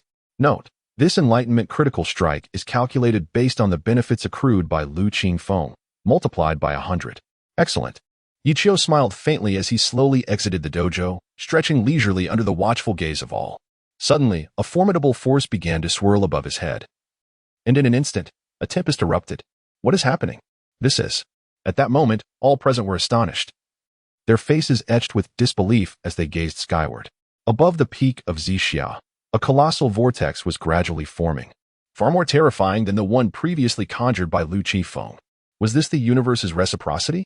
In a moment of profound realization, Ming Tianzhong gazed incredulously at the sky, his face reflecting disbelief as he turned to observe Yi Qiu, who was now seated on the ground, immersed in a state of enlightenment. The atmosphere was thick with astonishment, with everyone taken aback. Qi Wuhui's countenance darkened, his voice strained as he uttered, "No, this cannot be. The phenomenon of heaven and earth bestowing enlightenment is a divine opportunity, reserved only for those truly favored by fate. The conditions for such an event are exceedingly stringent. How could he possibly achieve enlightenment merely by declaring it?" Skepticism rippled through the crowd, especially within Qi Wuhui. Yet, the spectacle unfolded before their very eyes, as the vortex in the sky expanded ominously. Suddenly, a bolt of lightning cleaved the heavens, dark clouds rolling in with ferocity. Amidst the raging winds, the air crackled with electric energy, heralding strange occurrences. This was the manifestation of the divine bestowal, leaving all in sheer horror. Mingyue murmured, "How did he accomplish this?" Her mind reeled with disbelief, struggling to comprehend the youngest leader of the Butian sect. Yi Shu truly possesses a celestial demeanor. Such a heavenly secret arrives as it wills. Lu Ruyan, her face ashen, whispered as she gazed at the spectacle above. It was beyond comprehension, utterly astonishing. Ming Tianzhong trembled, initially thinking Yi Qiu was merely jesting with Qi Wuhui, but now it was clear he was earnest. At this moment, Qi Wuhui seemed utterly defeated, grappling with a profound crisis of belief. "No, I cannot believe it. This fellow must be feigning, with the intent to humiliate me before all. Humph. Let me see how I shall unmask his deceit." Just as Qi Wuhui was about to verify, suddenly, another thunderclap struck. A terrifying force erupted, the very might of the Lord, compelling him to involuntarily retreat several steps. What an overwhelming aura! Is this the oppressive presence of the Lord? The crowd gasped in astonishment. This sense of pressure was incomparably greater than that of Lu Qingfeng moments ago. It is imperative to note that Yi Qiu is a formidable force in the early stages of the Lord's power, capable of invoking an even more fearsome backlash from the heavens and earth. My goodness, are the inhabitants of Zixia Peak truly this formidable? They attain enlightenment without elucidating any rationale. Our esteemed Master Yi is, without a doubt, extraordinarily daunting. His aura exudes dominance. I initially believed he merely sought to boast, yet he has exceeded expectations, attempting to put on an act of grandeur. This is simply unbearable. Everyone was rendered speechless, disoriented amidst the tempest. In an instant, beneath the raging winds and thunder, spiritual energy from 100-mile radius began to coalesce, forming a colossal vortex. At the apex of the cyclone, amidst the howling winds, Yichio stood steadfast as a mountain, slowly closing his eyes to enter a state of enlightenment. In a moment of clarity, a flower of the Tao gradually revealed its true form. Upon witnessing this Tao flower, even Ming Tianzheng could no longer contain his excitement. The flower of the Tao, the innate Tao body. The assembled leaders exchanged glances, each reflecting the shock evident in the other's eyes. No one understood better than they the profound significance of that flower. It was Qi Wuhui, who, upon witnessing that Tao flower, fell into utter despair. It was, indeed, the most potent constitution of all time, famously known as the innate Tao body, closest to the great Tao. How could this be?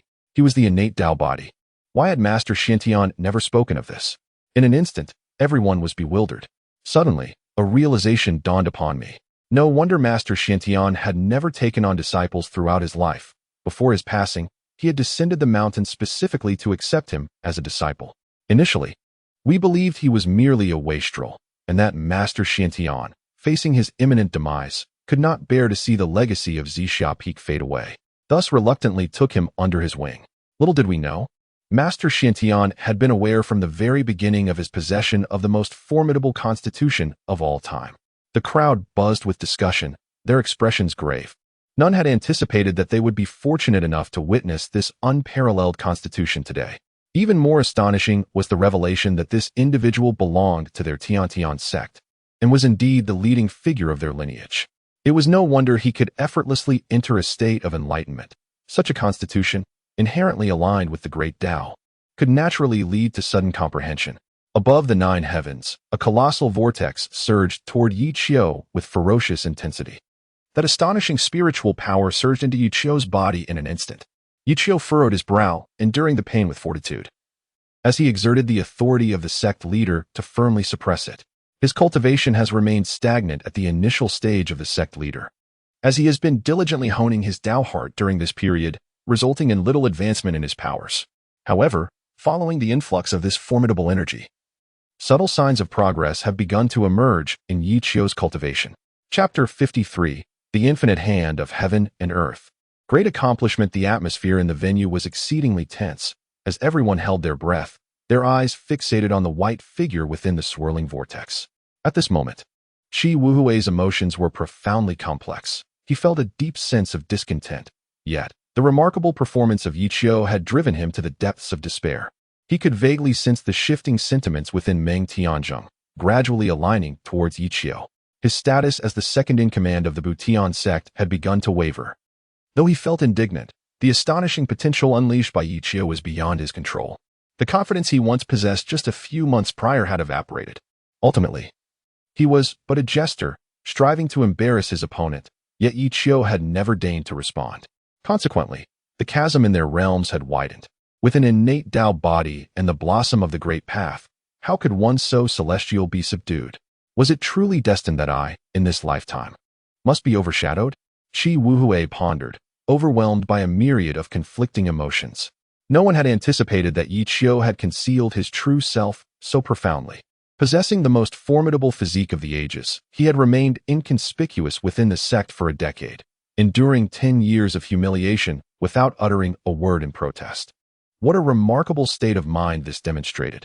Had he chosen to reveal it, with his talent, it would not have been inconceivable for the entire sect's resources to be devoted to his cultivation. Yet, he opted for discretion. Meng Tian seemed to grasp his thoughts. Talented individuals are often fragile. Without sufficient strength to protect themselves, excessive flamboyance and the exposure of one's potential may lead to devastating consequences. In this moment, Yi Qiu wore a solemn expression, diligently honing his resolve until it was firmly established. Sensing the opportune moment, he unleashed his power instantaneously. In an instant, a colossal aura enveloped Yi Qiu, affecting everyone present. "Quick, everyone retreat," Mingyu shouted, urgently pulling Lu Ruyin backward. This was the power of the leader. If one were struck, the consequences could range from severe injury to certain death. Fortunately, the peak powerhouse Meng Tian was present. With a swift motion of his hand, he cast forth a circular vessel that enveloped Yi Qiu, suppressing the overwhelming force. Under a 100-fold feedback effect, The spiritual energy of heaven and earth within a 100-mile radius seemed to be siphoned away, surging violently into Yi Chio's being. Within less than an hour, his cultivation successfully advanced from the early stage to the mid-stage of the leader realm. As cultivation progresses, the path becomes increasingly arduous, requiring more time for each increment. Thus, taking into account the feedback generated by Lu Qingfen's enlightenment, Yi Chio could only ascend one realm under such a 100-fold intensity.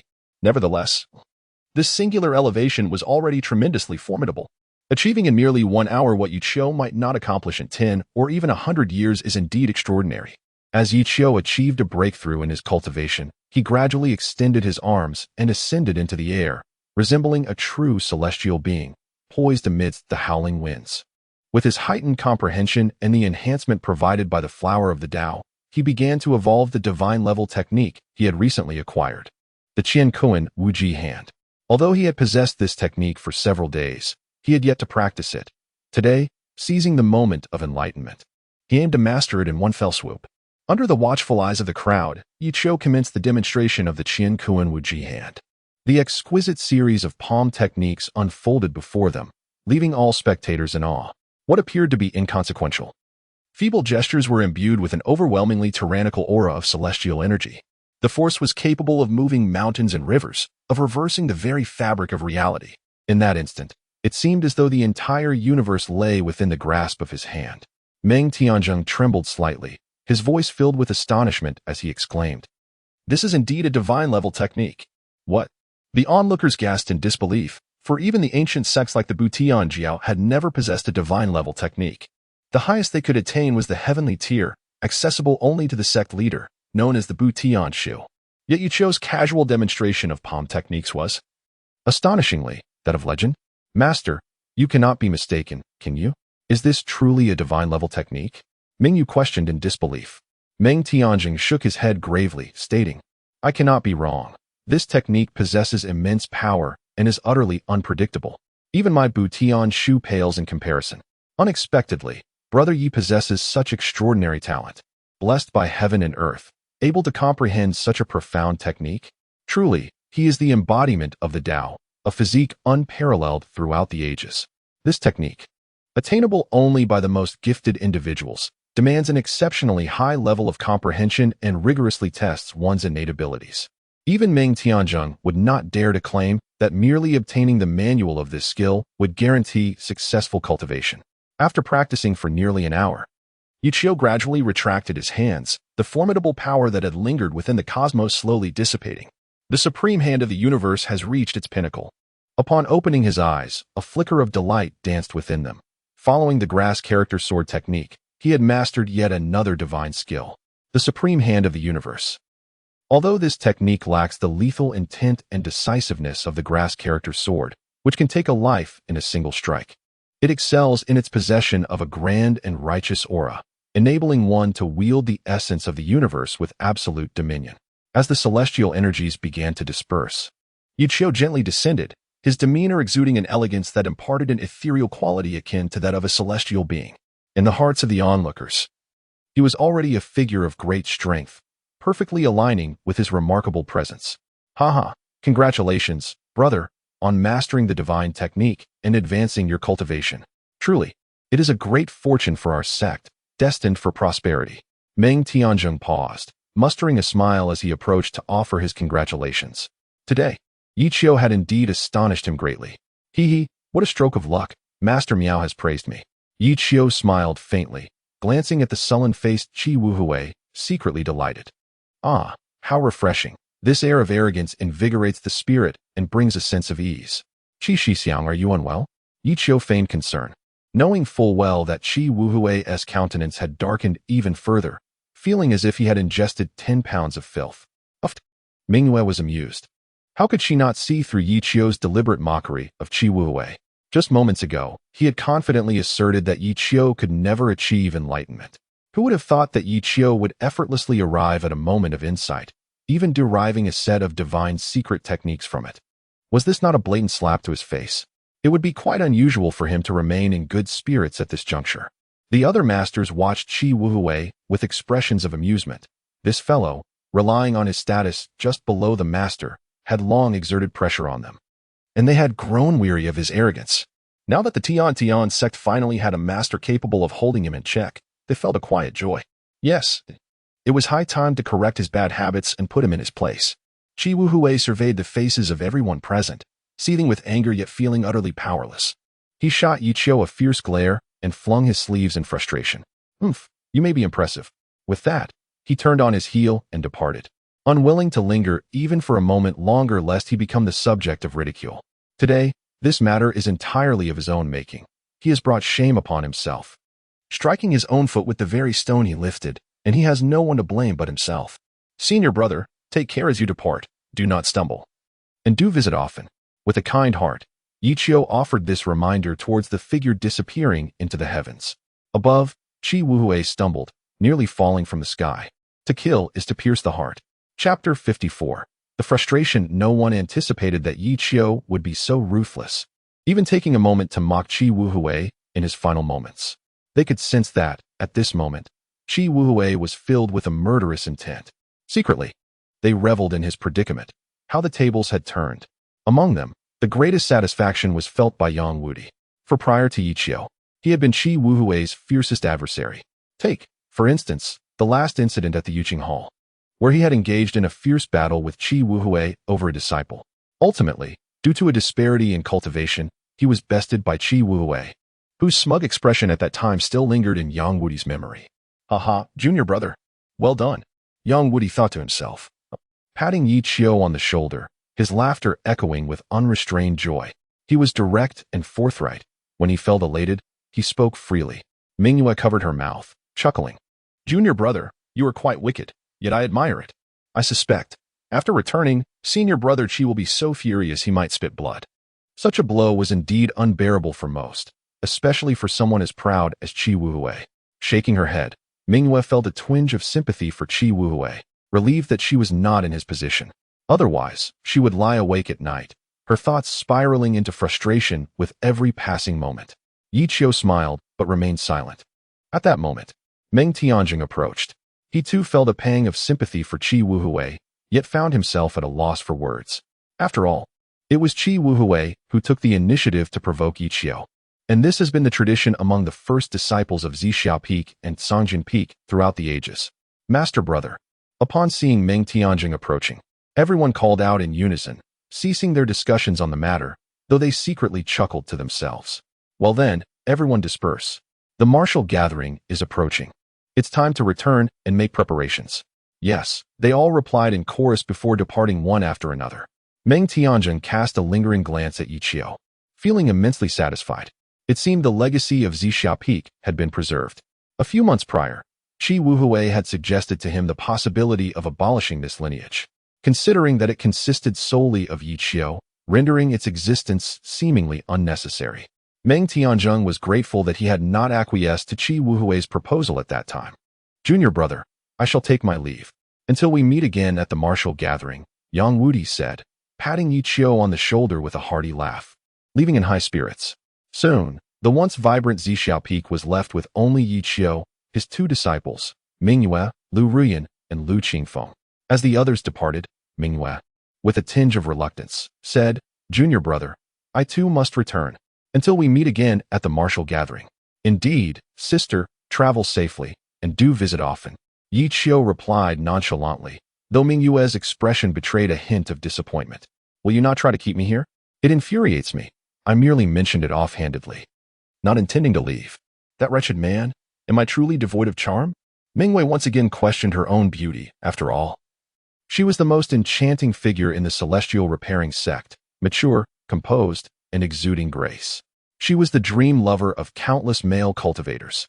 Yet, with Yi Qiu, this seemed utterly ineffective. Could it be that he genuinely preferred men?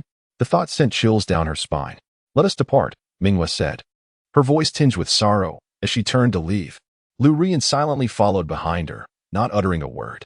At that moment, she remained engulfed in the shock of the revelation.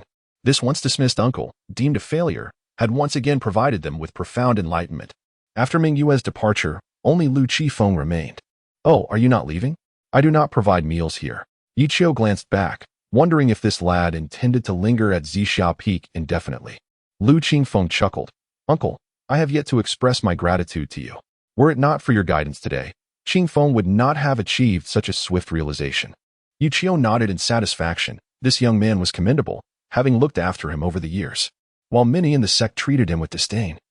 Lu Qingfeng was among the few who maintained the respect he deserved. Well, no need for thanks. Now, as you are the chief disciple, you have pressing matters to attend to. It would be wise to return promptly. Lu Qingfeng did not refute, but solemnly paid his respects, then took his leave. Very well. Go ahead. Soon, Lu Qingfeng departed from Zixia Peak, which returned to its former tranquility. Yi Qiu understood that today's incident would undoubtedly spread throughout the sect. Yet he remained indifferent. After everyone had left, Lin Qingzhu and Zhao Wanner approached him. Zhao Wanner tilted her head, gazing in the direction of Cangjin Peak, and inquired, Master, why does this Uncle Qi persistently target you? Unfamiliar with the long-standing enmity between Zixia Peak and Cangjin Peak, she expressed her curiosity. The two had been silent observers throughout the encounter, yet they could sense the overwhelming arrogance and disdain in Qi Wuhui's gaze. Alas, his final retreat was particularly disheveled. Yi Qiu smiled and elucidated, the rivalry between Zixia Peak and Cangjin Peak is steeped in tradition. This struggle has persisted for ages, and nearly every generation of leaders has clashed vehemently. Regrettably, throughout this time, Cangjin Peak has consistently found itself overshadowed by Zixia Peak, with years of resentment accumulating. The conflict has intensified. Since Qi Wuhui ascended to leadership, he has regarded Zixia Peak as his sole adversary. However, during that time, your esteemed ancestor was still present. He dared not act too recklessly. Yet, with the passing of your ancestor, Zixia Peak has experienced a decline. As Qi Wuhui began to perceive a glimmer of hope, he unleashed a relentless campaign against us at Zixia Peak. For a decade, he has persistently applied pressure and devised various difficulties for me, all in an effort to demonstrate that Cangjin Peak is not inferior to our Zixia Peak. Upon hearing Yi Qiu's explanation, Zhao Wanner was suddenly enlightened. It turned out that there existed such a history between Zixia Peak and Cangjin Peak. She realized that the enmity between Zixia Peak and Cangjin Peak might eventually fall upon them. Instantly, she felt an overwhelming sense of pressure. The successive leaders of Zixia Peak had never been defeated, and even Yi Qiu now responded with formidable strength. If it were to come to their turn, could they maintain such a status? Therefore, you must also strive for excellence. Cultivate diligently. Losing to anyone is permissible, but not to Cangjin Peak. Otherwise, Qi Wuhui will seize this exceptional opportunity to humiliate me mercilessly. Yi Qiu spoke earnestly, and the two nodded in agreement, their eyes filled with unwavering determination. Rest assured, Master, we shall not disappoint you. Zhao Wanner, seemingly having found a purpose, cast a meaningful glance towards Cangjin Peak and murmured, a history of grievances? How intriguing. We must not lose. Now, having mastered the plum blossom technique, she was adept at controlling the red lotus karma fire within her, showcasing astonishing combat prowess. Moreover, during this period, by continually absorbing the power of treasured bones, her cultivation level was rapidly ascending. According to Yi Qiu's estimations, before the martial competition, she should be able to break through to the 9th rank of Xinji. This is still a conservative estimate, with a bit more effort. Perhaps a breakthrough could be achieved. After all, that precious bone is a remnant of the divine treasures from the 5 realms, containing an immense power that cannot be easily absorbed. As for Lin Qingzhu, her cultivation has steadily advanced to the 2nd tier of the celestial aspect, and her progress is remarkably swift. This may be due to the relentless pursuit of Zhao Wanner behind her. The pressure of being the senior sister fuels her desire to grow stronger. Through fervent cultivation, her advancement is rapid. At this moment, on Sword Concealment Peak, Qi Wuhui has returned to the dojo, his face a stormy hue, and he angrily slams the table. Damn it! With a single strike, the table collapses into dust and ashes. The disciples outside, hearing the commotion, tremble with fear, bewildered by what could have provoked such fury. They dare not enter, fearing that to disturb him would bring their own misfortune. Chapter 55. His anger resurfaces. Brother Wang, what do you think? Has Master lost his temper? Why has he suddenly erupted in such rage? At the entrance, 2 disciples passing by were startled by the furious roars emanating from within. Wang Ling peered through the window, his expression dazed as he replied, I'm not sure. Perhaps he was provoked by something? As far as I know, in the entire Buitian sect, the only one capable of inciting such fury and master seems to be that uncle from Zixia Peak. Li Han was taken aback. You mean the useless uncle from Zixia Peak? Hush, do not speak carelessly. Be wary of inviting trouble.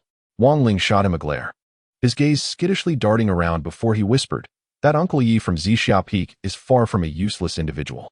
You missed the opportunity to witness the remarkable feats he accomplished down the mountain. Upon hearing this, Li Han's interest was piqued, and Wang Ling proceeded to recount the events surrounding Yi Qiu's exploits below the mountain. By the end of the tale, Li Han was utterly astounded. Is it really true that this Uncle Yi possesses such formidable strength? No wonder Master has been in such a foul mood since his return. It all makes sense now. As the two animatedly discussed their revelations, a figure quietly approached from behind them, prompting them to turn around in alarm. Senior brother. Chihao's expression was impassive as he coldly inquired, what are you two discussing? The pair trembled slightly, unable to meet his gaze. And nothing. We were merely conversing about some cultivation matters, not discussing anything else. Chihao remained silent, casting his gaze towards the dojo where Chi Wuhui was still seething with rage. Having been in seclusion for several months, he had only just emerged today and was unaware of the events that had transpired during his absence. He could not comprehend the reasons behind his father's sudden outburst. He had never witnessed his father in such a furious state before. Let us depart. Chihao signaled to the two individuals accompanying him, and then stepped into the dojo. Father. Upon entering the dojo, Chihao respectfully addressed his father. Chi Wuhui. Upon seeing his son amidst his fury, managed to suppress his anger. Ah, Howard, when did you emerge from seclusion? Just recently, father. What has transpired? Who has angered you? Chihao inquired with curiosity, to which Chi Wuhui let out a sigh. Who else could it be? Aside from that fellow from Zixia Peak. Who else would dare provoke my ire? A flicker of realization crossed Chihao's eyes. Once again, it is Zixia Peak? Chi Wuhui proceeded to elucidate all that had occurred that day, not omitting even the last words spoken by Yi Qiu.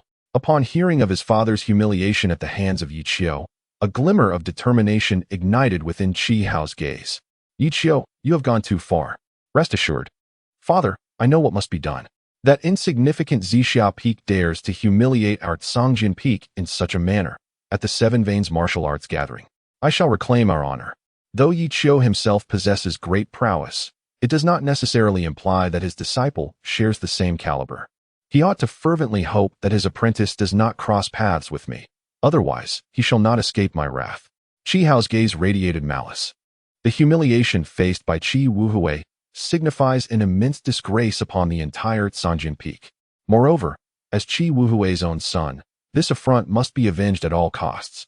Hearing such confidence from his son, Chi Wuhui's countenance brightened, alleviating his earlier distress. Indeed, my son exhibits remarkable ambition. Whether we, father and son, can reclaim our dignity this time hinges upon your performance. Humph, Yi Qiu, you have crossed the line. Should Songjin Peak suffer defeat at the hands of Zixia Peak in this martial contest, it would be an utter disgrace to my honor. Chi Wuhui spoke earnestly, his eyes aflame with rage, as if the table before him were Yi Qiu himself, upon which he struck with great force. The table disintegrated into dust, scattering across the ground. Chihao smiled with confidence, revealing a sinister grin as he reassured, Father, rest easy. After this period of seclusion, my cultivation has ascended from the 1st to the 4th rank of Tianxiang, and I am on the verge of breaking into the 5th. Excluding the eldest senior brother of the 1st peak, none within the entire Butian sect can rival me. How dare the two newly initiated disciples of Zixia Peak act with such audacity? Chi Wuhui's eyes flickered with astonishment as he hastily approached Chihao to inspect him. Haha. Truly, you are my son Chi Wuhui. After 2 months of seclusion, you have remarkably advanced from the 1st to the 4th rank of Tianxiang. Well indeed. Yi Qiu, I am now eager to see how you intend to contend with me. Chi Wuhui, having cast aside his previous humiliation, laughed heartily. His son, in truth, possessed considerable talent. Not only was he not lacking, but his potential was also quite remarkable. However, he had succumbed to excessive indulgence and laziness, showing little desire for cultivation. As the conflict between Songjin Peak and Zixia Peak intensified, he finally resolved to dedicate himself fully to his training. In merely 2 months, he achieved breakthroughs in 3 realms. Such innate ability genuinely astonished Chi Wuhui. Howard, come with me. Today, your father shall impart a powerful secret technique to you for unforeseen circumstances. With determination, Chi Wuhui led Chihao to the transmission hall, ready to provide him with thorough guidance. At this moment, The heads of various sects had all returned to their respective dojos. Following the events of the day, everyone felt an immense pressure, with the martial arts competition approaching. Disciples from all sects trained fervently, as if invigorated by a potent elixir. The heads of various sects displayed their full capabilities, generously sharing their knowledge. Unwilling for their own sects to underperform, each aspired to equip their disciples with a unique skill before the competition, hoping for commendable achievements at the gathering. Days swiftly passed. With only 3 days remaining until the competition, the atmosphere within the Butian sect grew increasingly tense. On this day, in the serene bamboo grove of Zixia Peak, Yi Qiu stood amidst the bamboo, while Lin Qingzhu remained motionless behind him. "Master, what is the purpose of summoning me today?" Lin Qingzhu was perplexed. Everyone was engrossed in seclusion, preparing for the martial competition just days away. Yi Qiu had summoned her here early in the morning. Was there perhaps some instruction? Yi Qiu gazed at the lake before him, his back turned to Lin Qingzhu, remaining silent. After an indeterminate period, he broke a bamboo stalk and said, "Disciple, today I shall impart to you a unique technique. Pay close attention." Suddenly, he moved swiftly, the bamboo in his hand gathering energy across his chest, an immense force enveloping him, as if he had melded with the surrounding landscape. Lin Qingzhu observed intently, noting every detail of Yi Qiu's movements. Then, with a sudden sweep, he unleashed an astonishing sword intent. "This," Lin Qingzhu gasped, her eyes wide with astonishment. The sword energy swept across the lake, sending forth ripples that seemed to cleave the surface asunder. The sheer power of the display left Lin Qingzhu utterly taken aback. As Yi Qiu completed his strike, he gradually lowered his weapon and remarked, "This sword move is called one sword to cut through dust, an advanced technique derived from my mastery of the Zixia swordplay. Its force is formidable and overwhelming. Did you manage to grasp it?" Lin Qingzhu nodded, endowed with an extraordinary memory. She retained every detail of Yi Qiu's demonstration vividly in her mind. After mentally rehearsing the technique, she swiftly assimilated its essence. Due to the fact that this technique originates from the Zixia swordsmanship, she found it exceedingly simple to comprehend. "Master, I have mastered it." Yi Qiu nodded in satisfaction and remarked, "Very well." However, this was not the true intention behind his summoning of Lin Qingzhu today. "Dinging, you have imparted the sword of absolute dust cleaving to your disciple, triggering a critical return. Shall it be activated?" "Activate. Congratulations. You have acquired the celestial tier secret art, Azura Cleave." A subtle smile graced Yi Qiu's lips. This was precisely what he desired. Chapter 56. The Cooling concludes. Transmitting a millennium of power shall I learn. Learning. Suddenly, a surge of scripture melded into Yi Qiu's mind, and he swiftly comprehended the intricacies of the Shura slash. Meanwhile, Lin Qingzhu was reveling in her recent acquisition of a formidable sword technique, diligently practicing it with uncontainable joy. After a brief attempt at the absolute dust slash, although she could not replicate Yi Qiu's astounding power, with her current capabilities, even against an opponent a realm above her, she felt more than capable of managing. "Master, I truly adore this sword technique. I shall dedicate myself to its cultivation and not disappoint your expectations," Lin Qingzhu declared with fervor, preparing to practice further. Yet, Yi Qiu interjected, "Disciple, although this sword technique is powerful, it is not the most potent." Lin Qingzhu, taken aback, pondered, "What does that mean? Could it be that Master has an even stronger sword technique to impart to me?" Her eyes sparkled with anticipation as she gazed at Yi Qiu. He spoke slowly, "The time for martial confrontation approaches, and you represent the dignity of our Zixia Peak. Your junior sister has just begun her journey and possesses limited prowess. Consider this an opportunity to broaden your horizons. The honor and disgrace of Zixia Peak rest solely upon your shoulders.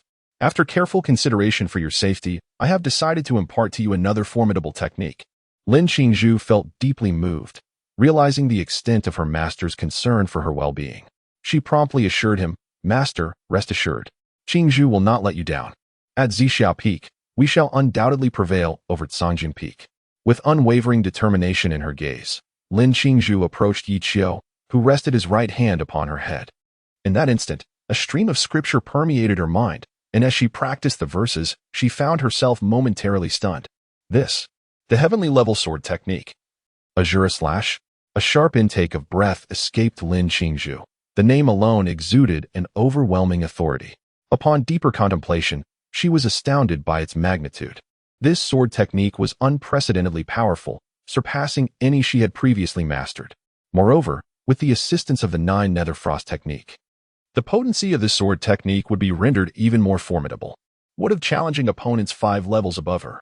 It mattered not. Gratitude swelled within her as she knelt before her master, uncertain how to articulate her emotions at that moment. Perhaps in this world, only her master was willing to impart such knowledge, sharing openly without reservation, even revealing the most secretive techniques. Yichio nodded slightly, speaking calmly, "Disciple, this sword technique is a heavenly secret, profoundly intricate. However, mastering it to the introductory level should suffice for the upcoming competition." Just as he prepared to depart, a notification chimed in. "Congratulations, host. The cooling period for the transmission of power has elapsed, allowing for another transmission, triggering a critical return." As soon as she took a step forward, she instinctively withdrew it. Turning to glance at her eldest disciple, Yichio offered a faint smile, revealing a hint of mischief. It seemed that the wool must be gathered from a sheep. This time, the limit of imparting power had risen to a millennium. Previously, Yichio had already bestowed a portion of this power upon Lin Qingzhu. He had intended to pass it on to Zhao Wan'er this time. However, upon reflection, he realized that she had an abundance of strength at her disposal, akin to an unending spring of water, ready for her to absorb. She lacked nothing in terms of power, only time. Lin Qingzhu's situation was markedly different. She was devoid of any auxiliary treasures, relying solely on her innate talent for cultivation. After careful consideration, Yichio resolved to continue drawing upon the resources of his eldest disciple. With a peculiar glint in his eyes, Lin Qingzhu felt a shiver run down her spine, and her cheeks flushed. She pondered, what could be troubling my master? Yichio then spoke earnestly, "Disciple, I have given this considerable thought. In this upcoming martial gathering, where experts abound, although your cultivation has reached the 2nd tier of the celestial phase, your late start has put you at a disadvantage compared to disciples from other sections. Therefore, I have decided to bestow upon you a millennium of power." Upon hearing this, Lin Qingzhu's heart raced, and she gasped in astonishment. This, a millennium of power? She calculated in her mind. What level of mastery did that represent? She was utterly stunned, completely taken aback. "Master, did I hear correctly? You intend to impart a millennium's worth of cultivation to me?" Upon witnessing Yichio's affirmative nod, Lin Qingzhu promptly demurred. "Master, absolutely not. Qingzhu's current cultivation suffices. You mustn't deplete your essence for my sake." No longer the naive novice she once was, she understood the arduous nature of such profound power, though the allure was undeniable. Accepting it would mean her revered master would sacrifice a millennium of cultivation. How could she reconcile accepting such a gift? Her master, who treated her with familial affection, and who had been the kindest to her since her parents, was someone she could never allow to compromise his foundation for her benefit. Observing her resistance, Yichio felt a warmth envelop his heart. This disciple was indeed a worthy one, possessing filial piety, and even in the face of such temptation, she remained steadfast in her concern for her master. However, was resistance truly effective? If she refused this cultivation, would he not forfeit an opportunity to capitalize? That was unacceptable. He spoke with earnest sincerity. "Rest assured, my disciple, I have considered this with due diligence. This millennium of cultivation is but a drop in the ocean for me, insignificant in the grand scheme. As long as you are well, any sacrifice on my part is worthwhile." Upon hearing Yichio's words, tears welled in Lin Qingzhu's eyes. Overwhelmed with gratitude, it became apparent that their safety held paramount importance in their master's heart, so much so that he was willing to expend his cultivation to empower her. "With such a master, my life is without regret." Lin Qingzhu wept silently, her tears flowing as she stuttered, "Master." In that moment, she found herself at a loss for words, her trembling form resembling a rain-drenched pear blossom, truly heart-wrenching. Yichio shook his head gently and offered comfort. "Enough. Disciple, rise. If you truly wish to repay your master, then in this upcoming martial arts gathering, strive to bring back an admirable result for our Zixia peak. However, do not push yourself too hard. I have no particular expectations of you. Simply act according to your heart's intent and do your best." As he spoke, he felt a pang of guilt for misleading her, yet the desire to seize the opportunity compelled him to persist. It was a touching scene of filial piety between master and disciple. "Now, sit comfortably. Today, I shall impart to you a millennium's worth of power. How much you can absorb and the level you can reach depends on your own fortitude. To prevent any unforeseen disruptions." Yichio did not give Lin Qingzhu a chance to resist, guiding her to sit properly. He then moved behind her, slowly extending his hands to rest upon her back. In an instant, a torrent of energy surged into Lin Qingzhu's body, akin to a tranquil lake suddenly erupting into ripples. Lin Qingzhu's expression contorted in pain, beads of sweat cascading down her forehead as she diligently absorbed the power transmitted by Yi Qiu. Having undergone this process before, she had gained some experience and understood how to retain this energy within herself without letting it escape. Chapter 57. A century of power with Yi Qiu's current cultivation at the mid-stage of the Master Realm. This millennium of power flowed into Lin Qingzhu's body like a meandering stream in a vast ocean. While this stream may seem trivial to Yi Qiu, it was a monumental surge for her. The continuous influx of energy rendered Lin Qingzhu pale, her body trembling as cold sweat trickled down her forehead. A soft murmur escaped her lips as Lin Qingzhu suddenly summoned her strength, fully absorbing this spiritual energy. In an instant, her cultivation began to soar: second rank of the celestial phase, third rank, fourth rank, fifth rank, sixth rank, seventh rank, eighth rank. She was astounded to find herself propelled to the eighth rank of the celestial phase. If she were to progress at her usual pace, reaching this level would have taken her approximately 3 years, if not longer. Given her current talent, along with the acceleration provided by the divine bone, a breakthrough within 3 years was not beyond the realm of possibility. Yet, through Yi Qiu's single breath of importation, she had accomplished 3 years of arduous training in an instant. But it was not over yet. After ascending to the 8th rank, her progress did not cease.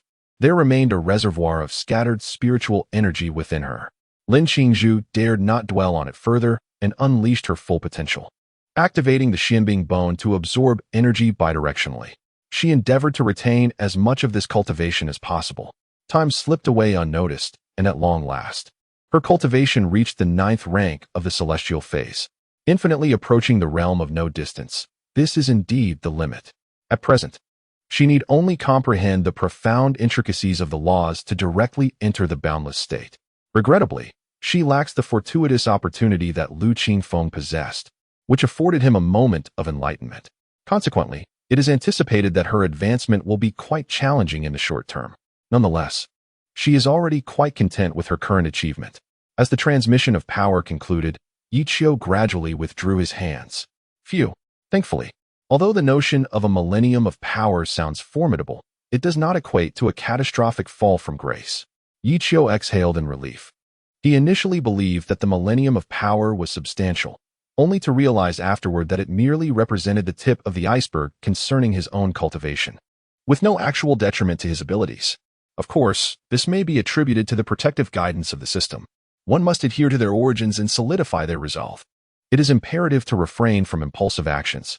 Following the completion of the power transmission, a period of calm is necessary to prevent any potential damage to the mental state. Yi Qiu imparted a final piece of advice, slowly rising to his feet and stepping aside. Master. Not far away, Zhao Waner cautiously approached, glancing at Lin Qingzhu on the ground and inquiring, "What has happened to senior sister? You arrived just in time. I have a matter to attend to. Please stay here and safeguard your senior sister. By the way, once your senior sister awakens, you may arrange your training as you see fit, for I shall be entering seclusion for a few days." "Indeed, Master. Please proceed. I shall remain here." With a docile nod, Zhao Waner watched Yi Qiu depart before settling demurely beside Lin Qingzhu. Gazing upon her peerless visage, a complexion of alabaster subtly flushed with rose, she pursed her lips, lamenting, "If only I were born a man." Such an ethereal countenance stirred within her a mischievous impulse. With a playful toss of her hair, Zhao Waner jested, eliciting an involuntary twitch at the corner of Lin Qingzhu's lips, who silently rebuked that incorrigible imp. Were she not so engrossed in fortifying her cultivation, she would have delivered a swift kick to her posterior. "To think I considered you a sister, yet you harbor such lewd intentions." Meanwhile, Yi Qiu had returned to his chambers. System. A critical return has been triggered by imparting millennia of cultivation to your disciple. Initiate. A wicked grin spread across Yi Qiu's face, finally succeeding in fleecing the proverbial sheep. "Congratulations! A 100-fold critical return has been triggered, bestowing upon you 100,000 years of cultivation." 100,000 years. A delighted chuckle escaped Yi Qiu's lips. Indeed, not bad at all.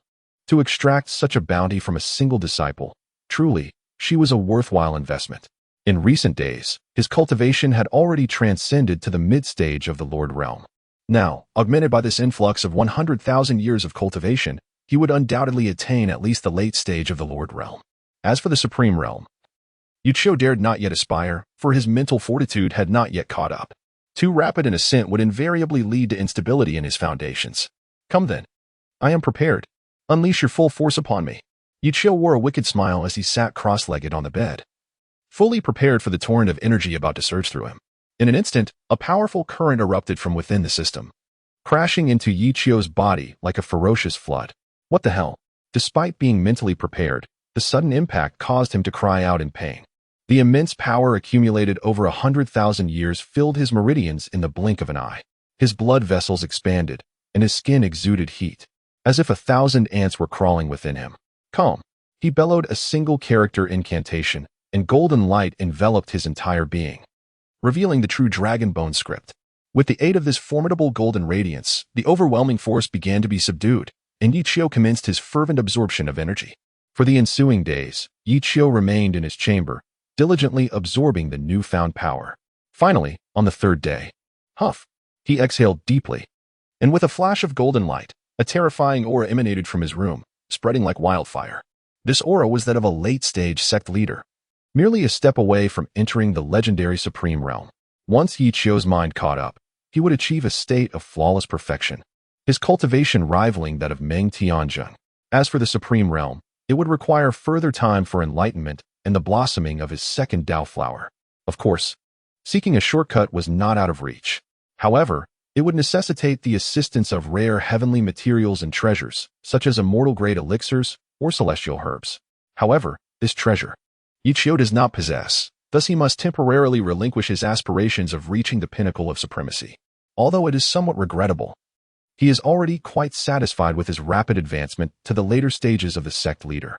Upon concluding his retreat and opening his eyes, a profound depth emanated from his gaze, with an even more pronounced aura of immortality. His temperament exhibited a remarkable enhancement, and his charm and appearance had reached their zenith. At long last, he had garnered recognition from the system. Ah, how refreshing. After several days of seclusion, Yuchio stretched, the sound of his bones cracking resonating oddly. He pushed open the door, revealing a picturesque landscape of verdant mountains and flowing waters. The dojo on the northern mountain had begun to take shape, with Xiaoi diligently overseeing the construction, hastening the renovations to ensure Yuchio's satisfaction. The Xiao family was willing to invest significantly, showing no concern for the costs, striving wholeheartedly to meet Yuchio's expectations. In this regard, Yuchio felt a sense of gratitude, for he would protect the Xiao family. In the past, he would not have dared to casually claim guardianship over any family. But now his strength had grown considerably. Surpassing the realm of supremacy was merely a matter of time, and offering protection to a modest family like the Xiaos was certainly within his capabilities. After all, there were ample benefits to be gained here. It would be foolish to not take advantage of such opportunities. The leaders of other factions were surrounded by numerous families, and most of their disciples hailed from various clans, all maintaining close ties. Thus, they were never in want of funds or resources. The Zixia Peak appears somewhat dilapidated, barren, and devoid of resources, with its summit stripped of foliage. For the sake of Zixia Peak's future, Yuchio finds it essential to engage with the worldly families. Let the Xiao family serve as the first experiment. Chapter 58. The beginning of the Seven Sects Martial Arts Gathering in the early morning. A veil of mist enveloped the surroundings. Early at dawn, Lin Qingzhu and Zhao Wan'er awaited patiently in the open space before the Zixia Peak dojo. After an indeterminate period, Yuchio slowly pushed open the door. "Good morning, master," the two greeted respectfully. Yuchio nodded and gazed towards the direction of the main peak. Today marked the commencement of the martial arts gathering, and disciples from various sects had begun their journey to the main peak. Senior as Yuchio was about to lead his disciples on their way, a handsome figure approached at a brisk pace. Without a doubt, it was none other than Xiaoi. "Hehe, Senior, are you heading to the gathering?" Xiaoi sauntered over with a mischievous grin. Yuchio cast a bewildered glance his way, quickly deducing his intentions. It seemed that this young Master Xiao had been cooped up on Zixia Peak for too long. Beyond cultivation, he had merely occupied himself with overseeing tasks and urging progress, leaving little else for him to engage in. Finally, the opportunity to attend the gathering of the Butian sect had arisen, and he could not allow this momentous occasion, held once in a generation, to slip by. Thus, upon seeing Yi Qiu preparing to depart, he hurriedly made his way over, eager to witness the spectacle firsthand, as well as to catch a glimpse of the fair maidens. After exchanging greetings with Lin Qingzhu and Zhao Wanner, Xiao Yi promptly declared, "Before coming here, my father told me that the Seven Sects martial arts gathering of the Butian sect is one of the grandest events in the Eastern Wasteland, laden with significance. He urged me to seize the opportunity to witness it with my own eyes, should the chance arise. In recent days, I have observed that the time for the martial arts competition is today. Might you, esteemed senior, take me along to witness the world? Rest assured, I have reformed my ways and will certainly not cause any trouble or inconvenience for you." His fear of Yi Qiu still lingers, prompting him to tentatively inquire. Should Yi Qiu decline, he would immediately turn and flee. Yi Qiu, finding amusement in his demeanor, replied, "Well, given your commendable behavior, I suppose it's acceptable." This lad becomes increasingly agreeable. A true gentleman knows when to be flexible and is quite astute. Furthermore, during this period, he has diligently attended to numerous matters at Zixia Peak, all of which Yi Qiu has taken note of. Excellent. Upon hearing Yi Qiu's consent, Xiao Yi was immediately elated and sought out Lin Qingzhu and Zhao Wanner to celebrate with a high five. However, Zhao Wanner merely smiled behind her hand, choosing not to engage in the celebration. Lin Qingzhu cast him a disdainful glance before turning to leave. Xiao Yi felt awkward standing there. Yet he remained unfazed. He had long grown accustomed to the personalities of both women, and their interactions were relatively harmonious. Yi Qiu walked ahead slowly, stating, "The time is almost upon us. Let us depart." With that, he soared into the air, instantly heading towards the first peak. At this moment, he no longer required the aid of any artifacts to fly, as he could effortlessly traverse the void. His speed was remarkable. After transcending distance, he could achieve instantaneous movement. And upon reaching the status of the leader, his teleportation range extended even further. However, in order to ensure that they could keep up, he refrained from teleportation. Noticing that Yi Qiu had set off first, Lin Qingzhu promptly summoned the Zixia sword and flew forward on her blade. Zhao Wanner closely followed, effortlessly summoning the Hongling, her movements resembling a phoenix soaring into the sky, exuding grace and elegance. The Hongling was a treasured artifact gifted to her by Yi Qiu, a compensation from the previous incident involving Qi Wuhui. Unfortunately, this artifact did not trigger a high multiplier return. It merely yielded an ordinary spirit tool, which was indeed a pity. After Zhao Wanner joined them, Xiao Yixing was filled with excitement, eager to witness the first grand event of the Butian sect. He swiftly summoned his treasured sword and joined the front ranks. A few minutes later, at the summit, in front of the Yuqing Hall, a sea of people gathered, creating a lively atmosphere. Disciples from various sects had already arrived, and in addition to those participating in the martial arts competition, many others were present to observe the spectacle. "Who do you think will claim the title of champion in this year's competition?" someone inquired. "I believe that if the senior brother of the first peak does not participate, the title will most likely be contested between the Cangjin Peak and the Guiyun Peak. I have heard that the senior brother of Cangjin Peak, Qi Hao, has reached the celestial phase realm, and his strength is unfathomable. As for the senior brother of Guiyun Peak, Lu Yunsheng, although relatively low-key, his cultivation is by no means inferior to Qi Hao's. In fact, I think he may be even stronger." No, don't you think that Zixia Peak is the dark horse?" someone interjected. Upon uttering these words, laughter erupted among the crowd. "Oh, come now. I concede that Master Yi of Zixia Peak possesses remarkable abilities. However, his disciple, having only been initiated for a mere 3 months, can barely reach the level of Xianji, if at all. What potential could he possibly hold? In my opinion, Sister Lu of Tianshui Peak might stand a better chance." The crowd buzzed with discussion, gathering in the square to deliberate on the candidates for the upcoming martial arts competition. At that moment, a brilliant light streaked across the sky, prompting everyone to look up. Upon that radiant beam stood a dense throng of individuals, with none other than Qi Wuhui, the esteemed leader of Cangjin Peak, at the forefront. Trailing closely behind him was Qi Hao. Goodness, it is said that the senior brother of Cangjin Peak possesses an extraordinary demeanor and formidable strength. I was initially skeptical, but seeing him today, it is indeed true. Amidst the crowd, Qi Hao resembled a newly rising star, drawing the gaze of the multitude, captivating their attention in an instant. After all, as a favored contender for the championship, it was difficult not to attract notice.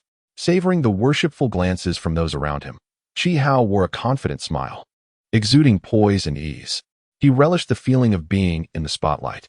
Just then, another beam of light flickered. Haha, Brother Chi, I thought I had arrived quite early, yet you outpaced me. This boisterous, hearty voice could belong to none other than Yang Wudi. Chi Wuhui cast a sidelong glance at him, remaining silent. A figure gracefully descended from the heavens, her enchanting form and exquisite visage instantly captivating the attention of all present. Upon recognizing the arrival of Mingyue, both Yang Wudi and Chi Wuhui were momentarily taken aback. The aura of the sect leader? They discerned a hint of incredulity in each other's eyes. Could it be that Mingyue had actually ascended to the rank of sect leader? Did this mean she was now the youngest leader, second only to Yichio? Suddenly feeling an overwhelming pressure, Yang Wudi shook his head in disbelief. Just a month prior, Mingyue had been at the pinnacle of the 5th stage of divine concealment, and in the span of a mere month, she had already attained the position of sect leader. The realization that the esteemed Mingyue had also breached this threshold was almost unfathomable. In our Butian sect, aside from the venerable sect leader, the esteemed Chi Wuhui of Tsangjian Peak, and the respected Yi of Zixia Peak, we now boasted yet another formidable leader within the realm of sect leaders. How intriguing this would prove to be. It was rumored that Zixia Peak and Tsangjian Peak had long been at odds. One could only wonder what would transpire during this martial gathering. I found myself quite eager to witness it. By the way, where were the representatives from Zixia Peak? Had they perhaps lost track of time? The crowd buzzed with speculation. Suddenly, a radiant purple light cascaded from above, drawing everyone's gaze. In that celestial glow, a white figure gradually descended, a sight unmistakably belonging to Yi, the revered elder of Zixia Peak, accompanied by his disciples. The crowd rejoiced. Having long heard of the formidable prowess and unfathomable cultivation of the youngest master uncle of the Butian sect. However, they were only familiar with his name and had never laid eyes upon him. Their curiosity piqued. At last, as the figure of Zixia Peak materialized, astonished gazes were directed towards it. Chi Wuhui's eyes gleamed with malice, fully aware that his most detested adversary had indeed arrived. Chapter 59, On Being Irreverent. Who am I afraid of? Is this the legendary Master Yi? Gazing upon the ethereal figure clad in white, adorned with a jade pendant at the waist, all present could not help but marvel. Indeed, he appeared as inscrutable as the tales had suggested. Can you sense it? The aura emanating from him is even more potent than that of Master Qi. Upon uttering these words, a wave of discussion ensued. Oh, I hadn't noticed until you pointed it out. It truly seems so. Could it be that Master Ye's cultivation has surpassed that of Master Qi? Everyone was astonished. For Yichio's age and Chi Wuhui's were vastly different, with some disciples even older than him. At such a young age, has he truly ascended to the pinnacle of the sect leader's realm? Impossible. It is too outrageous. No one dared to believe it. To be fair, Master Yi is undeniably formidable, radiating an unprecedented sense of pressure. Moreover, his youth suggests even greater potential. As they gazed at the figure in the sky, all engaged in fervent discussion. Look at that presence, that countenance. Even at my peak, I would have to step aside. Yichio's appearance instantly captivated everyone's attention, causing Chi Wuhui to feel quite displeased. The brilliance that should have belonged to him had been entirely eclipsed by Yichio, deepening his resentment. Just wait. In moments of sorrow, a silent curse escaped his lips as Chi Wuhui's expression soured noticeably. Behind him, Chi Hao's gaze was utterly captivated by the two exquisite maidens standing behind Yichio. How intriguing. When did the heavenly supplementation sect acquire such stunning beauties? I was completely oblivious to this development. Chi Hao licked his lips, revealing a self-assured grin that he deemed charming. He resolved that should fate allow, he would certainly seize the opportunity to engage with them during the grand gathering. As the brilliance faded, Yichio descended to the ground, joining Mingyue and the others.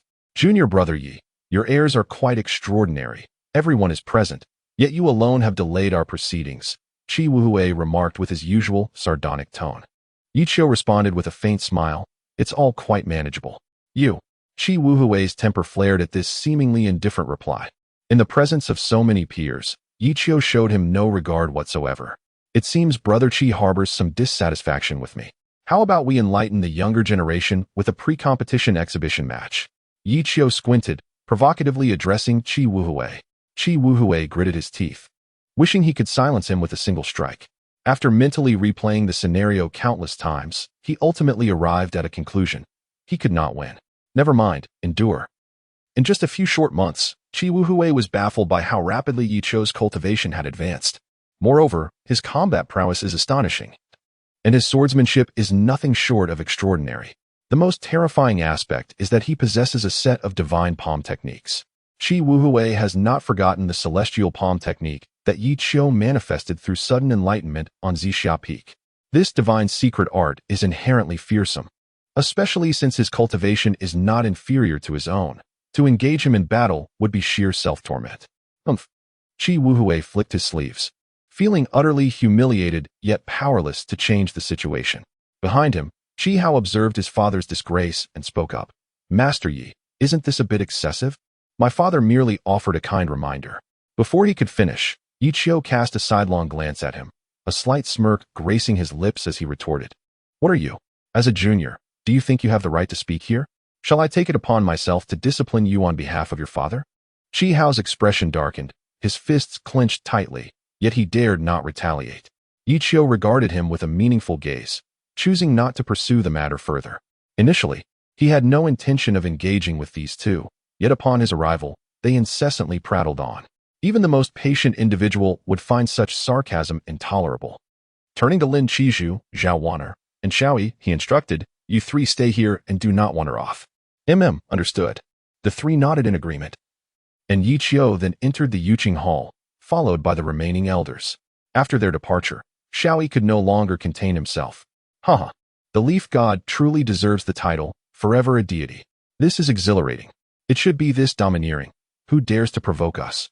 As the most devoted admirer of Yi Qiu, Xiaoyi joyously proclaimed, paying no heed to Qi Hao's murderous glare beside him. TCH, what are you staring at? Not convinced? Come at me then. The disdainful look in Xiao Yi's eyes ignited a murderous intent within Qi Hao. Zhao Wan'er chuckled softly. You should temper your enthusiasm. Be wary lest his ire be provoked. If he decides to strike, I cannot assist you. Haha, fear not. Sister Qingzhu will surely safeguard me. I shall continue to taunt them. It must be said, Xiao Yi's talent for provocation was remarkable. With just a few words, he incited the disciples of Zhangjian Peak to a furious rage. I am utterly infuriated. Where did this brat come from? I truly wish to cleave him with a sword. The disciples of Zhangjian Peak felt an immense sense of humiliation, but found themselves powerless. They were entirely unaware of Xiao Yi's origins, only knowing he had come with Yi Qiu, presumably a disciple of Zixia Peak. Yet, witnessing Qi Wuhui's reluctance to confront Yi Qiu, they dared not pursue matters concerning Zixia Peak. Lin Qingzhu, speechless and holding her forehead, was also taken aback by his talent for provocation. However, seeing him venting his frustrations on behalf of their master, she tacitly accepted his behavior. As long as he was dealing with the individuals from Zhangjian Peak, she wholeheartedly approved. Qi Hao's eyes gleamed with murderous intent as he clenched his fists, glaring fiercely at Xiao Yi. At this moment, he truly yearned to tear this scoundrel apart. As the eldest disciple of the Zhangjian Peak, he was revered wherever he went, and he had never endured such humiliation.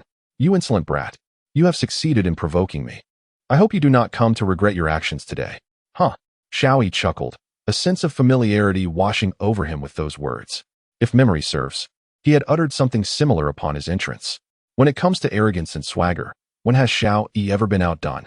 With Lin Qingzhu's unwavering support bolstering his confidence, he began to revel in his own audacity, disdainfully retorting, I thought you were formidable, but it seems you are merely a master of hollow threats. Who cannot boast? In my youth, I have uttered threats far more severe than you have ever tasted in salt. Youngster, do not push your luck. Upon hearing this, Qi Hao's fury surged, and he instantly drew his sword.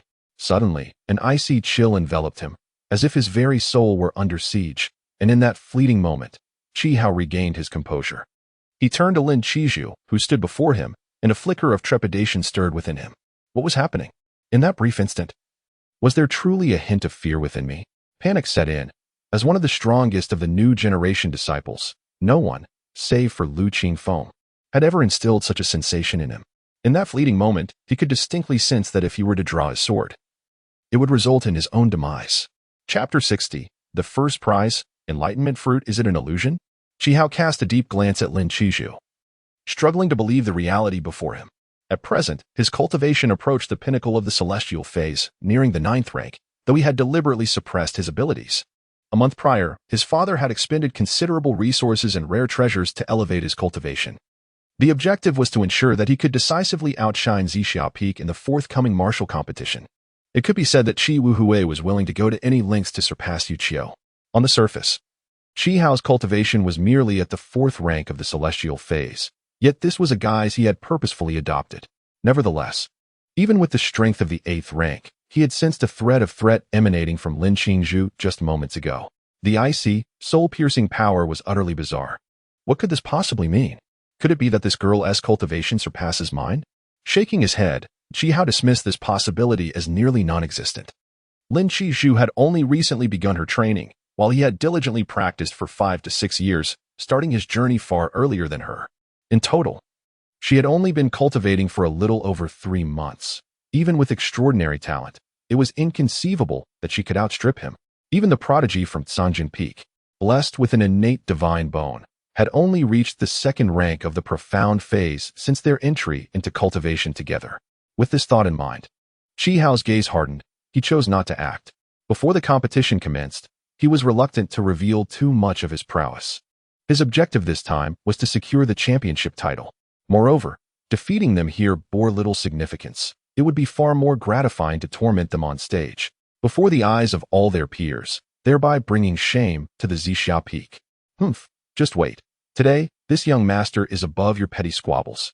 You would do well to begin praying now to avoid crossing paths with me on stage. With a chilling smile, Qi Hao turned to depart. At that moment, a voice laced with sarcasm pierced the air, causing Qi Hao to stumble, nearly losing his balance. TCH, cowardly wretch, who can't talk big. Zhao Wana chuckled, her dark, lustrous hair framing eyes that sparkled like crescent moons, their clarity reminiscent of the purest waters. She possessed an ethereal beauty, captivating and otherworldly, as if a celestial being had inadvertently descended into the mortal realm, touched by the dust of this world. Even the usually frosty Lin Qingzhu was nearly unable to suppress a laugh at Xiao Yi's words. Gradually calming herself, she resumed her icy gaze upon Qi Hao. At that moment, Qi Hao felt an overwhelming urge to strangle Xiao Yi. How dare he label him a cowardly wretch? Trembling with barely contained rage, Qi Hao suppressed his fury, reminding himself that patience was essential for greater plans. With clenched teeth, he left them with nothing but the silhouette of his back. Storming after their departure, Zhao Wana tugged at her crimson robe and patted Xiao Yi's shoulder, saying, "Well done. Maintain this performance in the future." Hee, Sister Wana. I am not boasting, but when it comes to fighting, I may not excel. However, in the realm of arguments, I have yet to encounter a worthy opponent. Even if confronted by a mere ruffian, or even a group, I fear them not, Xiao Yi declared confidently, thumping his chest. The onlookers regarded him as if he were a harbinger of misfortune, keeping their distance from him. In the ensuing silence, soon, Lu Qingfeng emerged from the grand hall. The scene fell into an immediate hush, discussions ceasing. Dear disciples, please proceed to the training grounds, Lu Qingfeng announced in a commanding voice, leading the way towards the arena. It was a spacious square, the designated area for the disciples of the first peak to practice daily. The crowd followed Lu Qingfeng to the training grounds, where the head of the 7 sects awaited their arrival. The team from Zixia Peak consisted of merely 3 individuals, with only 2 of them being officially recognized disciples. In the midst of the multitude, they appeared somewhat conspicuous. After all, each sect boasted not just hundreds, but at least dozens of disciples, while Zixia Peak's contingent was significantly outnumbered.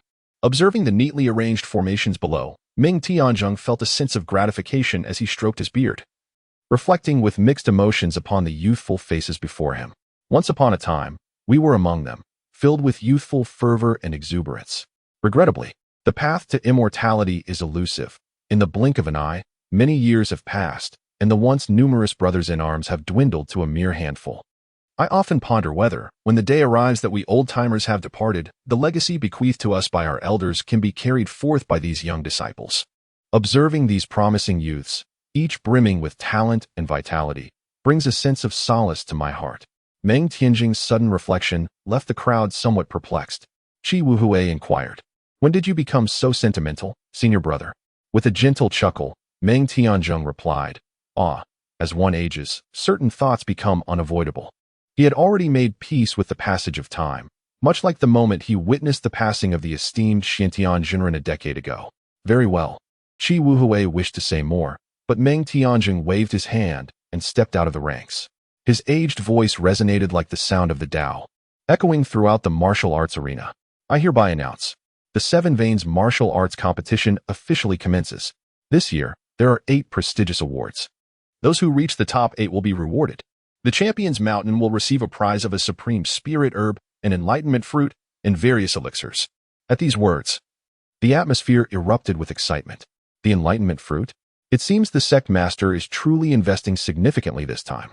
In an instant, a fervent discussion erupted among the crowd, their eyes glimmering with excitement. No one had anticipated that, for this martial assembly, Meng Tianjing would be willing to offer a rare and exquisite spiritual herb, the enlightenment fruit, as a reward.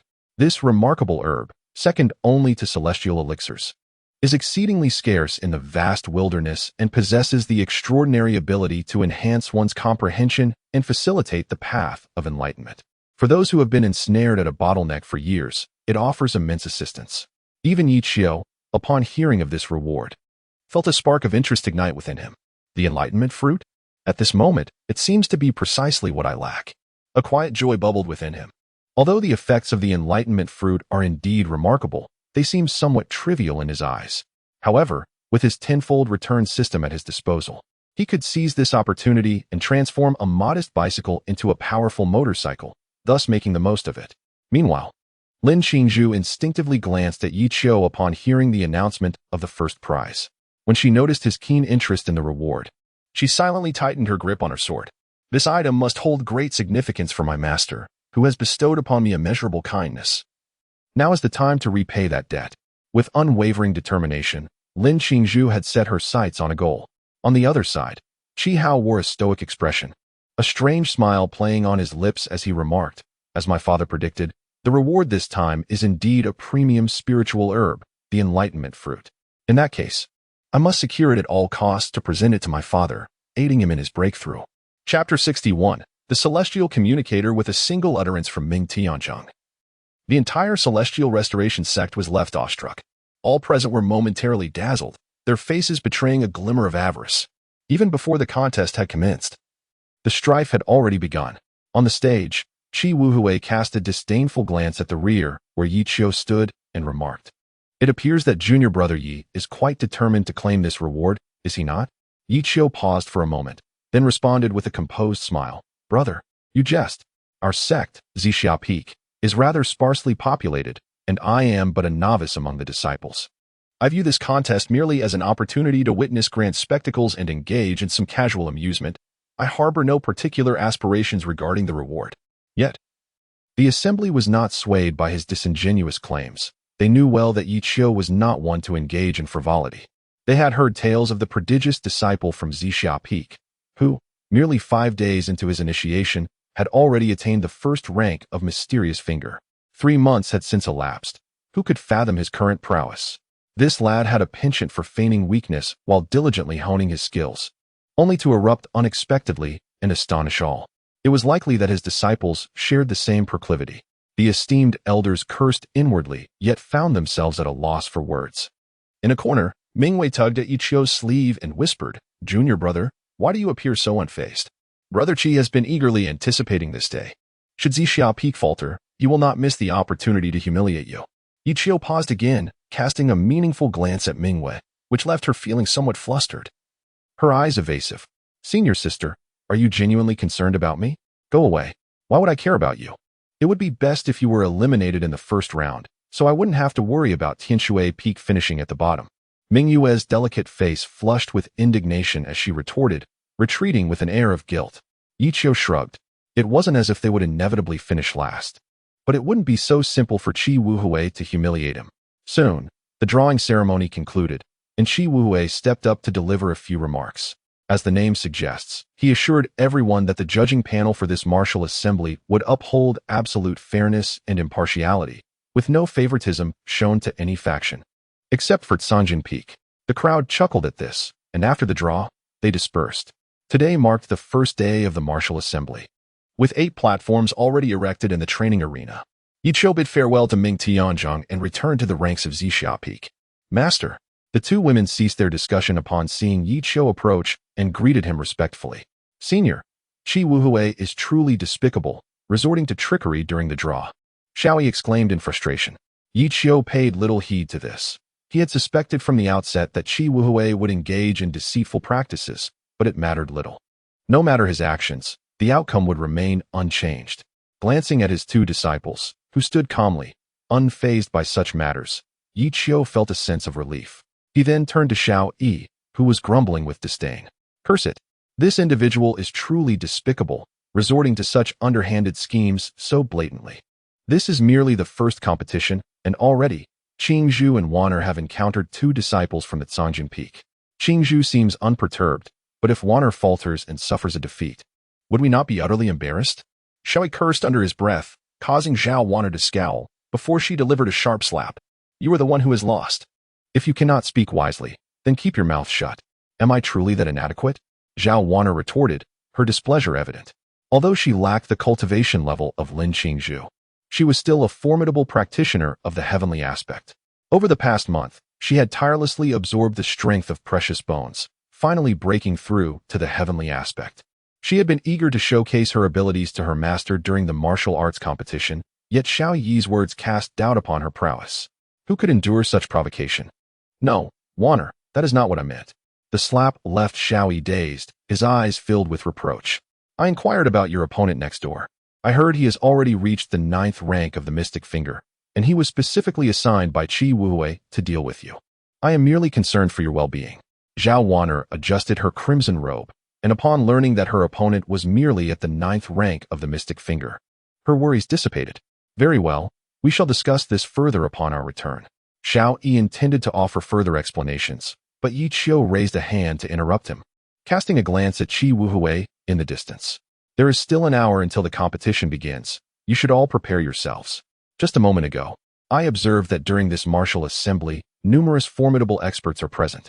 My esteemed disciples, I do not place any expectations upon you regarding rankings. Simply endeavor to perform to the best of your abilities. Should you encounter any peril, you may concede defeat without fear of reproach from me. In my heart, your safety far outweighs any accolades or recognition. Yi Qiu spoke earnestly, and upon hearing this, the two young women felt deeply moved. They clenched their fists in silent determination, fully aware of the immense care and support their master bestowed upon them. No matter the circumstances, they could not allow their master to suffer disgrace. Nor could they afford to give Qi Wuhui the chance to humiliate him. Master, rest assured, we shall not disappoint you, Lin Qingzhu declared with unwavering conviction. Having prepared diligently for 3 months, now was her moment to shine. The vivid memory of that scene in the Yujing Hall from 3 months prior lingered indelibly in her mind, a painful reminder of the derision and scorn cast upon them by other sect leaders. Casting a deep glance at Lin Qingzhu, Yi Qiu replied nonchalantly, Yes, confidence is all that matters. Go forth. A sense of joy blossomed within him. Indeed, this is the fighting spirit I seek. Give it your all. Upon returning to the resting area prepared for the disciples of Zixia Peak, Lin Qingzhu and Zhao Wanna swiftly entered a state of meditation, striving to restore their condition to its peak before the competition. Meanwhile, Xiao Yi took a more leisurely approach, wandering about and admiring the beauty around him. Witnessing his lackadaisical demeanor, Yi Qiu felt a pang of irritation. Can't you act a bit more mature, like me? The proverb to hate iron for not becoming steel resonates deeply. In the afternoon, at the Kuan character arena, Ming Tianzhong, Qi Wuhui, and several unknown elders sat solemnly beneath the platform. Oh, Meng Daoyu, a gray-robed elder remarked with a faint smile. I have long heard that the 7 Meridians martial arts gathering of the Butian sect is one of the grandest events in Dongwang. After waiting for a whole 60 years, I am finally fortunate enough to witness it today. Beside him, Meng Tianzhong stroked his beard, smiling in silence. This elder was the Grand Elder of the Heavenly Pool Sacred Land, He Wushuang's master, known as Tiantong Daoren. He was a legendary figure, reputed to be near the pinnacle of the Supreme Realm, on par with the peak powers of Meng Tianjing's sect. The two had been friends for many years and had once been rivals in their youth. This time, he had come to pay his respects. Expressing a desire to observe the martial arts gathering of the Butian sect, Meng Tianzhong did not refuse, for the 7 Meridians gathering was akin to a philosophical symposium. where the heads of the 7 meridians had the privilege to invite elders from other sacred lands to observe and exchange insights. By the way, I have heard that your esteemed sect possesses a young leader who has achieved the status of a sect master at a tender age.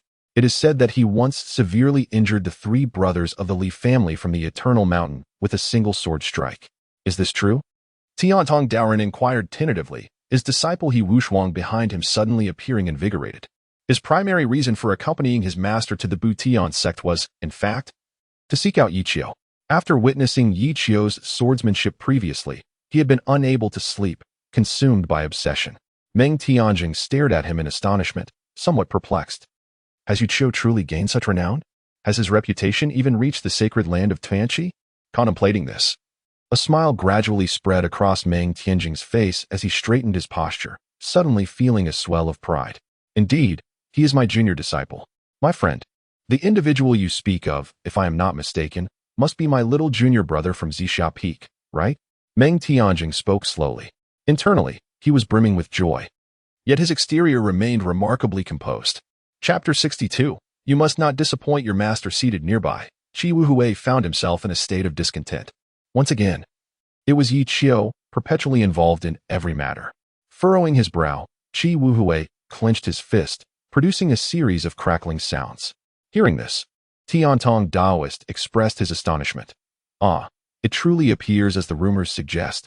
There is indeed a young master at the pinnacle of the teaching realm at Zixia Peak. Tiantong Daoist was well acquainted with the name Zixia Peak, yet it only evoked memories of the former master of that place. Since the passing of that esteemed figure, Zixia Peak had remained shrouded in silence, and he had assumed that the lineage had been severed. After all, everyone understood the nature of Xuantiando, who was singularly devoted to the pursuit of immortality, entirely absorbed in his cultivation, with no disciples to speak of. Now, the sudden emergence of a master from Zixia Peak piqued Tiantong Daoist's curiosity. Meng Tianjing smiled and said, "This junior disciple of mine was taken under my wing when my revered master Xuantiando transcended. He possesses a serene disposition and leads a modest life. Having entered the sect for a decade now, he has spent those years in solitary cultivation at Zixia Peak, never venturing out. Unless a significant event occurs within the sect, one is unlikely to catch a glimpse of him." Upon hearing this, Tiantong Daoist's eyes flickered with surprise, though he gradually masked it. 10 years. The master? Impossible, murmured Tiantong Daoist, casting a lingering gaze at Meng Tianjing. In merely a decade, to attain the realm of a master, what extraordinary talent must one possess? These seasoned practitioners, having cultivated to such heights, would typically require no less than a century. Some remain stagnated at the 5th level of the divine concealment for their entire lives, never breaking through until their life force is spent. Indeed, those who reach such heights are rare gems among countless mortals. Even if Yi Qiu possesses remarkable talent, such an achievement seems implausible. After a moment's contemplation, the celestial passage Daoist turned to glance at He Wushuang, and a sense of relief washed over him. The only conceivable explanation for a breakthrough to mastery within a mere 10 years is that his innate gifts surpass even those of He Wushuang. The thought struck him, and his expression grew grave. He Wushuang, after all, bore the title of the Son of Heaven, endowed with a divine physique, unparalleled in the world. If Yi Qiu's talents indeed eclipse his, it would suggest that his constitution is of an even higher celestial caliber. As the two conversed, a figure clad in white approached slowly from the distance, accompanied by 3 others, making their way directly toward the Kuan stage. Master, this individual is the esteemed leader of Zixia Peak. Yi Qiu, He Wushuang announced, spotting him from afar. The celestial passage Daoist followed his gaze and was immediately struck by awe. Is this the young leader of Zixia Peak, a master of the realm? Indeed, his exceptional roots and striking demeanor convey a celestial presence. The Daoist of Tiantong was secretly astonished and couldn't help but shake his head. The Buzentian sect had unexpectedly produced another unparalleled master. It seemed that the sect was on the verge of a resurgence.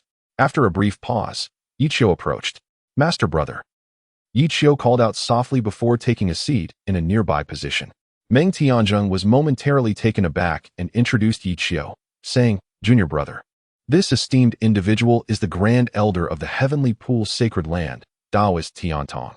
He has been invited here to observe the disciples' martial arts competition. Just moments ago, we were discussing you, and lo and behold, you have arrived." Yi Qiu was momentarily stunned, glancing at Daoist Tiantong and then at He Wushuang behind him. Feeling a bit bewildered, "Senior, we meet again." He Wushuang greeted him naturally, stepping forward. Yi Qiu nodded and turned his attention to Daoist Tiantong, who remarked, "He, I have long heard of the illustrious Master Yi of Zixia Peak, possessing an extraordinary presence akin to that of celestial beings. Upon meeting you today, your reputation is indeed well-deserved. At such a young age, you have already attained the status of sect leader. I hold great admiration for you." In response to this compliment, Yi Qiu merely smiled and humbly replied, "You flatter me, esteemed elder. Compared to you all, my experience is still quite shallow. There is much I need to learn from you." Daoist Tiantong's eyes narrowed in surprise.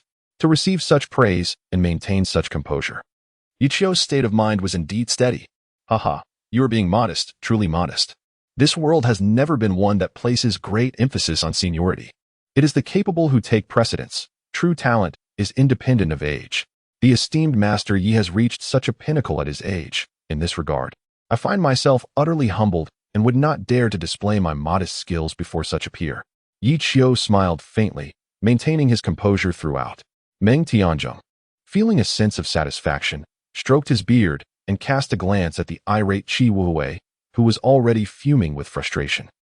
"What pretense? Laugh to your heart's content, for soon there will be tears." Coincidentally, Tiantong Daoist was present, and he would be keen to observe how Yi Qiu would embarrass himself. What use is it to be formidable if one's disciples remain inept? This time, Qi Wuhui had dispatched 2 exceptionally powerful disciples specifically to deal with Yi Qiu's students, while also probing their capabilities. If they could succeed, he would have the rightful grounds to humiliate Yi Qiu, alleviating his earlier grievances. Should they fail, he had contingencies in place. "These 2 must be Master Ye's disciples," remarked Tiantong Daoist, glancing at Lin Qingzhu and Zhao Wanner, who stood behind Yi Qiu. "It is an honor to meet you, Senior," they replied respectfully. "Indeed, as expected from a master of high caliber. How remarkable." Tiantong Daoist, a peak powerhouse, could instantly discern that these 2 possessed exceptional innate talent, rare gems among countless ordinary stones. Involuntarily, a sense of admiration welled up within. Yi Qiu smiled softly, preparing to respond, when the peculiar voice of Qi Wuhui interrupted. "Junior brother Yi, your 2 disciples have garnered such praise from Daoist Tiantong. They must possess some remarkable skills, do they not? I imagine they will achieve commendable results in this martial gathering." Yi Qiu paused, noticing the deeper meaning in Qi Wuhui's gaze. Their cultivation was still nascent. This martial assembly was merely an opportunity for them to gain experience. The true spectacle of this gathering would undoubtedly be the prowess of senior brother Qi's Sangjin Peak. I have heard that the disciples representing Sangjin Peak at this event are meticulously chosen elite practitioners. Yi Qiu feigned modesty, much to Qi Wuhui's delight, pretending to be humble. He responded, "Haha, junior brother, you jest. Your profound abilities and vast knowledge surely ensure that your disciples are of the highest caliber. How could my few inept disciples dare to claim superiority in front of your esteemed nephews?" Upon witnessing the palpable tension between them, Daoist Tiantong's interest was piqued. How intriguing. It seemed these 2 were at odds. This promised to be an entertaining spectacle. Yi Qiu chose not to engage further, but turned to his 2 disciples, saying, "Did you hear that? Your Uncle Qi has high hopes for you both. Do not let him down." "Rest assured, Master, we will not disappoint Uncle Qi," Zhao Wanner replied with a faint smile, casting a meaningful glance at Qi Wuhui.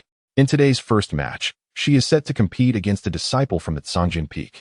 She is determined not to let Qi Wuhui down. Chapter 63. Silently astonishing everyone, the atmosphere at the scene was distinctly peculiar. The 2 leading figures appeared courteous on the surface, yet beneath, they had already commenced their subtle competition. The disciples behind them followed suit in this rivalry. Li Keisai, standing behind Qi Wuhui, cast a complex glance toward the distant Lin Qingzhu, then shifted his gaze to Qi Wuhui in front of him. He lowered his head, revealing a countenance marked by self-doubt. He could not fathom why, in the Yuqing Hall, a disciple who was once entirely overlooked had, unbeknownst to him, surpassed him. At this moment, his emotions were a tumultuous blend. He had once been the focal point of admiration, a prodigy coveted by all the leading figures due to his innate talent. Yet now, 3 months into his initiation, he had only reached the 2nd level of Xian Finger, while Lin Qizhu had already attained this level by the 5th day of her entry. Throughout this period, he had sensed the palpable disdain emanating from his master, whose once enthusiastic demeanor had drastically transformed into one of disapproval. Casting a distant glance at Yi Qiu, who occupied the seat of the leading figure, he could not help but feel envious of Lin Qingzhu. He envied her fortune in having a master who nurtured her with meticulous care and affection. Moreover, the camaraderie among the disciples of Zixia Peak was harmonious, unlike the myriad disciples of Cangjin Peak, who engaged in overt and covert struggles for favor. Li Keisai's distress went unnoticed, as he resembled a helpless, solitary child in this moment. A solitary figure stood quietly in the corner, observing the merriment and laughter of those nearby, yet feeling utterly disconnected. After a considerable time, Yi Qiu glanced at the clock and addressed Zhao Wanner behind him. Go ahead. Zhao Wanner repressed her smile, stepping forward toward the arena. It had begun, the moment they had all been waiting for. The first match of the martial arts competition was the grand spectacle between Zixia Peak and Cangjin Peak, promising an enthralling display. As Zhao Wanner ascended the stage, the crowd erupted in excitement, buzzing with anticipation. Everyone was aware of the animosity between Yi Qiu and Qi Wuhui, ensuring that this duel would be fiercely contested. Nearly half of the disciples had gathered to witness the event, leaving the other arenas sparsely attended. I heard that this young disciple from Zixia Peak has only recently begun her training, having been in the sect for merely a month. One wonders if she possesses any significant strength. Regardless, it promised to be a captivating show. As Zhao Wanner's striking red figure emerged on stage, Qi Wuhui smiled faintly and turned to the disciples behind him, gesturing for them to proceed. Go forth, perform well, and do not disappoint your master Yi. The subtlety in his smile was unmistakable. It was clear to the observant that this was far from mere politeness. Rest assured, master. I shall perform admirably and will not let Master Yi down, Lin Yi replied with a knowing smile, casting a meaningful glance at Yi Qiu before leaping into action. Enveloped in a dazzling crimson glow. In an instant, the atmosphere at the scene surged to a crescendo. The Taoist Tiantong expressed some surprise and inquired, Friend Qi, is it true that your disciple has also mastered the art of fire? Qi Wuhui concealed the joy within his heart and humbly replied, Indeed. My unworthy disciple possesses a natural affinity for fire and has practiced the fire secret arts for a few years now. I hope I do not embarrass you, Taoist. Haha. My friend, you are being too modest. A natural affinity for fire, with such an exceptional constitution, to consider such a talent as merely unworthy is quite astonishing. Does this not imply that all your disciples are of extraordinary caliber, possessing innate divine bones? Taoist Tiantong smiled as he stroked his beard, then turned his gaze towards Yi Qiu, observing him remain silent and steadfast as a mountain. Curiosity stirred within him regarding what remarkable qualities Yi Qiu's disciple might possess. Qi Wuhui continued to boast, expressing immense satisfaction with his own disciple, eagerly anticipating the moment he would have the chance to humiliate Yi Qiu. Taoist Tiantong. While my disciple possesses a natural affinity for fire, when compared to your disciple, Brother Ye's second disciple, she pales in comparison. Your disciple is truly a prodigious talent, endowed with innate divine bones. Qi Wuhui deliberately elevated Zhao Wanner, hoping to humiliate Yi Qiu should she fail later. Little did he know, events might not unfold as he envisioned. Yi Qiu cast a glance at him and replied nonchalantly, Brother, my disciple indeed possesses commendable talent, but she has only been practicing for a month. How could she possibly compare to your disciple, who has been training for 3 to 4 years? His cultivation must have reached the celestial manifestation realm. Qi Wuhui's expression darkened. He knew that Yi Qiu mentioning the time of entry was deliberately creating an excuse, so that even if he lost later, it wouldn't be shameful. Heavenly Passage Taoist looked at the two with a smile. Behind him, Wu Shuang's gaze remained fixed on Zhao Wanner above. Innate intuition told him that Zhao Wanner was definitely not as simple as Yi Qiu had described. On the arena, facing Lin Yi's appearance, he confidently smiled and bowed, saying, Hidden Sword Peak, Lin Yi, I implore Senior Sister for guidance. Zhao Wanner returned the greeting, adding, Purple Dawn Peak. Zhao Wanner, please enlighten me. The referee, Su Feng, walked between the two, asking, Are you both ready? Ready, they answered in unison. Su Feng nodded, declaring, I announce that the first match of the Martial Arts Assembly, Zhao Wanner of Purple Dawn Peak versus Lin Yi of Hidden Sword Peak, begins now. Upon hearing the commencement of the assembly, the two on the arena were already prepared for battle, immediately exciting everyone. Lin Yi slowly drew his treasured sword, not concealing it, and the aura of the profound ninth grade instantly erupted. Everyone was astonished, marveling at his high level of cultivation. However, Zhao Wan'er, his opponent, remained unmoved, standing quietly in place. Her scarlet-red dress fluttered in the wind, and beneath her dark hair, her eyes were clear, concealing a hint of a smile. She resembled a celestial being fallen to the mortal realm, her elegant demeanor attracting the fervent gazes of countless male disciples. Her inaction, in Lin Yi's eyes, transformed into disdain and humiliation towards him, igniting a surge of anger within his heart. "Sister, be cautious," he bellowed, brandishing his sword in a flourish. As a fiery blaze surged forth towards Zhao Wan'er. Why did she not evade? The spectators were taken aback. Zhao Wan'er on the stage exhibited no inclination to dodge whatsoever. Was she merely unresponsive, or did she simply not wish to avoid it? Below the stage, Qi Wuhui seemed to envision the dawn of victory, preparing to exchange barbs with Yiqiu. Suddenly, the atmosphere shifted dramatically on the platform. As Lin Yi's flame approached, an infernal fury erupted from within Zhao Wan'er. In an instant, she absorbed the entire blaze without so much as a movement. How is this possible? The crowd fell into a stunned silence, while the keen-eyed Ming Tianzhong discerned a hint of the truth. Red Lotus Inferno? What?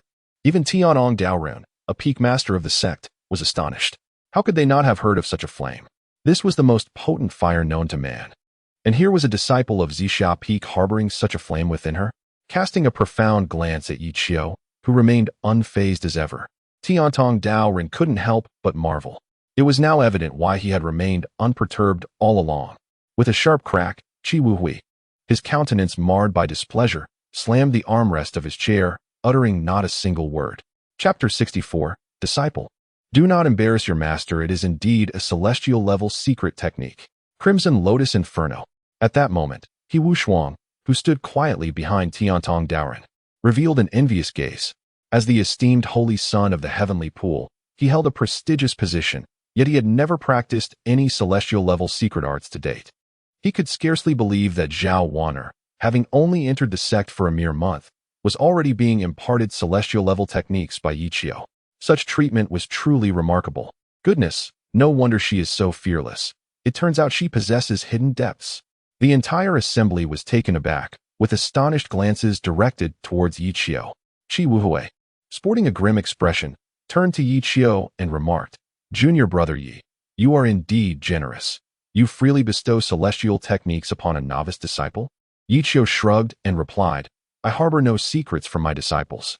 Whatever they wish to learn, I shall teach. In my eyes, a disciple's background is inconsequential. As long as they enter my fold with humility and a thirst for knowledge, I am willing to share my wisdom without reservation." Upon hearing this, the crowd could not help but display expressions of envy. How splendid it was to learn whatever one desired. Yet, why did the celestial secret arts seem so readily available? As if they held little value? What astonished Meng Tianzhong and others even more was the source of these secret techniques. Could they have originated from the treasured arts of Zixia Peak? Each mountain range possessed its own unique secret techniques, of which many remained largely unknown to outsiders. Therefore, they were oblivious to the extent of the legacy that the esteemed Xintian Jinren had bequeathed to Yiqiu. Yiqiu's words delivered a profound impact upon those present, provoking a sense of regret among some. Had they known that Zixia Peak was so remarkable, they might have sought to apprentice themselves there from the outset. Now, they could only watch as others pursued their learning desires, while they themselves were left to scramble for mere scraps of common techniques. Qi Wuhui gritted his teeth in frustration. Yiqiu's remarks had undoubtedly won the hearts of many. Who could resist a master who was so generous with his knowledge? Even Lin Qingzhu, standing in the background, felt a sincere sense of pride swell within her. After witnessing the character of these esteemed leaders, she was elated to have chosen such a commendable mentor, one who regarded her as if she were his own kin. As for Xiaoyi, he too felt an elevation in status. Standing among the ranks of Zixia Peak, he reveled in the envious glances cast upon him, experiencing an unparalleled sense of satisfaction. Oh, the grace of Yiqiu was indeed divine. This feeling was exquisite. Envy and jealousy? Look at this, such is the discourse of a true sage. When taking on a disciple, they should not hoard knowledge, fearing that their own sustenance might dwindle. Observe how they conduct themselves, and then reflect upon your own demeanor. Where is your dignity? Xiao Yi felt euphoric, experiencing a sense of spiritual transcendence. being in the presence of such a distinguished figure. He could not help but adopt a semblance of the prowess that accompanied greatness. On the stage, witnessing his flames being utterly consumed by his opponent, Lin Yi's expression darkened considerably. As he gazed upon the scornful glances from the audience, an overwhelming sense of shame enveloped him. He had begun the match with utmost confidence. Yet now, after just a brief encounter, he found himself diminished. How could he possibly maintain his standing in the... How infuriating! Lin Yi seethed with embarrassment, swiftly drawing his sword. If his flames did not match his opponent's rank, he would rely on sheer strength to overpower her and reclaim his dignity.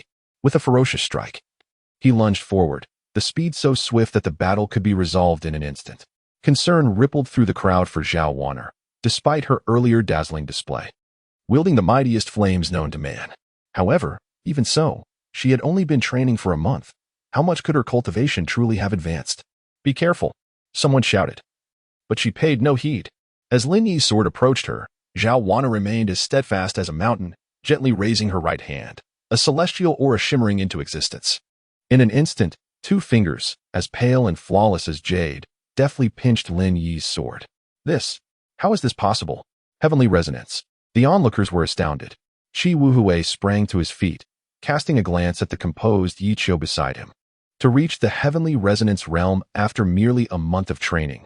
What extraordinary talent was this? Even the usually stoic Tiantong Taoist displayed signs of astonishment, while Meng Tianzheng maintained a more subdued demeanor. From the very beginning, he had an inkling of what was to come, as the impact that Lin Qingzhu had on him was still vividly etched in his memory. With Zhao Wanner's prowess in the celestial realm now laid bare, the significance of this battle dissipated entirely. She merely delivered a gentle kick, sending Lin Yi tumbling off the stage, thus concluding the skirmish with remarkable ease. Over the past month, she had engaged in numerous sparring sessions with Lin Qingzhu, honing her combat experience to perfection. As the battle drew to a close, Zhao Wanner smiled softly and turned her gaze towards the referee, Su Feng. In the first match of the martial arts competition on Zixia Peak, Zhao Wanner triumphs over Lin Yi of Sanjin Peak. Is it over? A profound silence enveloped the arena. The audience struggled to comprehend that the contest had already concluded. It was astonishing. How had she achieved such mastery, ascending to the celestial realm in just a month? Was it possible that Zixia Peak was overflowing with celestial treasures, bestowing her with miraculous elixirs? Curiosity swept through the crowd as they looked towards Yu Qiu, yet he offered no explanations. Once the results were announced, Zhao Wanner gracefully descended from the stage, returning to Yi Qiu's side. "Master, I have fulfilled my mission." Yi Qiu's heart brimmed with joy. He had overheard the whispers surrounding him. How exhilarating! However, he maintained an outward composure, as if nothing had transpired. Adopting a deliberately stern expression, he addressed Zhao Wanner, "Disciple, did I not instruct you to show mercy and refrain from embarrassing your master Qi? Was it truly a matter of killing with intent?" As these words were spoken, an immediate silence enveloped the room, with all eyes fixated upon Qi Wuhui, whose countenance was shrouded in darkness, teeth clenched in fury. The impact of this statement was far more injurious than a full-force strike from a peak master. Zhao Wanner discerned the underlying meaning in Yi Qiu's words and feigned dismay, apologizing to Qi Wuhui. "Master uncle, I beg your forgiveness. It was my oversight. And Wanner is in the wrong." Upon hearing this, Qi Wuhui erupted in rage, slamming his palm against the table and rising to his feet, his anger palpable. He cast a cold glare at Yi Qiu and Zhao Wanner. "Damn it! Are these two deliberately provoking me?" Yi Qiu interjected. "Master brother, the child is merely naive. Please forgive her this once." This only darkened Qi Wuhui's expression further. With a violent toss of his sleeve, Qi Wuhui fell silent, his face a stormy shade of blue as he resumed his seat. Initially, he had believed victory was assured and had prepared to humiliate Yi Qiu. Who could have anticipated such a reversal, where he now found himself the target of their mockery? In that moment, a murderous intent flickered within him. Witnessing this scene, the other disciples present nearly succumbed to laughter. They had not expected this usually reserved and composed Master Uncle Yi to possess such a cunning side. "Haha. Master Uncle Yi is indeed formidable." That remark carried tremendous weight. "I have resolved, from this day forth, I shall be the most devoted admirer of Master Uncle Yi." I can only imagine that at this moment, Master Uncle Qi must be seething with rage. However, for reasons unknown, a sudden sense of exhilaration washed over me. Perhaps it is due to Qi Wuhui's years of enforcement, which have undoubtedly offended many. Witnessing his misfortune, numerous individuals couldn't help but stifle their laughter. As for the disciples of Sanjian Peak, they have now buried their heads in shame, abandoning their former arrogance and pride, too embarrassed to show their faces. Chapter 65. It is merely a piece of 5 realms bone humph. Do not celebrate too soon. This is merely the beginning. Qi Wuhui addressed Yi Qiu with a stern expression, preparing to utter a few harsh words, yet the latter completely disregarded him. Infuriated, he stormed away to the team at Sanjian Peak, commencing a reprimand. As he observed Lin Yi approaching with a dejected demeanor, he remarked, "Master, I apologize. I have brought shame upon you. Humph, you imbeciles. I have consistently urged you to diligently cultivate, yet you all indulge in idleness. Now you realize the disgrace you have brought upon us. You have sullied the reputation of Sanjian Peak. The entire sect is now mocking us. And yet you still wish for more humiliation?" Qi Wuhui coldly chastised, leaving the disciples silent, too intimidated to speak. At this moment, no one dared to oppose him. That would be an act of folly. Suddenly, a young man clad in azure and white stepped forward, stating, "Master, please do not be angry. This is merely the first match. In the next round, watch as I restore our honor. The dignity of Sanjian Peak is not to be trampled by anyone." Upon hearing these words, Qi Wuhui felt a measure of solace within, replying, "Very well, Feichen, the next round rests upon your shoulders. I have always held great expectations for you. Ensure you redeem our standing and do not disappoint me." Li Feichen smiled confidently and declared, "Rest assured, Master. I shall not let you down." His confidence soared, for he was the second disciple of Sanjian Peak, only beneath Qi Hao. His cultivation had reached the 3rd tier of the celestial aspect. His next opponent would be Lin Qingzhu. He could hardly believe that with his 3rd tier celestial aspect cultivation, he would be unable to best a young girl who had only recently embarked on her journey 3 months prior. Observing the confidence radiating from his junior disciple, Qi Wuhui felt a wave of comfort wash over him. He took a moment to steady his breath and cast a glance back at Yi Qiu, secretly thinking, "Smile all you want. The humiliation you inflicted earlier shall soon be repaid in kind." Humph. You think winning a single match by chance makes you believe that there is no one left at the sword concealment peak? Regaining his composure, Qi Wuhui returned to his seat under the watchful eyes of the gathered crowd. Nearby, the Taoist Tian Tong was engaged in conversation with Yi Qiu. "Haha, my friend. Your disciple has truly given me a delightful surprise. At such a tender age, she not only wields the most formidable fire of the mortal realm, the red lotus karma flame, but her cultivation has astonishingly reached the celestial aspect realm. I cannot fathom the heights she may achieve in her future endeavors." The Taoist Tian Tong expressed his heartfelt admiration, having initially believed his own disciple to be exceptional. However, upon visiting the Celestial Restoration sect, he realized that the world is never short of prodigies, and there are many who surpass even his own pupil, though they often prefer to remain low profile and out of the limelight. I am quite curious, my friend, how you managed to elevate her cultivation to the celestial aspect realm in just 1 month's time. With this question, Taoist Tian Tong directed the attention of all present toward Yi Qiu, who was met with a gaze of intrigue. Yi Qiu smiled faintly and said, "It is nothing. Merely a fragment of the divine bone of the 5 realms." What? The mention of the 5 realms' divine bone left the entire assembly in shock. Even Ming Tianzhong appeared astonished. He had originally believed that Yi Qiu's ascension to the position of sect master was due to his absorption of that fragment of the divine bone. Little did he know that Yi Qiu had not absorbed it at all, but instead bestowed it upon his disciple. Such generosity was truly astonishing. Previously, when Yi Qiu had repelled 2 formidable opponents on the wasteland with a single sword strike and seized the divine bone, the entire realm had heard of it. Everyone was aware that he possessed a fragment of the 5 realms' divine bone, yet the manner of its disposition remained a mystery. In the eyes of other sect leaders, it was likely they would have absorbed it themselves, for the divine bone was extraordinary. If one could absorb it, it would be more than sufficient to elevate them to the rank of sect master. However, what they could not fathom was that Yi Qiu not only refrained from absorbing it, but instead gifted it to his disciple. At this moment, even Qi Wuhui displayed signs of astonishment. It was truly perplexing how Yi Qiu could resolutely decide to bestow such a precious treasure upon his disciple. Oh my goodness, where can I find such an exceptional master? I desire one too. The presence of the divine bone is of no consequence. I simply wish to be a disciple of one who is so selfless in imparting knowledge. Is it too late for me to transfer my allegiance to Xiaopik? I am anxiously awaiting a response. Tears of envy streamed down the faces of all present. At first glance, Xiaopik appears to be a coveted prize. Those who gain entry shall ascend to great heights. With such a remarkable master, who could possibly fear the path to immortality? Even He Wushuang, standing behind, seemed somewhat envious. Upon noticing this, Tiantong Daoist hastily shifted the conversation, unwilling to lose his cherished disciple during what was meant to be a simple visit. Truly, the Daoist is an extraordinary figure, possessing a remarkable breadth of spirit. This is a sight the likes of which I have never encountered in my lifetime. Most impressive indeed. After a prolonged silence, Meng Tianjing finally spoke, addressing Su Feng above him. Let the competition continue. Su Feng nodded and proclaimed loudly. In the second round of the martial arts contest, Lin Qingzhu of Xiaopik shall face Li Feichen of Sangjian Peak. Let both parties enter the arena. As Su Feng's voice resonated, Qi Wuhui's expression gradually brightened. Turning to Li Feichen, he urged, go forth, conclude the battle swiftly, and regain the face that was just lost. Rest assured, Master, Li Feichen replied with a confident smile, leaping onto the stage.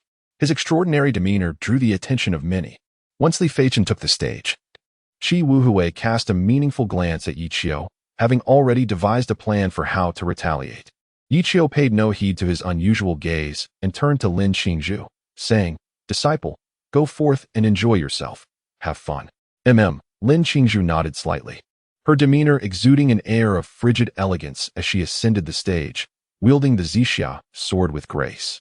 Unlike Li Feichen, who was ostentatious and fond of displaying his skills, Lin stood in silence upon the platform, an aura of chilling coldness emanating from her, causing the onlookers to gasp in astonishment. Her exquisite beauty rivaled that of a celestial being, standing tall and ethereal, radiating an otherworldly allure. Are you ready? She inquired, to which both parties nodded. Su Feng promptly announced, let the contest begin. After declaring the commencement, he descended from the stage. Li Feichen clasped his hands in a respectful gesture, stating, Sangjin Peak, Li Feichen, junior sister, I seek your guidance. Zixia Peak, Lin Qingzhu, I welcome your instruction. Lin Qingzhu responded coldly, offering no further action, which left Li Feichen feeling quite displeased. Nevertheless, he disregarded his irritation and slowly drew his treasured sword, declaring, this sword, named Mayfly, is forged from the mystical iron of the cold pool, incredibly sharp, so be cautious, junior sister.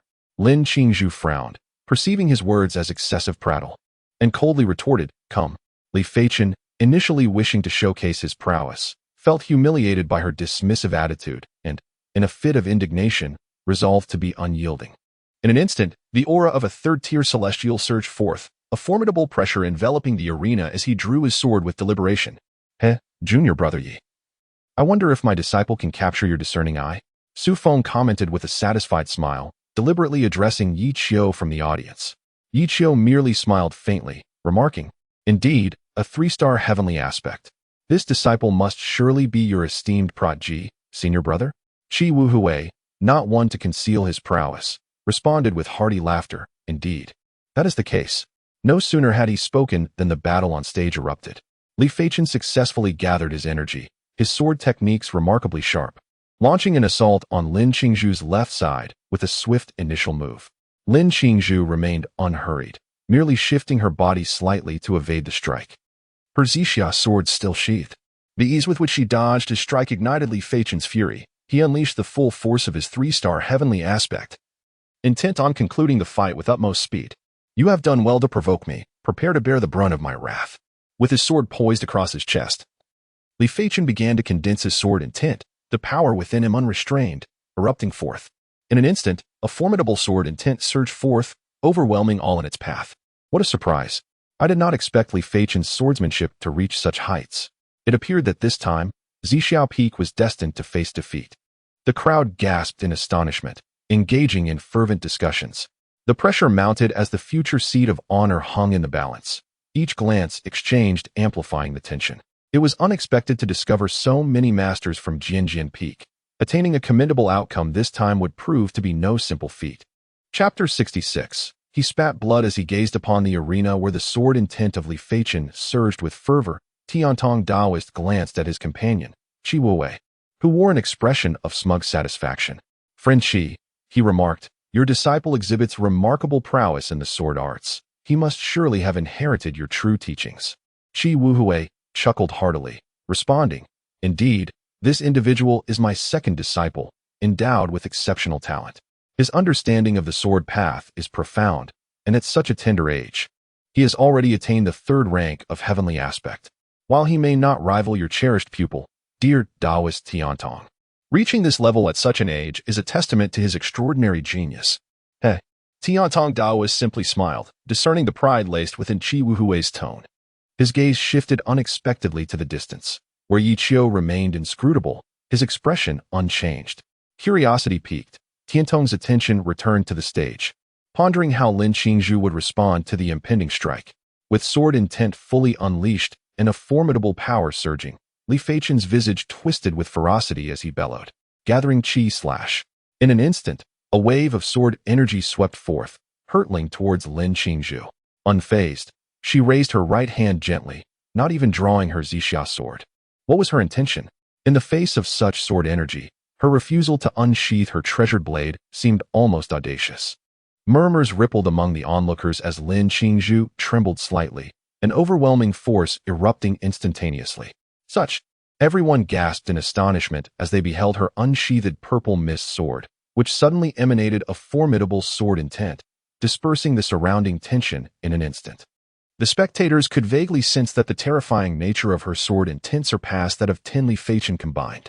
How could this be possible? Qi Wuhui immediately stood up, his eyes filled with disbelief. Li Feichen's full force strike not only failed to compel Lin Qingzhu to draw her precious sword, but she didn't even attempt to evade it.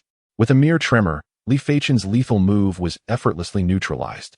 Witnessing this scene, even the renowned swordsmanship prodigy, He Shuang, cast a look of astonishment. This girl appears to be even more powerful than I had imagined. This sword intent is chilling and piercing, penetrating the very soul. And within a heartbeat, it shattered all of her opponent's offensive maneuvers. Such a technique is unlike anything I have ever encountered. If I were to attempt to counter it, could I achieve such nonchalance? This is an absolute mastery of swordplay, devoid of unnecessary embellishments, straightforward and brutal. On the stage, Lin Qingzhu's previously expressionless face finally revealed a hint of a smile. It seems the game has reached its conclusion. Given your apparent lack of skills, it is time for you to leave. As soon as the words left her lips, she finally made her move. "You!" Li Feichen exclaimed in shock. For at the moment Lin Qingzhu struck, he was astonished to find himself utterly unable to perceive her figure. In a fleeting moment, she appeared before him like a specter, delivering a humiliating kick that sent him crashing off the stage. Li Feichen found himself utterly incapable of resistance. He was, after all, a third-grade celestial being. How could he suffer such a complete defeat? Even as he tumbled from the arena, he remained bewildered as to the nature of his loss. Moments later, only a graceful figure clad in white, exuding an icy elegance, remained on the platform. "Elder Su," Lin Qingzhu remarked coldly, glancing at Su Feng beside her as the battle concluded. Su Feng shook his head and cast a glance at Li Feichen below the stage, declaring, in the second bout, "Lin Qingzhu from Zixiao Peak triumphs over Li Feichen from Songjian Peak." With Su Feng's announcement, Qi Wuhui felt a surge of anger that compelled him to spit out a mouthful of blood. "Master," his disciples exclaimed in alarm, rushing to support him. At this moment, Qi Wuhui's face was ashen, veins bulging ominously. 2 consecutive matches had ended in utter disgrace for Songjian Peak, a humiliation of the highest order. Li Feichen returned to his team, his head bowed and hesitant to face Qi Wuhui. Initially brimming with confidence, he had instilled a sense of assurance in Qi Wuhui, who had anticipated a moment of humiliation for Yi Qiu. Yet, after battling on the stage for what felt like an eternity, he had not even earned the right to draw his sword, instead being unceremoniously kicked off the platform. Not only had he lost face, but Qi Wuhui's reputation had also been severely tarnished. He had lauded him before Taoist Tiantong just moments prior. A sudden sense of revulsion washed over him, akin to having ingested 10 pounds of excrement.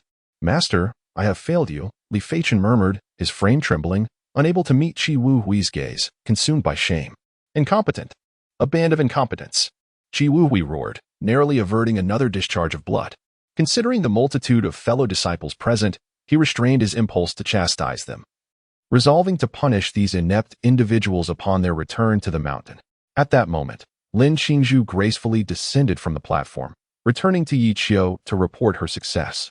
"Master, mission accomplished," she stated. Yi Qiu had observed the entirety of the preceding contest, and upon witnessing the excruciating expression on Qi Wuhui's countenance, he nearly succumbed to laughter. Exhilarating. Utterly exhilarating. The most gratifying experience in a decade was, without a doubt, this very day. Maintaining an air of composure, Yi Qiu, despite his inner elation, remained outwardly placid, even feigning reproach. "Disciple," he began, "did I not instruct you to spare your martial uncle some dignity, to refrain from excessive force? Why did you disregard my counsel? Those were your martial uncle's prized students, unparalleled geniuses, yet you summarily dismissed them from the arena. Should word spread, what would others think? Ah, so that is the caliber of the Hidden Sword Peak's esteemed disciples? Is that all? How would your martial uncle face others henceforth?"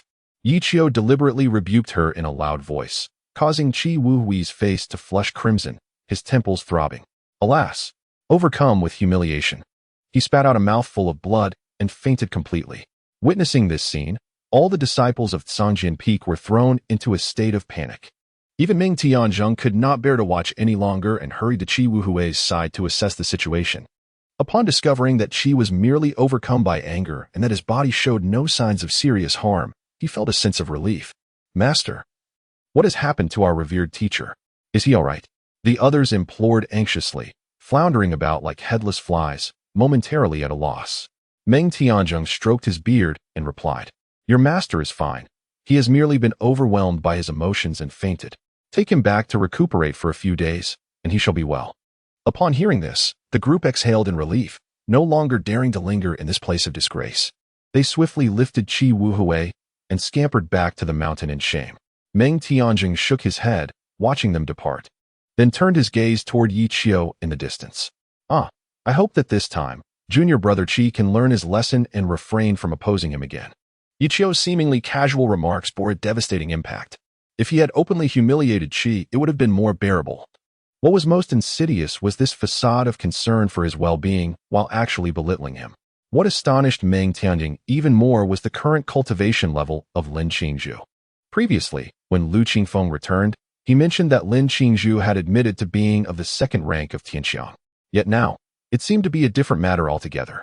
This master and disciple pair were adept at concealing their true abilities, shrouding themselves in mystery, just as Yi Qiu of yesteryear, concealing himself for a decade, only to gradually emerge into prominence. Chapter 67. Is he going to die from anger? Haha, for some reason, I suddenly feel an overwhelming sense of satisfaction.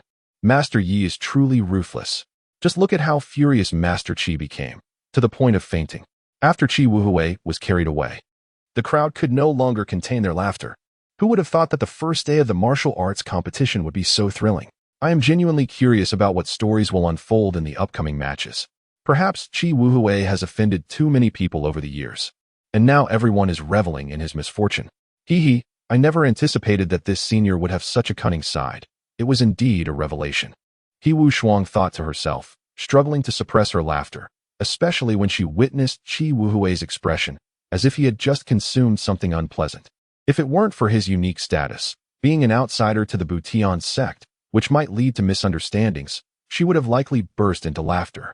Casting a deep glance at Yi Qiu, He Wu Shuang sincerely praised, "Senior, your abilities are extraordinary.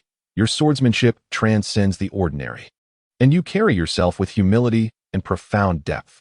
When it comes to scheming against others, one truly finds it challenging to defend against you." In the Zixia Peak team, Yi Qiu slowly rose from his seat. "Master, the martial arts competition for Zixia Peak has concluded. If there are no further matters, I shall take my disciple and depart." Ming Tianzhong waved his hand, his aged face etched with a sense of helplessness. After exchanging farewells with Ming Tianzhong and Tianong Gaoren, Yi Qiu led his disciple away from the scene. On the first day of the martial arts competition, only 2 matches took place at Zixia Peak, both of which have concluded. As for tomorrow's matches, the rankings have yet to be released, rendering any further waiting here futile. Thus, Yi Qiu decided to take his leave. At this moment, he felt an overwhelming sense of satisfaction. Qi Wuhui had plotted for 3 months in order to humiliate him, yet unexpectedly, he found himself on his knees by the end of the first day. Not only did he fail to bring disgrace upon Yi Qiu, but he also ended up infuriated to the point of spitting blood. "Master, I hope my uncle isn't driven to his demise by anger," Zhao Wanner remarked with a hint of malicious glee, her gaze mischievous. "Not at all. Your uncle possesses a thick skin and is resilient," came the response. Uff. Zhao Wanner covered her mouth, unable to contain her laughter. "Haha, senior, you may not have noticed, but the disciples from Sanjian Peak looked as if they'd just consumed 10 pounds of excrement. Initially, they were quite arrogant, bearing expressions of superiority. However, by the end, they were utterly ashamed to face anyone," Xiao Yi commented with a smirk, having nearly laughed himself to death moments before. Yi Qiu cast a deep glance at him, silently acknowledging, "This fellow is quite capable. He can indeed hold his own." Zixia Peak had its own matters to attend to, and he genuinely intended to step up. Lin Qingzhu shot him a disdainful look and coldly remarked, "Vulgar. What do you mean by 10 pounds of excrement? Who would consume such a thing?" Xiao Yi scratched his head, grinning foolishly and opting not to respond. He was well aware that his choice of words had been inappropriate, primarily because he was accustomed to speaking freely without restraint. This flaw has become ingrained, and it is impossible to change it for the entirety of this lifetime. Very well. Today we have only 2 matches to conduct, and once they are completed, you may act freely. Whether you wish to remain here to observe the duels of other masters from different mountains or return to Zixia Peak to rest is entirely up to you. You may disperse now." After leaving the training ground, Yi Qiu waved his hand, indicating that they were free to go. Having said that, he soared toward the direction of Zixia Peak. He had little interest in watching the matches. They were mere trifles, hardly worth his attention. Instead of wasting time, he would prefer to return and cultivate, solidifying his progress. Indeed, his advancements had been rather swift lately, and Yi Qiu felt the need to consolidate his cultivation. During his last descent from the mountain, he had stumbled upon an imperial tomb in an uninhabited area, which remains sealed to this day. Yi Qiu estimated that it would take several months to unlock this tomb. Thus, this period was an opportune moment for him to deepen his understanding of his realm. After Yi Qiu departed, Lin Qingzhu, Zhao Wanner, and Xiao Yi did not intend to leave.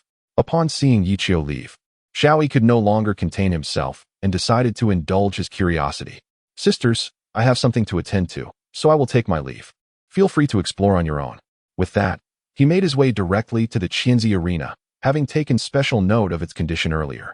Upon discovering a plethora of enchanting beauties, all uniformly disciples of the Tianshui Peak, he found himself captivated by their allure. Each one seemed more exquisite than the last.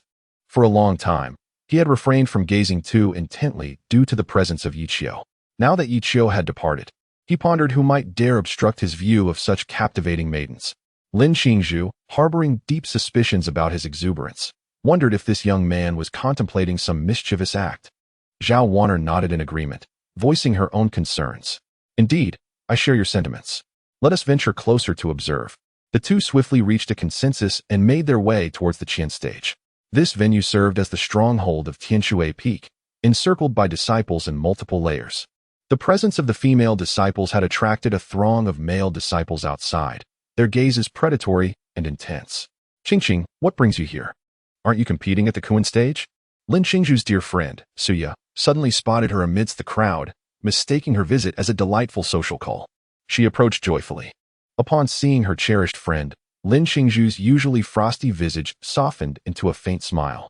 "Yes, we have concluded our competition.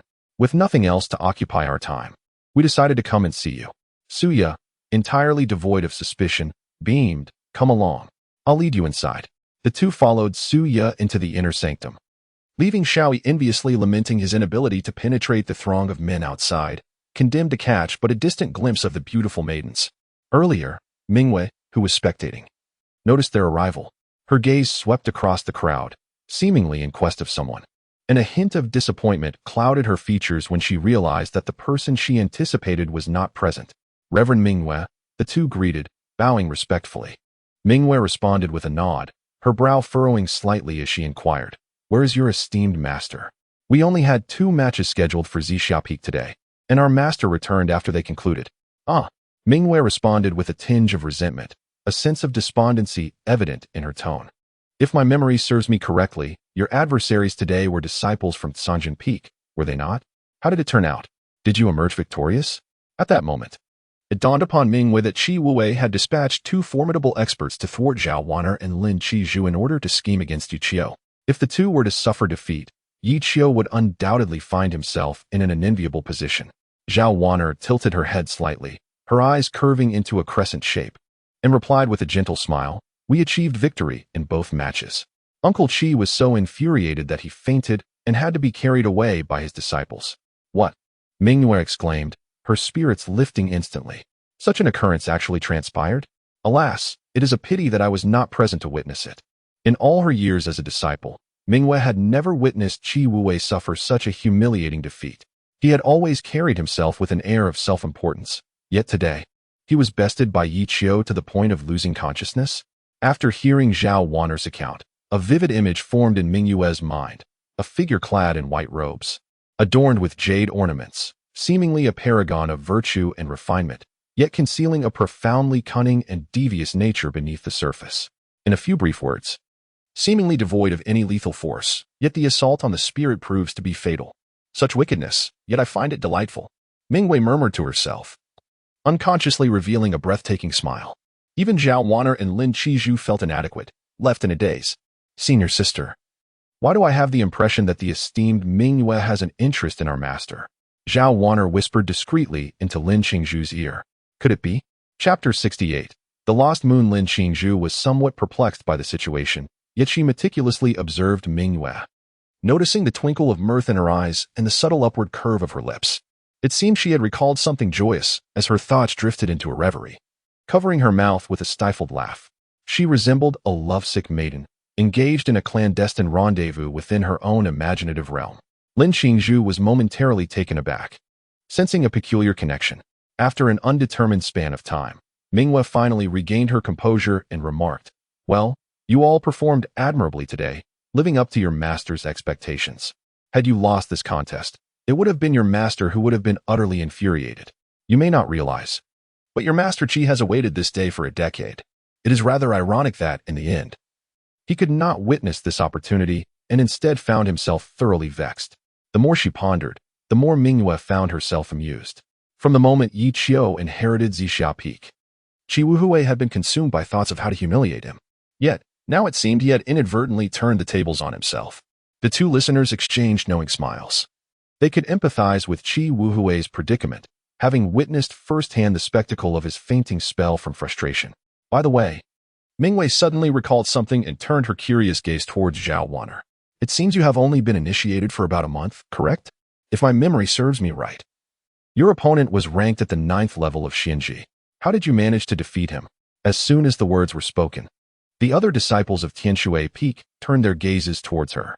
With a mastery level of Xianji 9, she was already considered a formidable practitioner in this martial arts gathering. Apart from a few exceptional geniuses who had attained the Tianxiang level, almost everyone else was at the Xianji realm. Zhao Wan'er tugged at her red robe and smiled, saying, "Do not underestimate me, for I am at the first level of Tianxiang." "Oh, the first level of Tianxiang." Mingwei was taken aback, her expression suddenly transforming into one of astonishment. "The first level of Tianxiang? Is it possible to reach such a level in just 1 month?" In an instant, the entire assembly was astounded, all eyes filled with disbelief directed at her. To achieve the first level of Tianxiang within a month of initiation, what extraordinary talent that entailed. So you felt a twinge of insecurity and curiously inquired, "How did you cultivate?" "I have been practicing for 3 months and have only attained the 3rd level of Xianji." Initially, Mingwei had regarded her as a prodigy, and it had filled her with joy and confidence. Yet now, in comparison to Zhao Wan'er, a sudden wave of inadequacy washed over her. It was one thing to be outdone by Lin Qingzhu, but now it seemed that any disciple from Zixia Peak surpassed her capabilities. How disheartening. Zhao Wan'er smiled without a word, while Lin Qizhu elucidated on her behalf. "Although my junior sister began her training later, our master, concerned that she might lag behind her peers, bestowed upon her a piece of 5-realm inherited bone." Hiss! At this revelation, the entire audience was left in astonishment. 5-realm inherited bone. Such a rare treasure. Even a formidable being like Mingwei finds it difficult to resist. Yet, Yi Qiu actually bestowed it upon his disciple? Upon hearing this, Mingwei's gaze turned somewhat vacant. She was well aware of the origin of the precious bone Lin Qizhu spoke of. It was the very bone of the infernal giant ape from the wastelands. At that time, When the bone was acquired by Yi Qiu, Mingyue had assumed he would absorb its power himself. However, to her astonishment, he gifted it to his disciple. This fellow is exceedingly generous to his students. Why does he not extend the same kindness to me? Mingyue furrowed her brow, feeling an unexpected twinge of jealousy, a sensation that was rather peculiar, perhaps even unbeknownst to her. She had been on the verge of a breakthrough to become the sect leader. Had she possessed that precious bone, she wouldn't have had to squander so much time. However, since the bone was in Yi Qiu's possession, how he chose to dispose of it was his prerogative, and she dared not harbor any expectations. Resigning herself to months of arduous self-cultivation. "Wow, your master is truly exceptionally generous to you," remarked Suyu with an envious expression, adding yet another object of admiration to her list after Lin Qingzhu. She had not forgotten how that young master had treated his disciples back at Zixia Peak. Zhao Wan'er smiled gently, speaking of her master with great pride. "Indeed, our master's kindness is as profound as a mountain. He never withholds anything." Suya, filled with envy, reflected on her past thoughts, realizing how utterly laughable they were. She surprisingly listened to the rumors circulating in the world, believing that the first seed of the Purple Mist Peak was indeed as dismal as the tales suggested.